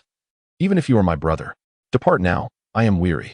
The Night Emperor waved his hand, exhaustion evident as he sank back onto his throne. As you wish. Prince Qing ceased his protests, but as he turned, his expression morphed, contorting into one of disgust as if he had just ingested a fly. In contrast, Qinghe felt a surge of relief. Originally, he had contemplated strategies to diminish Qing and Avalanche's power. Now, they had inadvertently undone themselves. Truly, one reaps what they sow. At some point, I must express my gratitude to the Title Douluo known as Qin Xiao, Qinghe mused to himself. Though his visage donned a mask of concern. Father, please take care of your health. I shall take my leave. Outside the palace hall, Avalanche hastily pursued Prince Qing. Uncle Wang, wait for me. What would you have me wait for? Are you planning to further ensnare me? Prince Qing seethed upon seeing Avalanche. The unfortunate boy igniting his ire. Avalanche, however, wore a conciliatory smile. Uncle, please do not be angry. 2 lovely maidens have just arrived at my residence. Get lost. Prince Qing, infuriated, kicked Avalanche away and strode off without a backward glance. Yet, his voice lingered in the air. Tomorrow morning, you will accompany me to speak with the Shrek people. As morning mist enveloped the earth and dew adorned the grass, Qin Xiao, seated cross-legged beside the ice and fire yin-yang eye, slowly opened his eyes. Rising to his feet, a faint smile graced his lips. Ah, Douluo, you have arrived quite early. Before long, he could discern voices nearby. Grandfather, why have you brought me here so early? I am still half asleep.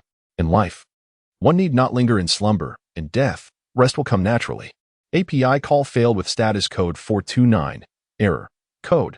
For 29. Message. Resource has been exhausted. E.G. Check quota. Status. Resource exhausted. Qin Xiao discerned the voice of Douluo. The incessantly complaining young lady must be Douluo's granddaughter, Douluo. After a brief moment, the sight of an elderly man and a young woman came into Qin Xiao's view.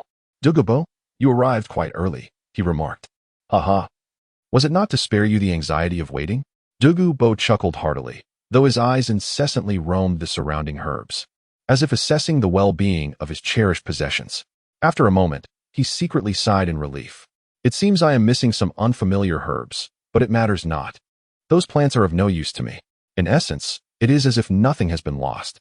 Douluo was intimately aware of his own assets. To him, the peculiar spiritual herbs near the ice and fire yin-yang eyes were inconsequential if absent, devoid of any real value, and thus he felt no pang of regret.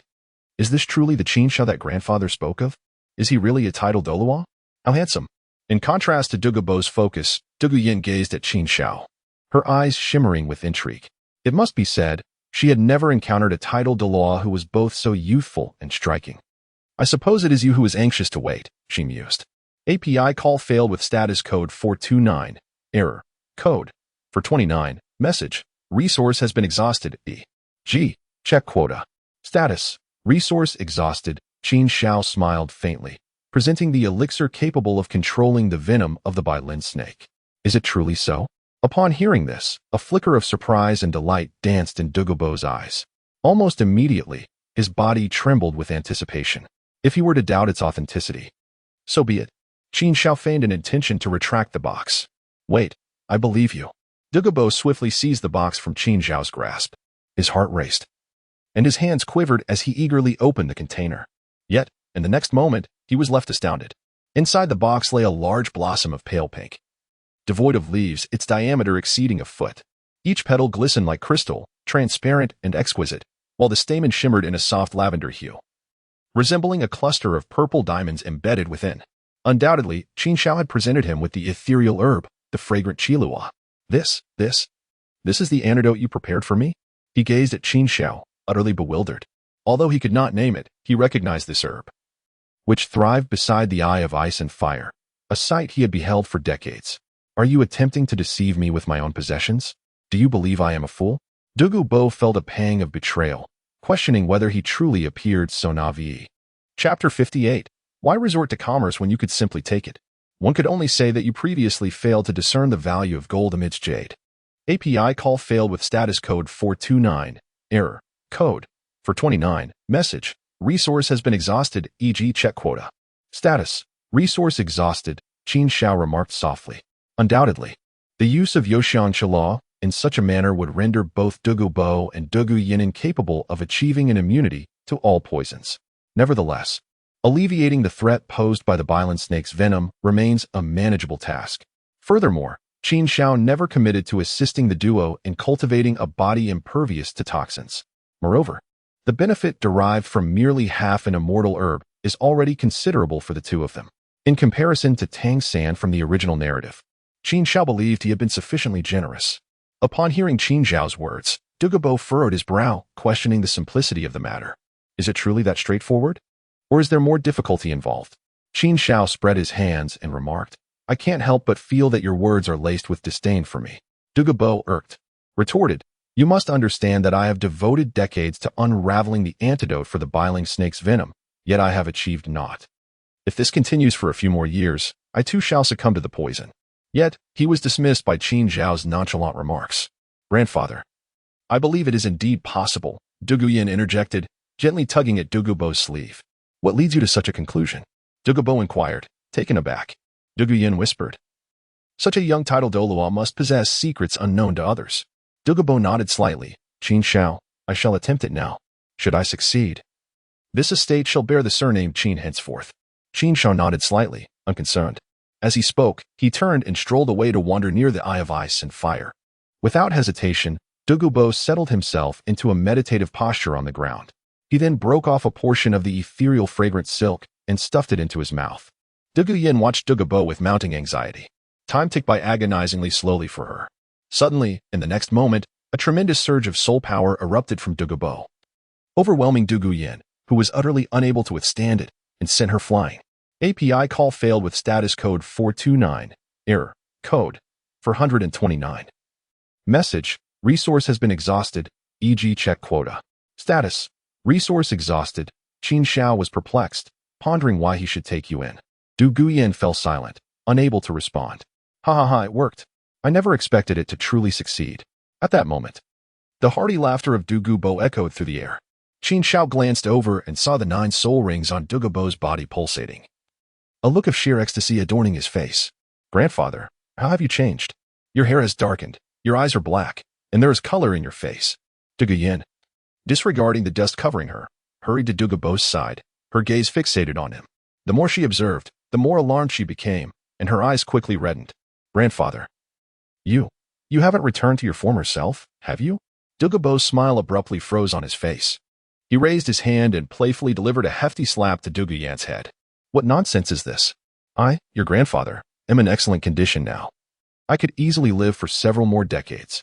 Qin Xiao indeed did not deceive me. The venom of the Bailin snake can no longer harm me. In fact, thanks to the potent medicinal properties of the fragrant Xiluo, my soul power has already ascended a level in just a brief moment. Upon hearing this, Duguyin was initially taken aback, then joyfully leaped up, exclaiming, Hooray! Qin Xiao, I previously misunderstood you. Dugubo gazed sincerely at Qin Xiao and said, From this moment forth, this mansion shall belong to you. Pausing for a moment, he continued, Moreover, not only have you cured my poison, but you have also significantly enhanced my cultivation. Indeed, this half-herb is of even greater benefit to Yin Yin. I, Dugubo, am clear about my debts and grievances. In this matter, consider it a favor owed to you. Should you ever find yourself in need of my assistance, do not hesitate to ask. Truly, a genuine scoundrel is far superior to a false gentleman. Qin Xiao smiled and nodded, not rejecting the goodwill of Dugubo. After all, Dugubo was a formidable Title Douluo, and this favor might prove useful in the future. Yin Yin, let us depart. Once we return to the academy, I shall assist you in resolving the poison of the Bailin snake. Dugubo addressed Duguyin. Duguyin replied with a slight nod. However, each step Dugubo took was fraught with difficulty. He turned back every 2 steps, his eyes filled with sorrow and reluctance. It must be noted that every herb in this basin was a product of his painstaking efforts. Wait, suddenly, Qin Xiao called out to him. Do you have something else to say? Dugubo paused, looking at Qin Xiao with a puzzled expression. API call failed with status code 429. Error. Code 429. Message. Resource has been exhausted, e.g. check quota. Status. Resource exhausted. Qin Xiao's smile grew even more radiant. The celestial herbs had been completely harvested, and the remaining medicinal materials were of no use to him.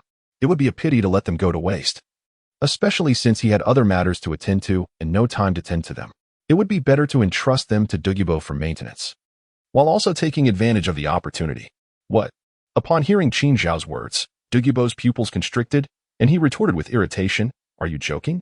I, a dignified Title Douluo, would never serve as your guardian. You must understand that even the Snow Knight Emperor treats me with respect, and the Snow Star Prince regards me as a distinguished guest.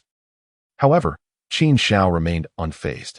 He slowly extended 2 fingers, waving them before Dugubo's eyes. As long as you agree to my terms, you may freely harvest 2 plants of these herbs each month. That is impossible. Dugubo immediately shook his head. Even though the spiritual herbs here are rare in the outside world, they cannot sway my heart. You mentioned that I could purchase these herbs with money. Have you ever considered that I might refuse to sell them? You are being unreasonable. Seeing Dugubo's exasperated expression, Qin Xiao chuckled. This brings me to my second condition. Once you agree, all spiritual herbs will be accessible to you, and any purchase you make will be at a 50% discount. 50%? Dugubo was genuinely tempted this time. Although the poison of the green scale serpent had already been resolved, his passion for toxins remained unwavering. The demand for various medicinal materials was substantial, translating into a considerable sum of gold soul coins. In the past, he never needed to contemplate such matters. But now he had no choice but to consider them, especially since his former residence had become someone else's domain. No more. I can't think about this any longer. Dugubo felt as though further contemplation would render him breathless with heartache. Fine, I agree to your terms. However, I have one condition. I wish to cultivate a small medicinal field of my own here. Buying herbs is not a sustainable solution. Only by growing them myself can I ensure a steady supply. Truly, the poisoned Douluo was exceptionally shrewd. Qin Xiao praised and then extended a hand, saying, I can agree to your request, but it is not a gift. I can lease you a piece of land for 50 years for 5 million gold soul coins. What? 5 million? Dugubo was taken aback, a mix of anger and amusement washing over him. Qin Xiao, you could easily seize it. Why would you choose to engage in business with me? Chapter 59. The Bone Douluo's Breakthrough. The Emperor of Snowy Nights in critical condition. Since business can be conducted, why should I resort to theft? Qin Xiao countered, leaving Dugubo speechless. I will manage to gather the 5 million gold soul coins for you later, he added. This was no trivial sum. Even Dugubo would need time to prepare. If you are not anxious, then I shall be even less so.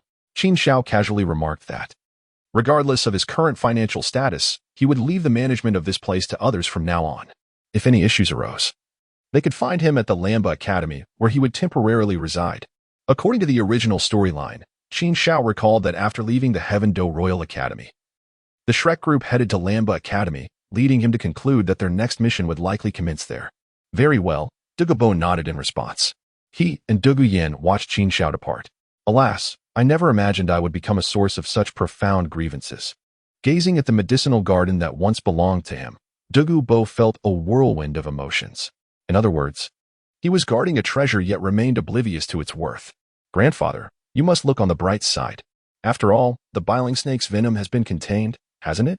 Our lives surely hold more value than this medicinal field, Dugu Yan consoled, observing her grandfather's despondent demeanor. You are right to say that. Yet the thought of using my own funds to procure my own medicinal materials is somewhat disheartening, Dugubo sighed. Oh well, I suppose I shall grow accustomed to it. Yin, wait for me here. I will return to Heavendo City to find you a soul bone. All right, Dugu Yin nodded obediently. Meanwhile, outside the room of the Bone Douluo at the 7 Treasure Glazed Tile School, Ning Fingxi and the Sword Douluo stood side by side, staring at the closed door. Why is it taking so long? Has Old Bone failed to refine 3 soul bones at once and break through to the Title Douluo level 96? Ning Fingxi pondered aloud. Concern etched upon his face. Should he not succeed in this endeavor, I cannot fathom how he might ever break through. The Sword Douluo replied gravely, his worry palpable. Ning Fingxi shook his head, understanding that the Sword Douluo's anxiety stemmed from his care. Uncle Jian, do not be hasty. Breaking through a bottleneck is far from an easy task. Very well, let us wait a little longer, the Sword Douluo sighed. However, just as he finished speaking, the door burst open with a resounding crash, propelled by a tremendous surge of soul power. Contrary to their expectations, the Sword Douluo and Ning Fengji felt elated. In the next moment, the Bone Douluo emerged, a smile gracing his lips and his soul power palpably stronger than before. Old Bone, have you succeeded? The Sword Douluo's eyes sparkled with uncontainable joy. Indeed, I have finally broken through the barriers that have troubled me for so many years. The Bone Douluo laughed heartily. Congratulations. Uncle Bone, Ning Fengji said, his own expression brightening. Your words are misplaced. Had you not brought back these soul bones, my breakthrough would still be a distant dream. For these soul bones are of exceptional quality, the Bone Douluo expressed his gratitude. Ning Fengji fell into contemplation.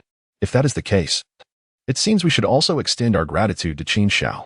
Originally, the transaction in which Qin Xiao sold the soul bones to the 7 Treasure Glazed Tile School cleared their debts. However, with the Bone Douluo's breakthrough, he felt it was necessary to express his thanks. Moreover, given Qin Xiao's boundless potential, Ning Fengji was eager to cultivate a closer relationship with him. After a moment of silence, the Bone Douluo nodded. Indeed, I shall visit Shrek and meet this young man. The Bone Douluo was decisive, ready to act without delay. Wait. Ning Fengji called out to him. Uncle Bone, after the destruction of Shrek Academy, it was not rebuilt. The individuals from Shrek Academy have now arrived in Heavendo City. Our people have reported that they are staying in a local inn. Oh, that certainly makes things more convenient. I shall seek him out in Heavendo City. The Bone Douluo's eyes glimmered with excitement, knowing he could reach the city swiftly. I will accompany you, Ning Fengji offered.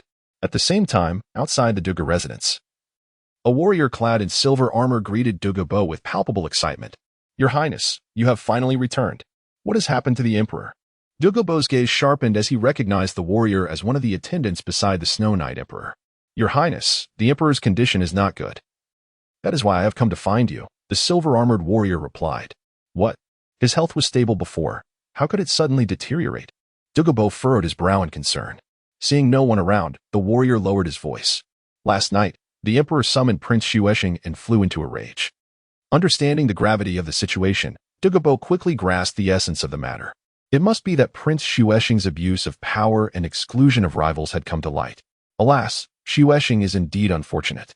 Had he been targeted by another, it would have been one thing, but crossing paths with Qin Xiao is a dead end. Dugubo silently mourned for Xuexing before addressing the silver-armored warrior. Without further ado, I must enter the palace at once. With his Title Douluo strength, Dugubo traversed the distance from his residence to the palace in mere moments. He soon arrived at the Emperor's chamber, where he found the Snow Knight Emperor surrounded by a crowd, all expressing relief at his arrival. Your Highness, you have finally come. The Snow Knight Emperor said weakly. Rest assured, Your Majesty, I am here, and all will be well, Dugubo assured him, employing both medicinal and toxic remedies. After a considerable time, he exhaled deeply.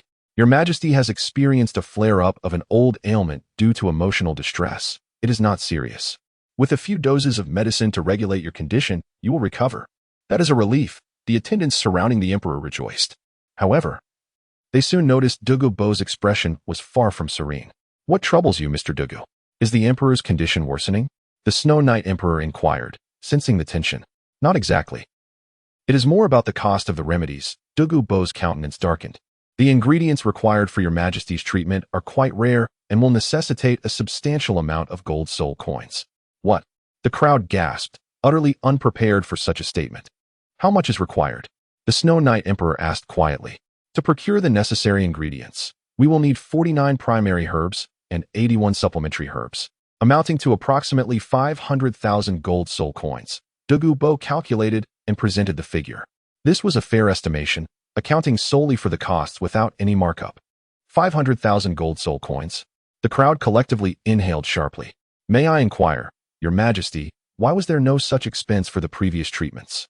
Someone boldly asked, echoing the confusion shared by all. Recalling this matter, Dugubo felt a surge of anger. He could not help but let out a cold snort. Previously, I cultivated the herbs myself, but now I must purchase them at my own expense? How can that be the same? Chapter 60. The Snow Knight Emperor's Concern. Xuexing's apology, then why did Mr. Dugu stop cultivating? The Snow Knight Emperor inquired, perplexed. Do you think I do not wish to? Dugubo replied tersely. The times have changed. The circumstances are not what they once were. Has there been a natural disaster that destroyed the herbs? No, it is man-made calamity, Dugubo lamented, his heart heavy. Man-made calamity. A profound silence enveloped the palace. Even the Snow Knight Emperor fell into contemplation. It is certainly not ordinary individuals who can harm the poisoned Douluo. It is better to remain ignorant in this matter. Mr. Dugu, how long can I sustain myself with the medicinal herbs worth 500,000 gold soul coins? The Snow Knight Emperor asked again. Dugubo pondered for a moment before responding. 7 days, perhaps. Only a mere 7 days? The Snow Knight Emperor's voice involuntarily rose at this revelation. Does that mean I will be spending 100,000 gold soul coins each day? How many citizens' taxes must be collected in the Heaven Do Empire to afford that? 100,000 a day amounts to at least 3 million a month, and the annual treatment costs could reach 30 to 40 million. 30 to 40 million gold soul coins a year. Such a price seems exorbitant. The Snow Knight Emperor felt his breath grow heavy. Unable to fathom that surviving could be so costly. If 30 to 40 million gold soul coins could extend your life, how wonderful it would be. At that moment, however, Dugubo shook his head, shattering the Snow Knight Emperor's illusion. Isn't 30 to 40 million gold soul coins sufficient? The Snow Knight Emperor asked, astonished. Certainly not. Dugubo replied, after 7 days, your body will develop a resistance to the medication, necessitating a greater quantity of herbs in the next batch. The cost is not static. It increases day by day. Thinking back, I was indeed quite affluent in the past. Dugubo calculated how much precious medicine he had procured for the Snow Knight Emperor over the years from various places. Previously, it did not seem significant. But now he realized it amounted to a fortune.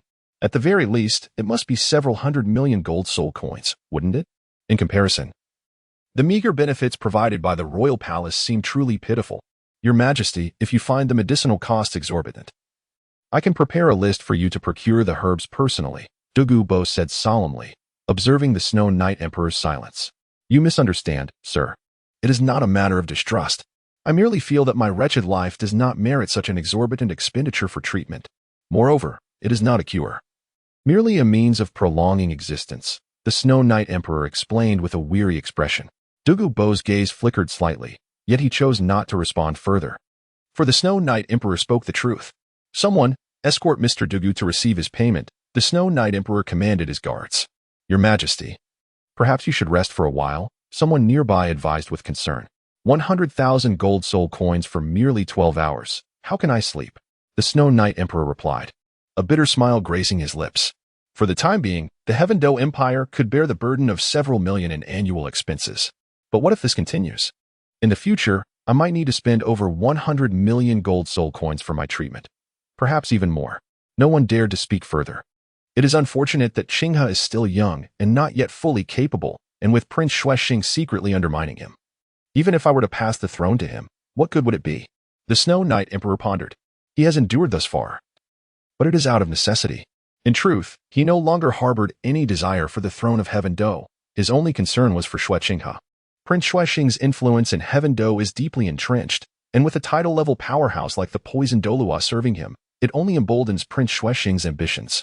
The Snow Knight Emperor feared that upon his departure, Prince Xuexing might stage a rebellion. Regrettably, Ning Fengji, the leader of the Seven Treasure Glazed Tile sect, is an unyielding merchant. Even if I grant him the title of the Crown Prince's mentor, it will not compel him to confront Xuexing. I must assist Qinghe. The Snow Knight Emperor recalled the words of the Dream God Machine. The young Title Douluo from Shrek Academy is someone even Douluo regards with caution. If he could serve as a powerful protector in the Crown Prince's residence, there would be no need to worry about Xuexing employing underhanded tactics with the Poison Douluo. In that moment, the Snow Knight Emperor conceived numerous thoughts and promptly instructed those nearby, bring the Crown Prince to me. Old, dilapidated, and remote. This must be the place. In a secluded corner of Heaven Do City, Qin Xiao gazed at the entrance of an inn, its sign nearly decayed beyond recognition. Even before approaching, he caught a whiff of decay emanating from the old wooden door. Creak. He pushed the door open, which protested under the strain, emitting a sound that made one's teeth ache. API call failed with status code 429. Error. Code. For 29. Message. Resource has been exhausted, e.g. check quota. Status. Resource exhausted. Upon witnessing the scene, Qin Xiao silently mused. Undoubtedly, these individuals were none other than the members of Shrek Academy. The moment he stepped through the door, a multitude of gazes turned toward him, most of which were filled with joy. Your Highness, you have finally returned, exclaimed Zhu Zhuqing. Ning Rongrong and Zhao Wujing, their faces alight with excitement. Indeed, Zhao Wujing had intruded upon the moment. Such was the inevitable consequence, having witnessed Qin Xiao's valor. He had come to regard this youth, who was several decades his junior, as an idol. Well, as for the others, it is excusable, but dear Zhao, do rein in your enthusiasm a tad. API call failed with status code 429. Error. Code. For 29. Message. Resource has been exhausted, e.g. check quota. Status. Resource exhausted. Qin Xiao shook his head slightly and chuckled. It need not be so troublesome. It's quite easy to find the cheapest in Nintendo City, isn't it? Flanders? At this, Flanders wore an awkward expression. Qin Xiao had accurately grasped his character. However, in defense of the dean's dignity, he sought to provide himself with an excuse. Your Highness, you must not misunderstand. My intention is not merely to save money, but rather to temper the children's will. We must eradicate extravagance and indulgence from an early age. If that's your stance, I shan't argue with you. Qin Xiao replied with a smile. Just then, a deep voice echoed from outside the inn. His Highness the Prince is leaving. All idle persons, retreat. The mention of a prince startled everyone, prompting them to set down their bowls and chopsticks and glance towards the entrance. In no time, the rotund Prince Xuexing entered, accompanied by Xueping. While Xuexing wore a smile, Xueping frowned, repeatedly waving his hand in front of his face with a look of disdain. He thought to himself, is this place even fit for habitation? Chapter 61. Prince Xuexing's misunderstanding and Qin Xiao's attitude. Xueping, do you have any objections to this place? Without needing anyone to speak, Prince Xuexing had already noticed Xueping's small gestures and shot him a cold glare. His anger began to simmer. A good-for-nothing who has become accustomed to a life of luxury has forgotten the purpose of our visit today, to seek assistance. We must lower our stance, understood? The more he pondered, the more furious he became, realizing that his guidance from the previous night had been akin to speaking to a brick wall. "Ah, no." Hearing this, Xu Weiping belatedly lowered his hand, a hint of panic flashing across his face. "Uncle Wang, I momentarily lost control of myself. Besides, this place is truly dreadful." He lamented internally, "This is simply unacceptable. I have become a genuine wastrel, ensnared in the trappings of indulgence." Prince Xuexing, rendered speechless, thought that if there were not only 2 sons left of the Snow Knight Emperor, he might have considered finding someone else to support.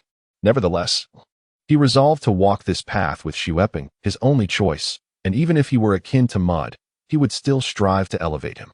With that thought, he turned to Qin Xiao, offering a slight smile, and said with a touch of apology, "Mr. Qin, Xu Weiping is merely a child, born into a royal family, accustomed to luxury and thus spoiled. He lacks manners, so I ask you to overlook him. Today's matters can proceed without him." Upon finishing, he turned his gaze towards Flanders and the others. "Dean Flanders, esteemed faculty and students of Shrek Academy, I, Xuexing, extend my sincere apologies for our previous offense." Prince Xuexing spoke earnestly, even bowing deeply. Clearly, as a prince of the empire, his willingness to humble himself was a testament to his sincerity. Xu Weiping, though reluctant, obediently followed suit in performing the gesture. However, the Shrek group remained silent, their eyes fixed on Qin Xiao's silhouette, awaiting his response. All understood that both Prince Xuexing and Xu Weiping were essentially apologizing to Qin Xiao. In the simplest of terms, without Qin Xiao, they were unworthy of such treatment from the prince. "I, Dai Mubai, vow to become a person like Qin Xiao. Someone who can compel even a royal prince to bow in deference." Dai Mubai's gaze flickered as he silently pledged. "If I possessed even a fraction of Qin Xiao's charisma, perhaps Ning Rongrong would regard me similarly." Oscar's expression darkened. In contrast, Ma Hongjun gazed at Qin Xiao's back, filled with admiration and envy. "If only I had Qin Xiao's strength, with a mere gesture, what woman could resist me?" he mused, fully aware that both Ning Rongrong and Zhu Qing were unattainable for him, far superior to the likes of Cui Hua. Yet, in the face of the respect shown by Xuexing and Xu Weiping, Qin Xiao remained silent, simply observing them. "Haha, look at my memory." Suddenly, Xuexing chuckled, a gleam of light flashing from a ring on his hand, revealing a black card. Even from a distance, Flanders' keen eyes spotted some numbers on the card. "Heavens, is that card filled with zeros?" he thought, overwhelmed with envy. "May I have the opportunity to sit down and converse with Mr. Qin once more?" Prince Xuexing inquired, holding the card with both hands, his face adorned with a smile. His manner of presenting the card was refined, reminiscent of how Qin Xiao had once presented a business card in a previous life, courteous and ensuring that the writing was clearly visible. Truly, as a high-ranking prince, his generous offer of 5 million gold soul coins was indeed impressive. With ease, Qin Xiao discerned the numbers on the card. What? The imperial prince is actually offering 5 million gold soul coins to Qin Xiao? Xu Weiping was astonished. He had never heard of such a plan from Xuexing prior to this moment. Is this the extraordinary nature of a Title Douluo? Even an imperial prince must present gold soul coins to curry favor. The Shrek group reevaluated their understanding of the powerful. Simultaneously, they grasped the true essence of monetary influence. Even for someone like Dai Mubai, a prince of the Star Luo Empire, 5 million gold soul coins constituted a staggering sum. In the midst of it all, the only individuals seemingly indifferent to this figure were Qin Xiao and perhaps Ning Rongrong. "Mr. Qin, please do not misunderstand. This money is merely a gesture of my previous apologies." Noticing Qin Xiao's reluctance to accept the black card, Prince Xuexing gritted his teeth and continued, "Should Mr. Qin be willing to discuss further, feel free to name your terms. I shall meet them, and for those I cannot fulfill, I will do my utmost to find a way." Prince Xuexing's voice resonated with determination. "Hiki, to win me over, the Tiando Empire, or more precisely, Prince Xuexing, exhibits such resolve?" Qin Xiao's gaze flickered slightly, yet he remained reticent in his response. After all, he was still preoccupied with the vast and intricate Haikong Qian Kuan shield of the Tiando Empire. As the saying goes, since Tang San and his son stood against Qin Xiao, he must sever their retreat completely, leaving them with no avenue of escape. Naturally, resolving the issue at its roots would be even more desirable. However, he harbored no particular interest in becoming embroiled in the disputes of the Tiando Empire. Suddenly, a flurry of exclamations erupted from outside. "His Royal Highness is here. All non-essential personnel, please stand back. Do not approach." Yet, amidst the cacophony, a gentle voice emerged, seemingly insignificant yet remarkably penetrating, resonating clearly both outside and within the inn. This is Ning Fingji of the Seven Treasure Glazed Tile School. I am an elder of the Seven Treasure Glazed Tile School, Bone Douluo. Ning Fingji. Bone Douluo. What could their purpose be? The Snowstar Prince, taken aback by the sound, discreetly stowed away his black card and straightened his posture. He offered a polite smile to Qin Xiao before calling out towards the door, "Please, Master Ning, enter." Instantly, the clamor outside faded, replaced by the sound of footsteps. Tap. Tap, tap. Before long, two figures stepped inside. The first to catch Qin Xiao's eye was the refined and elegant Ning Fingji. Beside him stood a tall yet slender elder. API call failed with status code 429. Error. Code. 429. Message. Resource has been exhausted, e.g. check quota. Status. Resource exhausted. Qin Xiao clasped his fists in salute. To his astonishment, they seemed to be acquainted. Meanwhile, Shuexing, who witnessed the entire exchange, felt a chill run down his spine, sensing trouble. At that moment, Ning Fingji turned his gaze towards Shuexing, and to Ning's surprise, both the prince and the Avalanche Prince were present. What a coincidence! Shuexing also presented a warm smile, expressing his own surprise at encountering Master Ning here. Ning Fingji chuckled, remarking on the prince's delightful taste in choosing this venue for breakfast. Breakfast? In this realm of yin and yang? The prince of Shuexing felt a pang of discomfort, but masked it with a soft laugh, saying, "The fragrance of wine does not fear the depth of the alley." Master Ning, you two have been drawn here.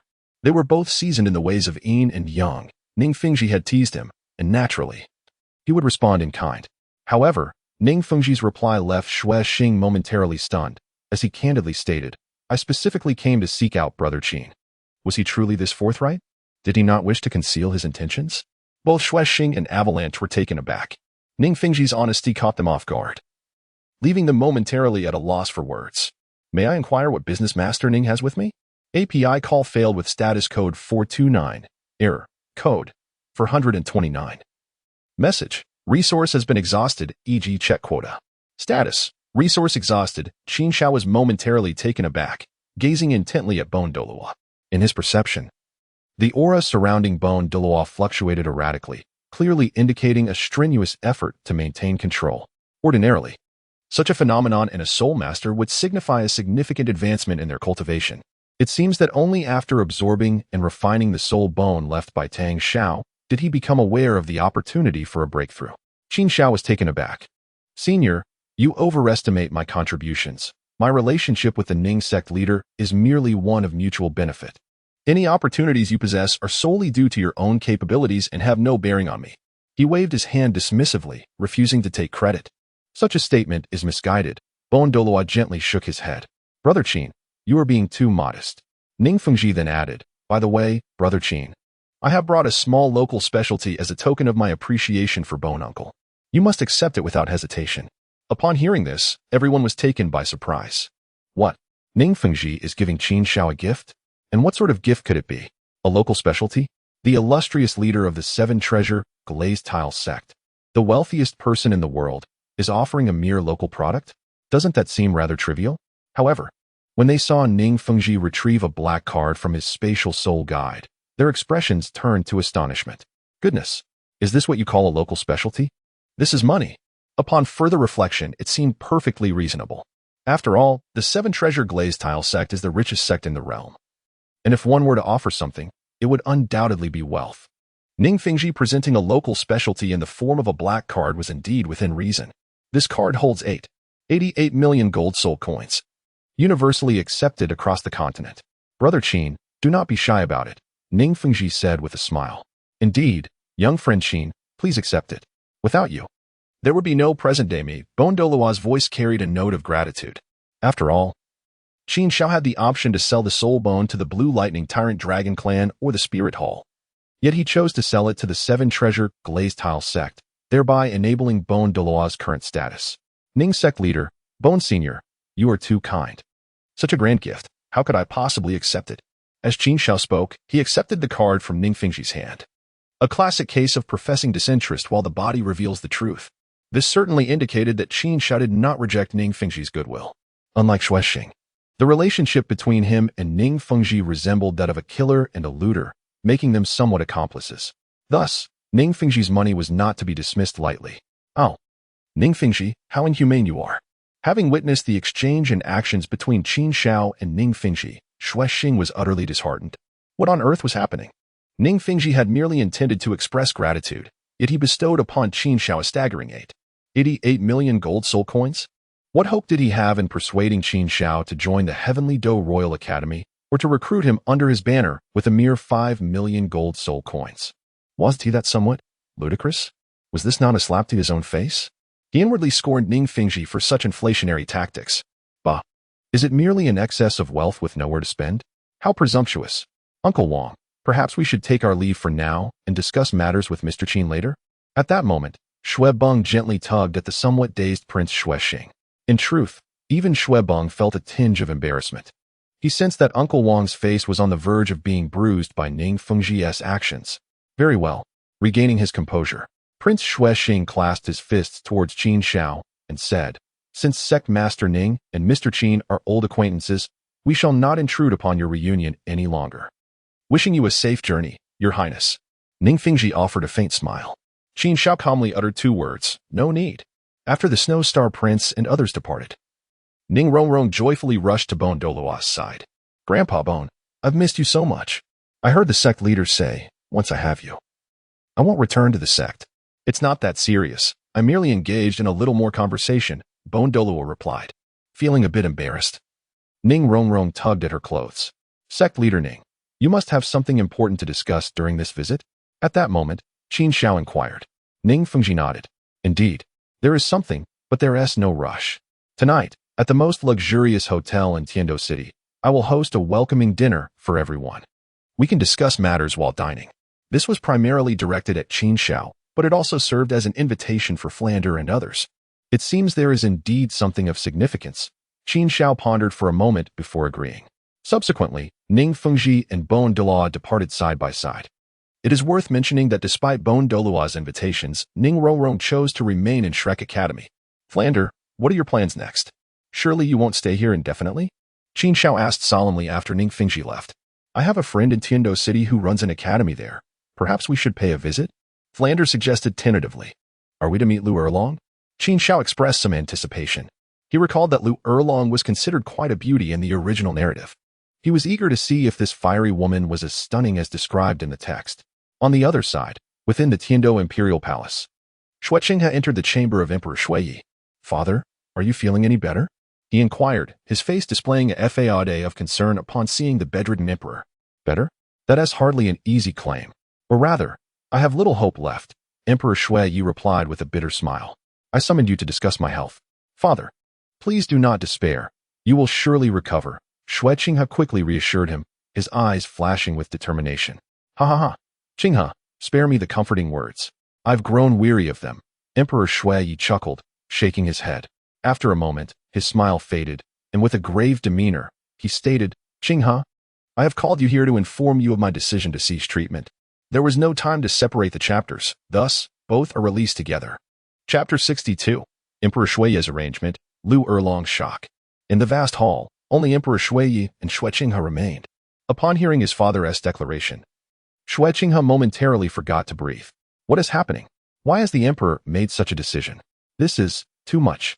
Shuexinghe felt a surge of excitement in his heart, yet his face bore an expression of shock and profound sorrow. "Father, how can you speak such disheartening words? You will be fine. Soon, Master Dugu will surely heal you," he stammered. "Foolish child, if it were possible to cure me, it would have been done long ago. How could it have dragged on until now?" Emperor Shuiyi shook his head with a wry smile. "In truth, my decision stems from a heavy heart. I do not wish for the empire to suffer because of my personal plight." He then recounted what Master Dugu had mentioned to him. Shuexinghe was taken aback. "What?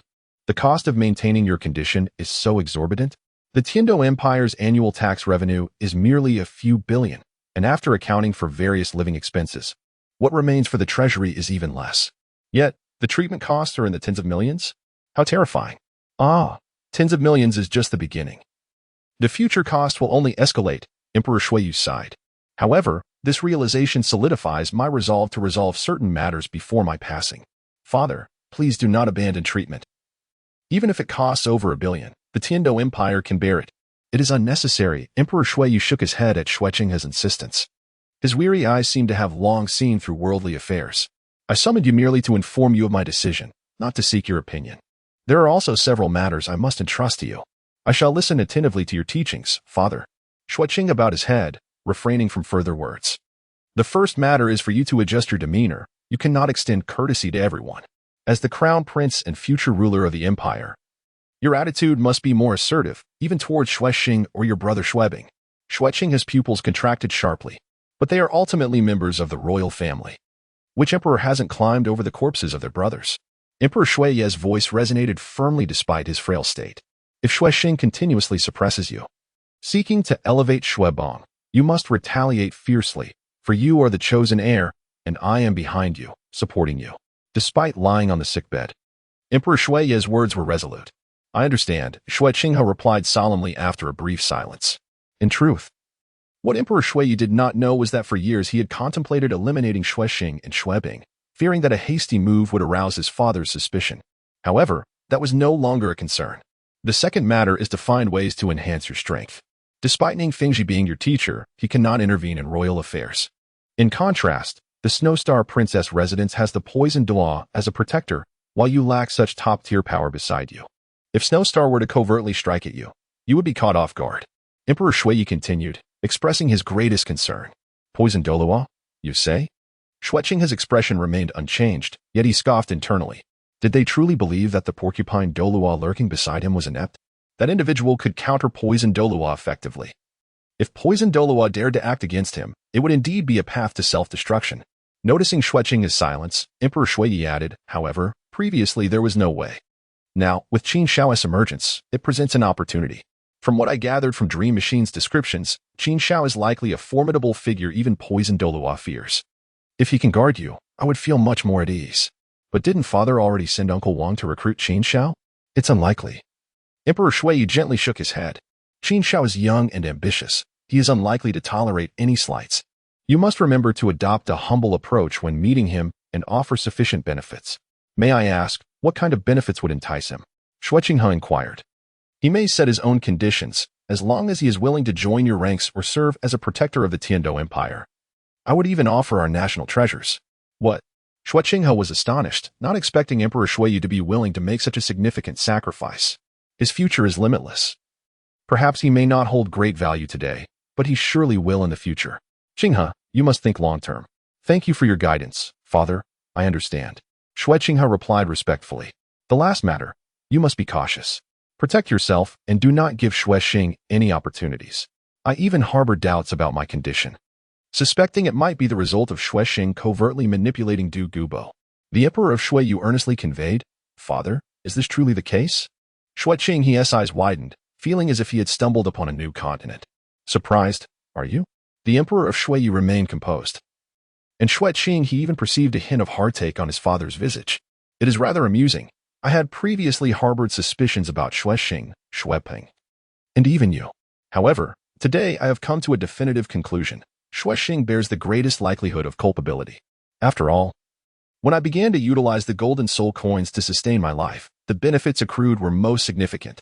The Emperor of Shui stated with unwavering conviction. He believed that after years of scheming, Shueqing was finally beginning to reveal his true intentions. Ah, Shueqing, this burden you must bear, willingly or not. For it is your royal brother who has imposed it upon you, Shueqing, he thought to himself, stifling a chuckle. Yet, his face betrayed a righteous indignation as he declared, I shall confront Shueqing to demand the antidote. That would be futile.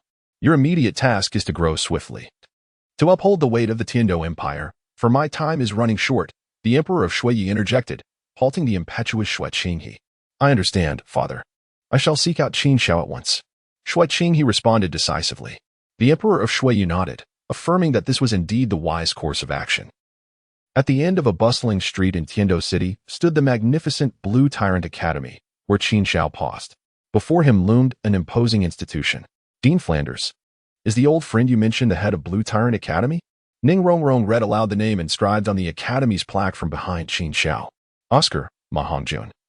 And others were equally intrigued, astonished that the seemingly humble dean had acquaintances of such wealth. After all, in Tiando City, land is precious, and establishing an academy here signifies considerable affluence. Indeed, you are correct. In the past, I, along with two other close friends, were known as the Golden Iron Triangle. Having made quite a name for ourselves on the Douluo Continent, Dean Flanders chuckled, unable to conceal his pride despite his current modest existence. What? The Golden Iron Triangle? Ning Rongrong's face suddenly registered disbelief. Surely you have heard of my renown within the Seven Treasure Glazed Tile School? Dean Flanders inquired. A smile gracing his face as he looked at Ning Rongrong, eager for her to recount his illustrious achievements. However, Ning Rongrong shook her head. What I meant was, I have never heard of this Golden Iron Triangle. Dean Flanders. Why are you so surprised? You nearly led me to believe you were familiar with me. At that moment, a voice inquired from outside the academy. The onlookers turned to see a middle-aged man, appearing to be a teacher from the Blue Tyrant Academy. Might I trouble you to announce my presence to the headmaster? It is Flanders, an old acquaintance, he said, cupping his hands in greeting. Very well. To their surprise, the middle-aged man responded with unexpected promptness. Are you not concerned he may be an imposter? Ning Rongrong asked curiously. An imposter? The teacher chuckled. There have indeed been those in the past who attempted to claim kinship with the headmaster, but each was soundly defeated, and since then, no one has dared to approach in such a manner. Everyone, although they had yet to meet the elusive headmaster, speculations began to form. It is quite possible he is a hulking figure, a brute of sorts. Just wait, I shall return shortly, the teacher announced before dashing away. Dean Flanders. Why is it that, although we are all human, there exists such disparity? Indeed, despite our common endeavor in founding academies, some flourish while others falter. Undoubtedly, these grievances arose from Flanders' old companions, Xiao Xian, Li Yusong, and others. Why is it that I am at rank 78? While you ponder this question, Dean Flanders remarked, massaging his wrist, producing a series of popping sounds. We have considered it. The physical constitution of individuals varies. Lucibine ventured a response before falling silent. Old Flanders, it truly is you. A joyful voice echoed from within the academy, alleviating the weight for the assembled crowd. Qin Xiao had long since noticed a woman clad in a blue cloth skirt hastening towards him. Beneath that garb lay a figure of extraordinary vitality, a stark contrast to an ordinary girl. As she rushed forward, her presence radiated an overwhelming force. Soon, she emerged from the academy and stood before the crowd. Her exquisite features bore an expression of surprise, her dark eyes fixed intently on Flanders. Old Flander, after all these years, you finally came to see me in person, she exclaimed, delivering a punch to Flanders' shoulder. Staggering backward a few steps, Flanders coughed and remarked, ere long, it has been years since we last met.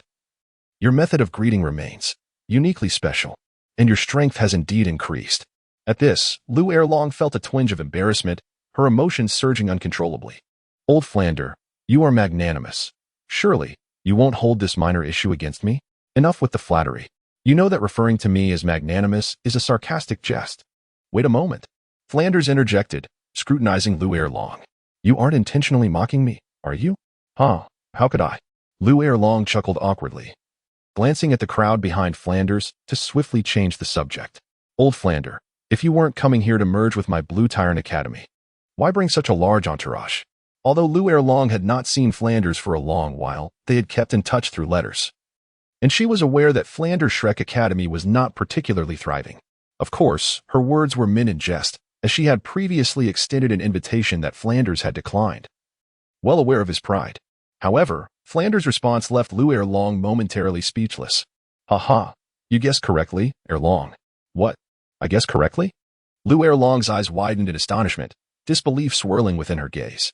Old Flander, you are not jesting with me, are you? Of course not, Flanders affirmed with a nod. But the details are too intricate to explain in a few sentences. I will discuss it with you later. This is not the place for such conversations. Please, come inside with me. Lu Erlong nodded, leading the group into the Blue Tyrant Academy. In the spacious reception room, Lu Erlong arranged for everyone to take their seats. Let me introduce you to the members of Shrek Academy, Flanders said, guiding Lu Erlong to Qin Xiao.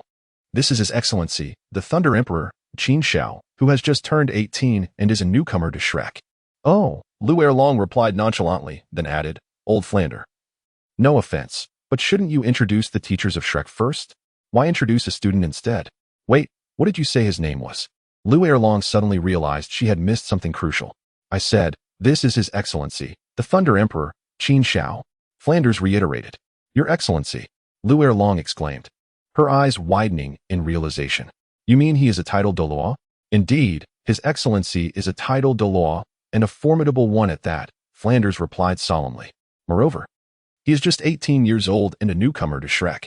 18? A newcomer? A Title Douluo? Lu Erlong could no longer contain her laughter, exclaiming, Old Flander. After all these years, you still know how to make me laugh. I must admit, I haven't laughed like this in ages. However, as the laughter faded, Lu Erlong's expression sobered. In the reception hall, apart from her, everyone else wore a serious demeanor.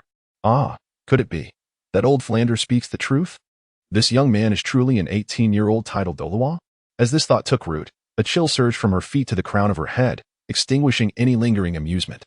With a serious gaze, Lu Erlong turned her attention to Qin Xiao, a weighty expression settling upon her countenance. Qin Xiao remained silent.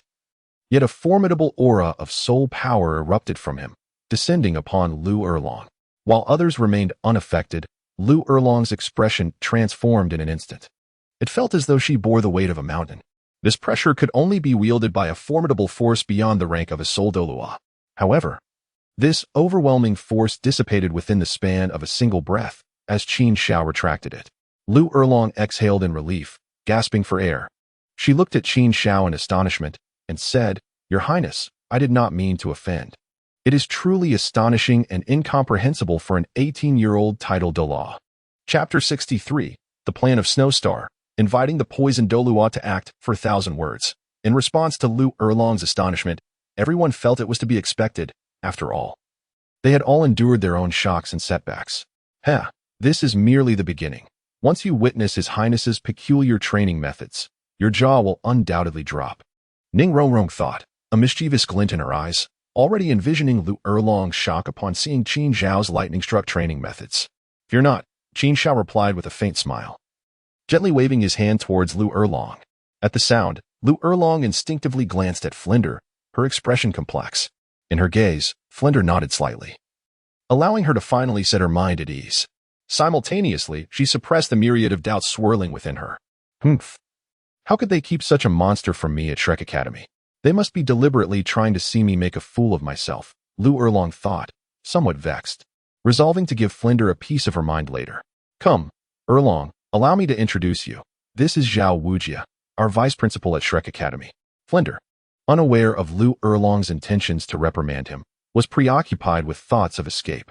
Meanwhile, in the prince's palace, bang, Xue Beng slammed his palm down, instantly shattering the priceless table worth thousands of gold soul coins beside him.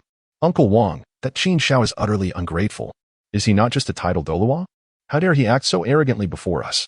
Xue Beng recalled the events of the past few days, his anger flaring uncontrollably.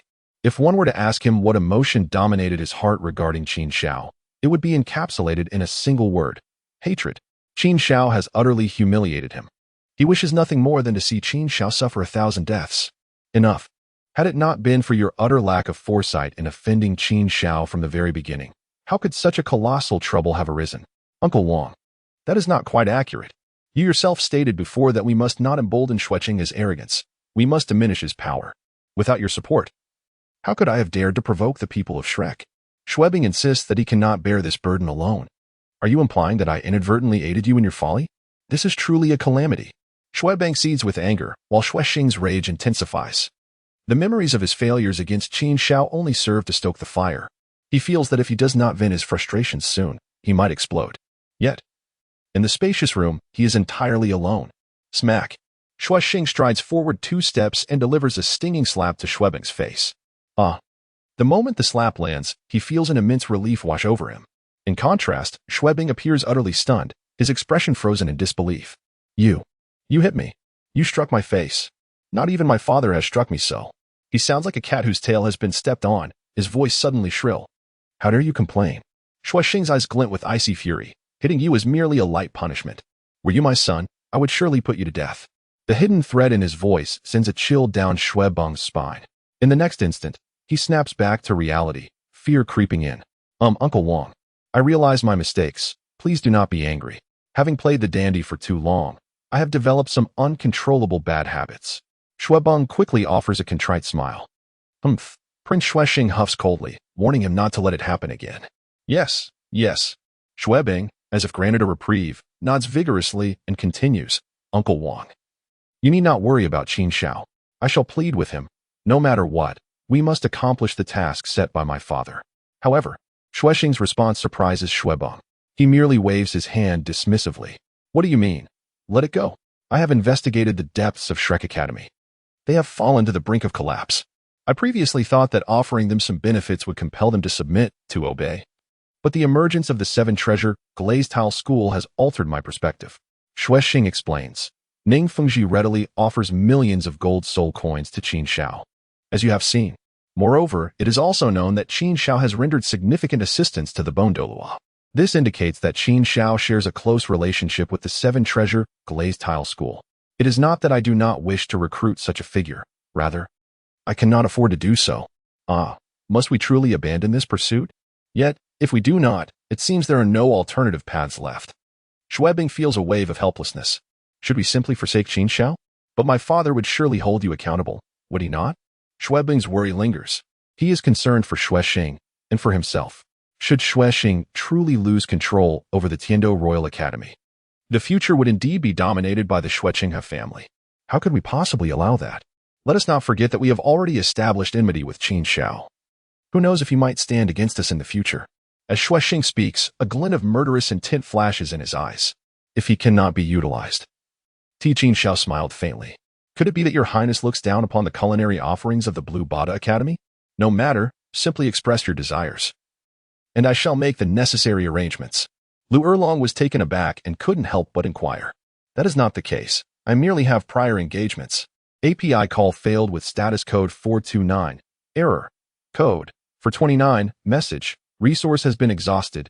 E.g. check quota. Status. Resource exhausted. Qin Xiao shook his head, signaling that all was well. He then turned his gaze towards Flander and the others, inquiring if they had no intention of joining. He recalled that Ning Fengji had also extended an invitation to them. Not at all, Flander replied, shaking his head. Only Ning Rongrong emerged from the crowd, exclaiming, Your Highness, I wish to accompany you. You must take me along. Qin Xiao nodded slightly and said, Let us be on our way. Once Qin Xiao and Ning Rongrong disappeared from view, Lu Erlong could no longer contain his curiosity and asked, Boss Flander, who exactly is hosting a banquet for him? That is indeed a person of great significance. Flinder replied in a solemn tone, Can you refrain from keeping me in suspense? Have you forgotten that I am rather impatient? Or do you think my fists lack weight? With the absence of Qin Xiao's restraint, Lu Erlong's true nature was unleashed. The Lu Erlong who preferred to take action rather than create a fuss had returned. Flinder said helplessly. It is the sect master of the seven-treasure, glazed tile school, Ning Fengji, who is hosting a banquet for Qin Xiao at the most luxurious hotel in Heavendo City. What? Lu Erlong exclaimed in shock. Just as Flinder had mentioned, this individual was indeed a person of considerable stature, someone whose mere presence could send tremors through the spirit master community. It seems that Qin Xiao possesses remarkable capabilities. Lu Erlong remarked with a complex expression. Not just remarkable. It can only be said that your understanding of him barely scratches the surface. By the way, from what he implied, it seems Ning Fengji has also extended an invitation to you. For such a prominent figure to invite you without hesitation, I believe you, Boss Flinder. Are even more impressive. Upon hearing Lu Erlong's words, Flinder retorted with annoyance, Spare me your sarcasm. I am well aware of my standing among these individuals behind me. Ning Fengji's invitation to Qin Xiao is sincere. Inviting us is merely a matter of courtesy. If we were to attend, it would only diminish our standing further. After Flinder's words, Zhao Wuzhe and the other instructors nodded in agreement, while Ma Hongjun and the others appeared deep in thought. Lu Erlong then laughed heartily, Boss. After all these years, you remain as astute as ever. Rest assured, I have prepared a grand feast today to welcome you all. What is Du Gubo up to? He has yet to come out to meet me after such a long wait, Shuexing said with a hint of impatience, pacing back and forth at the entrance of the mansion. Fortunately, the streets in front of the Du Gu residence had been sealed off by guards, preventing anyone from witnessing his anxious demeanor. Suddenly, the heavy wooden door creaked open, revealing Du Gubo clad in a dark green robe. Haha. I was so engrossed in studying a prescription that I lost track of time. My sincere apologies for keeping His Highness waiting, Du Gubo said, bowing with a smile that carried a touch of regret. It is nothing. I have not waited long, Shuexing replied with a smile, but the next moment, his pupils dilated as he exclaimed, Mr. Du Gu, how have you become? Become what? Become younger. Shuexing, the prince, stated incredulously. Although Du Gubo's attire had not changed, His appearance was youthful beyond recognition, looking at least a decade younger. By a fortunate chance, I obtained a spiritual herb. And after using it, I have transformed into my current state, Douluo casually explained, adding, Your Highness, if you do not mind. Let us discuss matters inside the mansion. After contemplating for a moment, Xuexing slowly nodded. Very well, then I shall trouble Mr. Douluo. I indeed have a request. Before long, Prince Xuexing followed Douluo to a pavilion in the back garden. The two sat facing each other. Douluo first poured a cup of hot tea for both himself and the prince, then spoke softly. Your Highness knows that I am a straightforward person and prefer not to beat around the bush. Please, state your business directly. Haha, I appreciate Mr. Douluo's forthrightness. Xuexing laughed heartily, then continued, To speak candidly, I have come to request your assistance in eliminating someone.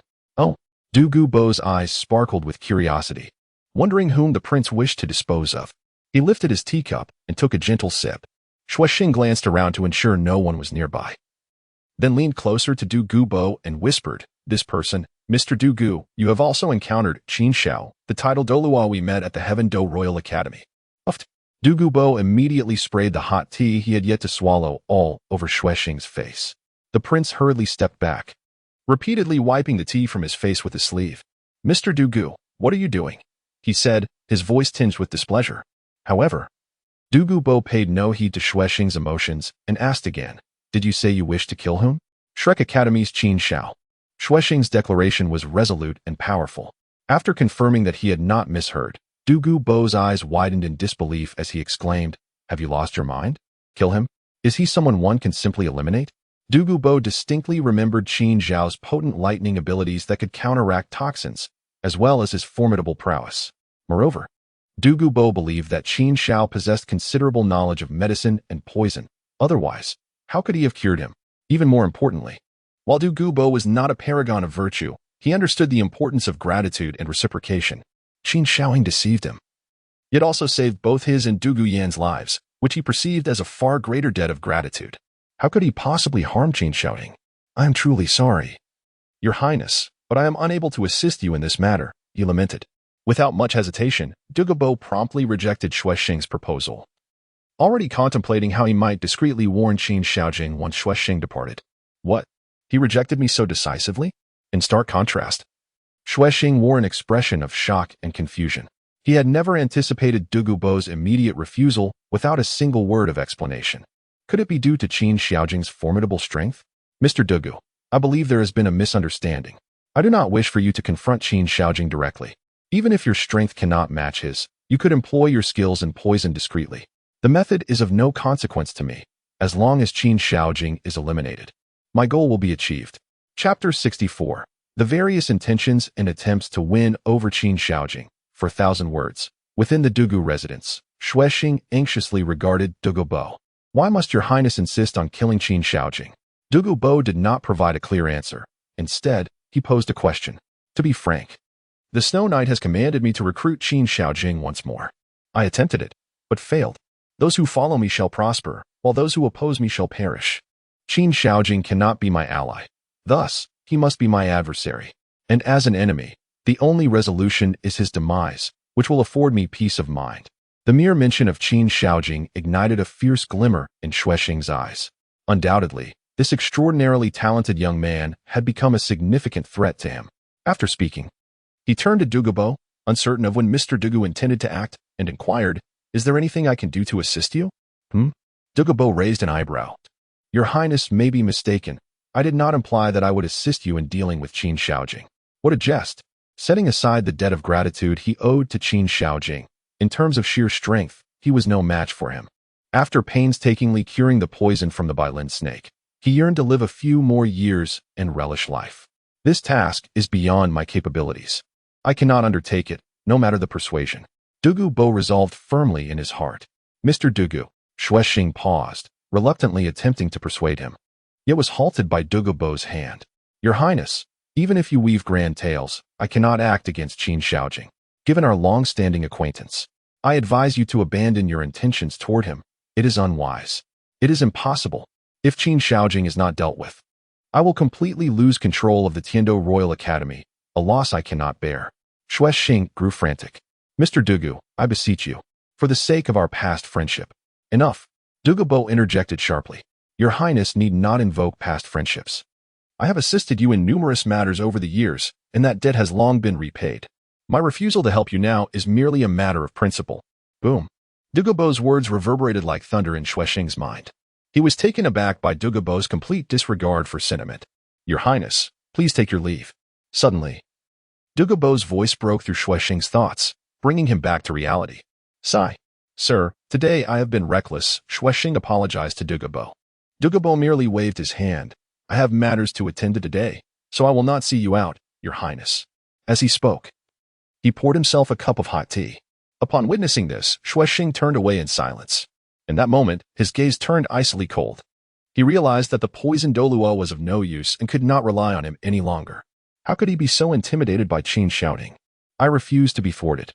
Without you, Dugubo, I can still eliminate Qin Xiaojing. He thought to himself, then strode away with determination. Brother Qin, you have finally arrived. I, Ning, have been waiting for quite some time, greeted Ning Fengxi with a smile in the most luxurious hotel in Tiando City. API call failed with status code 429. Error, code, 429, message, resource has been exhausted, e.g. check quota. Status, resource exhausted, Qin Xiao chuckled. This is all due to your little princess, who has led me on a leisurely stroll, causing us to lose track of time. As he spoke, he stepped aside to reveal Ning Rongrong, who was standing behind him. In truth, the time Qin Xiao had spent escorting Ning Rongrong away from the Blue Tyrant Academy was ample enough to attend the banquet. However, Ning Rongrong had taken it upon herself to guide him through the bustling streets. Had it not been for Qin Xiao's realization of the predicament, and his subsequent tugging on Ning Rongrong's ear to prompt her for directions, they might have arrived too late to find the hotel closed. You truly are a troublemaker, Ning Fengxi remarked, gazing at Ning Rongrong with a sense of exasperation. She only wanted to seize the rare opportunity to show his highness around, Ning Rongrong replied, sticking out her tongue playfully. Come, my dear brother Qin, please take your seat. Ning Fengxi gestured warmly to Qin Xiao. Qin Xiao did not decline. Moments later, under Ning Fengxi's guidance, he arrived at the pinnacle of the hotel. 2 words encapsulated the scene, magnificent. At a height of 100 meters, Qin Xiao could behold nearly half of the sky-fighting city. Instinctively, he reached out his hand. The brilliant full moon seemed within arm's reach, as if it could be grasped effortlessly. The lofty tower rose 100 feet, where one could pluck the stars from the sky. He dared not speak aloud, fearing to alarm the celestial beings above. Qin Xiao whispered softly. However, the 3 individuals beside him, Ning Fengxi, Ning Rongrong, and Gu Douluo, were not ordinary people. They heard Qin Xiao's words distinctly. Instantly, they were greatly astonished. Not only is Brother Qin exceptionally gifted, but his literary talent is also unparalleled. Ning Fengxi exclaimed in admiration. Haha, I am merely a repeater, not the true author, Qin Xiao responded modestly. Qin Xiao shook his head. Your Grace, please do not be modest. If there truly existed an author capable of crafting such sentences, they would have long been celebrated throughout the Douluo Continent. Ning Rongrong gazed at Qin Xiao, her face alight with admiration. Ah, is this the exhilaration of being a literary thief? Qin Xiao resolved to offer no further explanations and took his seat. Before long, exquisite dishes were presented. Ning Sect Master, if you have anything to say, now is the time. Qin Xiao did not rush to savor the delicacies. Instead, he turned to Ning Fengxi and inquired, Am I not allowed to simply welcome you and offer my hospitality? Qin Xiao smiled silently. It was indeed unusual for Ning Fengxi to seek him out without reason. As the saying goes, when there's no trouble, offering favors is either deceitful or opportunistic. Haha, my young friend Qin. In truth, it is I who have implored the sect master to invite you here. Had you not sold the soul bone of the sect master, I would still be at a loss, uncertain of when I might discover a breakthrough. The Bone Douluo remarked with a smile directed at Qin Xiao. Senior, please do not misunderstand. My relationship with sect master Ning is purely transactional, devoid of any emotional entanglement. Upon hearing Qin Xiao's words, Ning Fengxi's expression stiffened momentarily before he broke into a wry smile. Young brother Qin, you are truly astute. Nothing escapes your keen perception. Ning Fengxi dropped his pretense, revealing his intent. Indeed, I have come to you for a matter that, I assure you, is beneficial. Oh? Qin Xiao responded, his curiosity piqued as he awaited further elaboration. You have slain Tang Xiao, the leader of the Haotian sect, thus forging a profound enmity with them. I wonder what your next course of action will be. Ning Fengxi inquired. At the mention of this issue, the smile on Qin Xiao's face instantly faded, and he replied coolly, "This matter is not something that Sect Master Ning needs to concern himself with at the moment. Haha, dear brother Qin, please do not misinterpret my intentions. I do not wish to intrude upon your affairs. I merely wish to convey that should you encounter any difficulties, the Seven Treasures Glazed Tile Sect will undoubtedly extend its full support." Ning Fengji expressed with a smile. "In that case, I extend my gratitude to Sect Master Ning." Qin Xiao clasped his hands in greeting towards Ning Fengji. He comprehended that Ning Fengji had come to express his determination. Willing to stand alongside Qin Xiao in opposing the Haotian sect, Qin Xiao had no intention of rejecting this alliance. After all, the soul bone he had sold to Ning Fengji concerning Tang Xiao was intended to sow discord between the two major sections. Now, his objective had been accomplished. "Master Ning, Senior Gu, do not merely indulge in wine. Partake in some delicacies as well. In the Imperial Palace, within the Prince's Chamber, Your Highness, Qin Xiao has honored the appointment. It seems Ning Fengji also seeks to win him over." Meng Xinji conveyed the latest intelligence to Xue Qinghe. Throughout history, few unparalleled geniuses had existed. Who wouldn't desire to ally with such a figure? However, my uncle and brother have turned away such prodigious talents. Xue Qinghe sighed. "Let them have what they wish. I do not contest with them. Engaging in strife would only weaken the strength of the empire." "I beg to differ, Your Highness," Meng Xinji proclaimed passionately. "You are the emperor's designated heir. No one is more qualified than you to wield the authority of the empire. The Xue family should not vie against you or suppress your potential. You ought to retaliate fiercely." Yet, the thought of infighting flickered hesitation in Xue Qinghe's eyes. "Your Highness, take action.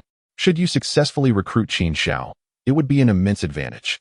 With the full support of our Tiando Royal Academy, Xue Xing and Xue Bong would be rendered inconsequential. Then shall I invite Qin Xiao to the Moon Pavilion for a discussion tomorrow?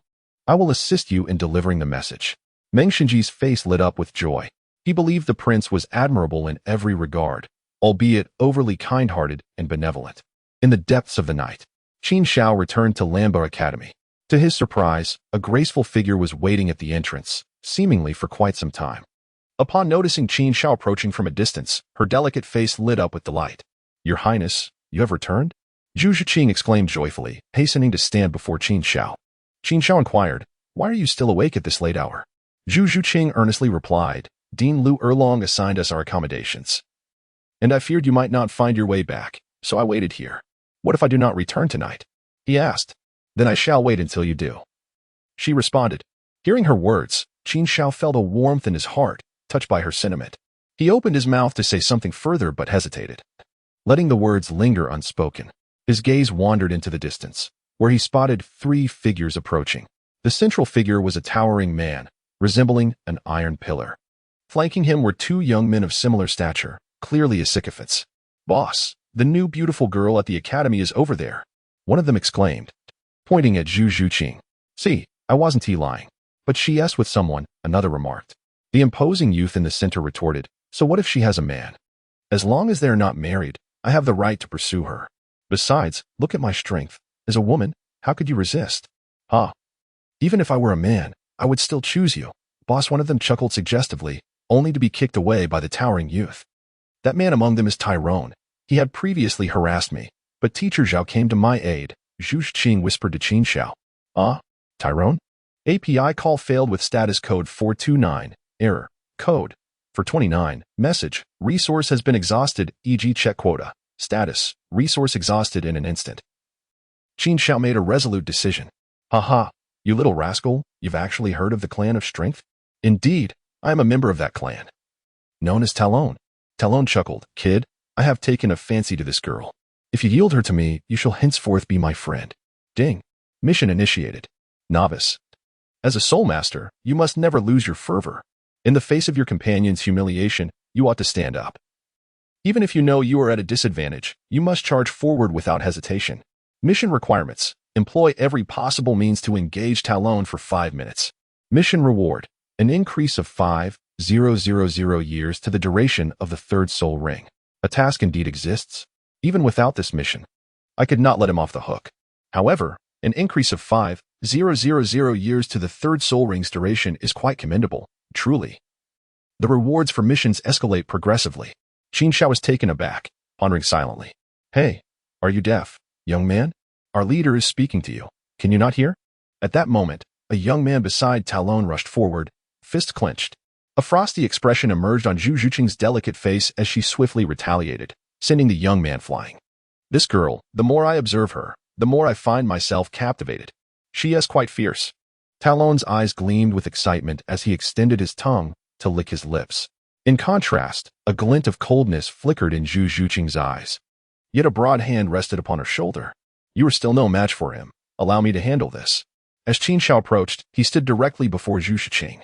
She was momentarily taken aback, a warm current surging within her heart. Is this what it feels like to be protected? Haha, kid, you do possess a modicum of spirit. Not hiding behind a woman. I promise to go easy on you. I won't kill you. Talon chuckled as he observed Qin Xiao stepping forth. Yet, Qin Xiao had no desire to exchange a single word with Talon. With a snap of his fingers, an invisible force erupted, and Talon was instantaneously propelled several meters away, crashing down like a heavy sack. The atmosphere fell silent. Heavens, what kind of strength does this person possess? One individual gasped in astonishment. Another rushed to Talon's side, helping him up. Boss, are you all right? I'm fine, really. Talon managed to stand, but suddenly coughed up a mouthful of blood. Boss, you spat blood and still claim to be fine? Do you take me for a fool? Kid, are you pretending to be weak to deceive me? You're formidable. Consider this a grudge formed between us. Await the vengeance of my clan. Talon spat out a fierce declaration before decisively turning to flee. Your Highness, should I pursue him? Zhu Zhuqing inquired. No need. Qin Xiao shook his head, and in the next instant, he vanished from the spot. The heavy doors of the Li family were suddenly rapped upon. Had the young master returned? Earlier than usual, it seemed. The doorman muttered to himself as he opened the grand entrance, but what lay before him left him utterly astounded. Young master, what has happened to you? He exclaimed as he saw Talon outside, covered in blood and gasping for breath. Panic seized him as he hoisted Talon onto his shoulder and rushed into the estate, shouting, Chief, something terrible has happened. The young master is in distress. What a disgraceful creature, drinking himself into a stupor again, requiring you to carry him back. A deeper, more imposing figure, Tyner, appeared, his brow furrowed as he spoke in a grave tone. What nonsense is this? Drunk? If this were merely a jest, I would wish it were true. The doorman quickly replied, You must see for yourself. Is he sprouting flowers from his body? Tyner retorted irritably. Yet, when he beheld Talon's condition, he was struck dumb with disbelief. What is happening? Why do I sense that Talon is struggling for breath? Chapter 65, The Destruction of the Li Family. For 1,000 words, Tyner hastily approached Talon. Upon closer inspection, he was horrified to discover that Talon bore grievous injuries. My son, what has befallen you? Tyner trembled, panic and fear flooding through him. Who has harmed you? Tell me, and I shall flay them alive, ensuring their suffering surpasses yours tenfold. No, at least 100 times. Why yes. Talon struggled to speak, his lips moving without sound. Fetch the finest healing spirit master for the young master. Tyner commanded the doorman urgently. The doorman hurriedly dashed out. But before long, Tyner heard footsteps approaching again. Did I not instruct you to find help? Why have you returned? Tyner bellowed in anger, yet there was no reply. Have you grown too bold? I am speaking to you, and you pretend not to hear? Tyner snapped his head up, only to be taken aback by the sight before him. The figure was not the doorman, but a strikingly handsome young man. Who are you? He demanded, his voice low and menacing. It's him. Talon suddenly reacted, trembling as he pointed a shaky finger at Qin Xiao, managing to croak out the words. Instantly, Tyner's expression shifted to one of horror. Did he injure you? Boy, I shall tear you limb from limb. Fury ignited within Tyner, his soul power surging forth like a spring. His fists, larger than any sandbag, crashed down towards Qin Xiao's chest. API call failed with status code 429.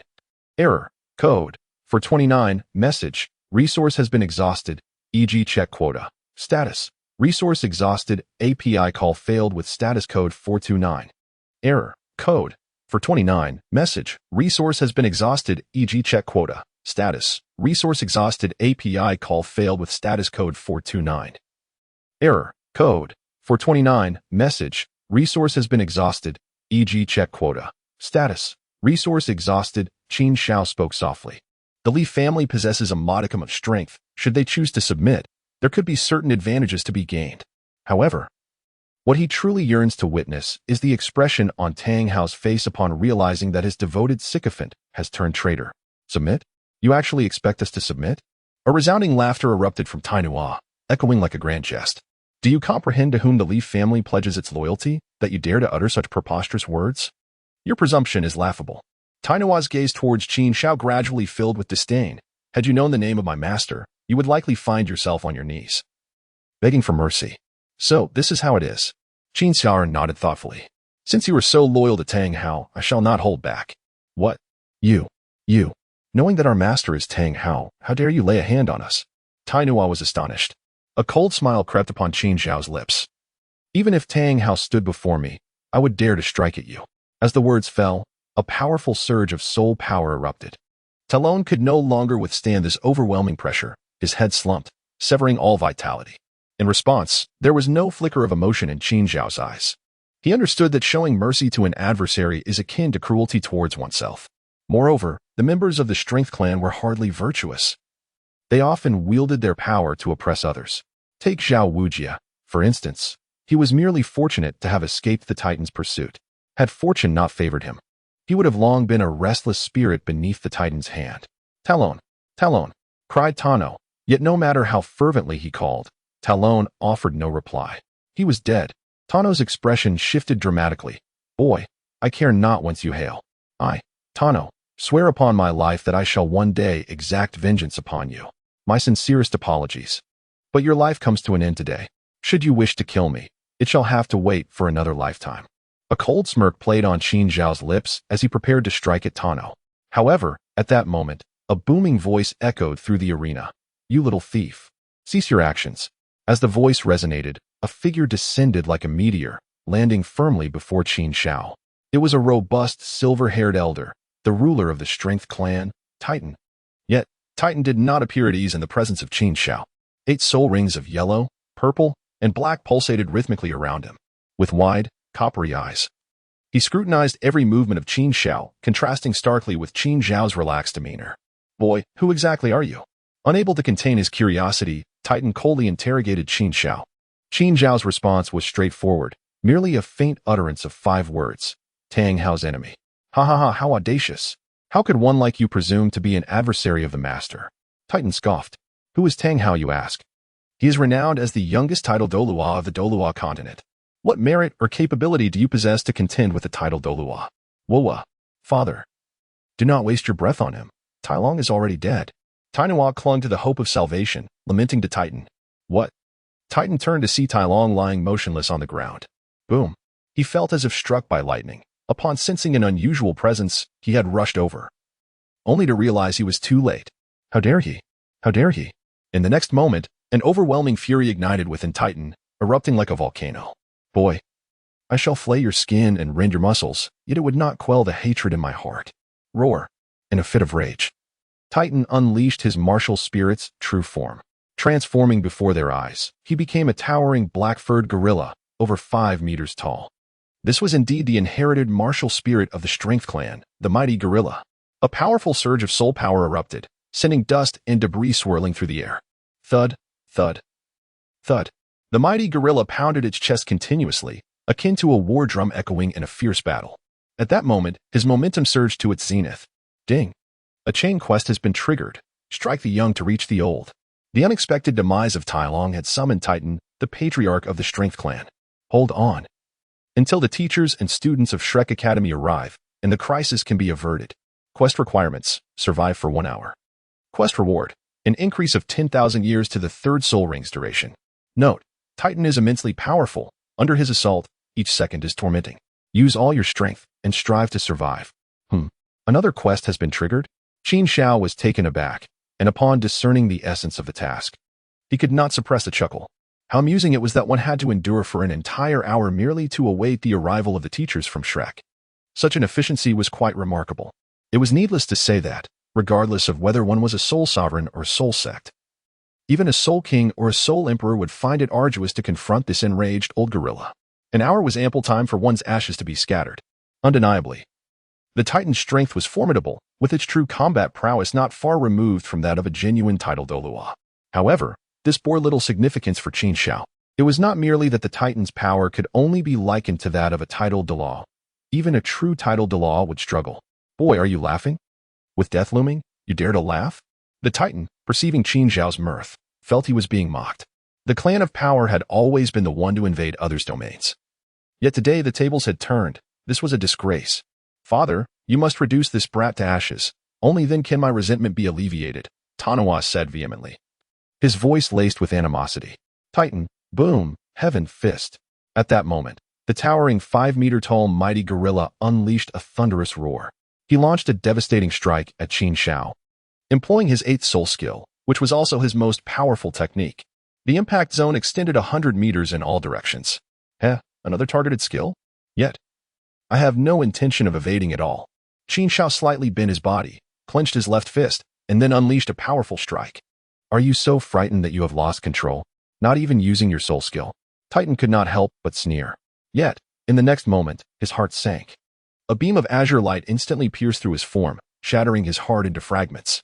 It was, astonishingly, a soul bone skill. Such formidable power in a soul bone skill. Could it be the legendary 100,000-year soul bone? In the final moments of his life, he sought to comprehend where he had faltered. However, he received no response from Qin Xiao before he collapsed with a heavy thud. Even as life slipped away, he could not close his eyes in peace. It was over. Truly over. Tanawa stood in shock. At the moment Titan fell, he understood that the lineage of strength had been utterly obliterated. A good deed deserves a good end. As you depart this world, allow me to accompany you on your journey. API call failed with status code 429. Error. Code. For 29. Message. Resource has been exhausted, e.g. check quota. Status. Resource exhausted. Qin Xiao shook his head indifferently, flicking his fingers to send a streak of lightning into the center of Tanawa's brow. Having completed this act, Qin Xiao turned and walked outside. Tang Hao Tang-san. You may continue to hide. It won't be long before those who support you will be no more. Resolute in his intentions, Qin Xiao contemplated whether he should pay a visit to a few other prominent affiliated families. Why are you still here? Upon returning to the Blue Tyrant Academy, Qin Xiao discovered Zhu Zhuqing waiting at the entrance. I've heard that there are even powerful soul Douluos within Talon's clan. Zhu Zhuqing spoke hesitantly. Qin Xiao discerned an unspeakable worry. Instinctively, he extended his large hand and gently ruffled Zhu Zhuqing's hair. It's all right now. The matter has been resolved. No matter how formidable the soul Douluo may be, he is still merely a soul Douluo. Can he truly surpass Tang Xiao? Qin Xiaoduan smiled faintly, exuding an air of tranquility. This. Zhu Zhuqing's gaze flickered as she connected Qin Xiaoduan's demeanor to a sudden realization. A formidable soul Douluo might have just fallen. If I possessed such power, could I not also master my own fate? Departing. Were you not awaiting my presence here to escort me to my residence? As Qin Xiaoduan's urging voice reached her ears, Zhu Zhuqing suddenly awoke to the situation. I shall be there shortly. It was then that she noticed Qin Xiaoduan had already moved some distance away. Before long, a piece of news reverberated throughout the Heaven-Do city. What? The Titan family, Talon, Tano, and the others have perished? This is akin to a clan's annihilation. Conduct a thorough investigation. Within a day, I demand to know what transpired. Within the royal palace, Shuexing, already devoid of fatigue, was further astonished by this news. It must be noted that the Titan family itself possessed the strength of a soul Douluo, and their influence was staggering. Once the foremost among the three upper sects, they were a subsidiary family of the renowned Haotian sect. Even a Title Douluo would think twice before provoking them. Even he had to show some respect. Yet now, they have been eradicated? Who could possibly possess such ferocity? If so, might I have the chance to leverage this individual? Shuexing's mind began to stir.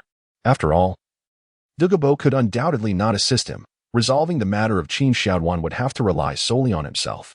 In the Heaven-Do Palace, Mengshenji returned. Your Highness, we have a grave situation. He spoke loudly before Shuexingha. Taken aback, Shuexingha inquired. Meng President, what has transpired to render you so flustered? Gulp, gulp. Mengshenji seized a cup from the table and drank heartily. That domineering old fellow, Titan, is deceased. What? Shuexing aghast. Titan was indeed a prominent figure in Heaven-Do City, and he has vanished just like that? Regrettably, the battle concluded swiftly, and our people did not have the opportunity to discern who struck the fatal blow. Mengshenji sighed. To annihilate Titan, one must possess at least the strength of a 95th level Title Douluo. I wonder which powerful individual has taken action. Could it be someone from the Spirit Hall? Hearing this, Xueqing furrowed his brow and spoke softly. I entrust this matter to you, Meng President. Please investigate thoroughly. Meng Shinji nodded earnestly. Rest assured, Your Highness. As dawn broke, Qin Xiao was roused from his meditative state by a series of knocks on the door. The door was unlocked. Qin Xiao spoke towards the doorway. With a creak, the door opened, and Lu Erlong's ample figure stepped inside. Qin Xiao cast a fleeting glance before retracting his gaze, inquiring nonchalantly. May I ask what brings Director Lu here so early in the morning? Tailong has perished, his father Tainua has succumbed, and his grandfather Titan has also departed from this world. Lu Erlong's gaze was firmly fixed upon Qin Xiao as he spoke. Oh, Qin Xiao replied softly. There are students in the academy who can attest that a conflict arose between you last night. Therefore, you suspect that I was involved. Qin Xiao turned his gaze once more towards Lu Erlong. In contrast, Lu Erlong remained silent, yet his bright eyes were fixed intently on Qin Xiao, as if seeking to discern the answer from his expression. Suddenly, a smile flickered at the corner of Qin Xiao's lips. Whether I intervene or not, what difference does it make? Chapter 66, Zhao Wuji's Gratitude.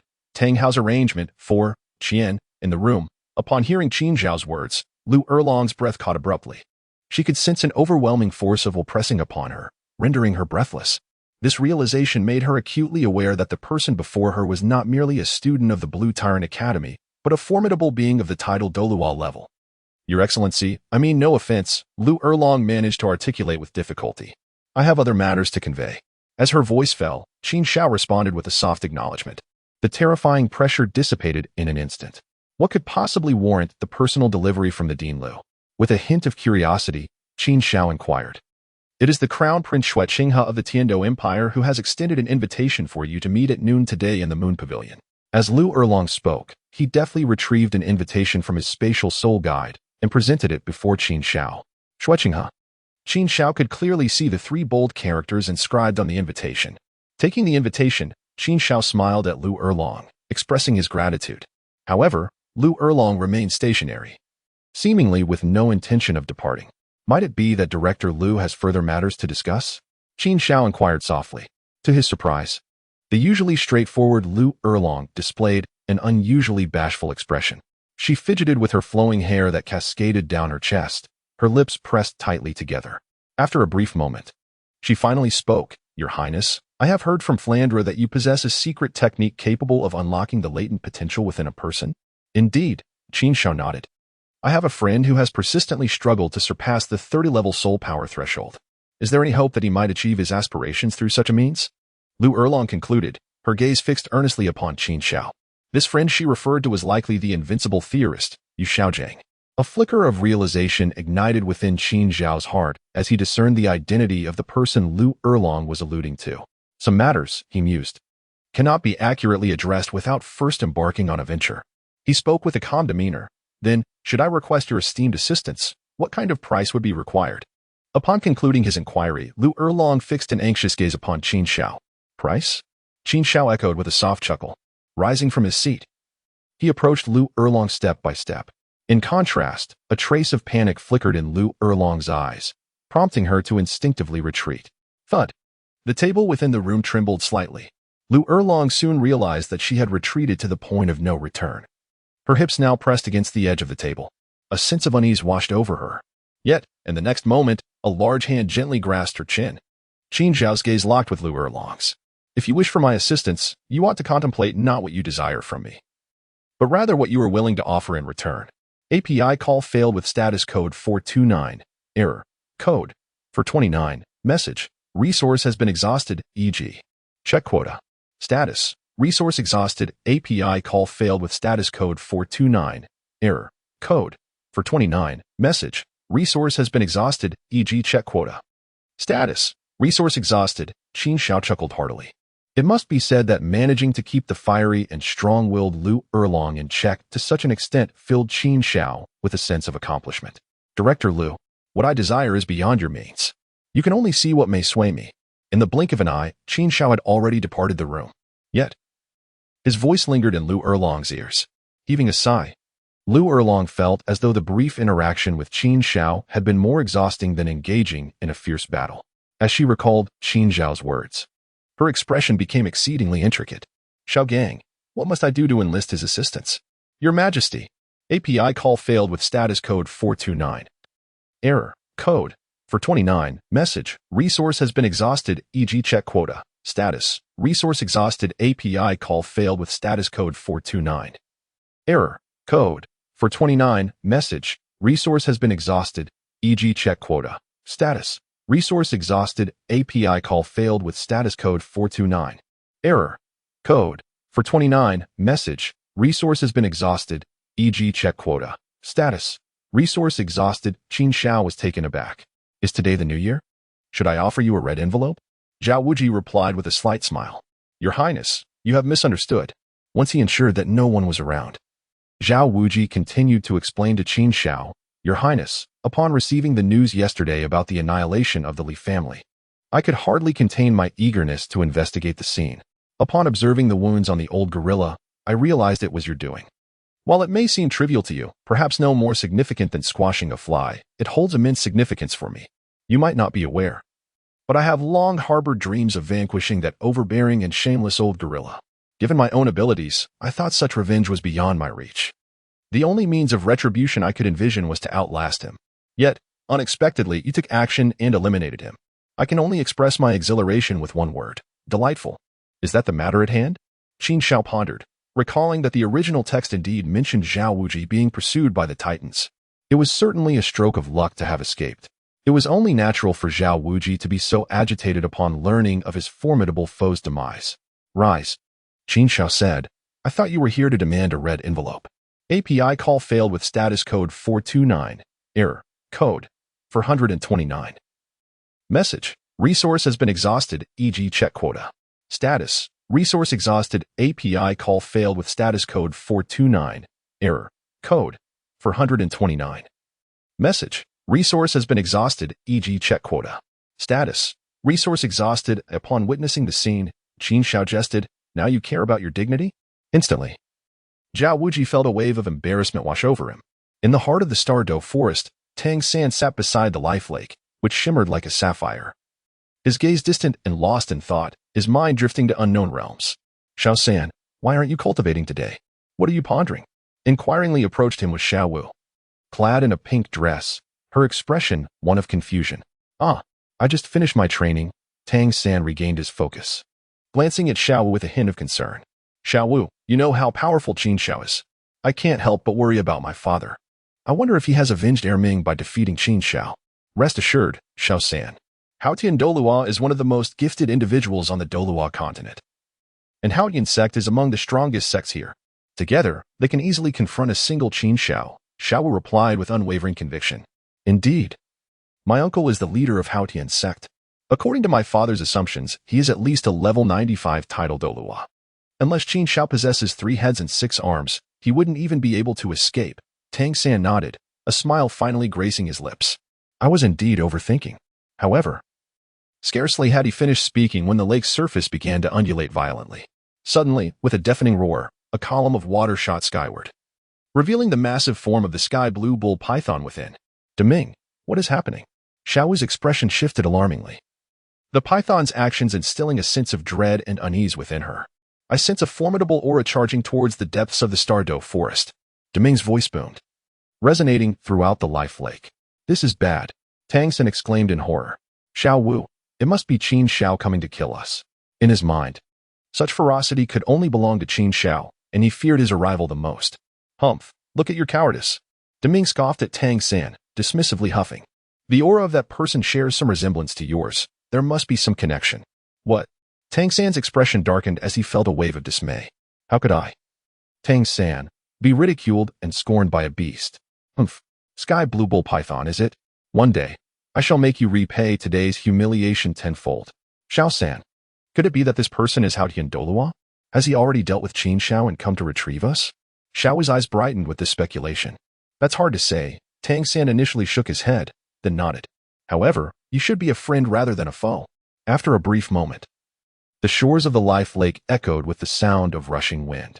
A towering figure appeared at the lake's edge, his hair disheveled and clothes tattered, resembling a beggar on the street. Yet, his aura was impossible to overlook, arrogant and domineering. It conveyed an air of superiority. Father, you have finally arrived. Tang San's eyes sparkled with joy as he dashed towards the unexpected figure. Deming, do not be alarmed. This is Haotian Douluo from Haotian sect, and also Xiao San's father. Xiao Wu reassured Deming. Upon hearing this, Deming fell silent, though his gaze remained fixed on Tang Hao. In his understanding, humanity was not to be trusted. Xiao San, how have you been during these days? Tang Hao embraced Tang San. Tang San shook his head. These days have been quite difficult. I worry for your safety and feared that Qin Xiao, that scoundrel, would still be alive. However, now that you are here, I feel at ease.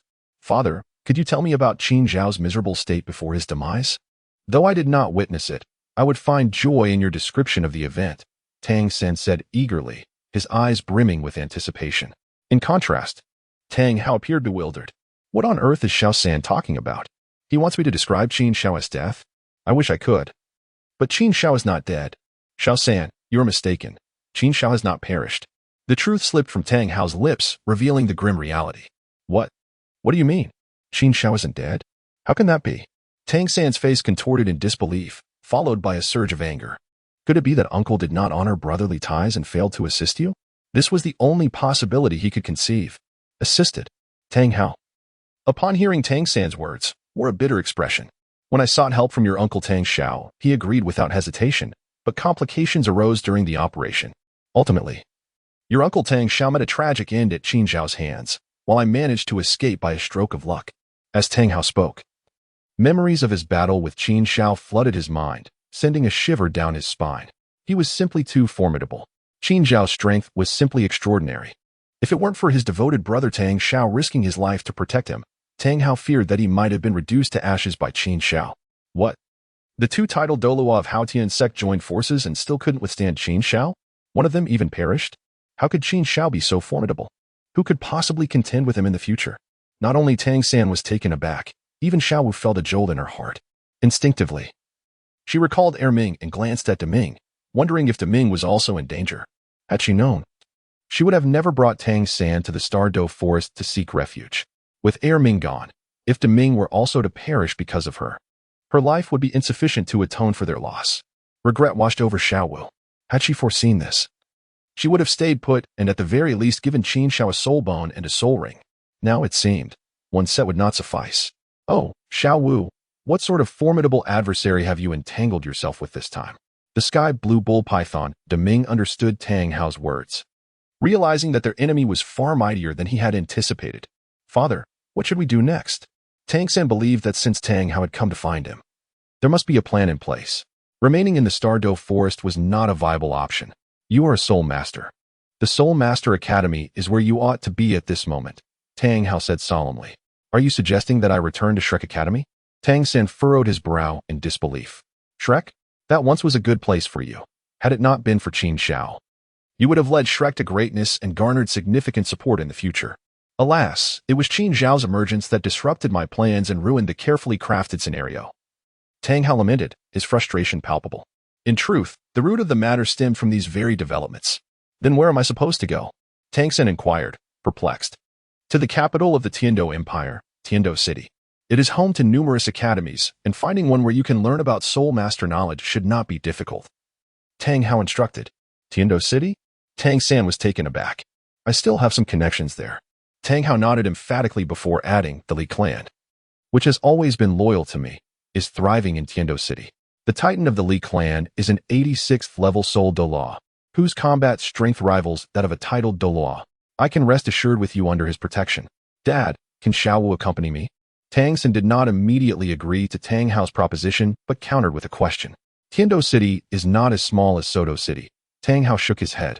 In Tiando City, powerful individuals abound, while there might not be any Title Douluo present.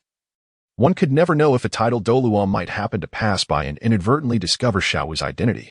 It would be best for her to remain in the Douluo forest, at least for the time being. Looking at Xiao Wu, Tang Hao continued. If you wish to join Tang San in the outside world, once you reach maturity, I will no longer impede you. By then, you will have acquired sufficient strength to protect yourself. But that will take quite a long time. Xiao Wu's complexion paled instantly. Yet it is better than offering yourself as a vessel for soul rings and soul bones, is it not? Tang Hao's gaze remained fixed on Xiao Wu as he spoke gently. This time, Xiao Wu ceased her insistence, nodding faintly. The elder is right, given the current circumstances. I indeed am not suited to enter the human world. She turned her eyes to Tang-san. But you must remember to come back and see me, okay? Dad. I do not wish to leave here. Tang-san felt a stirring in his heart and made his decision. However, before he could finish speaking, Tang Hao interrupted him. You are different from Xiao Wu. You are a human soul master. The Stardow Forest is not conducive to your growth. Only by constantly battling strong opponents can you quickly develop your skills. Tang Hao's expression was stern as he shook his head. Moreover, the Titan is no ordinary soul Douluo. He is one of the last 3 divine craftsmen on the Douluo Continent, and he can offer you considerable assistance in your forging endeavors. Well, very well then. Seeing the unwavering tone in Tang Hao's words, Tang-san ceased his objections. Of course, he understood that persisting further would yield no results. With both Tang-san and Xiao Wu in agreement, Tang Hao said in a deep voice, Go gather your belongings. We shall depart immediately. The sun hung high in the sky. API call failed with status code 429. Error. Code. 429. Message. Resource has been exhausted, e.g. check quota. Status. Resource exhausted. Though Qin Xiao's attire is appropriate, it cannot be deemed extravagant, unlike that of the affluent nobility. Indeed. Even this disdainful gaze reflects an unadulterated essence. Qin Xiao nodded quietly. However, unlike Tang Hao from the original narrative, he refrained from resorting to violence. Instead, he deftly produced an invitation card and flung it onto one of the individual's faces. What was this? Startled, the man quickly scooped up the invitation, which was on the verge of falling to the ground.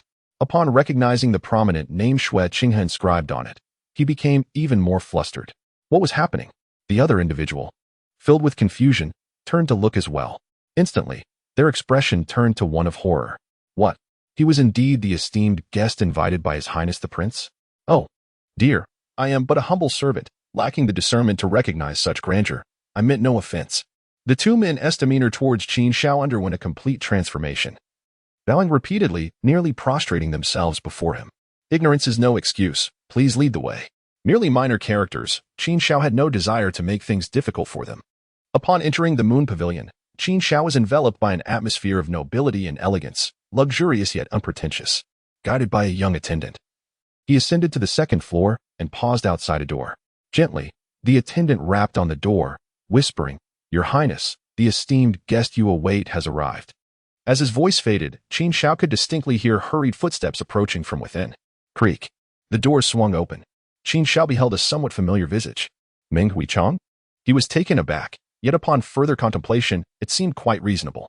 According to the original text, prior to Shui Qinghe's betrayal, the 3 esteemed officials of the Heavenly Royal Academy were all loyal to the Crown Prince, Shui Qinghe. Otherwise, Shui Xing and Shui Beng would not have been so relentless in their efforts to undermine Shui Qinghe's burgeoning power. Your Highness, I did not expect our meeting to occur so soon, Meng Xinji said with a broad smile directed at Qin Xiao, stepping aside to grant him entry. Upon entering the chamber, a figure with their back to Qin Xiao abruptly turned around. It was a strikingly handsome young man, appearing no older than 24 or 25, with a warm smile gracing his lips. Without further ado, it was impossible not to feel a sense of aversion at first sight. Shui Qinghe, in Qin Xiao's heart. He had already called out her name. Naturally, he was also aware of Shui Qinghe's other identity, that is, the daughter of the Pope of the Spirit Hall, Qianren Xue. Qinghe had met His Majesty the Thunder Emperor. At this moment, Shui Qinghe bowed respectfully to Qin Xiao, exhibiting an utmost humility. Due to her unique status, she was unable to step out to greet His Majesty and humbly requested that he not take offense. Shortly, she would drink 3 cups as a form of self-punishment. It must be said that Shui Qinghe was adept in the art of social grace. Even though Qin Xiao knew that all this was merely a fade, it still brought him a sense of comfort. Your Highness need not be overly courteous. I am not so petty as to take offense. Qin Xiao smiled gently, responding with a nonchalant demeanor. It seemed that this individual was indeed more amiable than I had initially anticipated. Seeing this, Shui Qinghe let out a subtle sigh of relief. Subsequently, he gestured invitingly, indicating that the banquet was ready, though he wondered if it would suit His Majesty's taste. Qin Xiao did not hesitate and gracefully took his seat. Following him were Shui Qinghe and Meng Xinji. Your Highness, Shui Qinghe has come to apologize first, and he shall self-punish with 3 cups. Shui Qinghe was equally forthright, immediately fulfilling the promise he had just made. He downed 3 cups in quick succession before finally pausing. API call failed with status code 429. Error. Code. 429. Message. Resource has been exhausted, e.g. check quota. Status: resource exhausted. Qin Xiao's straightforwardness caught them off guard. The third floor of Yuxian is a forbidden area, exclusively belonging to the mistress, Madame Duewa. Suddenly, a figure clad in purple, dressed as a steward, hurriedly approached the door of Madame Yuehua, whispering, "Madam, the guests received by His Highness the Crown Prince have arrived." However, upon a closer look, the steward realized who was being hosted. After a brief silence, an ethereal voice emanated from within the room. Reply to the madam. The visitor is not a noble from the empire, but rather a young stranger. The purple-clad steward reported truthfully. I understand. You may leave for now. I shall go and see for myself shortly. After a moment of silence, the voice of Tang Duewa resonated once more. Ha ha ha, Your Highness, since you have already stated so, please feel free to speak your mind. Within the room, Meng Xinji's expression shifted as he smiled and spoke. Chairman Meng is indeed correct. Shuqinghe nodded, directing his gaze towards Qin Xiao, his demeanor conveying a thirst for talent. I wonder if Qinghe possesses the qualifications to have Your Highness become a patron of my Crown Prince's residence? It was evident that the intention was to recruit me. A stirring occurred within Qin Xiao's heart, for he had anticipated this moment. In truth, he held no interest in who would ascend to the throne of the Tiando Empire. However, Tang San and his father, Tang Hao, had already become adversaries. According to the original narrative, Xuebing and Xuexing had become entangled with Tang San, and subconsciously, they had been relegated to Qin Xiao's blacklist. Should they dare to act recklessly, Qin Xiao would not hesitate to oblige them. As for the relationship with Shuqinghe, Qin Xiao intended to observe before making any decisions. Your Highness, to demonstrate my sincerity, please feel free to express any request you may have. At this moment, Shuqinghe spoke once more. Qin Xiao's eyes sparkled with intrigue as he recalled hearing about a peculiar artifact from the Heaven Do Empire, known as the Hanhai Qianquan Shield. In the original narrative, without the Hanhai Qianquan Shield, Tang San would have perished numerous times. Without it, Tang San could not even have accessed the divine examination, regardless of the circumstances. Qin Xiao could not allow this item to be lost to the outside world. If he could obtain it through Shuqinghe, it would save him a considerable amount of trouble. What? The Hanhai Qianquan Shield? I have indeed heard of it. It is regarded as the national treasure of the Heaven Do Empire. Dream Master spoke softly. Your Highness, Dream Master is correct. The Hanhai Qianquan Shield holds significant importance, and Qinghe is currently unable to make a decisive choice. Shuqinghe paused momentarily, then turned to Qin Xiao with a hint of apology. Then I shall await Your Highness's response. Qin Xiao raised the cup on the table and drank it all in one go. This cup is for Your Highness. Thank you for your generous hospitality. After setting down the cup, he added, I have other matters to attend to, so I shall take my leave. Your Highness, Dream Master, please stay. Without waiting for further dialogue, he turned and exited. Both Shuqinghe and Dream Master were momentarily stunned. Qin Xiao, what a fascinating character. Shuqinghe suddenly chuckled, a profound meaning lingering in his smile. Your Highness, it is only natural for a powerful individual like him to possess some arrogance. Please do not take it to heart, Dream Master urged quickly, genuinely concerned that Shuqinghe might impulsively tread the same path as Xuexing and Xuebong. Dream Master, you misunderstand. His strength elevates him above such trivialities. I believe his actions are not without merit. They spare us much hassle and provide clarity on his intentions. Shuqinghe remarked, looking towards Dream Master with a warm smile. Moreover, has not Qin Xiao's attitude towards us improved significantly? I have heard that my royal uncle and younger brother left with their tails between their legs after encountering this esteemed individual, carrying a prepared sum of 5 million gold soul coins. Yet we still have the opportunity to engage further. Haha, Your Highness, if that is the case, then it seems Qin Xiao regards us with favor. Dream Master laughed heartily. I share that sentiment, Shuqinghe replied, casting another glance in Qin Xiao's direction. Thinking to himself that this was indeed an intriguing individual he would like to recruit. However, he also noted the importance of the Hanhai Qianquan Shield, of which he had heard the Emperor placed great significance, constantly attempting to unravel its secrets. Whether we are willing to relinquish the Hanhai Qianquan Shield ultimately depends on my father's wishes, Shuqinghe murmured. I will return to the palace and inform him of this matter. Dream Master nodded. I shall accompany you. With that, they both made their way out of the room. Just then, a graceful figure entered. At first glance, she appeared to be around 27 or 28 years old, yet her eyes seemed to see through the world, far beyond what a woman of that age could comprehend. Clad in a fitted silver palace gown, her demeanor exuded dignity, elegance, and grace. Without a doubt, this person was the master of the Moon Pavilion, Tang Yuehua. Xueqinghe slightly bowed. I have the honor of meeting Lady Yuehua.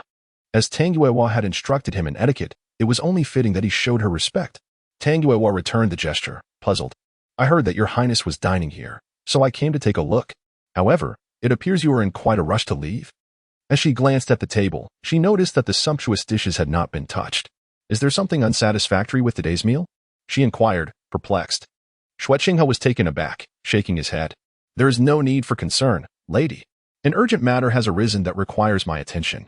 Then I shall not hinder your highness any further, Tang Yuehua replied, stepping aside. Once they departed, Tang Yuehua sighed. What a pity. I arrived too late to meet the person Xueqinghe was hosting. It seems I must send someone to investigate discreetly. As the head of the intelligence department for the Haotian sect in Heaven Do City, collecting valuable information was her responsibility. Suddenly, she heard footsteps approaching. Instantly, her expression returned to normal. At that moment, the steward in purple arrived before her. What has happened? Tang Yuehua discerned a look of panic on the steward's face. Master, we have received news from the sect that the sect master has yet to return. What? My elder brother has not returned? Tang Yuehua was taken aback. She had assumed Tang Xiao would have completed his tasks and returned to the sect by now. Indeed. The elders of the sect have sent word to inquire about the sect master's whereabouts. As there are pressing matters awaiting his decision, the steward continued. Tang Yuehua's expression darkened. I do not know where my elder brother is gone. Master, at this point, continuing to conceal the truth may not be wise, the steward cautioned, his tone turning serious. What truth am I concealing? I genuinely do not know. Tang Yuehua felt helpless. Tang Xiao had left in secrecy with Tang Hao and had not disclosed their destination, only stating that they would reunite after addressing important affairs. In truth, she had been anxiously awaiting their return. Master, if you do not speak, the Elder Council may send someone to inquire in person. Upon hearing this, Tang Yuehua's expression turned cold. Regardless of who comes, the outcome will be the same. I have said all I can. I do not know where my elder brother has gone. Chapter 68. Tang Hao enters Heaven Do for 1,000 words. Did you see that? That person yesterday effortlessly injured Tai Lauda with a mere snap of his fingers. He appears delicate and frail, yet is astonishingly formidable. Indeed, it's terrifying.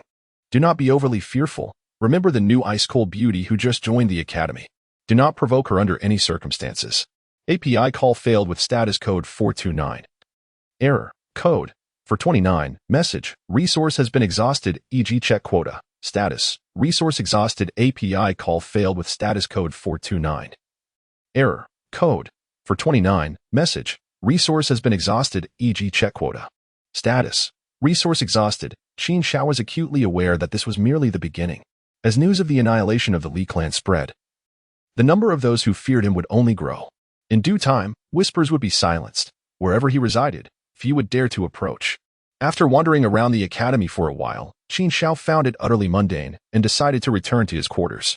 He had expressed what needed to be said and accomplished what needed to be done. Now, all that remained was to bide his time. Suddenly, a voice filled with surprise echoed just a short distance before him. As Qin Xiao gazed upon her, Zhu Xing, clad in a black short skirt, captured his attention.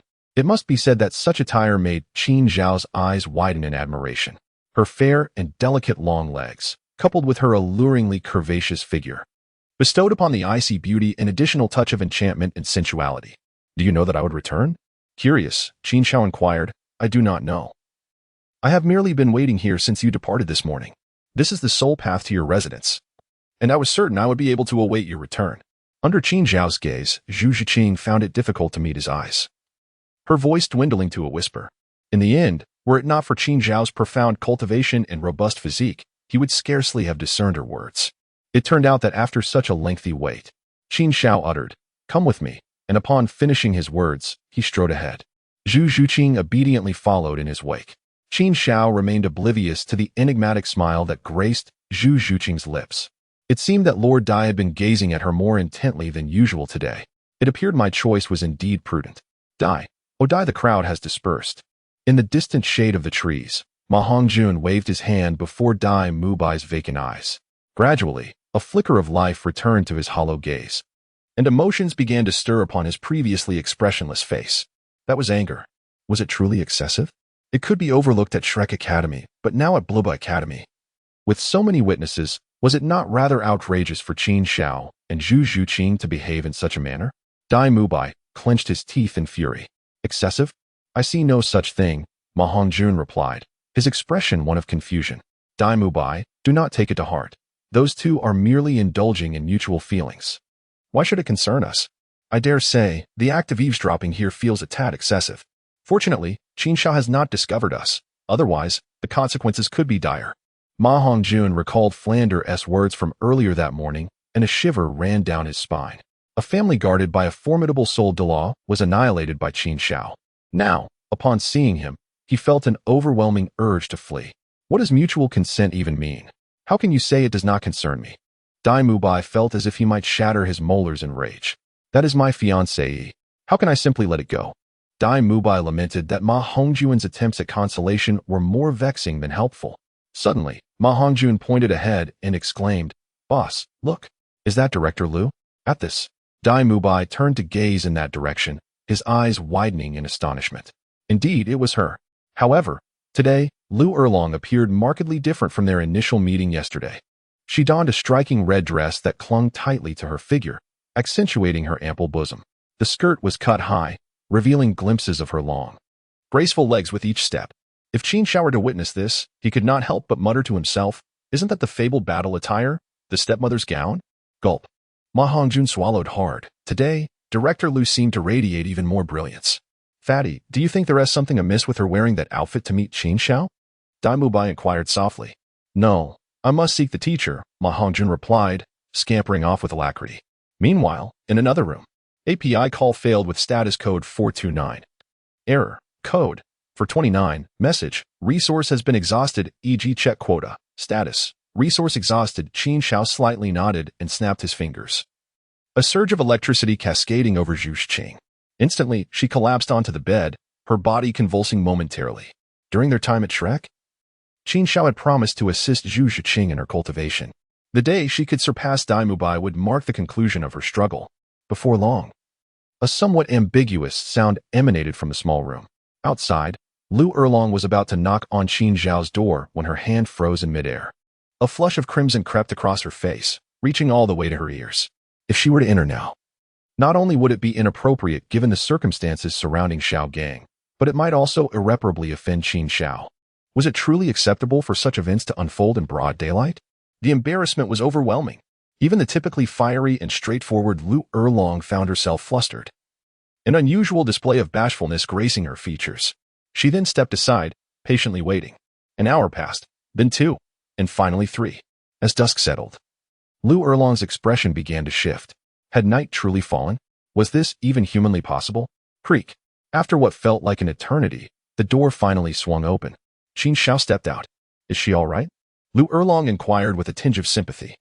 It was beyond her imagination to fathom the torment the young girl in the room had endured. Qin Xiao remarked, she is utterly exhausted and has fallen asleep. Your actions will cause her harm. Lu Erlong pondered for a moment, yet mustered the courage to speak gravely. As a woman, she felt it necessary to intervene in this matter. Upon hearing this, Qin Xiao furrowed her brow and asked, Director Lu, are you questioning my expertise? Expertise? Lu Erlong was taken aback, then responded solemnly, even the finest techniques can encounter issues over time. Ah, you are mistaken. Not only are there no problems, but she also stands to gain significantly. Qin Xiao retorted, incredulous. What nonsense is this? Lu Erlong could hardly believe Qin Xiao's words. It seemed impossible. How can you claim it is impossible when you have not experienced it yourself? Qin Xiao challenged, raising an eyebrow and speaking with irritation. Dun dun dun. After hearing Qin Xiao's words, Lu Erlong felt as though struck by lightning, retreating several steps in shock. Qin Xiao's words left her in a state of utter disarray. Could it be that Qin Xiao was revealing her innermost feelings and offering a subtle hint? Yet, she was utterly unprepared for such a revelation. The reason Lu Erlong had dressed in such a manner was indeed to seek another conversation with Qin Xiao. Previously, when Qin Xiao inquired about what she could offer, she believed that as long as it did not encroach upon her boundaries, she could acquiesce. However, to her astonishment, Qin Xiao was recklessly probing into those very limits. You. Lu Erlong pondered for a long while, completely at a loss for words. Qin Xiao watched her stomp her foot in anger before turning and running away. Did I say something wrong? Qin Xiao was utterly bewildered. As night fell, Erlong had yet to return. Meanwhile, in the small grove, Flander's expression darkened along with the sky. His mindset began to unravel. Teacher, please don't worry. Is it possible that Dean Lu Erlong and Qin Xiao are engrossed in conversation, momentarily forgetting the time? Ma Hongjun ventured cautiously. On a normal day, I would believe that, but as you mentioned, Erlong is clad in battle attire. How can I still have faith? Flander replied, casting a glance at Ma Hongjun. Moreover, you are unaware of Erlong's feelings for you Xiaojing. She is capable of anything. As he spoke, a bitter sensation filled his heart. Erlong. Dear Erlong, why must you tread this irreversible path? Surely, Yu Xiaojing is not worth such treatment. The more Flander pondered, the more his resentment grew. He harbored no animosity towards Qin Xiao or Lu Erlong. All his ire was directed at Yu Xiaojing. If it weren't for that incompetent Yu Xiaojing, would Lu Erlong have sought Qin Xiao's help? Dean, you must remain strong. At that moment, Zhao Wujia's large hand rested on Flander's shoulder. He looked at Flander with eyes full of sympathy, even sharing a sense of mutual understanding. In contrast, Flander, reflecting on Dai Mubai's plight, found solace in his own circumstances. That fellow is in a worse situation than I am. Let us go. Tonight we shall drown our sorrows in the city of Heaven Do, and I shall treat you. With that, Flander, feeling dejected, walked toward the Academy's exit. Time flew, and 3 days passed in a blink. Qin Xiao was taken aback. The past few days had been unusually tranquil. Within the Tiando royal family, there had been no news from Xueqinghe. Xuexing and Xuebong had not made any further attempts to win him over. Lu Erlong also seemed to have relinquished her intention to assist Yu Xiaojing. Even Flinder had not been seen by Qin Xiao for 3 days. However, Zhao Wuji informed Qin Xiao that Flinder had not returned for 3 days. Nevertheless, he must be living quite comfortably. Unexpectedly, Qin Xiao pondered whether Flander had suddenly come to terms with his situation and decided not to hang himself on a single tree. Yet, what could have transpired to prompt such a significant transformation? Father, is this the city of Tiando? Tang Xin exclaimed, taken aback by its grandeur when compared to Soto City. On the other side, outside the city, Tang San gazed at the magnificent Tiando city and realized that there was simply no comparison. Haha. It seems bringing you to Tiando city was a wise decision. Only by broadening your horizons can you embrace the world. Tang Hao chuckled beside him.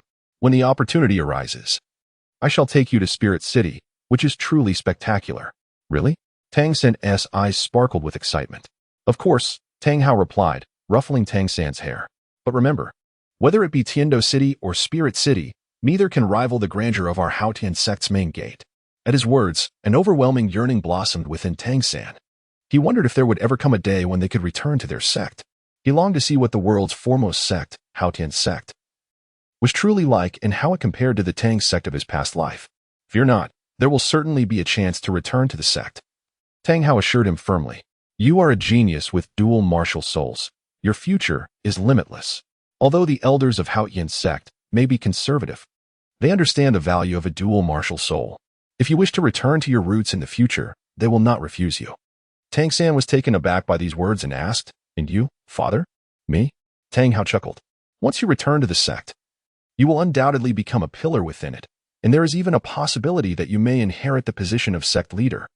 My return to Haotian sect is merely contingent upon your wishes, he continued. Perhaps it won't be long before the elders come seeking my return to the sect. Tang San felt a surge of emotion. Is it because of uncle? Indeed, Tang Hao nodded. With my elder brother gone, there remain several Title Douluo level elders in the sect, but they have aged and nearly exhausted their potential in reaching Title Douluo. They cannot venture far anymore. However, I am different. I am still young, and my future accomplishments will be far greater. If they do not invite me back to oversee matters, who else will they call upon? At these words, Tang San's eyes brightened. Father, if that is the case, there should be no issues at all. The elders of Haotian sect should recognize the wise choice to make. Haha, Tang Hao laughed heartily. In that moment, he even felt that the death of Tang Xiao was not necessarily a negative occurrence for him. Come, let us enter the city together, he said, extending his hand to lead Tang San into Tiando City. After a while, they stood outside the residence of the Li family. What is going on? Has someone died? Tang Hao thought, a sense of foreboding creeping into his heart. Strange customs here in Tiando City. They actually hang 2 large white lanterns at the entrance. Tang San remarked after surveying the scene. Tang Hao's expression changed. Little San, do not speak carelessly. This is not a custom. It indicates that someone has passed away. And it seems to be a person of great importance. What? Someone has died? Tang San's heart raced. Father, it can't be Titan, can it? Haha, of course not. Titan is strong. He wouldn't just die easily, Tang Hao replied, shaking his head with a smile. Although Titan has a fierce temperament, he is an 86th level soul Douluo. Even a Title Douluo would find it challenging to confront him. His strength is undeniable, and more crucially, he has the backing of Haotian sect. Even a genuine Title Douluo would have to weigh their options before attempting to harm Titan. Let us go ask him directly, Tang Hao said, pulling Tang San forward. Knock, knock, knock. Who is it? Came a voice from within. Tang San and Tang Hao could hear someone inside. Creak. The heavy door swung open, revealing an elderly man in white, the steward of the residence. Are you here to pay your respects? He asked, looking puzzled. He was surprised to see two visitors, as the Li family had a notorious reputation for mistreating others. Tang Hao frowned. We want to be going in. We'll wait for Titan to come out. In truth, he felt disgruntled. Shouldn't the master of the house come out to greet them? Had they forgotten their manners? What? You expect the master to come out to greet you? The steward was taken aback. The person is already in the coffin. How could he possibly come out? His expression turned cold. If you are here to pay your respects, you are welcome. But if you've come to cause trouble, then leave at once. There is no one else in this residence aside from me. What does that mean? Isn't Titan the master of this residence? Tang Hao asked, bewildered. Do you truly not know what has happened? The steward questioned. Should we know? Tang Hao replied, feeling increasingly uneasy. Then please follow me inside, the steward invited. This time, Tang Hao did not refuse. An ominous feeling lingered in his heart, fearing that his plans might be thwarted once more. Before long, the three arrived in the main hall, where three neatly arranged coffins lay before them. Tang Hao was dumbfounded. I remember that the Li family has always been a single line. Titan had only a son and a grandson. His frown deepened, and his premonition grew stronger. What you say is correct. These three coffins belong to the three generations of their family, the steward said with a bitter expression. Boom. Upon hearing this, Tang Hao felt as though he had been struck by lightning. What? They have all died? When did this happen? The steward sighed. Just last night. Who on the Douluo Continent would dare to strike against the Li family, who are affiliated with Haotian sect? Tang Hao's heart sank as a realization dawned upon him. Wait, could it be that the Spirit Hall is behind this? Indeed, it must be the Spirit Hall. Spirit Hall, you have committed countless wrongdoings, and even now, you refuse to let me go? Tang Hao gritted his teeth and spoke.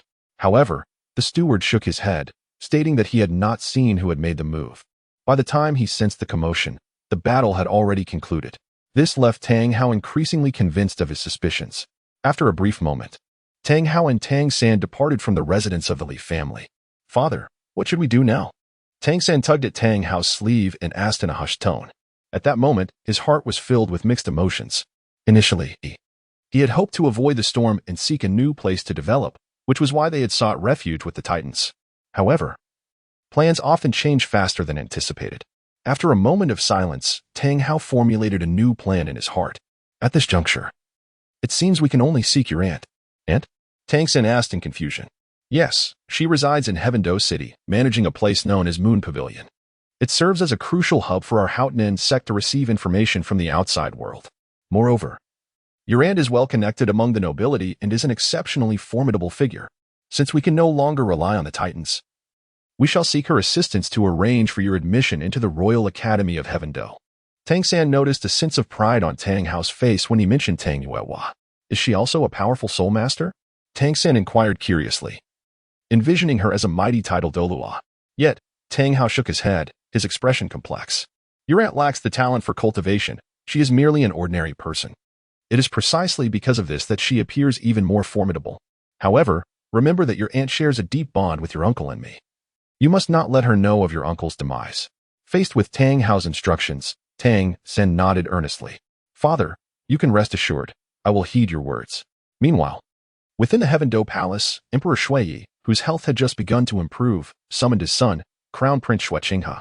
Father, your current condition is not suited for excessive exertion, Shuqinghe said solemnly before the emperor. My condition is day-to-day. What progress has been made on the tasks I entrusted to you?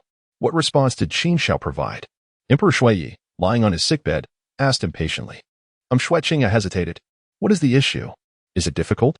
Emperor Shui frowned. Qin Xiao has requested an item from me. Without it, there is no room for discussion, Shuqinghe replied awkwardly. Does he desire my imperial seal? No. Is it the military talisman of the Heaven-Do Empire? Neither. Then what is it? Just speak plainly, the emperor urged, no longer wishing to guess. He felt it was unnecessary. As long as the imperial seal and military talisman remained untouched, it would not pose a significant problem. Qin Xiao expressed great interest in our national treasure, the Oceanic Universe Shield. Upon hearing this, Emperor Shui was taken aback, then laughed heartily.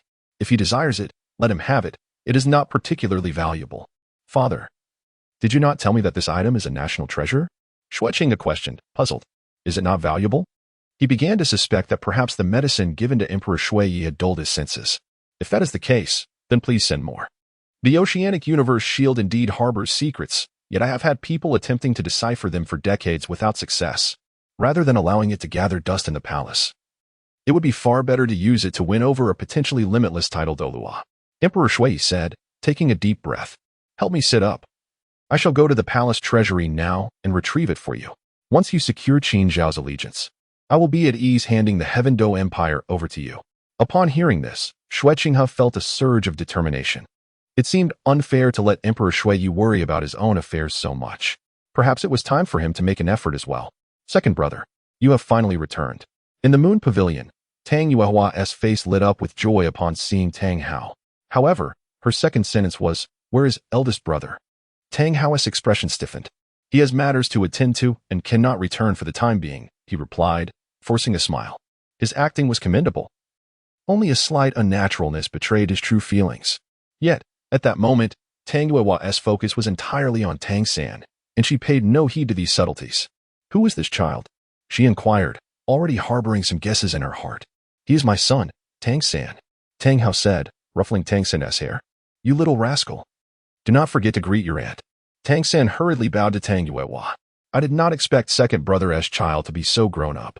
Tang Yuehua was momentarily taken aback, quickly helping Tang San to his feet. Good child, please rise. She then seated Tang San by the table. Second brother, this time you have returned. Please do not leave. Live here in Heaven Do City. Do not worry, no one will discover your presence. Ah.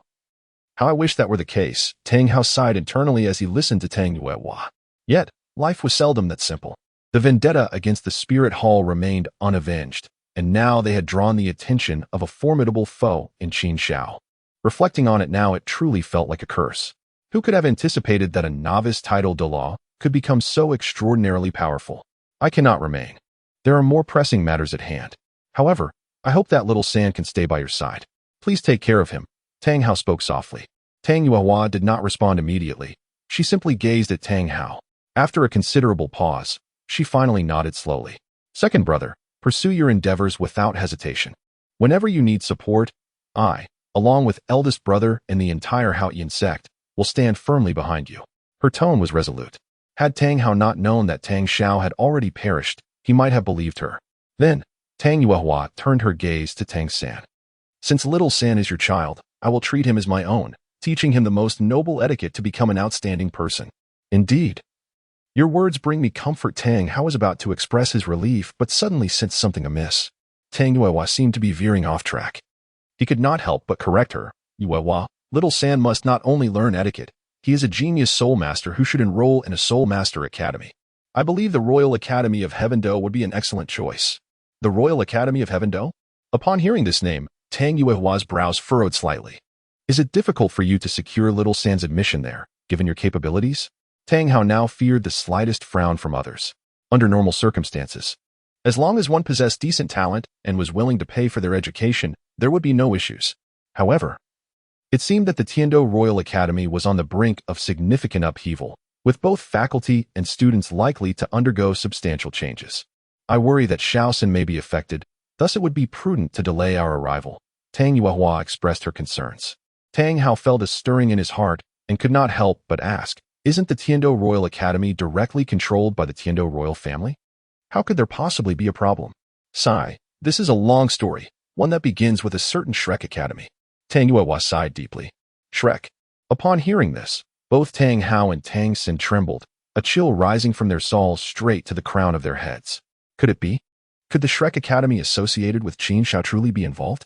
Yet as Tang Yuehua recounted the tale, both Tang Hao and Tang Sin felt their spirits sink. The Prince of Snowstar had personally intervened to suppress the individuals from Shrek Academy, yet unexpectedly, among the faculty and students of Shrek, There was a formidable Title Douluo.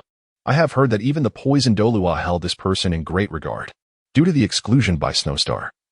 That Title Douluo led the Shrek Academy members away from the Tiendo Royal Academy. Afterward, upon learning of his grievous oversight in missing such a powerful individual, Emperor Xueye was furious and stripped Prince Snowstar of his authority, entrusting the Tiendo Royal Academy entirely to the Crown Prince, Shuqinghe. It would not be long before the Academy underwent a significant reshuffle. After a moment's pause, Tang Yuehua succinctly shared all the information she had. It is Qin Xiao. It must unequivocally be Qin Xiao. Tang San was certain that the Shrek Academy was indeed the one from Soto City, and that the Title Douluo in question was none other than Qin Xiao. Tang San swallowed hard and asked, "Aunt, do you have any information on this Title Douluo?" Tang Yuehua shook her head, expressing her regret. "Not at the moment. This matter involves the prince, the crown prince, and a Title Douluo level powerhouse. Everyone fears attracting unwanted attention, and thus no one dares to speak freely." Tang Hao spoke solemnly, "Then do not inquire further." After saying this, he beckoned to Tang San. "Xiao San, come here. Say goodbye to your Aunt Yuehua. We must take our leave." Upon hearing this, Tang San hurried to Tang Hao's side. In truth, the moment he surmised that Qin Xiao was also in Tiendo City, he wished to leave immediately. On the other hand, Tang Yuehua was bewildered. "Second brother, did you not just say that you wanted Xiao San to study here with me? Even if he cannot attend the Tiendo Royal Academy right now, he could still learn etiquette from me." "Well," Tang Hao replied gravely, "that was earlier. I have changed my mind. I believe Xiao San should undergo further training with me before coming here to refine himself." "Indeed, and I think father speaks wisely." Tang San quickly echoed Tang Hao's sentiments. "Very well, it is settled then. Yuehua, you need not see us off. I shall depart with Xiao San now." Tang Hao waved his hand and began to lead Tang San away. Tang Yuehua paused. "Second brother, even if you must leave, let little sister see you off." "See you off?" Tang Hao shook his head. Once he confirmed that Qin Xiao was in Tiendo City, he had no desire to linger. To hesitate for even a minute felt like an act of negligence towards his own life. Mountains and rivers may part, yet there shall always be a day of reunion. With that, Tang Hao did not wait for Tang Yuehua to say anything further and strode away with Tang San. Upon exiting Tiendo City, Tang Hao led Tang San straight into the Sunset Forest. "Father, why are we taking this route?" Tang San inquired, puzzled. "Did we not plan to flee? This path is less trodden and will better conceal our tracks. The main road is too conspicuous. That clever Qin Xiao might trace us by the faintest clues. We must exercise caution," Tang Hao advised earnestly. In truth, as Tang Hao uttered these words, his heart was nearly in turmoil. Having navigated the Douluo Continent for half a lifetime, he had basked in boundless glory. Even when forced to leave his sect due to the pursuit from the Spirit Hall, he never perceived it as a low point in his life. Tang Hao simply chose not to resist. Though the Spirit Hall was powerful, he did not fear it. However, with Qin Xiao's emergence, he felt everything had changed. Tang Hao had never feared the former Pope of the Spirit Hall or many powerful adversaries. Yet now he found himself gripped by fear. Upon reflection, he realized this might be closely tied to his repeated narrow escapes. Gradually, he began to develop a profound fear of death. API call failed with status code 429. Error. Code. For 29. Message. Resource has been exhausted, e.g. check quota.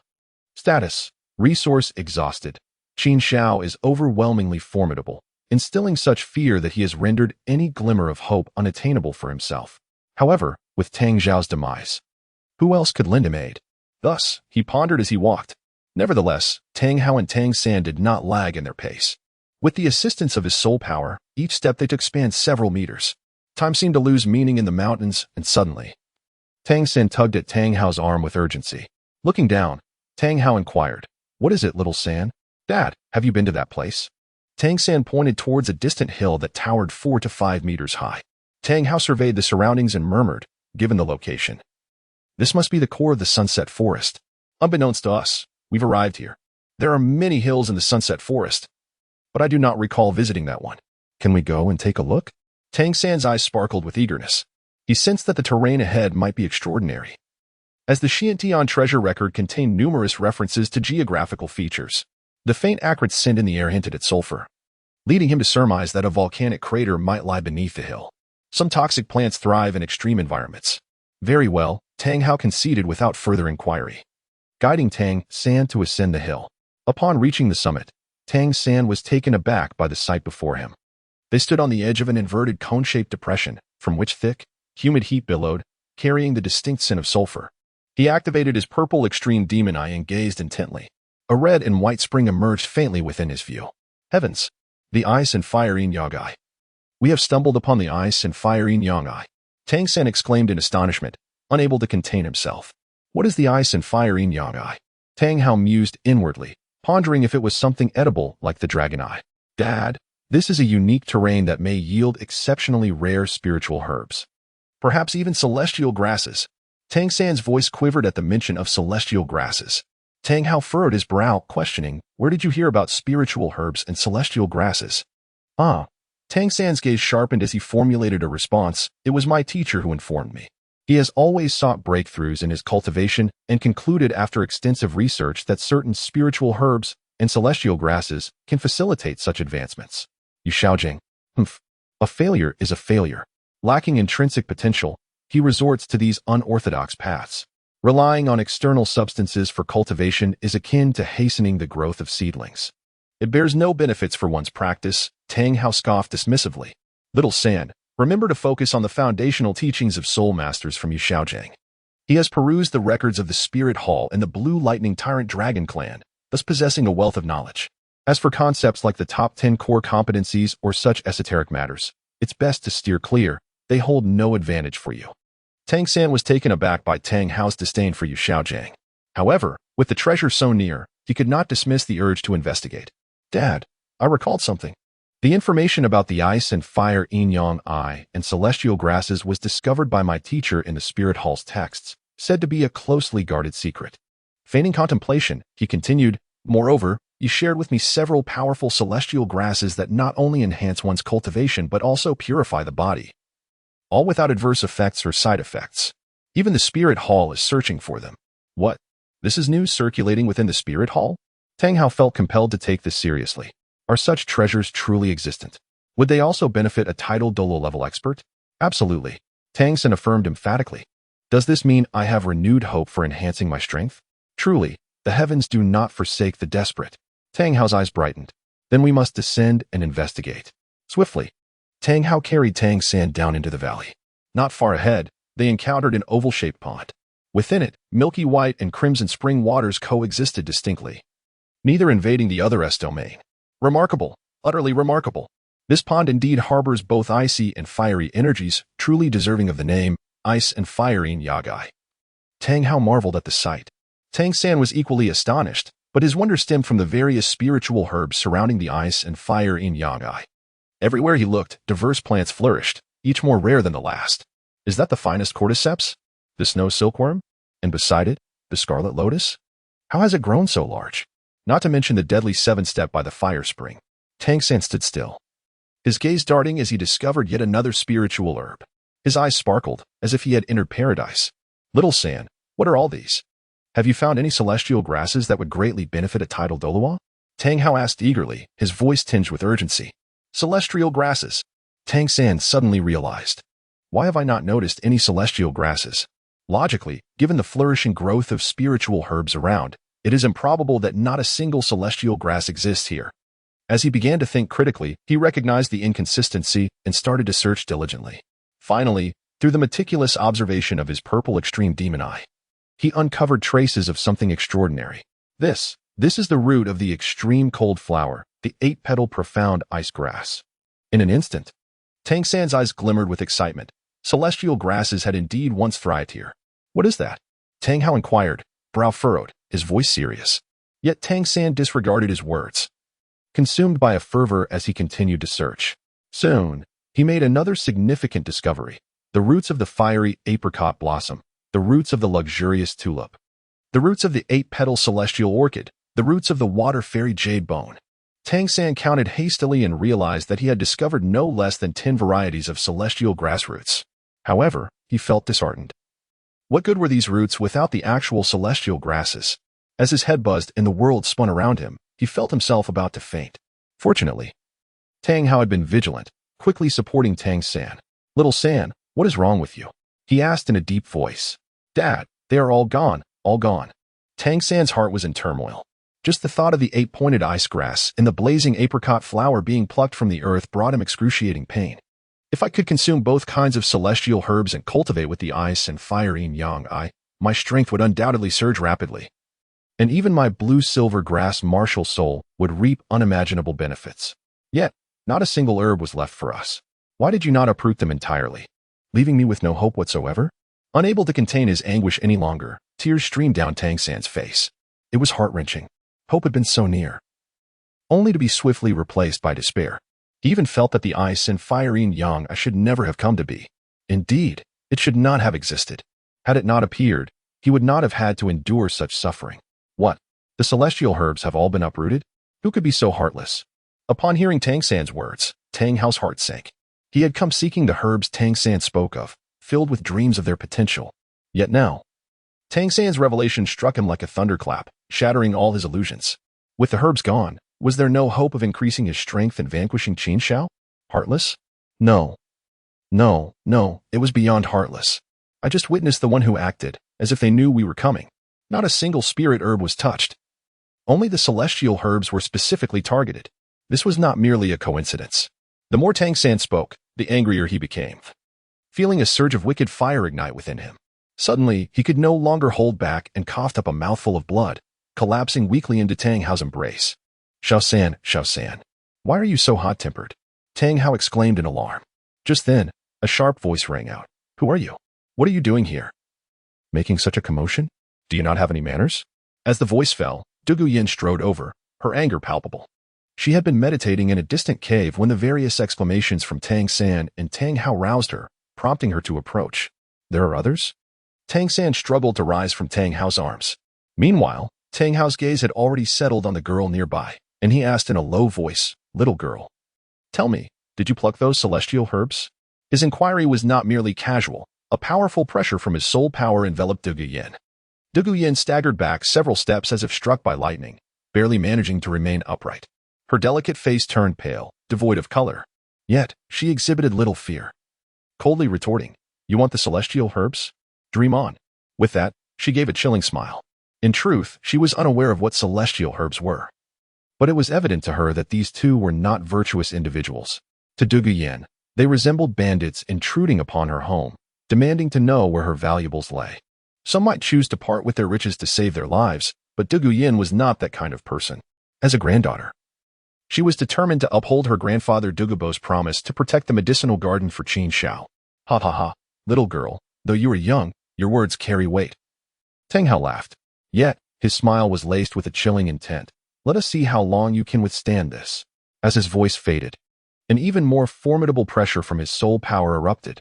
He was confident that even a soul king would tremble before such force. However, at that moment, a frail figure stepped in front of Dugu Yin. With a calm demeanor, he smiled in response to the pressure. Tang Hao, it has been over a decade since we last met. Has your face turned to that of a dog?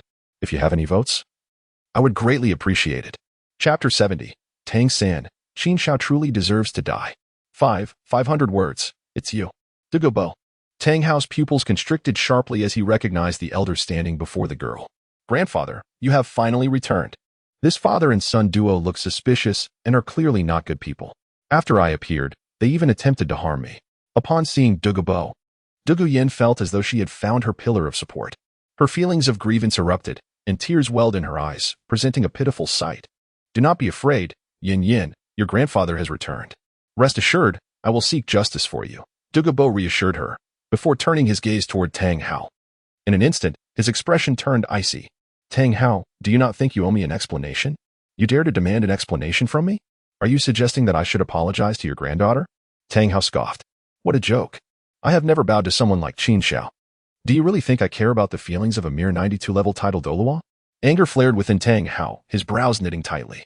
Did he truly believe he could intimidate him with such antics? Yet, in the next moment, he sensed something unusual beside him. Looking down, he noticed Tang San tugging at his sleeve, subtly shaking his head. In an instant, Tang Hao grasped Tang San's meaning. He hoped for him to remain calm.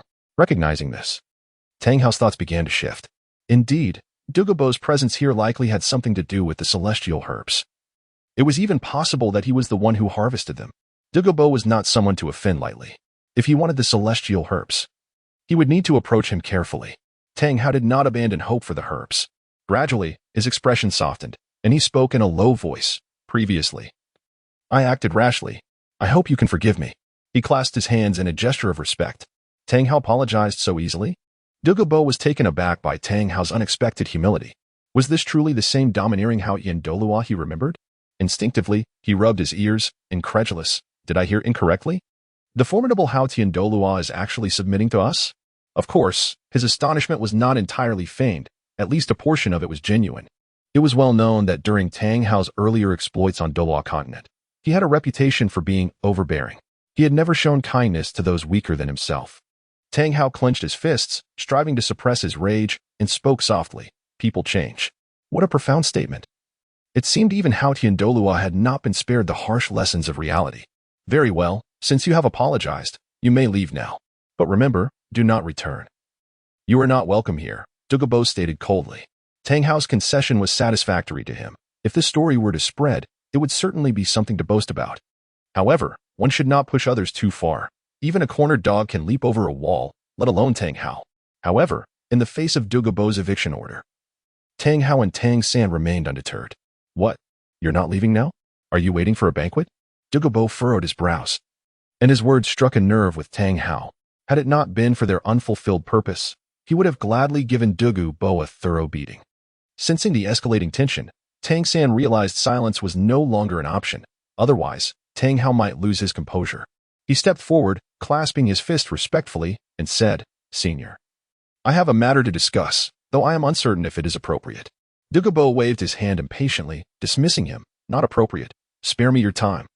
Tang San felt a wave of frustration. Is this truly your idea of courtesy? He was convinced that someone like Dugubo had no friends. Compose yourself, Tang San. To obtain the celestial herb or to uncover its whereabouts, you must maintain your calm. He breathed deeply, striving to stabilize his emotions and suppress the urge for Tang Hao to confront Dugubo. After a long exhale, he pointed to Dugubo's granddaughter, Dugu Yin, and said, Senior, you surely wouldn't want any harm to befall your granddaughter, would you? At this remark, Dugubo's pupils constricted sharply. This scene felt eerily familiar to him, and the image of Qin Xiao suddenly flashed in his mind. What nonsense are you spouting? Dugubo's expression soured, seemingly touched by the memory. Senior, your granddaughter is gravely poisoned. If not treated promptly, it could lead to dire consequences. Tang San spoke with conviction, for he was well versed in the Tang sect's martial arts, skills, hidden weapons, and poisons. From Dugu Yan's demeanor and expression, he discerned that she had undoubtedly been afflicted by a peculiar poison, likely stemming from her martial spirit. He noticed Dugu Yan's expression tighten upon his words, and Dugubo furrowed his brow. Haha, you claim it isn't true, yet I seem to have guessed correctly. Tang San chuckled inwardly, confident that a discussion was imminent. After a brief silence, Dugubo exchanged glances with Dugu Yin before turning to Tang San and asking, Kid, I didn't expect you could resolve this poison? Of course, Tang San replied proudly, you have ample spiritual herbs here. I only require 50 to 60 varieties to concoct the antidote.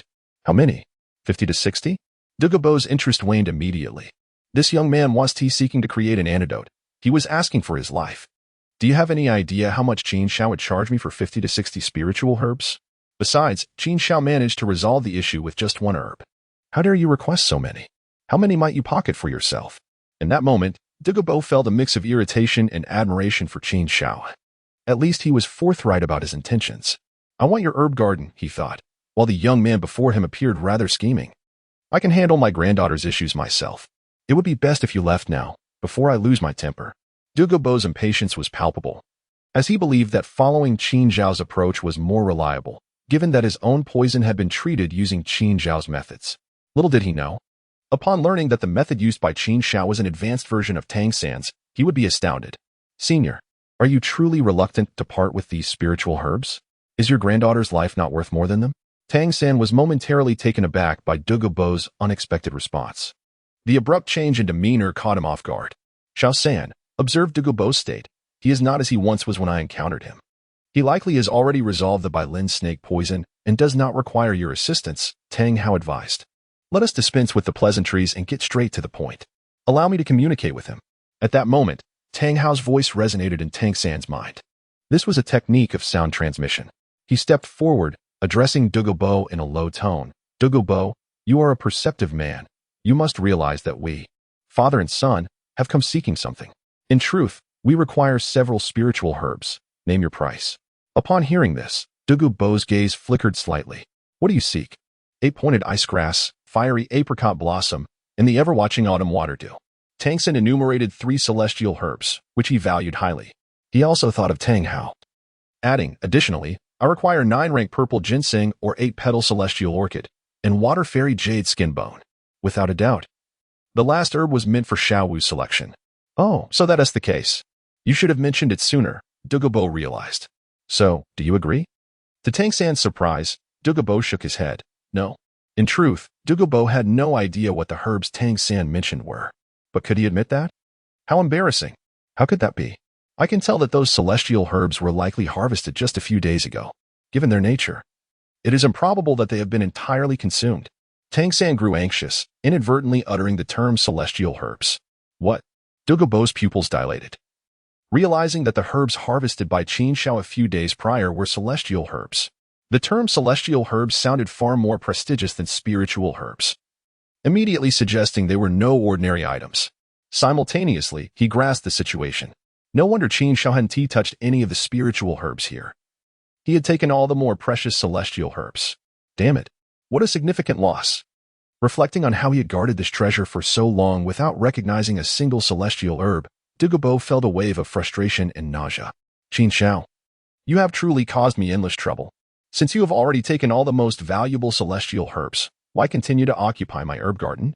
In this light, the avarice of Tang Hao and his son paled in comparison to Qin Xiao's. Dugubo felt a wave of dizziness, barely able to stand. Grandfather. Dugu Yin rushed forward to support Dugubo. We seek your celestial herbs, not your life. Is that truly necessary? Tang Hao asked Dugubo solemnly. Is it not? You may not want my life, but someone has taken my very essence. Dugubo's composure shattered. Enough of this. I am merely a caretaker of this herb field. I did not harvest the celestial herbs. The true owner is someone else. If you seek any ice grass or banana trees, go negotiate with him. What? You, Dugubo, are merely a caretaker of the herb field? Tang Hao's gaze sharpened as he realized the true nature of the situation. Who could compel a Title Douluo to behave like a mere dog, showcasing a medicinal field? He could not fathom anyone on the Douluo continent possessing such power. Senior, may I inquire as to the identity of that individual? Tang San was more concerned about the ownership of the celestial herb. His name is Qin Xiao, residing within Heavendoe City. Who? Qin Xiao? Before Dugubo could finish, both Tang Hao and Tang San exchanged astonished glances and asked in unison. Remain calm. We must stay composed. Perhaps this Qin Xiao is not the one I am familiar with? Qin Xiao, do you know him as well? Dugubo was equally astonished. Tang Hao did not immediately affirm, but cautiously inquired. Is this Qin Xiao a young lad of around 15, strikingly handsome, and exuding an aura that invites trouble?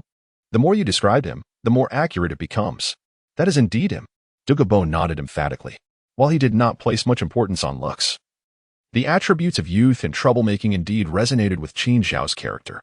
I never imagined you were acquainted with Qin Xiao. The likelihood of obtaining the celestial herb from him has significantly increased. Thud, thud, thud.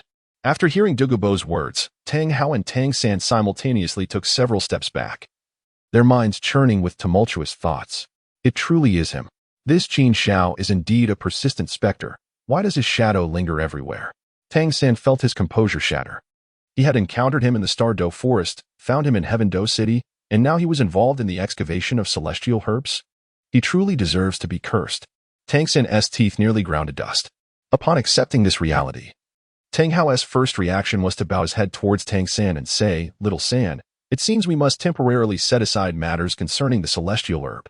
Our immediate priority is to leave this place. At this juncture, Tang San had also regained a measure of calm and did not refuse Tang Hao's suggestion. In truth, after regaining his composure, he was eager to depart. Who knew when that demon Qin Xiao would arrive? Without further ado, the father and son departed. Not even uttering a word of farewell to Dugubo. Hey, aren't you too familiar with Qin Xiao? Why not give it a try? Dugubo called out to their retreating figures. Tang Hao's body jolted, halting his steps as he retorted, Dugubo, have you never heard the saying? What saying? When acquaintances meet, they tend to be particularly wary. With that, Tang Hao ignored the bewildered Dugubo and pulled Tang San onward, exiting the valley. Despite their composed demeanor, Each step they took spanned at least 20 to 30 meters, making Douluo feel as though he was nearly matching their pace in flight. Wait, what do you mean acquaintances are particularly wary? This is certainly a matter of enmity, Douluo suddenly realized. Yet, before him, the figures of Tang Hao and Tang San had vanished. The fluctuations of Qin Xiao's soul power were estimated to be around level 92 to 93. While Tang Hao likely had reached level 95, but why was Tang Hao so fearful of Qin Xiao? Douluo stroked his chin, pondering deeply. However, after a lengthy contemplation, he could not discern the rationale. He subsequently felt a wave of relief.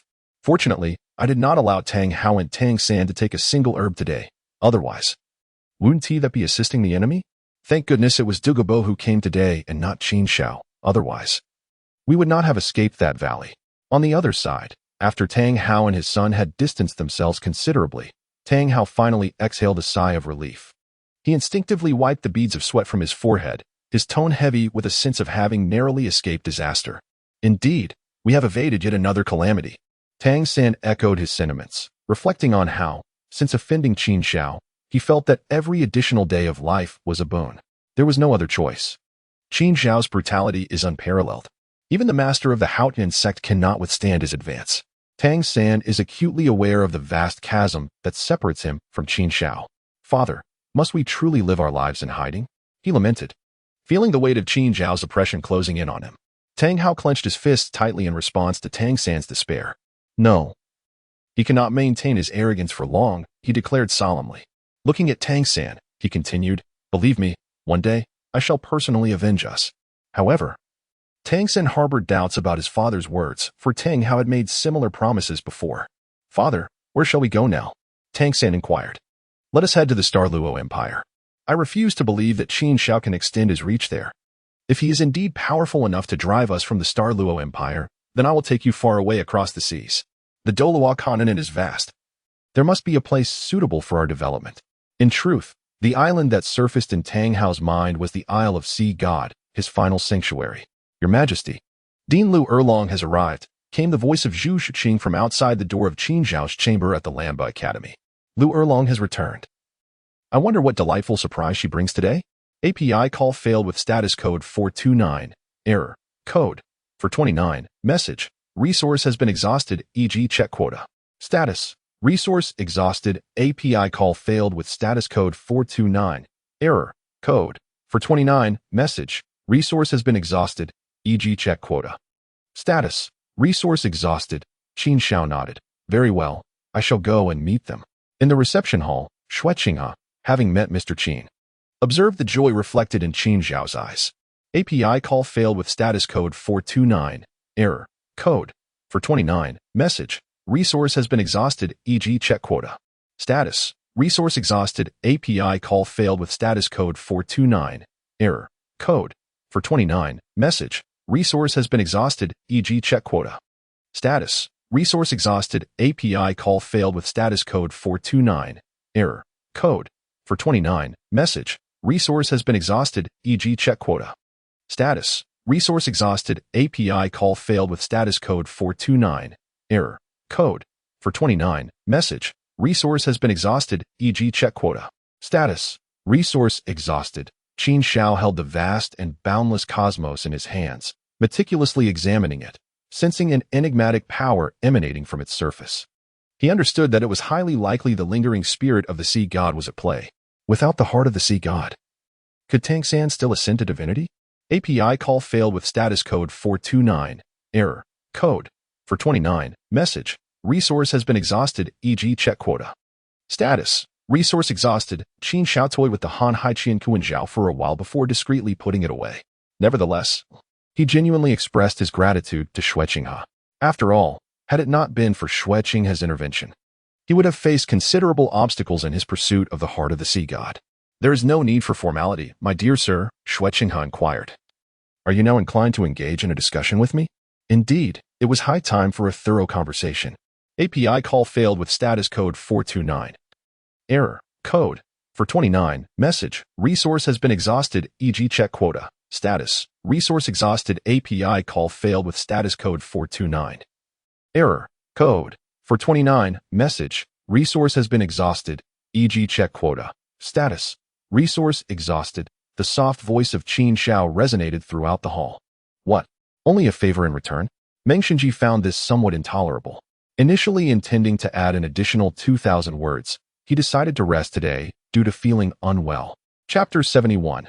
Qin Xiao's attitude. Xuexing's plan. 6,000 words. This detestable Qin Xiao. It infuriates me. Not only Meng Xinji, but even Xuexinghe felt a sense of being deceived. He slightly lowered his head, striving to conceal his eyes, which were about to blaze with fury. Your Highness, could you please say something? Xuexinghe remained silent, his expression inscrutable, which only heightened Meng Xinji's anxiety. Meng will certainly believe that your Majesty has compelling reasons for your actions. At last, Xuexinghe endeavored to steady his voice. After careful consideration, he resolved not to confront Qin Xiao directly. Although Qin Xiao was capricious and unreliable, his strength was that of a Title Douluo. Offending such a person would not bode well for him. Moreover, on a more optimistic note, wasn't Qin Xiao still indebted to him for a favor? While it was a loss, it was not an insurmountable one. Of course, what Xuexinghe valued most was Qin Xiao's solemn promise not to side with Prince Xuexing. This assurance allowed the Knight Emperor to rest easy in bequeathing his precious elixir to him. By rounding it all up, didn't this mean that Qin Xiao was not only distancing himself from Prince Shui but was also willing to offer him solace? However, API call failed with status code 429, error, code, for 29, message, resource has been exhausted, e.g. check quota, status, resource exhausted, Qin Xiao retorted. Surely, your Highness is aware of the matters concerning the Li clan? Xuexinghe instinctively nodded, acknowledging that indeed. This issue had become the talk of the entire Heavendo city. Wait a moment. The implication of your Highness's words is that the instigator of this incident. As Xuexinghe spoke, his expression shifted dramatically. Disbelief etched across his face as he gazed at Qin Xiao. Your Highness's conjecture is correct. The titans of the Li clan, Tainua and Tai Long, have both met their demise at my hands. API call failed with status code 429, error, code, for 29, message, resource has been exhausted, e.g. check quota, status, resource exhausted. After Qin Xiao's words fell, Xuexinghe and Meng Xinji fell into silence, merely gasping in astonishment. Is this individual not excessively formidable? Truly, there seems to be no leniency shown to anyone. The Power Clan was once an affiliated sect of the Haotian sect. Although the Haotian sect has sealed its gates, it ultimately remains a former master. The adage to strike a dog, one must look to its master, is likely familiar to both of you. If this matter were to reach the ears of the Haotian sect, I believe they would not simply let it go. As for the Haotian sect's prolonged seclusion, no one knows its true strength. However, I estimate there must be at least 4 or 5 Title Douluos among them. I, for one, am unafraid. But what of the prince? Is he also fearless? At this point, Qin Xiao fell silent, a faint smile gracing his lips as he observed Meng Xinji and Xuexinghe. Indeed, they did not disappoint him. The expressions on their faces shifted from astonishment to a palpable difficulty. Qin Xiao may be indifferent to the Haotian sect, but what of Xuexinghe? Certainly. He cares deeply. With so many Title Douluo powerhouses at stake, should he choose to support Xuexing and Xuebang, it would be exceedingly detrimental to his control over the Tiando Empire. Thus, it would be prudent to refrain from entangling with Qin Xiao for the time being. It appears I have misjudged Qin Xiao. Xuexinghe never anticipated the depth of Qin Xiao's considerations for him. Unbeknownst to him, a warmth began to blossom in his heart. This. Dream Machine opened his mouth, his expression somewhat awkward. Your Grace, your dedication to His Highness is truly commendable. I was remiss in my previous affront. With that, he bowed deeply to Qin Xiao, embodying a demeanor of contrition. It seems you are beginning to understand, Qin Xiao mused internally. Though his countenance remained composed, ignorance does not warrant reproach. He then turned to Xuexinghe and continued. Your Highness, my prior statements still hold weight. You have brought me the Hanhai Qian Kuan shield, and I owe you a favor. Shall I assist you in vanquishing Xuebang now? Gasp. Dream Machine's breath caught sharply. He realized that this Thunder Emperor truly dared to utter anything. Of course, he also possessed the audacity to act. I would indeed desire that. However, were killing him the solution, I would have acted long ago. Xuexinghe was taken aback, then promptly shook his head. Qin Xiao's favor was far too precious for him to squander lightly. He quickly added, with this matter concluded, I shall not impose further upon you, Your Grace. Please excuse me. Qin Xiao nodded with a smile, watching as Xuexinghe and Dream Machine departed. API call failed with status code 429, error, code 429. Message: resource has been exhausted, e.g. check quota. Status: resource exhausted. As Qin Xiao contemplated, a sharp glint flickered in his eyes. Subsequently, he pressed his index finger forcefully against the tip of the vast sea and universe shield, exerting great effort until a single drop of blood finally fell. In an instant, the shield erupted with brilliance, and then, with a swift motion, it penetrated Qin Xiao's body, leaving behind a fleeting golden trident mark on his forehead. Simultaneously, a surge of information emerged in Qin Xiao's mind, detailing the usage of the vast sea and universe shield, along with 4 skills: the Sea Guardian Shield, the Universe Stabilizing Shield, the Raging Waves of the Vast Sea, and the Universe's Demon-Breaking Strike. Regrettably, he did not uncover the whereabouts of the sea god's lingering soul. Qin Xiao pondered with a tinge of regret. Suddenly, a series of knocks echoed from outside the hall. What could it be? Qin Xiao inquired with a hint of curiosity. A young girl named Ming Yiran has come from outside the academy, seeking an audience with you. The voice of Lu Erlong echoed from outside. Ming Yiran, what could she possibly want from me? Qin Xiao pondered, yet he decided to step outside. At the entrance of the Blue Tyrant Academy, Oscar, Ma Hongjun, and Dai Mubai were observing Ming Yiran from a distance, whispering among themselves. This girl is indeed remarkable. She possesses both an alluring figure and a beautiful visage, complemented by a slender waist that one could grasp with ease, truly exquisite. Ma Hongjun's eyes gleamed with admiration. I am particularly drawn to her aloof and proud demeanor, which instills a desire to conquer. Dai Mubai spoke in a low voice. In Ming Yiran, he perceived a resemblance to Zhu Zhuqing. Ha! How shameless. At that moment, Ning Rongrong scoffed disdainfully. Zhu Zhuqing furrowed her brow, evidently unsettled by the remarks of the trio. Enough. This young lady may have some connection to His Highness. Please be mindful of your words. Zhao Wujia interjected with a frown, his tone stern. Oh, so you all are here. Suddenly, a voice rang out. The group turned to find Qin Xiao standing behind them, having arrived unnoticed. Your Highness. The situation is as follows. We were just training when we encountered Ming Yiran, who was searching for members of Shrek. Upon our arrival, she mentioned that the person she sought was not among us. It was you she wished to find.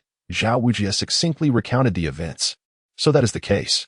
API call failed with status code 429. Error. Code 429. Message. Resource has been exhausted, e.g. check quota. Status. Resource exhausted. Qin Xiao furrowed his brow and inquired. Thud. The moment Ming Yiran laid eyes on Qin Xiao, her instinctive reaction was to kneel. I beseech your grace for assistance. In an instant, tears brimmed in Ming Yiran's eyes. It appeared that a grave matter had transpired. Qin Xiao's gaze flickered. Come with me. With that, he turned and headed toward his residence. Ming Yiran, without a moment's hesitation, swiftly rose to follow him. I am curious. How did you find your way here? Qin Xiao asked, intrigued, once they were in the room. Ming Yiran replied, First, I traveled to Sitoa City and then to Shrek Academy. But it had been reduced to ruins. Guided by 2 villagers who had once worked in the Shrek Academy cafeteria, I learned that Shrek Academy was merging with the Tiando Royal Academy in Tiando City. Thereafter, I made my way to the Tiando Royal Academy, where I heard certain tidings, leading me here. Oh, I see. Qin Xiao nodded imperceptibly. Yet the question lingered in his mind. What was the purpose of your visit? This was, in truth, the foremost inquiry he yearned to resolve. At that moment, Ming Yiran's countenance shifted dramatically, turning as pale as a sheet. The Beast Academy has been destroyed, and my grandparents have perished. It was Tang Hao who caused this devastation. What? Are you saying Tang Hao annihilated the Beast Academy? Did Long Gong and Sheep also fall? In the room. Upon hearing Ming Yiran's lamentations, Qin Xiao's expression mirrored his astonishment. This revelation was beyond anything he could have anticipated. In fact, in the original narrative, Long Gong had previously intervened to assist Tang San. Ming Yiran spoke bitterly. It was my inadvertent display of the external soul bone at the academy that led to this catastrophe. Although my grandparents endeavored to suppress the information, the students within the academy still leaked the news, which ultimately brought calamity upon the Beast Academy. The event has transpired, and lamentation serves no purpose. One must learn to look forward. Qin Xiao refrained from uttering grandiloquent phrases, for in the face of reality, all words seemed too insipid. Your Highness, there is no need for comforting words. The truth remains evident. I have come to you not in search of solace, but to beseech you for the strength to exact my vengeance. I yearn to slay Tang Hao and obliterate the Haotian sect. Ming Yiran spoke with a voice heavy with lamentation. Why have you sought me? Qin Xiao, devoid of any sentimental compassion, did not immediately acquiesce. Meng Yiran brushed away the tears from her eyes, declaring, "You are the only formidable ally I recognize. Apart from you, I know not whom else to turn to. Furthermore, you have aided me in the past. Are you aware of who your enemies are? And the formidable forces that lurk behind them?" "Of course I know." Meng Yiran nodded emphatically, her gaze transforming into one of unwavering resolve. "If this grudge remains unavenged, I shall find it impossible to find peace, even in death. I am willing to pay any price, as long as I can kill Tang Hao and annihilate the Haotian sect." As she spoke, she deftly untied the ribbon that cinched her waist, unveiling a breathtaking panorama before Qin Xiao. Her legs were long and straight. It must be noted that while Meng Yiran's physique may not possess the explosive allure of Zhu Zhuqing, it remains remarkably well-proportioned. Qin Xiao found himself unable to declare a definitive victor, acknowledging instead that each had their own merits. In the past, even as a Title Douluo, he would have been compelled to glance more than once at such a scene. After all, despite his esteemed title, he remained a man, a passionate and vigorous youth. "If you desire Yiran, then take her," he suggested. At that moment, Meng Yiran gently bit her lip, her voice barely a whisper. Although she had mentally prepared herself prior to meeting Qin Xiao, the reality of the situation filled her with a profound nervousness.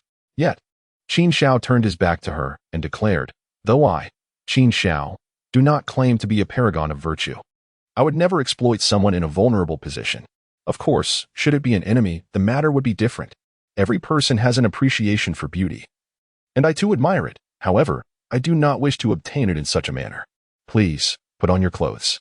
Upon hearing his words, Meng Yiran was momentarily taken aback, a swirl of relief and regret blossoming within her. She felt grateful that Qin Xiao did not take advantage of her, yet simultaneously disappointed that he did not. Nevertheless, she understood that now that he had spoken, she could neither define nor contradict him. Thus, she quietly retrieved the ribbon that had fallen to the ground and tied it around her waist once more. As the soft rustling ceased, Qin Xiao turned back to her, his gaze piercing as he asked, "Do you truly wish for Tang Hao to perish?" His voice was laced with a coldness that bore the weight of profound animosity. "The enemy of my enemy is my friend." Furthermore, with Meng Yiran possessing an external soul bone and a talent that was not to be underestimated, Qin Xiao found no justification to refuse her. "Very well, I shall assist you, but be warned, the path to strength is fraught with unimaginable suffering. Should you find yourself unable to endure it one day, do not blame me for being heartless and abandoning you." API call failed with status code 429.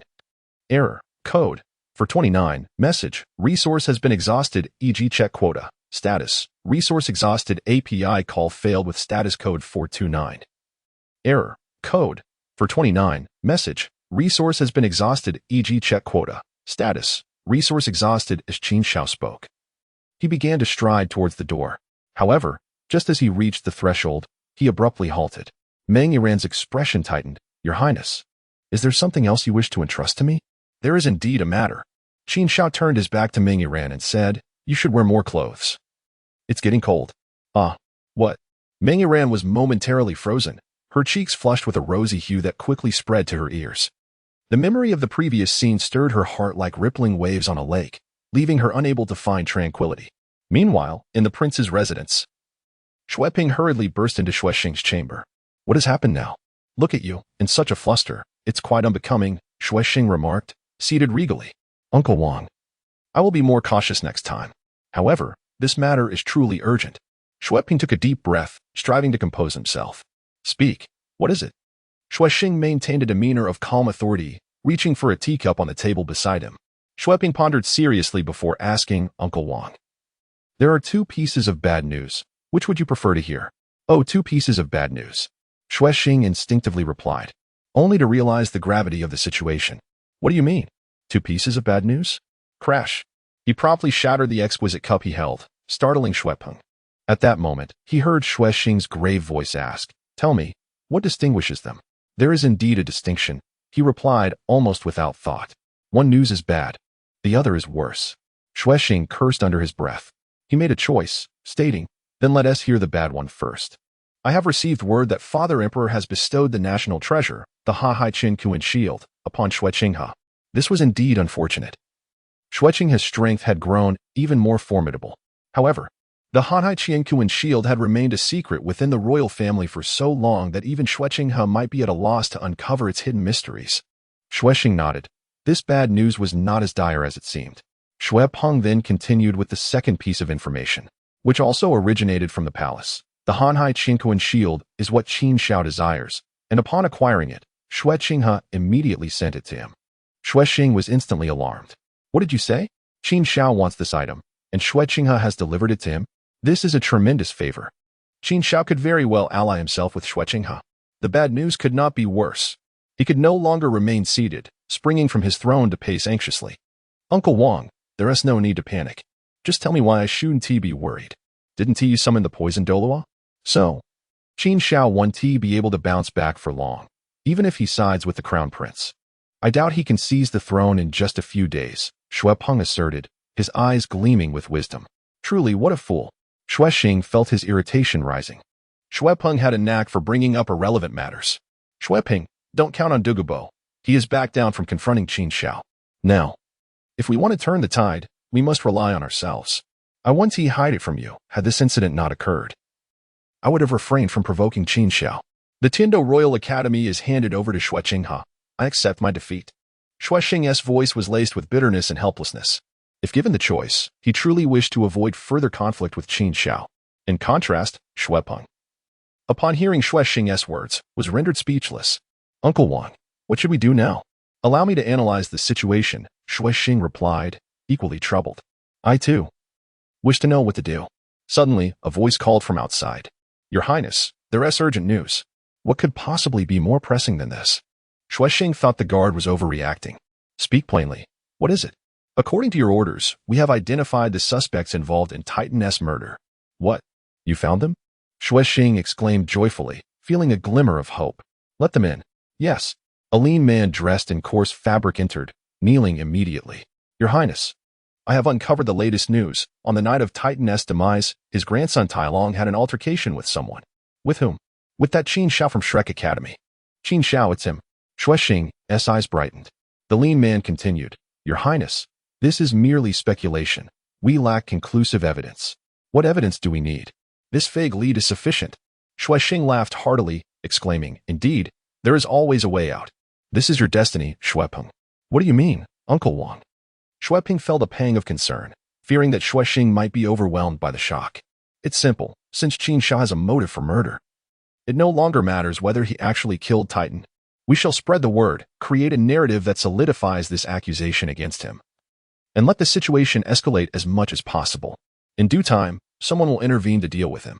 Xuexing's eyes sparkled with enthusiasm, his earlier anxiety vanished. How could that be possible? Qin Xiao is a Title Douluo level powerhouse. Who would dare provoke him? Besides, with Titan's foul temper, they have no allies to support them. Xuepeng expressed disbelief. Ah, you're mistaken. Xuexing shook his head. While Titan's family may lack friends, let us not forget they once had a master. You mean the Haotian sect? Xuepeng's eyes widened in realization. Well done, though you may be a bit dull. You still remember some of the connections in the spirit master world. Xuexing nodded. Indeed, the Haotian sect, one must consider the master when dealing with a dog. Even if the Haotian sect is a family of power, they were once the masters of Titan. If the Haotian sect wishes to avoid stagnation and hopes to reopen their doors, they will need to seek retribution against the one who killed their guard dog. Thus, if we can firmly pin this incident on Qin Xiao, allowing him to bear the blame, we can simply watch as the Haotian sect and Qin Xiao engage in a deadly confrontation. We can resolve this threat without lifting a finger. How delightful. Xuexing became increasingly animated, envisioning Qin Xiao being torn apart by the Haotian sect's experts. Uncle Wang, you truly have a brilliant strategy. I am in awe. Xuepeng showered him with flattery. Enough with the idle chatter. This matter must indeed be entrusted to you. Uncle Wang, please give your orders. Xuexing spoke earnestly. You are acquainted with many young rascals, all idle and talkative like yourself. If you utilize a single day wisely, the news will spread throughout Tindo City, and the Haotian sect will soon send someone to address this. Uncle Wang, rest assured, I will take care of this matter. With a hearty thump to his chest, Xuepeng proclaimed, A day? I need but half a day to ensure the entire Heavendo City knows Qin Xiao extinguished Titan. He chuckled. Just you wait and see, Uncle Wang. 6,000. Yesterday's unfinished tasks are completed today. Excellent. I shall trust you this once, Shuexing Prince exclaimed with fervor. As long as Qin Xiao is dealt with, our future remains promising. A chilling smirk crept onto Shuebong's lips. Oh, how I anticipate Shuexing's expression upon discovering that the individual he sought to court has been vanquished by the Clear Sky School. Shuexing Prince erupted in laughter. Indeed, a sight most delightful. However, their mirth was abruptly curtailed. Your Highness, an imperial decree from His Majesty, announced a guard from beyond the door. Admit him, Shuexing Prince commanded, his countenance darkening. After a protracted silence, Shuexing slowly closed the decree, his face a mask of grim displeasure. Uncle. What did father say? Shuebing inquired cautiously. What else could it be but the previous matter? Shuexing retorted, his tone laced with irritation. My failure to secure Qin Xiao has led to the revocation of my authority over the Heaven Do Royal Academy. Henceforth, the shall wield sole dominion over the academy. What? Father acted so swiftly? Does this not transform the Heaven Do Royal Academy into Shuexing's personal domain? Securing exceptional soul masters from its ranks will become an insurmountable challenge.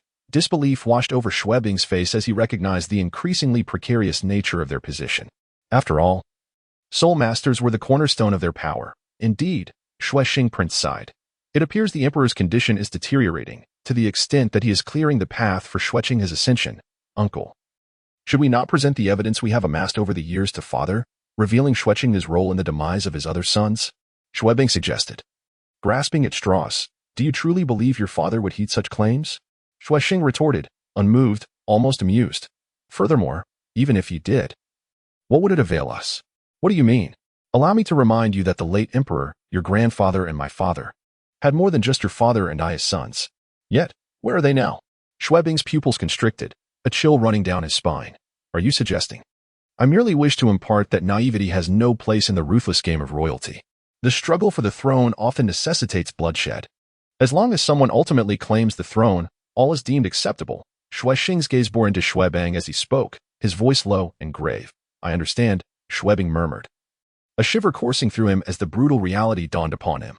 Go now and disseminate the news, but ensure your involvement remains concealed, lest you draw unwanted attention. I, too, must extract the foundations I have laid within the Heaven Do Royal Academy over the years, lest they fall into Shuexing's grasp. Shuexing dismissed him with a wave of his hand. Shuebong nodded and departed. As night descended, a voice echoed outside Tang Yuehua's chambers at Moon Pavilion. Madam, are you asleep? Tang Yuehua, seated at her desk, furrowed her brow. Recognizing the voice as that of the Moon Pavilion steward, enter. The steward, clad in violet, gently opened the door and stepped inside. What matter compels you to seek me out at this hour? Tang Yuehua inquired softly. 2 matters of import, the steward replied. The youth whom Shuexing hosted at the banquet is named Qin Xiao, a member of Shrek Academy. I see. Rumor has it that Shrek Academy harbors formidable talents. It is likely that Qin Xiao shares a unique bond with one such individual. Otherwise, why would Shuexing lower himself to court him? Tang Yuehua mused. And the second matter? The steward hesitated, a troubled expression on his face. The second matter also pertains to Qin Xiao. It is said that on the night of Titan's demise, his grandson, Tai Long, engaged in a dispute with Qin Xiao. Thus, the destruction of the Strength Clan may be attributed to Qin Xiao.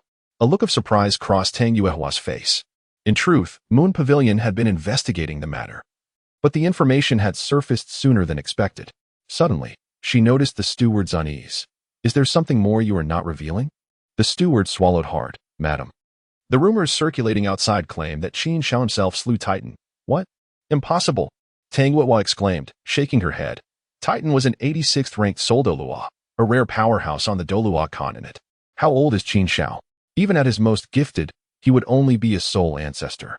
Even if he were a soul king, he would stand no chance against Titan. Not even Titan's son, Tino, would be defeated by Qin Xiao.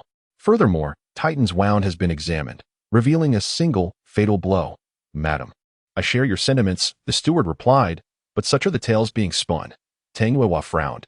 You have managed Moon Pavilion for years and should possess the ability to discern truth from falsehood. Do not merely parrot what you hear. Understood. The steward discreetly wiped the perspiration from his brow. Leave now. And inform the sect that Titan's death is suspected to be linked to Qin Xiao, who may be backed by a powerful figure whom the Heaven Do Empire values highly. Whether this figure was responsible for Titan's death is beyond our purview. We can only beseech the sect's experts to investigate. Tang Yuehua instructed. Understood. The steward bowed and withdrew.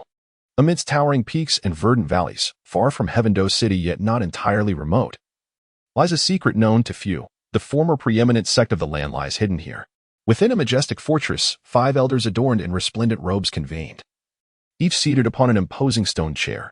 Second brother, what compels you to summon us so early in the morning?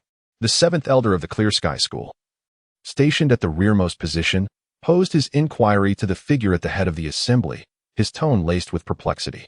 7th, when will you ever temper your impetuous nature? You are a man of considerable years, a Title Douluo of formidable power. Can you not cultivate a demeanor of maturity and composure? The 3rd elder, seated in the adjacent position, furrowed his brow and intoned with a grave voice. Heh. Third brother, it is no secret that I am a man of haste. It is an ingrained habit, one I fear I shall never relinquish in this lifetime. The 7th elder, upon hearing the reprimand, betrayed no ire. Instead, he scratched his head, a gesture of awkwardness. The remaining elders, witnessing this exchange, shook their heads in unison, their countenance reflecting a sense of resignation towards their youngest sibling. At that moment, the 2nd elder broke the silence, his voice resonant with gravity. I have just received tidings that the individual implicated in the annihilation of the Strength Clan has surfaced. What? These pronouncements instantly quelled the assembly, leaving only the sound of heavy respiration to permeate the air. The atmosphere within the hall was abruptly charged with tension. After a moment of contemplation, the 7th elder, his temperament ever volatile, could no longer contain himself. Second brother, pray cease to tantalize us with suspense. To strike a dog, one must first consider its master. Is this not a blatant affront to the Clear Sky School? Who is the perpetrator? I shall obliterate him forthwith. As he spoke, the 7th elder, in a display of impassioned fervor, rose from his seat and brandished his fist with vehemence. The 4th elder, his brow furrowed in consternation, interjected, 7th, regain your composure. Must you always exhibit such puerile impetuosity? Furthermore, the message conveyed by Tang has already elucidated that Titan was vanquished with a single blow. Are you certain that you possess the capacity to contend with such a formidable adversary? The 7th elder's countenance abruptly froze, his thoughts turning inward. He questioned himself, acknowledging that even at his zenith, he could not hope to replicate such a feat instantly. He felt as though he had been doused with a bucket of frigid water. 4th brother, I shall remain silent. The 7th elder uttered weakly, resuming his seat with a subdued demeanor. I surmise that all of you are eager to ascertain the identity of this individual. I shall not prolong the suspense. The person in question is named Qin Xiao, a youth barely in his teens. However, it is highly probable that he is shielded by a Title Douluo of considerable power, who is, in essence, the true perpetrator behind the demise of Titan. The 2nd elder succinctly imparted the latest intelligence, his gaze sweeping across the assembly, before posing the query. Who among you is willing to follow this lead and conduct a thorough investigation in Heavendoe City? As his words reverberated through the hall, the 7th elder responded with alacrity. Second brother, I am willing to undertake this mission. The 7th elder once again rose to his feet. Second brother, I too am willing to go. The 4th elder, who had previously admonished the 7th elder, voiced his desire. Second brother, and I as well. Beside him, the 5th elder added his voice to the chorus. Subsequently, the assembly fixed their gaze upon the 2nd elder, awaiting his decision with bated breath.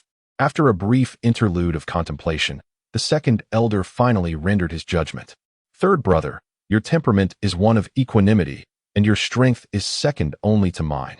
I shall entrust you and 7th brother with this task. The combined might of the two of you would be a match even for a level 95 Title Douluo. Only then can I rest assured. Upon hearing these words, the 3rd elder rose to his feet, clasped his fist in salute to the 2nd elder, and uttered a single, laconic word, agreed. The 2nd elder nodded, adding a word of caution.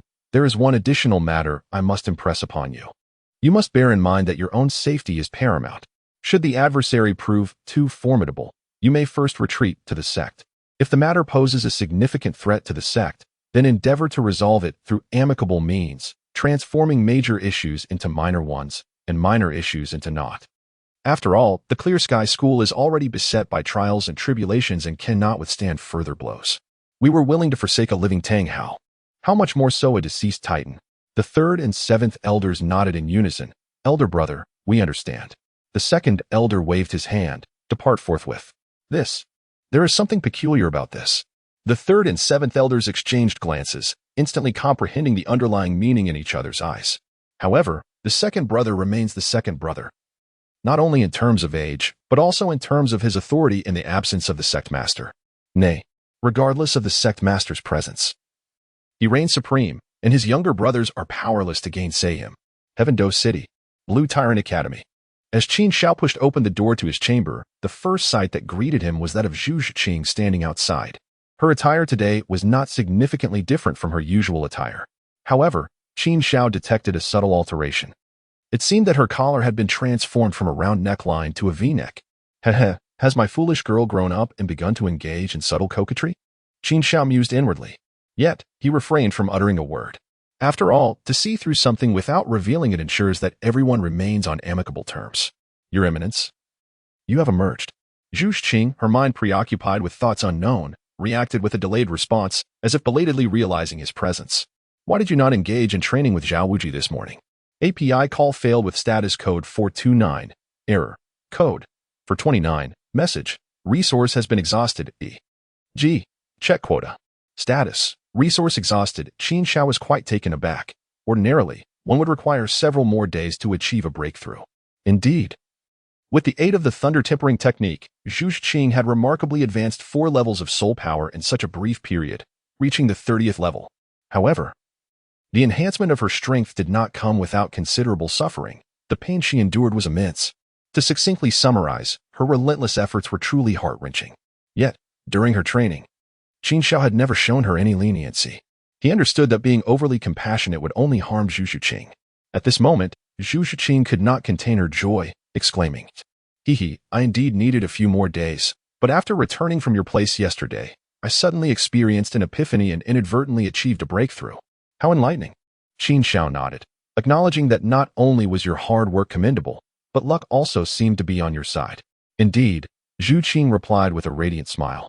To receive the favor of your highness is the greatest honor of my life. In contrast, upon hearing Zhu Qing's words, Qin Xiao could not help but shake his head in amusement, remarking, your words are as sweet as honey. Did Zhao Wuji perhaps suggest that I assist you in hunting for soul rings? Well, Teacher Zhao did indeed say so, Zhu Qing replied, somewhat bashfully fiddling with the hem of her garment. Qin Xiao remarked, it is nothing much. I was just planning to visit the Sunset Forest to check on the vegetable garden and see if Dugubo has been pilfering. However, upon hearing Qin Xiao's words, Zhu Zhiqing displayed an expression of surprise. Does your highness mean to say that vegetables are being cultivated in the forest where soul beasts roam? Does this imply that Dugubo is overseeing it? But isn't Dugubo a distinguished guest of the royal residence? That seems quite absurd. Meanwhile, the members of Shrek Academy had gathered. In simple terms, the assembly included Dai Mubai, Ma Hongjun, and Oscar. Teacher, why hasn't Zhu Qing come today? Dai Mubai inquired, puzzled. Ning Rongrong could be excused. As the young lady of the 7 Treasure Glazed Tile School, Dai Mubai understood the gravity of provoking her. Thus, his attention turned solely to Zhu Zhiqing. Zhu Zhiqing has advanced to the 30th level and has gone to hunt for a soul ring. Today, only the 3 of you have trained, Zhao Wujing stated matter-of-factly. Oh, she's reached level 30. Off to hunt for soul rings, is she? Dai Mubai and the others nodded, initially indifferent. But in the next moment, realization struck them. Wait, Teacher Zhao? Did you just say Zhu Zhiqing is hunting souls at level 30? How old is she? She was only 26 when she enrolled. How could she have advanced to level 30 in such a short span? The trio wore expressions of shock and disbelief. They were well aware of Zhu Zhiqing's talent, which was considered the weakest among the Shrek group. Yet, her rapid rise in strength now seemed almost surreal. Chapter 73, The Shock of Dugubo. Is it you who strikes fear into Tang Hao? 4K what? Is that hard to accept? Humph, let me tell you now, if you do not exert yourselves, Zhu Zhiqing will leave you far behind. Zhao Wujing observed the varied expressions among them, snorting disdainfully. Especially you, Dai Mubai. Ever since you arrived in Heaven Do City, it seems you have been living in paradise, indulging excessively. I have witnessed your deterioration firsthand. Today, you are sporting a significant dark circle under your eyes. Exhaustion written all over your face. I am wronged. Dai Mubai protested. Teacher Zhao, I assure you, I have not been slacking off. You have no idea. Ever since Qin Xiao arrived, I have not had a single peaceful night's sleep, almost suffering from insomnia. In truth, he did not mention the ambiguous relationship between Qin Xiao and Zhu Zhiqing that kept him awake. Simply put, he dared not close his eyes, for every time he did, visions of Zhu Zhiqing appeared, flirting before other men. He felt as though he was being driven to madness. Suddenly, Zhao Wujing chuckled, Dai Mubai? Even if you wish to exonerate yourself, you might consider selecting a more plausible excuse. What is the status of His Highness, and what is your status? To say you are influenced by him is merely self-inflicted distress. Dai Mubai was momentarily stunned by Zhao Wujing's words. He grasped the underlying message. It was a reprimand for his lack of self-awareness. Teacher Zhao. He opened his mouth, intending to defend himself. However, Zhao Wujing waved his hand, cutting him off. No need for further words. Let us commence today's task. Run 100 laps around the Blue Tyrant Academy. You shall have breakfast only when you complete it. What? Teacher Zhao, yesterday we only ran 50 laps. Why is it 100 today? After completing 50 laps yesterday, we had already had lunch. If we finish 100 laps today, will we miss dinner? Ma Hongjun and Oscar's faces turned pale. After running 50 laps, your stamina will diminish further, and you will not even make it for dinner, Zhao Wujing replied, shaking his head. In truth, what I mean is, you will have breakfast tomorrow. They both looked utterly bewildered. Yet, Zhao Wujing paid them no heed, already humming a tune as he walked away. I feel today's training objective from Teacher Zhao is somewhat laced with personal grievances, Ma Hongjun commented, ensuring Zhao Wujing would not overhear. Why do you say that? Oscar asked. Perplexed. Have you forgotten that Teacher Zhao is a fervent admirer of Qin Xiao? Ma Hongjun said, glancing at Dai Mubai. Dai Mubai said, brothers, I may have put you in a tough spot today. I'll treat you later, arranging for the finest company. Dai Mubai, given your current condition, can you manage that? Oscar expressed concern. Why wouldn't I be able to? Dai Mubai replied sternly. Even if I need assistance, I shall still go. Sunset Forest. API call failed with status code 429. Error. Code. For 29. Message. Resource has been exhausted, e.g. check quota. Status. Resource exhausted. Qin Xiao inquired with a smile. Have you succeeded? I've reached the 31st level. I am truly at the 31st level. Zhu Zhuqing exclaimed, her excitement causing her to leap with joy. Her happiness was beyond measure. It is important to note that Dai Mubai's strength had remained unchanged. She was indeed nearing the day when she could challenge him. However, as this thought crossed her mind, a wave of melancholy washed over her. Would the completion of her challenge against Dai Mubai mean the end of her opportunities to receive assistance from the crown? After the fleeting moment of disappointment came a sense of trepidation. Since you have successfully refined your soul ring, let us proceed to a certain place. Qin Xiao paid no heed to the thoughts of the young girl. A woman's heart is as elusive as a needle in the ocean. It is best not to speculate too much. Zhu Zhiqing nodded obediently and followed suit. Qin Xiao, what brings you to my medicinal garden? In the duality of ice and fire, Dugubo was genuinely startled by the sudden arrival of Qin Xiao. Instinctively, he regarded the garden as his territory. After all, years of ingrained habits are not easily altered.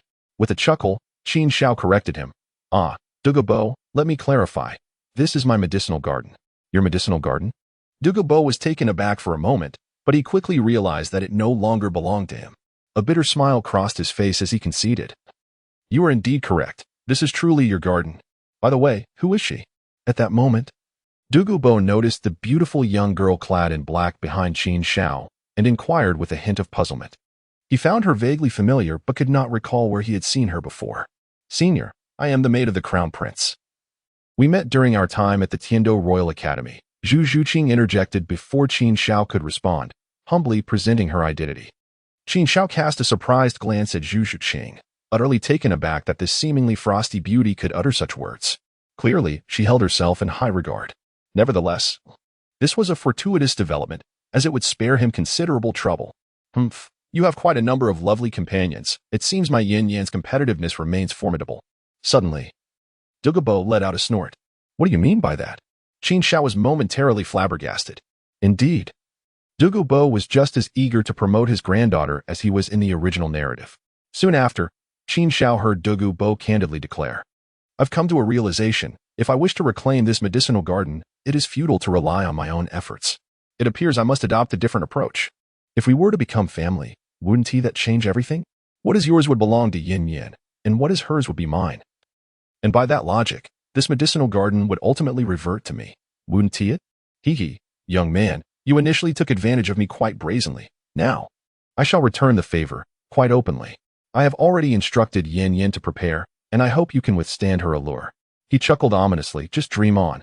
Just for that remark, I shall not grant Dugu Yin any opportunity to approach me, Qin Xiao retorted with a cold smile.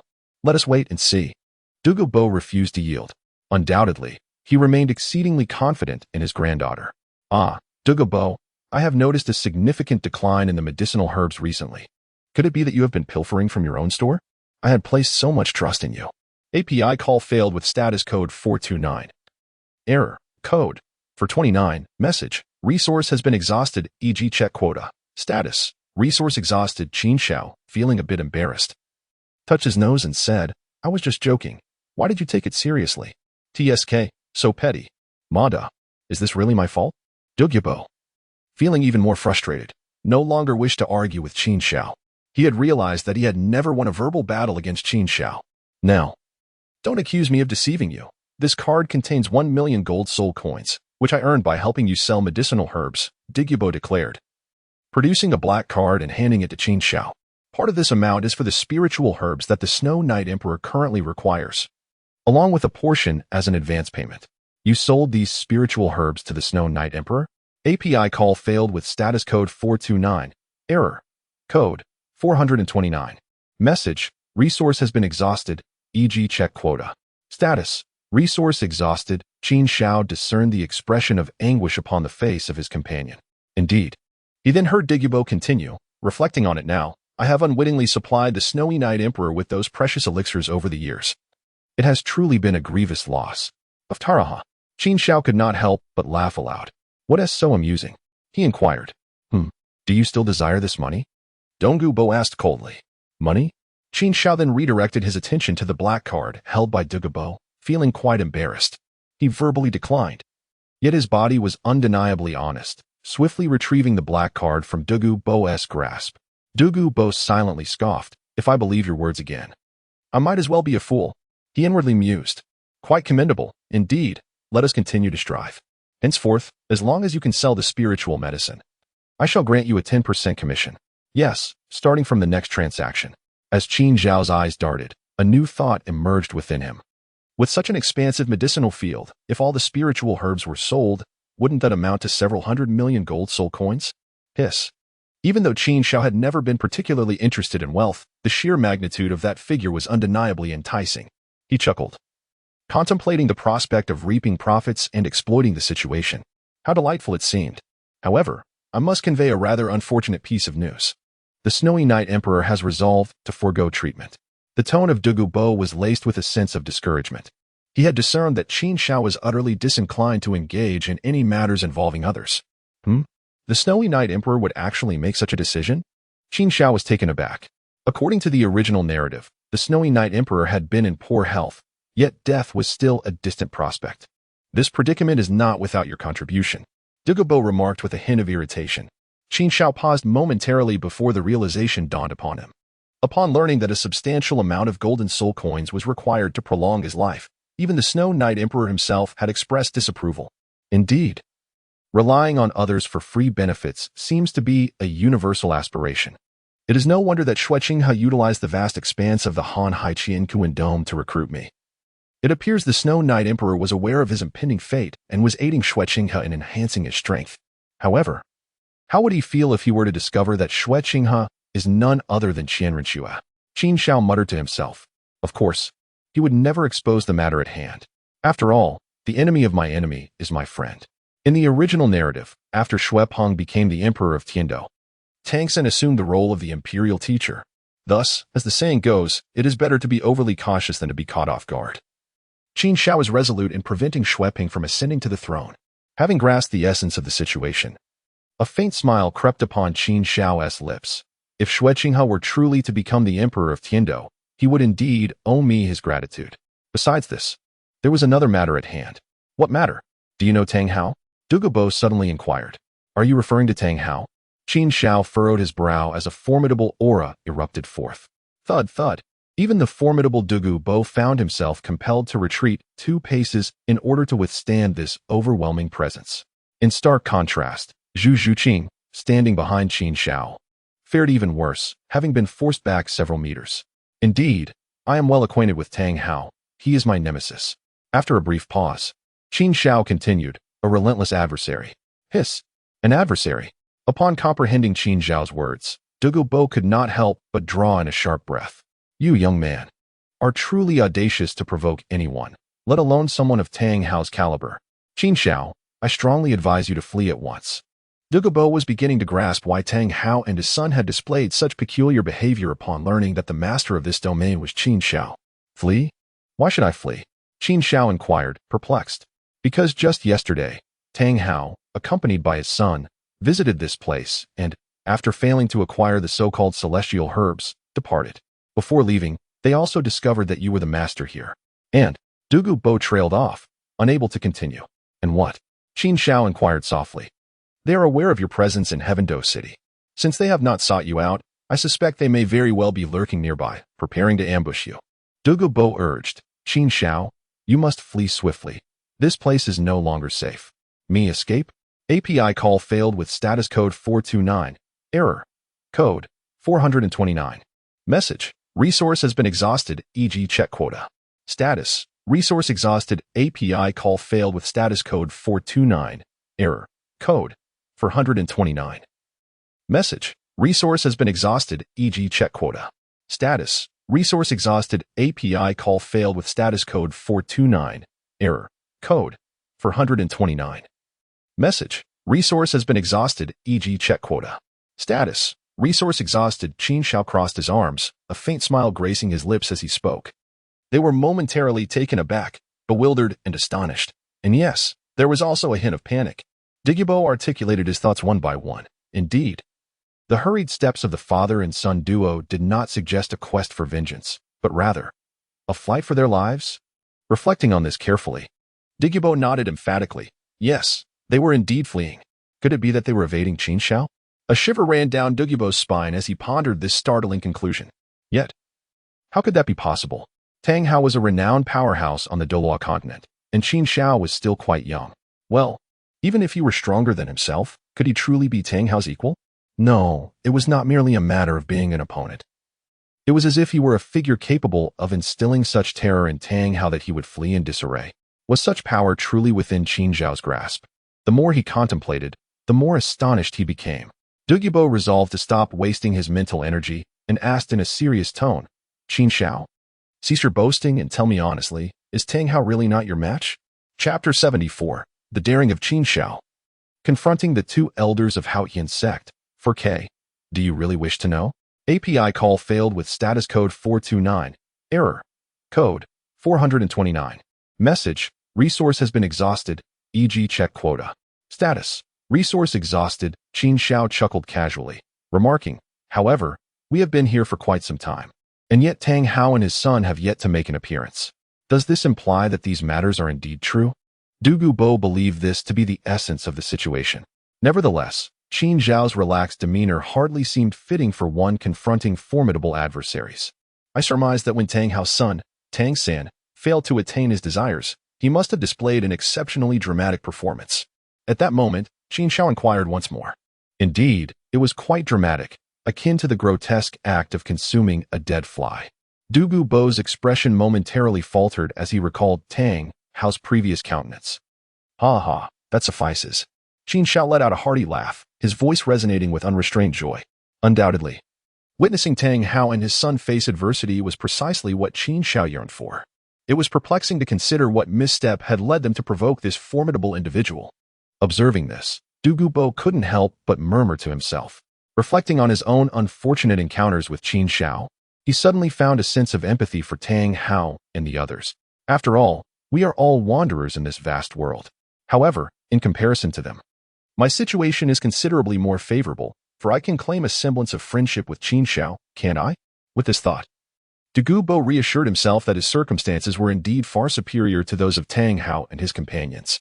Zhu Qing, let us depart, Qin Xiao remarked, addressing the young woman beside him. She was momentarily taken aback, only to return to her senses and quietly nod in agreement. Are we leaving so soon? Douluo suddenly inquired. API call failed with status code 429. Error. Code 429. Message. Resource has been exhausted, e.g. check quota. Status. Resource exhausted. Qin Xiao chuckled softly as he walked away from the Eye of Ice and Fire. Two figures, draped in black cloaks, were confronted by the gatekeeper at the entrance of the Blue Tyrant Academy. Be gone. You have no place to speak here. One of the cloaked figures bellowed. unleashing a potent aura that sent the unassuming gatekeeper flying. Humph. It seems we have remained in obscurity for too long. Now, anyone dares to provoke us. The assailant scoffed, glancing at the downed gatekeeper with disdain. Enough, seventh brother. He is merely an ordinary person. There is no merit in engaging with him, interjected the other figure, whose voice was aged and measured. Turning to the gatekeeper, he commanded, "Go now to the academy and inform your dean that we have come seeking someone." "Yes, my lords. I shall do so at once." The gatekeeper scurried away in a flurry. "Third brother, we could simply walk in.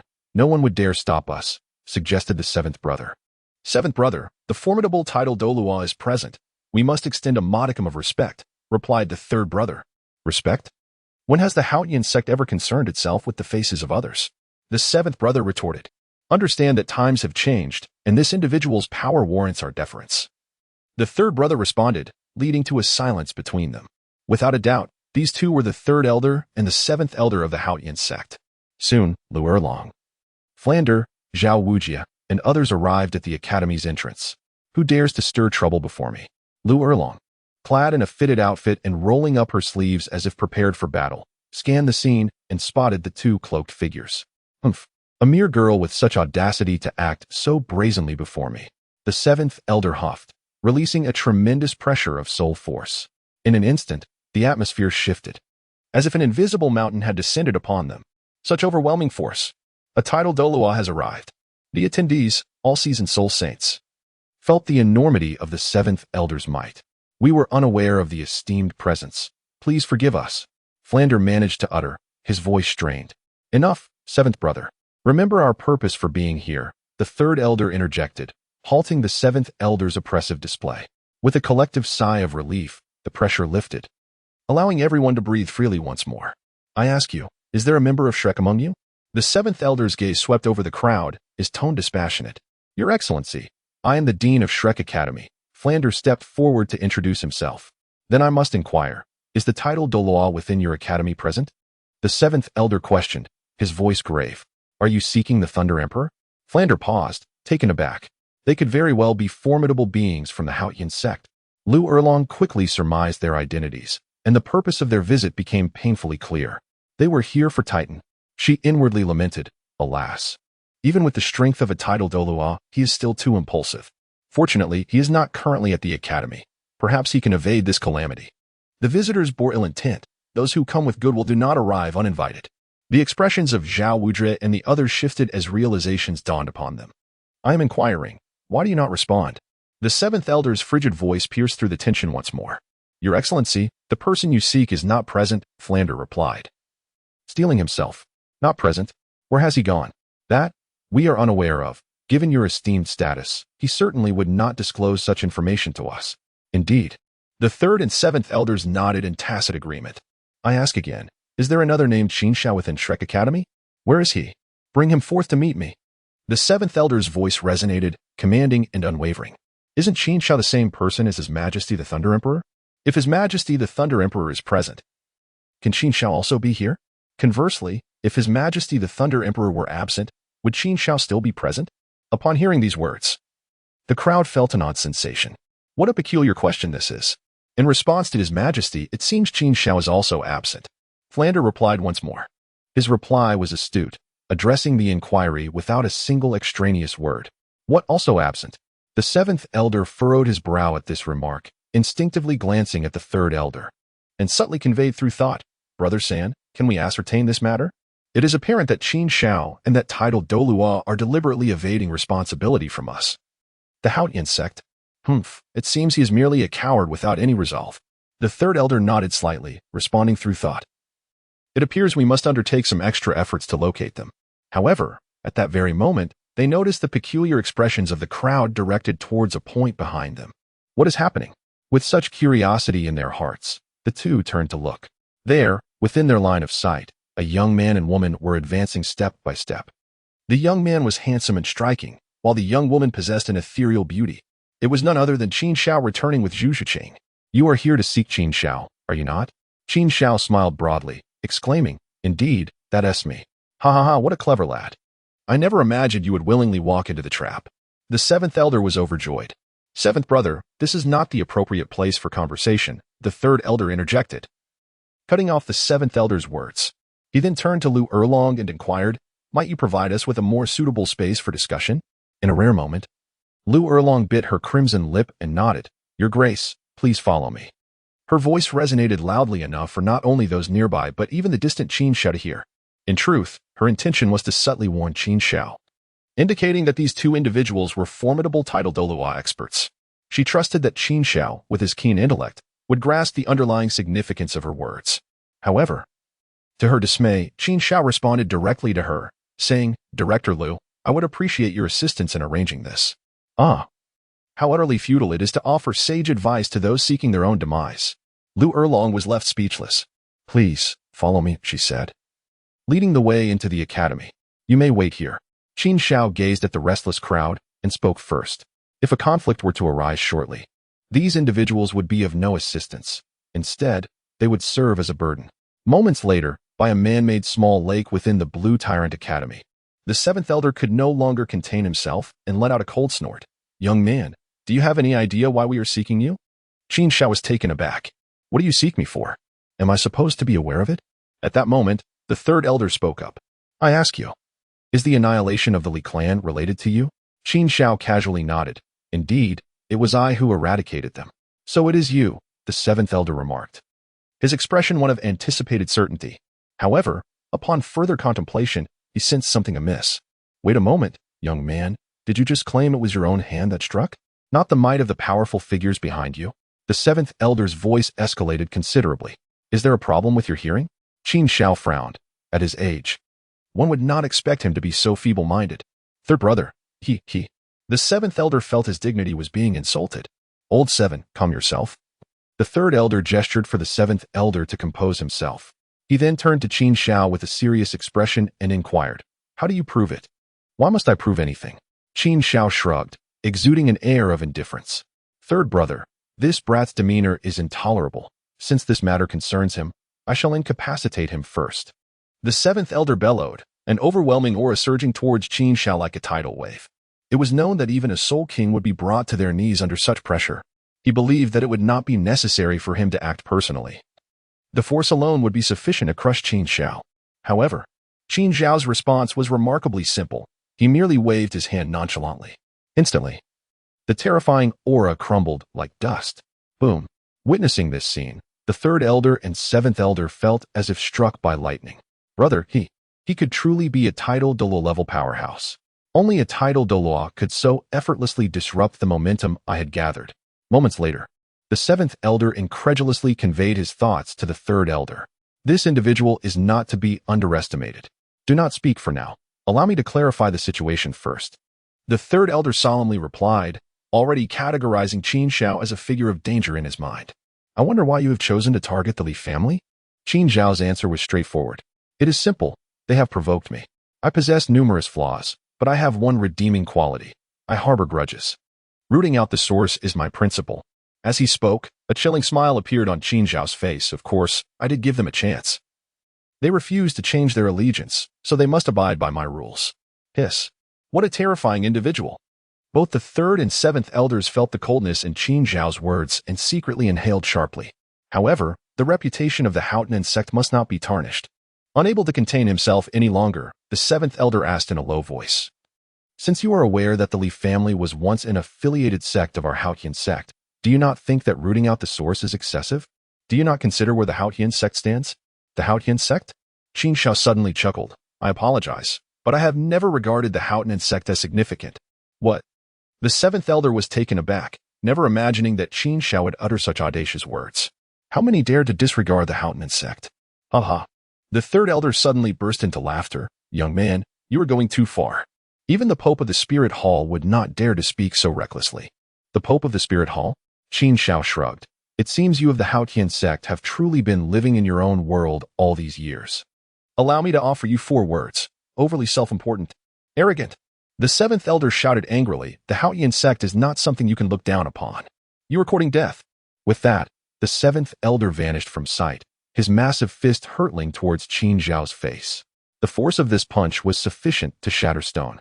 If it struck a person, it would surely result in death or serious injury. However, he saw Qin Xiao merely shake his head.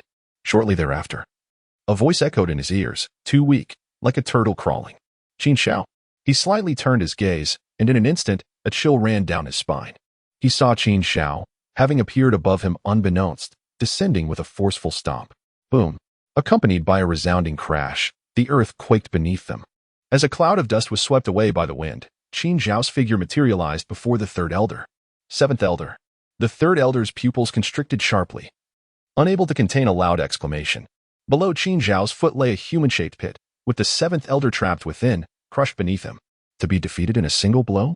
What kind of power is this? It is likely that even a rank 95 Title Douluo could not achieve such a feat with ease. The third elder's emotions surged tumultuously. Cough, cough. Third brother, save me.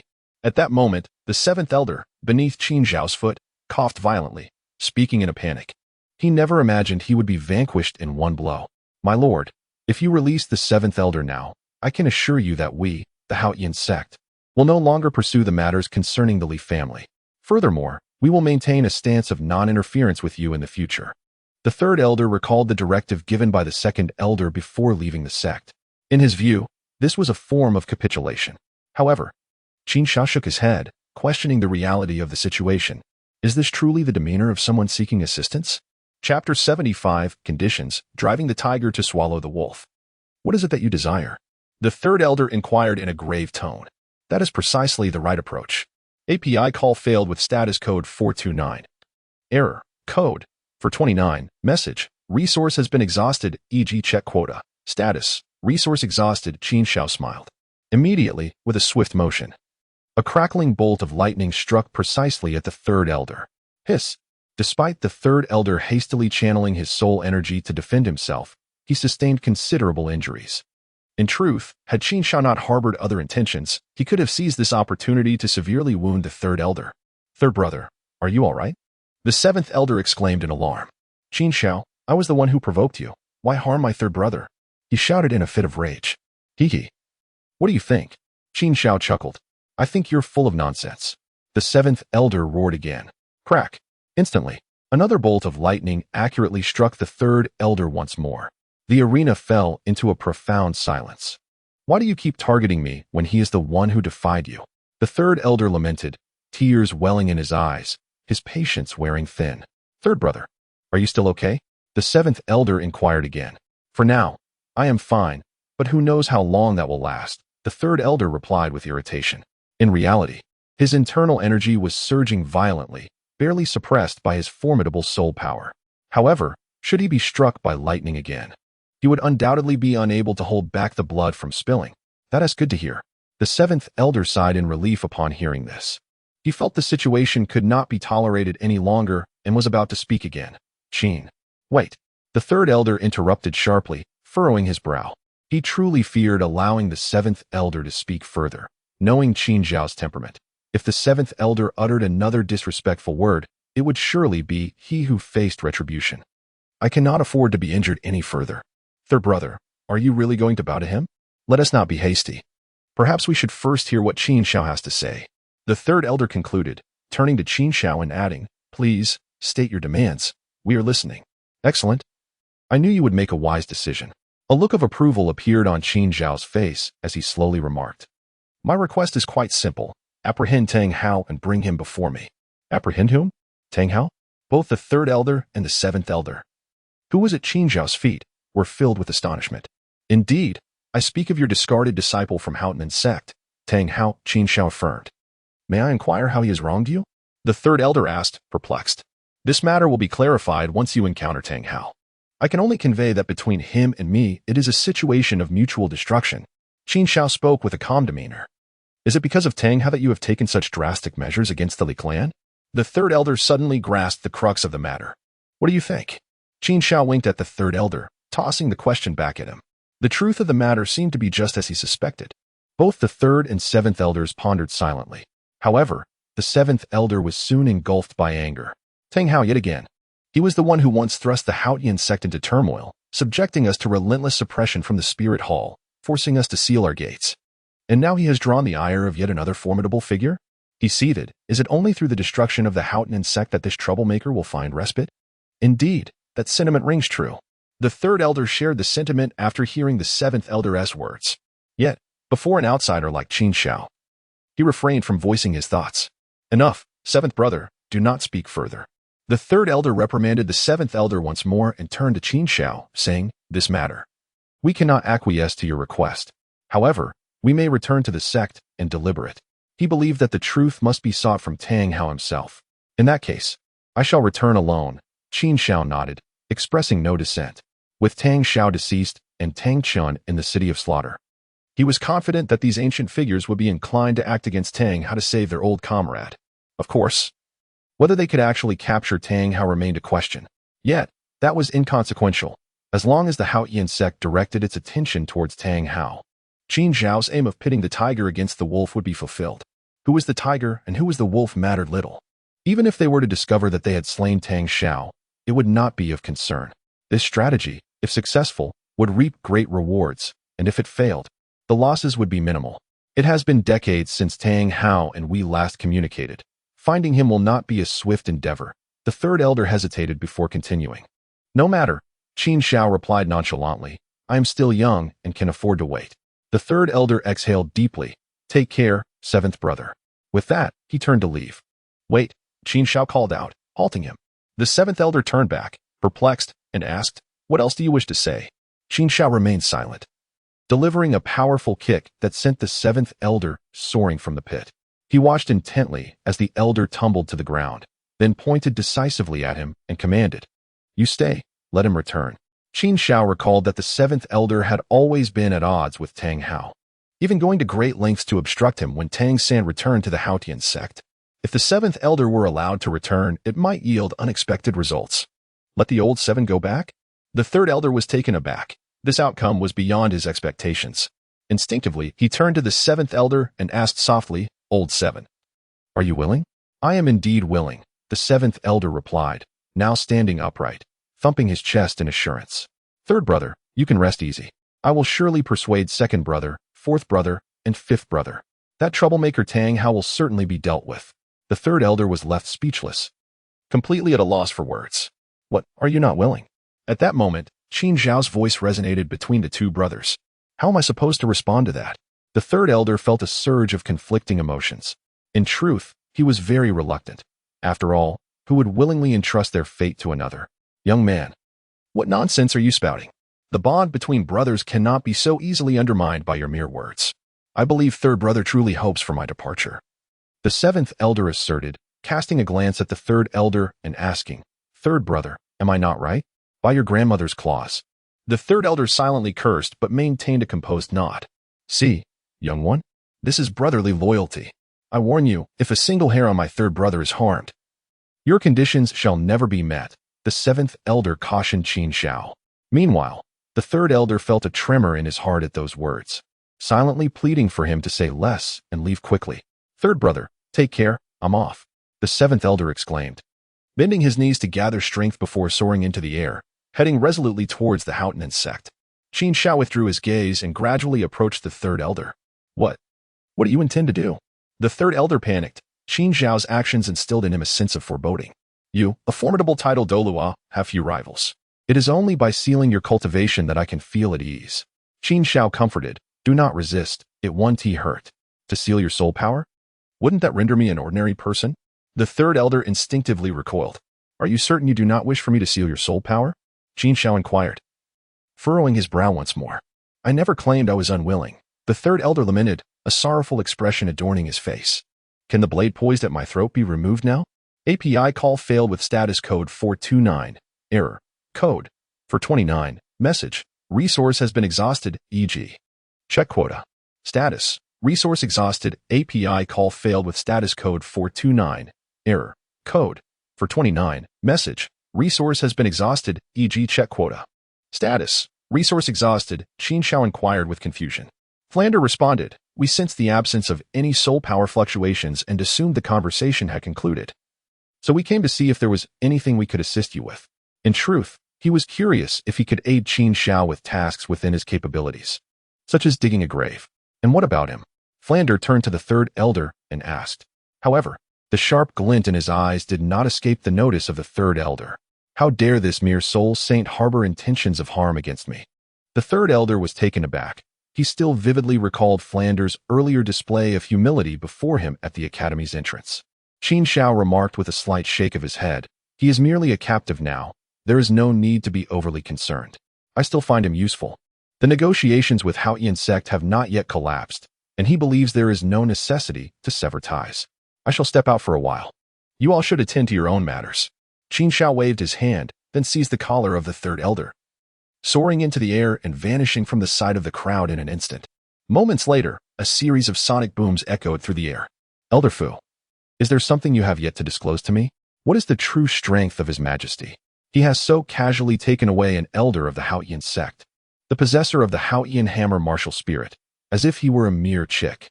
Lu Erlong exclaimed, her eyes wide with disbelief. It is worth noting that in her mind, a Title Douluo was an unfathomable pinnacle of power, and she had never imagined that such a humbling day could come to pass. "Erlong, your acquaintance with His Majesty has been brief. Your understanding of him is but the tip of the iceberg. However, I can assure you, it would be prudent to prepare yourself mentally. It will serve you well."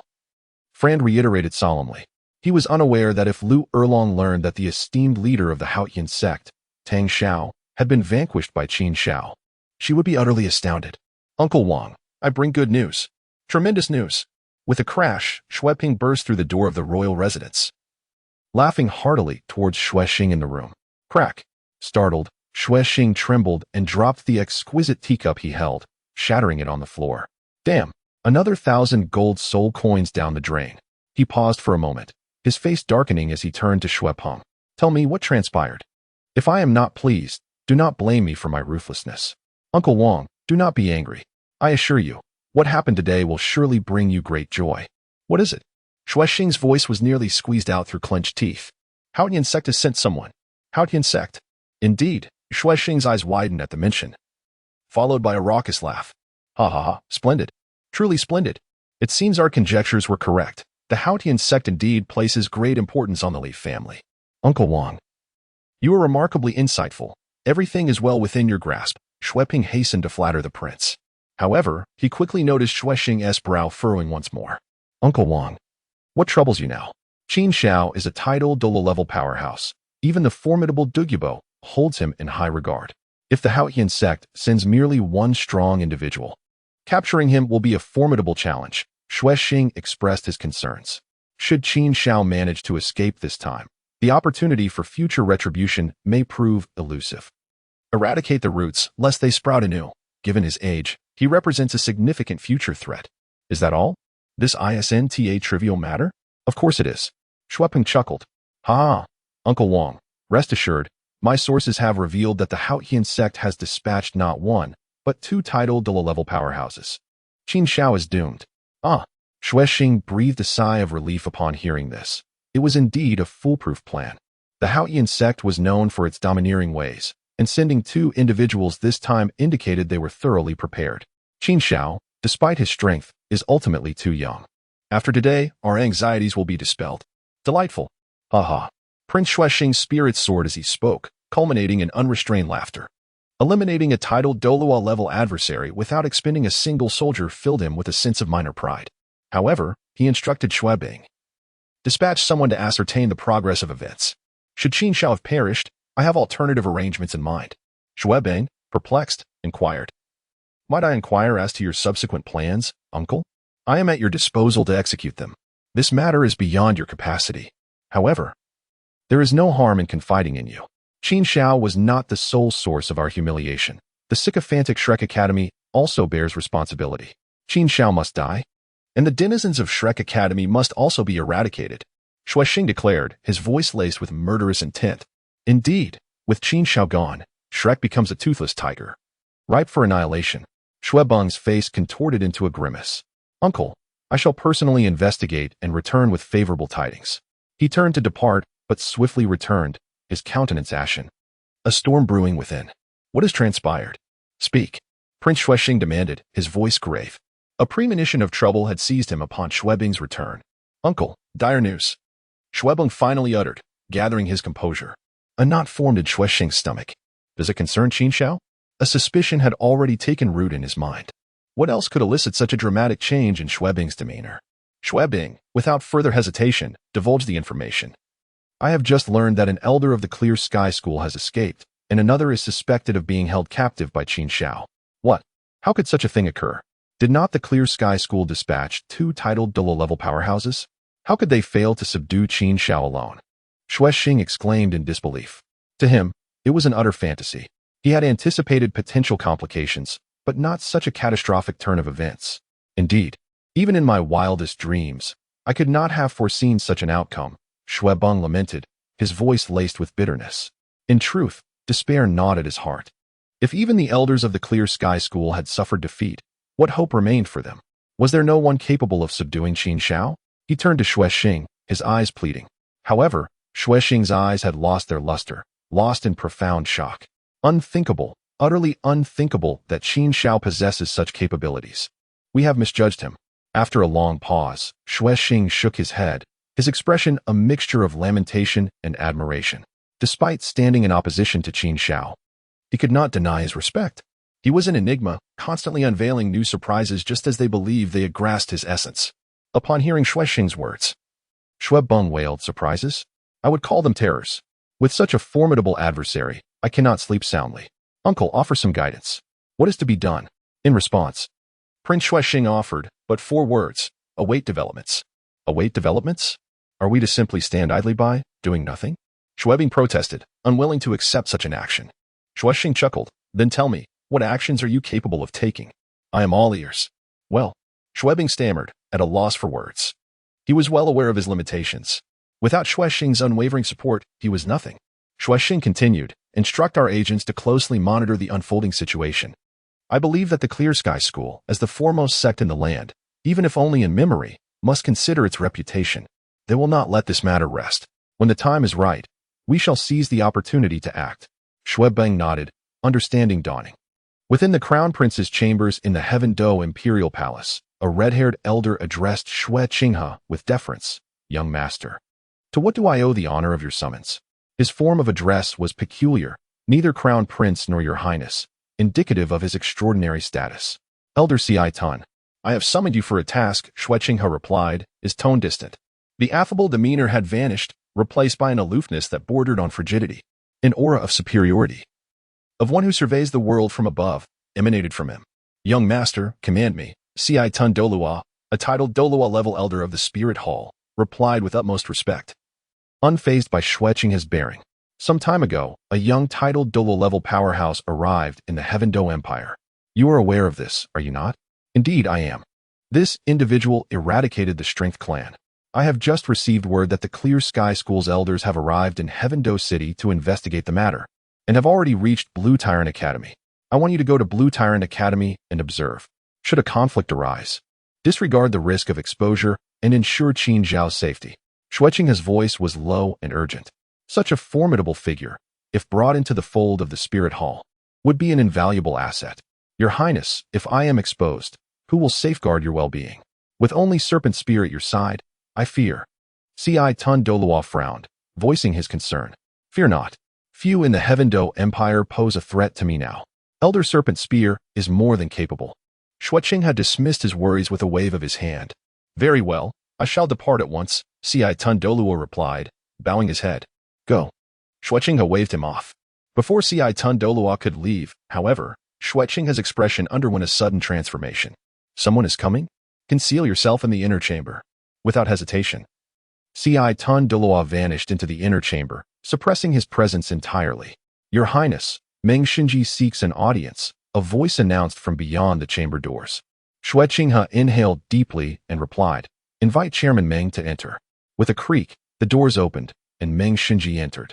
Xuexing noted that his face was flushed, his expression agitated, his inner turmoil evident. Chairman Meng, what has occurred? Xuexing inquired, his brow furrowed.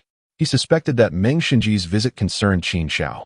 Your Highness, the Clear Sky School has arrived, with no fewer than 2 Title Douluo level elders. The Dream Machine wasted no time and directly addressed the matter at hand. What? Qin Xiao? Exclaimed Xuexing, feigning surprise. Yet, anxiety gripped his heart. After all, with the Dream Machine remaining, the elder of the could not assist Qin Xiao for the time being.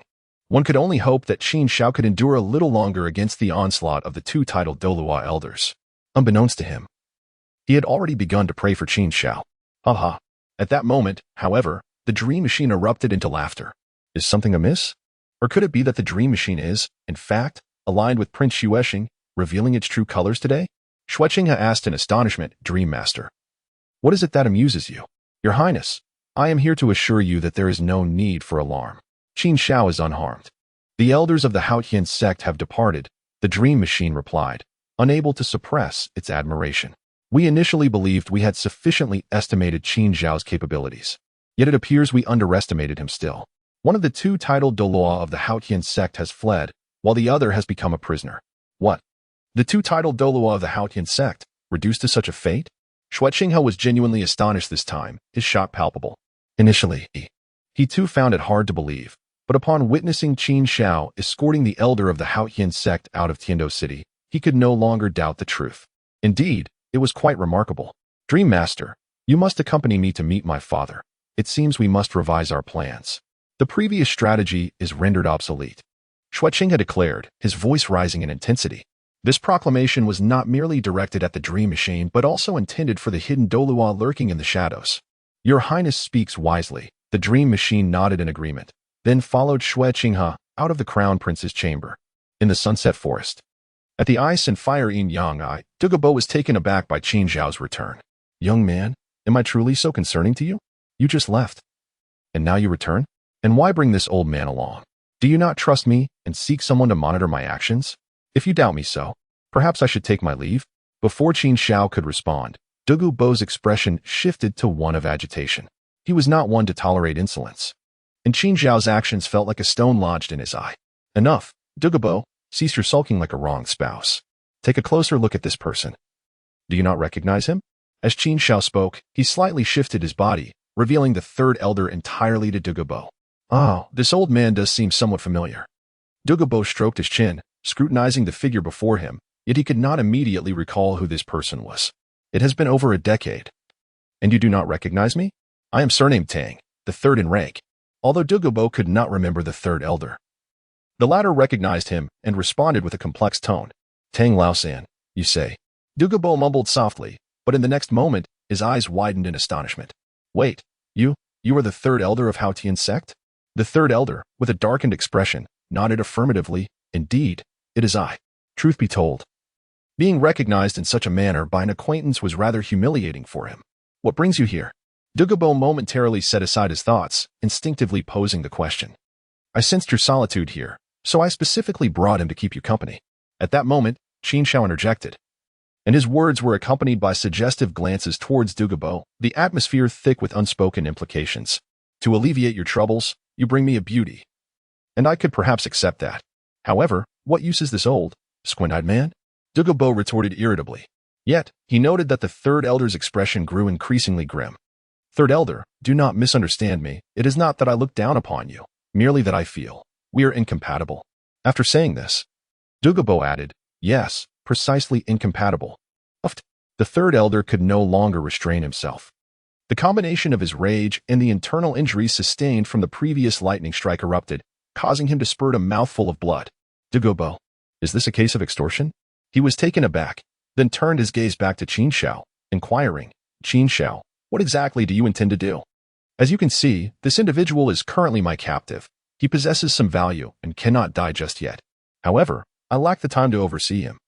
Hence I require your assistance. Fear not, I have sealed his soul power, and he poses no threat to you. API call failed with status code 429. Error. Code. 429. Message. Resource has been exhausted, e.g. check quota. Status. Resource exhausted. Qin Xiao nodded slightly, unperturbed by the prospect of revealing certain truths to Dugubo. The tale begins with the annihilation of the Leaf family. What nonsense! You annihilated the Leaf family as well? Dugubo had heard whispers of this before, yet he had not returned to the Tiando Imperial City recently, leaving him unaware of the developments. However, he never anticipated that the true culprit lay right before him. Are you still listening? Qin Xiao inquired with a composed expression. No need. I am already aware of what transpired, Dugubo replied, shaking his head. He then pointed at the third elder, stating, he uncovered the truth and sought you out. Only to be subdued by you, correct? Little did he know, Qin Xiao shook his head, affirming only half of the truth. I also subdued a brother of his. But I released him to negotiate terms with the Haotian sect. You subdued both elders? Upon hearing this, Douluo's eyes widened in astonishment, his heart racing with unease. What manner of prodigy is this young man? Enough. You are aware of all that you need to be. Is there an issue with my keeping him here? API call failed with status code 429. Error. Code. 429. Message. Resource has been exhausted, e.g. check quota. Status. Resource exhausted. Qin Xiao was evidently well prepared. What? You have utilized my favor so readily? Douluo's eyes widened in astonishment. He felt a surge of indignation within. It seemed to him that Qin Xiao had disregarded the significance of his goodwill. Indeed, such a usage felt excessively wasteful and somewhat unworthy. Qin Xiao suddenly stroked his chin, deep in thought as he spoke. That seems more acceptable. Douluo let out a disgruntled hum, yet Qin Xiao's demeanor alleviated his irritation considerably. In that case, while you keep an eye on Tang Laosan, I would also like you to concoct some poisons, specifically, those only you possess the antidote for. Just as Douluo anticipated that Qin Xiao might retract his previous statement. Qin Xiao's voice resonated once more in Douluo's ear. What? After careful consideration, is this all? Douluo's expression was one of incredulity. Qin Xiao contemplated for half a day, only to realize it was a futile endeavor. He shrugged his shoulders, feeling that this was about as good as it could get. Douluo remained silent, and it seemed to Qin Xiao that in Douluo's heart, he was merely an inconsequential waste. To be frank, he had never felt this self-conscious in decades. It was worth noting that when Prince Xuexing once owed a favor, he appeared more jubilant than if he had ascended to the throne. All right, young man, you are indeed something. I agree to your request, but remember, I, Douluo, no longer owe you any favors. Whatever I choose to do in the future will be of no concern to you, Douluo huffed with annoyance. In contrast, Qin Xiao nodded with a smile, though he remained unconvinced. After all, as long as Douluo had agreed to today's matters, whether he aligned with Qin Xiao in the future was entirely his prerogative. Meanwhile, in a forest several hundred miles outside of Tiando City, Tang curiously inquired, Father, you mentioned taking me to the Star Luo Empire, so why have we come here? Tang Hao sighed, before we leave. I wish to have one last look at my homeland, to gaze upon Haotian sect. I do not know when I shall return. Just a distant glimpse will suffice. Upon hearing this, Tang San's heart trembled, and a look of longing appeared on his face. Is Haotian sect located in such a secluded place? He questioned. No. Haotian sect is not remote, Tang Hao replied, his expression turning nostalgic. Once you see it with your own eyes, you will understand the grandeur of Haotian sect. Chapter 77. The Elder's Decision, the Pursuit of Tang Hao. Could one still feel pride in a place so forsaken? In light of Tang Hao's demeanor, Tang San felt utterly speechless. He struggled to find words of comfort for his father. Was it blind optimism? An excess of confidence? He genuinely could not comprehend how Tang Hao could still take pride in a sect that had been reduced to a state of despair. Yet, to be fair, Haotian sect did possess redeeming qualities. Xiao San, why have you fallen silent? What are you pondering? Suddenly, Tang Hao noticed Tang San's furrowed brow. Father, I was considering whether we can still rely on Haotian sect's strength to deal with Qin Xiao. Tang San looked up to ask. To be honest, he did not share the same sense of belonging to Haotian sect as Tang Hao did. However, he was indeed drawn to the power of the sect. He had heard from his deceased uncle that there were at least 5 Title Douluo level elders in the current Haotian sect. If they could mobilize the strength to eliminate Qin Xiao, it should not be too difficult, or so Tang San thought. After listening to Tang San's words, Tang Hao fell into a brief silence. Father, is it truly that difficult? Tang San pressed again. Difficult is an understatement. For me, it is practically impossible. You are a disciple of Haotian sect. Should not the disciples unite against a common enemy? But I am also a sinner of Haotian sect, Tang Hao replied bitterly. The hatred those elders harbor towards me is likely equal to, if not greater than, that of the Spirit Hall. If they truly had the desire to rally against a common enemy, why would I be pursued by the Spirit Hall? You may not realize it, but they would rather see me dead to quell their resentment. How could they possibly be willing to assist us against Qin Xiao? Tang San was taken aback by the intensity of animosity Tang Hao faced within Haotian sect. What a pity it is. If only we could have such support. Tang San sighed deeply, leaving his thought unfinished. You feel regret. Do I not feel the same? Tang Hao continued. Xiao San, do you know what I currently regret? What is it? Had I known my uncle would meet such a fate, I would have insisted he take a few elders with him to confront Qin Xiao. The command of the sect, even if the elders had 100 grievances, they would still have to comply. As Tang Hao spoke, the regret on his face deepened. Had that been the case, things would not have ended this way. Your uncle would not have died, and we would not be reduced to this state of despair. What a lamentable situation. Could we not disclose the truth about my uncle's death? Tang Xin inquired, puzzled. Disclosing it now. Tang Hao chuckled. Xiao-san, do you believe that if those old fellows in Haotian sect discovered your uncle was gone, their first course of action would be to seek revenge for him? No.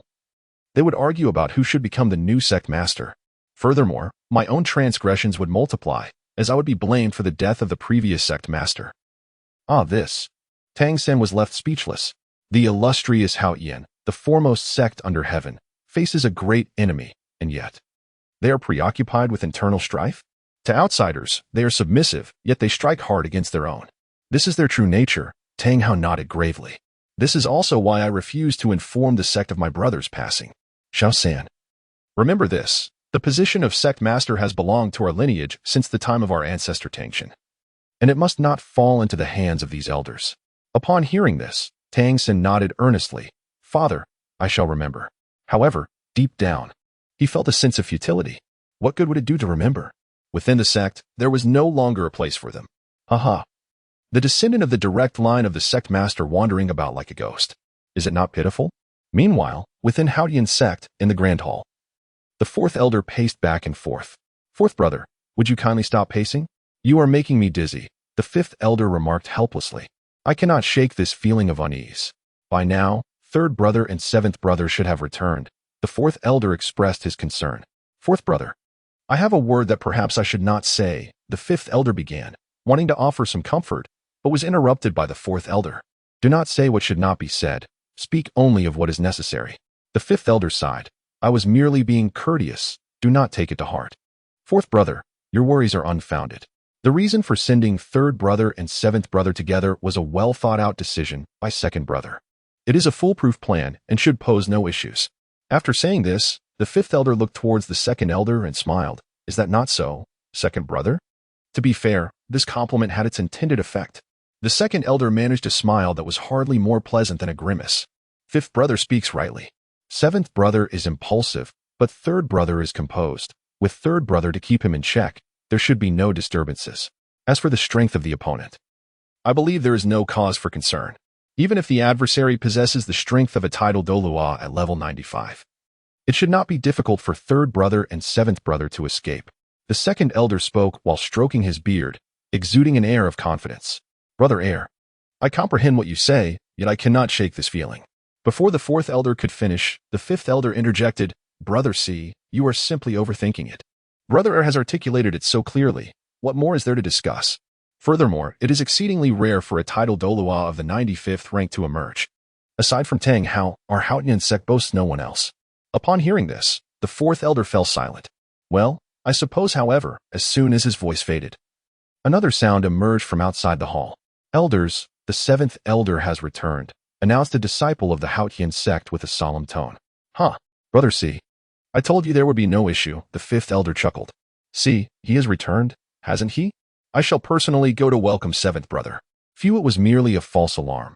The fourth elder sighed in relief. Yet, everyone overlooked a crucial detail. The disciple had mentioned the return of the seventh elder, not the combined return of the third and seventh elders. Just as the seventh elder rose, a figure approached the grand hall of the sect. Old Seven, Brother Seven, called out the fourth and fifth elders in unison.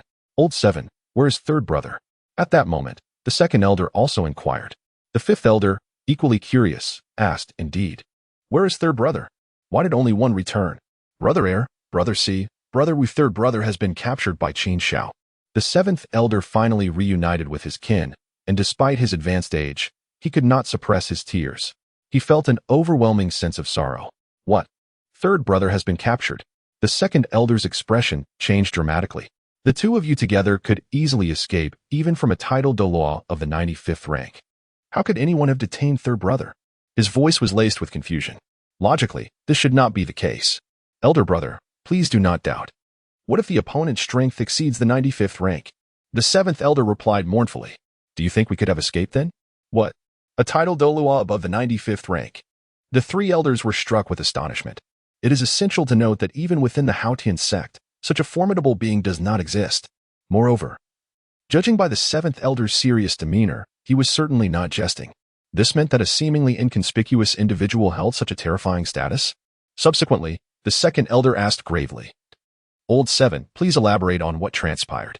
The matter unfolded as follows. The seventh elder recounted all the events since his departure from the mountain gate. Upon finishing his tale, the second, fourth, and fifth elders, powerful Title Douluos, were nearly left speechless in disbelief. What? The joke circulating in Tiando City? No, that legend is indeed true. Qin Xiao is that mysterious Title Douluo level powerhouse. The crowd stood in shock. They had previously dismissed this matter as a mere jest. A Title Douluo. Had he been cultivating since birth? How could one so young achieve the Title Douluo rank? At his age, I had just begun my journey in the Soul Sect. Such talent and prowess are truly monstrous. Even Tang Hao, known as the youngest Title Douluo on the Douluo Continent, would pale in comparison before him. It is unfathomable to contemplate how far Qin Xiao might ascend in the future. The three elders were utterly astonished, each voicing their astonishment and admiration. Yet, are you all right? The seventh elder increasingly felt that something was amiss. No matter how impressive Qin Xiao was, he remained their adversary. Third brother was still suffering at his hands. Brothers, are we truly discussing Qin Xiao's talent right now? Shouldn't we consider third brother's plight, as he remains in the clutches of that wretched individual? Additionally, having provoked such a formidable foe, what should the Haotian sect do? Should they expend all their efforts to annihilate him or seek reconciliation? The seventh elder posed several pressing questions. Old Seven speaks wisely, echoed the fourth and fifth elders, eager to mask their embarrassment with dry affirmations of the seventh elder's words. The second elder inquired, "First, tell me what conditions Qin Xiao demands to release third brother?" Tang Hao. The seventh elder replied without hesitation. Qin Xiao stated that only if we capture Tang Hao and present him before him will he release third brother. Who? Tang Hao? What connection do Qin Xiao and Tang Hao share? The hearts of the crowd sank. They had begun to sense the underlying issue. Tang Hao is indeed the source of the trouble. I can assure you. Qin Xiao and Tang Hao share more than a mere connection. It is a significant one, the seventh elder asserted as he scanned the faces of his companions. Qin Xiao's annihilation of the Li clan is closely tied to Tang Hao.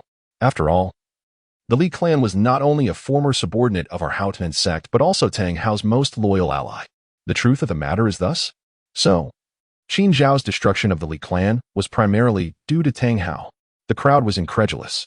Reflecting on it now, had they not been stirred for naught? Indeed, after clarifying the event's origins, it appeared the Haotian sect had suffered an unwarranted calamity. It was all Tang Hao's fault. The seventh elder spoke with evident resentment, recalling how Tang Hao had instigated the Wuhuan temple, resulting in an unparalleled blow to the Haotian sect. Had it not been for their collective decision to seal the mountain gate and retreat, their sect would not have recently begun to flourish. Yet now, this individual had once again drawn a formidable enemy. I now seriously suspect he holds a grudge against our Haotian sect. This statement was met with immediate agreement from his peers. I believe Old Seven is correct. Tang Hao must be seeking revenge against us and has acted with intention. The fifth elder declared resolutely, inspired by the seventh elder's insights. Brothers, please maintain your composure and refrain from jumping to conclusions, the second elder urged. Noticing the fervor of the two, yet the seventh elder would not be silenced. Elder brother, what more is there to discuss? If we can capture Tang Hao, the truth will be unveiled. Let us not argue. We should focus on devising a plan to rescue third brother. At this moment, the fourth elder could no longer bear to witness the unfolding drama. Old 3. Upon hearing the fourth elder's words, the group fell silent. It seemed they could only barter Tang Hao's life for third brother's freedom. Very well, we shall accompany you outside the sect to find Tang Hao. The truth will emerge once we locate him. The second elder spoke in a deep voice, if this child is indeed the one behind the scenes. I will show no mercy. Xiao San, once we cross the iron chain bridge ahead, you will see the true gate of the Haotian sect. On the other side, Tang Hao is leading Tang San towards the entrance of the Haotian sect. For an ordinary person, the various obstacles would be daunting. But for a powerful Title Douluo like Tang Hao, they were mere trifles. In contrast, Tang San, cradled in his father's arms, was utterly astonished. This place indeed possesses some formidable qualities, almost comparable to the forbidden grounds of the Tang sect from my previous life. Unbeknownst to him, he had already begun to alter some of his previous perceptions. The Haotian sect certainly had its merits. Father, shall we proceed? Tang San suddenly expressed his desire to witness the splendor of the Haotian sect's gate, which his father had praised so highly. No problem. We shall set off at once. Tang Hao nodded emphatically, just as he intended to rely on his soul power to hasten their progress. However, in the next moment, his expression stiffened. Father, what is wrong? Tang Sen inquired, his face etched with concern. Tang Hao spoke solemnly. It appears we cannot enter. A powerful being from the Haotian sect has emerged. Powerful? How strong? A Title Douluo. Tang Sen inhaled sharply, gradually forgetting to breathe. Then why don't we leave?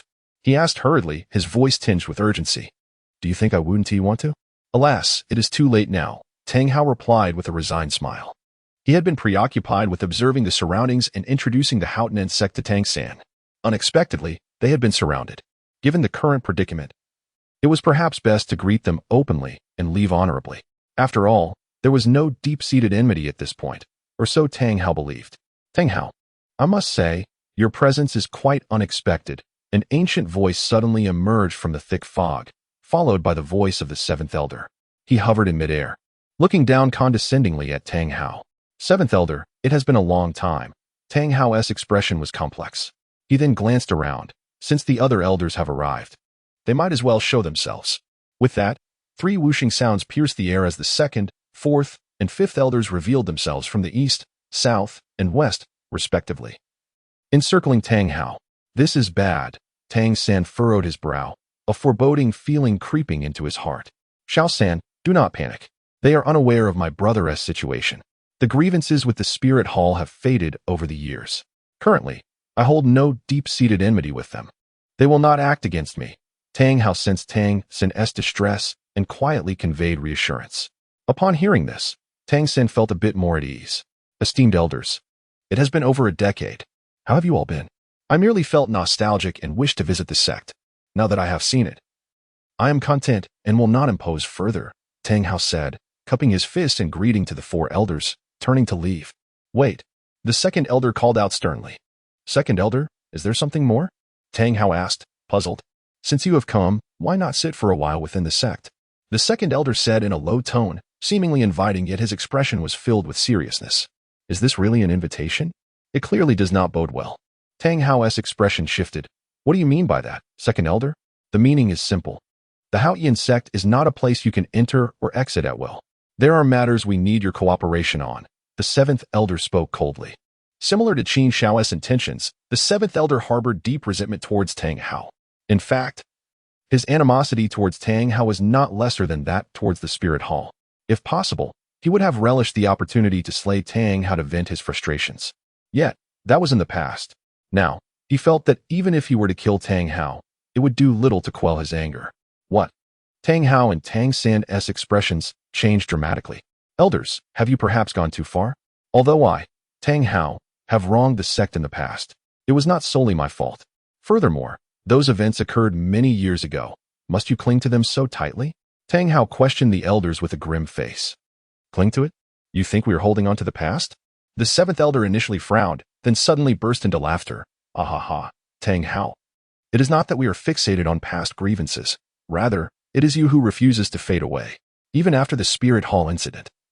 The Haotian sect has not sought trouble with us since sealing the mountain gates. Yet you have managed to provoke another individual. I have provoked someone. Tang Hao was taken aback. Suddenly, Tang San, nestled in his father's arms, spoke in a low voice. Father, could it be Qin Xiao? Unbeknownst to him, his voice trembled at the mere mention of Qin Xiao. Qin Xiao, he truly is relentless. How is it that his shadow looms over us wherever we go? Tang Hao cried out in despair. Indeed, it appears your concerns are not unfounded. The seventh elder's gaze was sharp as a knife. Without first-hand experience, one could not fathom the might of Qin Xiao. He was an adversary that instilled no courage to resist, much like the long-vanished ancestor of the Haotian sect. Tangchen, elders, Qin Xiao is exceedingly cunning. Do not heed his slanderous words lightly. Tang Hao's eyes flickered with a hint of panic. He was unaware of what Qin Xiao had said to incite such hostility from the elders, but he could surmise it was nothing favorable. We are no longer children. We possess our own discernment in our actions, so you need not worry about that. For now, you must simply heed our instructions, the seventh elder said, slowly advancing towards Tang Hao. What you must do now is not resist. Allow me to first seal your soul power. Do not come near me, Tang Hao shouted vehemently. Simultaneously, a powerful surge of soul power erupted, surrounding him and Tang San with 9 soul rings. Surely this is your intention? You listen to him, targeting me. Is this your collective decision? Tang Hao's mentality shattered. What is happening? Has the Haotian sect succumbed, becoming a pawn of Qin Xiao? The remaining elders fell silent. Only the 7th elder, resolutely focused on Tang Hao, declared, "You comprehend nothing. This is the result of our careful consideration." In his eyes, Qin Xiao was an enemy. And so was Tang Hao. Although both were adversaries, there were subtle distinctions, though they were negligible. Eliminating one was preferable. The remaining one could be dealt with in due course. Moreover, for the sake of the 3rd elder, they had no choice but to take action against Tang Hao. Elder brother, 4th brother, 5th brother, why are you hesitating? Let us act together. The 7th elder spoke once more. Wait. Do you not know that the Li clan was annihilated by Qin Xiao? Tang Hao suddenly shouted. He was convinced that upon learning this, the elders would certainly alter their stance. Ha ha ha. Do you still have the audacity to mention this matter? This time, not only the 7th elder, but even the 5th elder scoffed derisively. Tang Hao, oh Tang Hao, the sect has treated you well since childhood. It has nurtured you. Why did you not inform us of such a significant event beforehand? Isn't it simple? The 7th brother has already stated that he bears a grudge against Qin Xiao. He is attempting to divert blame and incite discord. The 4th elder could no longer contain his anger. Reflecting on this, he was filled with fury. It's confirmed. The so-called longing for home is merely a ruse. I believe he is merely probing into our conflict with Qin Xiao, hoping to profit from our strife. The 5th elder decisively concluded. What? After hearing the 5th elder's words, Tang Hao felt darkness enveloping him, as if an enormous, ominous pot had descended from the heavens and covered him. No, I will not bear this blame. Tang Hao shook his head. The reason I did not disclose the truth to you is that I never imagined you would have the audacity to leave Haotian sect and confront Qin Xiao. Are you implying that you think we are mere turtles hiding our heads? The 7th elder furrowed his brow and asked coldly. Finally, the usually silent 2nd elder spoke up. Act swiftly. Seize him first. As his voice fell, 4 immense Haotian hammers simultaneously descended toward Tang Hao. Damn it, this is outrageous. Tang Hao's expression changed dramatically as he met the assault with his own Haotian hammer. The yin-yang eyes of ice and fire. Dugubo approached Qin Xiao with an irritable demeanor and handed him a package, saying, Here, this is the poison you requested. API call failed with status code 429. Error. Code. 429. Message. Resource has been exhausted, e.g. check quota. Status. Resource exhausted. API call failed with status code 429. Error. Code. 429. Message. Resource has been exhausted, e.g. check quota. Status. Resource exhausted. Suddenly, Qin Xiao pointed to the distant 3rd elder, stating, I brought him here not for a life of luxury. His current cultivation is sealed, yet he possesses considerable strength. Any laborious tasks can be entrusted to him. Dugubo nodded in agreement, assuring, Rest assured, I am about to cultivate new medicinal fields, and I will assign the strenuous work to him. In the distance, the 3rd elder felt utterly speechless. I am, after all, an elder of the foremost sect in the world, a dignified Title Douluo level powerhouse. What do you take me for? A mere laborer? He sensed that, in all the realms beneath the heavens, there was no Title Douluo more unfortunate than himself. Dugubo, there is another matter I wish to inquire about. What is it? Do you know where in the Heaven Do Empire there are continuous mountain ranges, with peaks soaring into the clouds? Qin Xiao inquired with curiosity. Dugubo, casting a wary glance at Qin Xiao, responded in a low voice. What are you asking these questions for? I assure you, I possess only this one medicinal garden. What do you mean by that? Qin Xiao retorted. Rolling his eyes at Dugubo, humph. You are certainly not to be trusted, Dugubo scoffed. Though we both understand the unspoken truth, we remain good friends. Qin Xiao replied helplessly, Rest assured, even if I were to deceive someone, it would never be you. Now that sounds more agreeable, Dugubo remarked, furrowing his brow in contemplation for a moment before continuing. In terms of continuous mountain ranges, the Heaven Do Empire boasts numerous. Yet when it comes to towering peaks that pierce the clouds, there are but a few. How many are there? An expression of anticipation suddenly flickered in Qin Xiao's eyes. His inquiry into Dugubo's knowledge was evidently driven by a purpose. He recalled from the original text that Tang Hao had planted the Blue-Silver Emperor in such a locale. If possible, he would not hesitate to uproot the Blue-Silver Emperor and subsequently sever the Blue-Silver King. A blue-silver grass that cannot awaken is, without a doubt, a completely useless martial soul, is it not? Moreover, should the blue-silver grass fail to evolve to the level of the Blue-Silver Emperor, It would create an imbalance in Tang San's soul power as he ascends in rank, wouldn't it? Qin Xiao pondered silently. Since Tang Hao and Tang San had taken on the role of mice in the burrow, he resolved to excavate the entire mouse hole. Suddenly, Dugubo exclaimed with excitement. Drawing forth an ancient map from his spatial soul guide, he meticulously searched its surface, and after a brief moment, his finger came to a halt at a particular location. This is it. Within the entire Heavendo Empire, only this spot meets your requirements. Upon hearing this, Qin Xiao immediately turned his gaze and firmly etched the location into his memory. Dugubo, are you certain this is the right place? He inquired, wanting to reconfirm.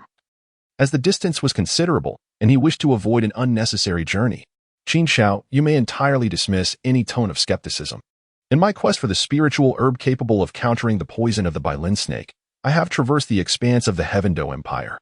There is no deep mountain or dense forest I have not explored, Dugubo replied with unwavering confidence. Very well, with your assurance, I can rest easy. Once the task is accomplished, I shall invite you back for a drink. Qin Xiao, with a radiant smile, patted Dugubo on the shoulder. As he watched Qin Xiao's figure fade into the distance, Dugubo muttered to himself, this lad must be up to no good. I wonder who has fallen prey to his schemes this time. Are you truly going to force me into a corner, esteemed elders? I fail to comprehend what benefits Qin Xiao has bestowed upon you that compels you to serve him so devotedly. Under the relentless assault from the four elders, Tang Hao struggled immensely, especially with Tang San, a burden he had to bear. What benefits do we have? He annihilated the Li family, making him our enemy. The voice of the second elder echoed ominously in Tang Hao's ears. Yet, despite the words, he showed no hesitation in attacking. A colossal Haotian hammer descended upon Tang Hao with unyielding ferocity. Boom! Tang Hao was forced back several steps, barely managing to steady himself. What reason do you have to strike at me? You claim I can change. Is that not enough? Tang Hao gasped for breath and implored. Change? How do you intend to change? The seventh elder scoffed disdainfully. Qin Xiao demands that we exchange you for third brother. What? Third brother? Tang Hao's pupils dilated in sudden realization. Yes, that was the missing piece. He could hardly believe these old fools lacked the foresight to recognize their folly. How could they challenge Qin Xiao without a Title Douluo of rank 95 or above? Who gave them such audacity? Did they truly believe Qin Xiao was a soft target, merely a fruit to be squeezed at will? In truth, Tang Hao found Qin Xiao to be far more formidable than the Soul Hall's relentless pursuers. Those hunters would eventually give up if they could not catch him. Yet Tang Hao had been living in Qin Xiao's shadow. It seemed there was no possibility for negotiation. Even if his body was battered, he had to break free. Glancing at the recently restored ninth spirit ring, a glimmer of determination crossed his eyes. Not good. He is going to self-destruct his ring. Retreat. The elders of the Haotian sect were struck with shock and hastily withdrew. However, they were a moment too late. Haotian 9 extremes, break. Upon detonating his spirit ring, Tang Hao's power surged, and the Haotian hammer carved through the air, striking towards the four elders. Boom, boom, boom, boom. The four elders plummeted to the ground like shooting stars. Meanwhile, Tang Hao, visibly pale, disregarded the outcome of the battle and seized Tang San, fleeing into the distance. After a considerable time, having distanced themselves 100 miles from the Haotian sect, Tang Hao finally halted. Wow! He coughed up a mouthful of blood, his vitality waning with it. He struggled to maintain his footing. Fortunately, Tang San was quick to support him. Father, are you all right? Don't scare me. Tang San exclaimed anxiously, gripping Tang Hao's hand, which pulsed faintly with a disturbingly long interval. Clearly, his condition was dire. Little San, do not panic. I am not dead yet. Tang Hao gently patted Tang San with his other hand, signaling him to remain calm. When I battled the Pope, my injuries were far worse than this. Did I not survive? Cough, cough. As he spoke, he spat out more blood. Father, you should rest and refrain from speaking. Tang San insisted, attempting to help Tang Hao sit down. Yet, Tang Hao prevented him. We cannot afford to rest now. My attack after self-detonating the ring dispersed my power too much. The four elders will only be lightly injured and will likely catch up soon. What should we do? At the mention of the elders pursuing them, Tang San froze, panic washing over him. A Title Douluo was not something he could contend with. Especially with Tang Hao severely injured, if they were caught, it would spell disaster. I know a place, a secluded area nestled among towering peaks, where few tread. There lies a hidden sanctuary. Once we reach it, we will be safe. Then what are we waiting for? Let us depart at once, Tang San declared, bending down to carry Tang Hao on his back. Under Tang Hao's guidance, They ventured westward. Ain, if you see our child now grown, would you not be delighted? Fear not, I shall bring him to you soon. Tang Hao murmured softly from Tang San's back. Father, what are you saying?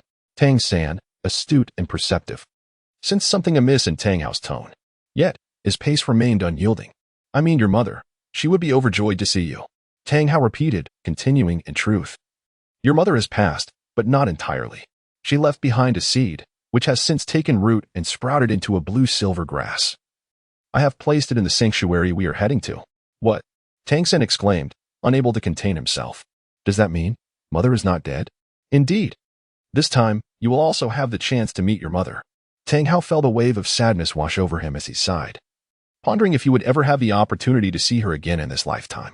After a brief silence, Tang San replied resolutely, Father, do not worry. I will find a way to reunite you with mother. That seems nearly impossible. Tang Hao thought to himself, resigned to the notion. Impossible?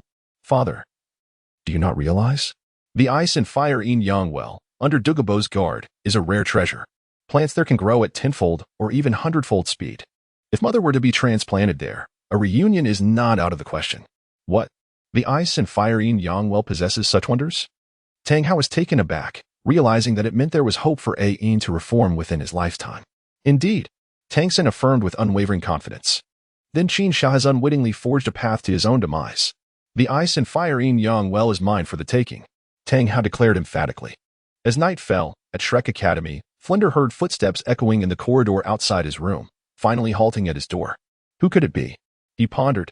Before long, a voice broke the silence. Flinder, are you asleep? Is that you, Lu Erlong? Flinder was taken aback, recognizing the voice. What could she want? With confusion lingering in his mind, he opened the door. Outside stood Lu Erlong, leaning against the wall, her eyes somewhat dazed. Have you been drinking? Flander furrowed his brow. Indeed, without the influence of alcohol, I find it difficult to make a resolution. Lu Erlong spoke ambiguously before continuing, Boss Flander. I have a matter I wish to solicit your assistance with. Speak plainly. I am at your service, Flander responded, ever accommodating to Lu Erlong. Even though he was aware that her heart harbored affections for another man. I know you have been in contact with Xiao Gang. Please ensure he makes a visit to Heaven Do City and to the Shrek Academy. Inform him that there is a solution to his martial soul predicament. Rest assured. I shall convey the message to Xiao Gang first thing tomorrow morning. Without a hint of hesitation, Flander complied with her request. Hiki, then I shall await your news. Lu Erlong chuckled softly before swaying her way out of the room. As he watched her figure fade from view, Flander withdrew his gaze, unable to suppress a deep sigh. Ah, I truly do not understand what makes you, Xiao Gang, so deserving of her devotion. Xiao Gang, do you realize the sacrifices Erlong is making for your sake? I hope you can muster some strength, or perhaps it would be better if you did not come at all. Nevertheless, despite his thoughts, he penned a letter in accordance with Lu Erlong's wishes. The following day, at noon, beneath the towering peaks, Qin Xiao could not help but gaze upward. Is this the place? He took another look at the surrounding terrain, gradually aligning it with the location depicted on the map of Dugubo. There appeared to be little difference. According to the original text, within this mountainous enclosure, there should be waterfalls and lakes. Whether the blue-silver emperor resides here would be revealed beyond the summit. Qin Xiao contemplated for a moment, then dispelled any further hesitation. He summoned his soul power and soared into the heavens. In the blink of an eye, a bolt of lightning traversed a towering mountain, followed by one peak after another. After a considerable time had passed, a faint rumbling sound echoed by Qin Xiao's ear. Gazing ahead, a waterfall approximately 20 meters wide cascaded like a jade ribbon across a towering cliff nearly 200 meters high, producing a thunderous roar as it plunged downward. Beneath the waterfall lay a sapphire blue pond, cradled by majestic mountains, an enchanting tapestry of verdant life. Upon observing the scene, a look of elation finally graced Qin Xiao's countenance. Found it. This is indeed the place. According to the records, the blue-silver emperor resides behind this very waterfall. Without delay, he approached the base of the cascading water and proceeded upstream. With minimal exertion, he discovered a secluded cavern. He entered the grotto with mirthful exclamations. Aha! Blue-silver emperor, I have arrived. Chapter 79, The Blue-Silver King's Devotion and Tang Hao's Despair, a substantial chapter of 6,000 characters. A considerable time elapsed thereafter. Before Qin Xiao, a vista of lucidity unfurled. He had arrived at the innermost sanctum of the cavern, a Spartan stone chamber, devoid of any accoutrements. The chamber's epicenter was graced by a modest knoll of earth. Upon this mound, a slender sprig of Ageratum conizoides swayed in the gentle zephyr.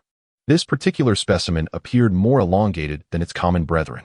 A solitary ray of luminescence, descending from an aperture in the cavern's apex, fell precisely upon the Ageratum conizoides, revealing the delicate golden striations upon its verdant foliage. Undoubtedly, it was the Ageratum conizoides. Qin Xiao's lips subtly upturned, revealing a contented smile. He strode purposefully to the mound of earth, bending down to uproot the blue-silver emperor. Subsequently, from his spatial soul tool, he retrieved a flower pot and transplanted the spirit within. Awaiting the moment when Tang Hao beholds this, he will inevitably be consumed by incandescent rage. However, does this not seem somewhat lenient towards him? With a swift glance, Qin Xiao devised a clever plan. In an instant, he transformed into a streak of lightning, vanishing from his original position. Mere moments later, he reappeared within the stone chamber, now holding a sprig of blue-silver grass. Undoubtedly, this was the ordinary blue-silver grass found everywhere. Planting the blue-silver grass into the mound of earth, Qin Xiao meticulously restored the surroundings to their former state. With a snap of his fingers, a faint blue arc crackled through the air, descending upon the blue-silver grass. In an instant, the blue-silver grass turned charred and blackened. Ah, now this is quite satisfactory. With a sinister smile, Qin Xiao mused that when Tang Hao discovers the tragic demise of the blue-silver grass struck by lightning, he would surely be engulfed in profound regret. One could only wonder if, in a moment of impulsive despair, he might choose to end his own life to join Ain. However, Qin Xiao understood that Tang Hao was not the sort of man to act in such a manner. Nevertheless, it was time to take action. He needed to seek out the Blue-Silver King.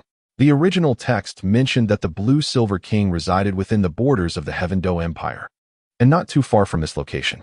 As Qin Xiao pondered, he dragged the pot planted with the Blue-Silver Emperor away from this place.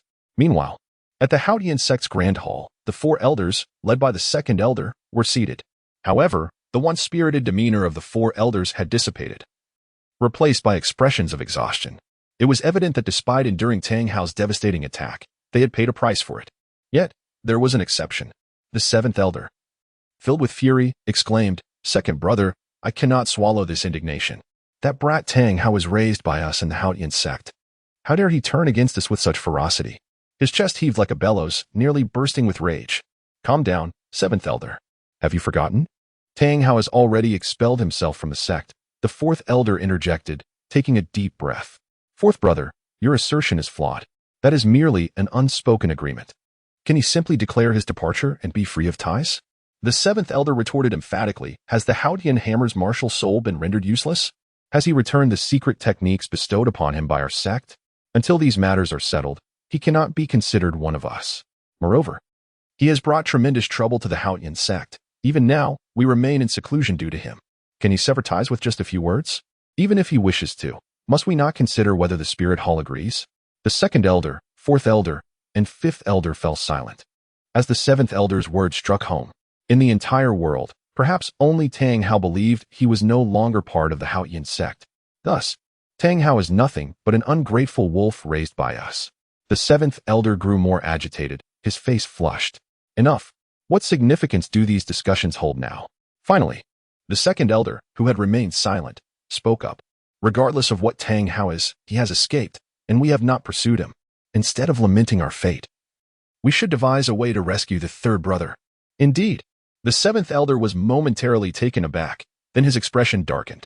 "Third brother is still in Qin Xiao's hands. We cannot fathom the suffering he endures. I believe he will be fine. After all, the third brother is an elder of our Haotian sect. Qin Xiao cannot possibly do anything too excessive," the fifth elder murmured. "Fifth brother, you're mistaken.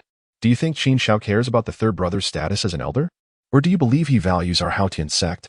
The seventh elder shook his head after hearing the fifth elder's words. The fifth elder's countenance stiffened at this. One must admit, though harsh, the seventh elder's words hit the nail on the head. If Qin Xiao truly valued them, such a situation would not have arisen. It is truly lamentable to see the Haotian sect reduced to this. The fifth elder sighed, his voice betraying unmasked disappointment. The fourth elder ignored the fifth and seventh elders, turning to the second elder and asking, "Second brother, what do you propose we do now?" After a moment of silence, the second elder replied, "I am contemplating that." "Second brother, I have a suggestion," the fourth elder ventured tentatively. The second elder shot him an irritated glance. Then why don't you speak? Ah, I was merely concerned that you might have a better idea, the fourth elder said awkwardly, rubbing his hands together. Since we cannot confront Qin Xiao directly with the third brother as a hostage, I propose we attempt a softer approach. What kind of softer approach? While Qin Xiao is indeed formidable, he is still a youth. You suggest a beauty ploy? The second elder's eyes brightened at the suggestion. I find this unlikely. The seventh elder shook his head.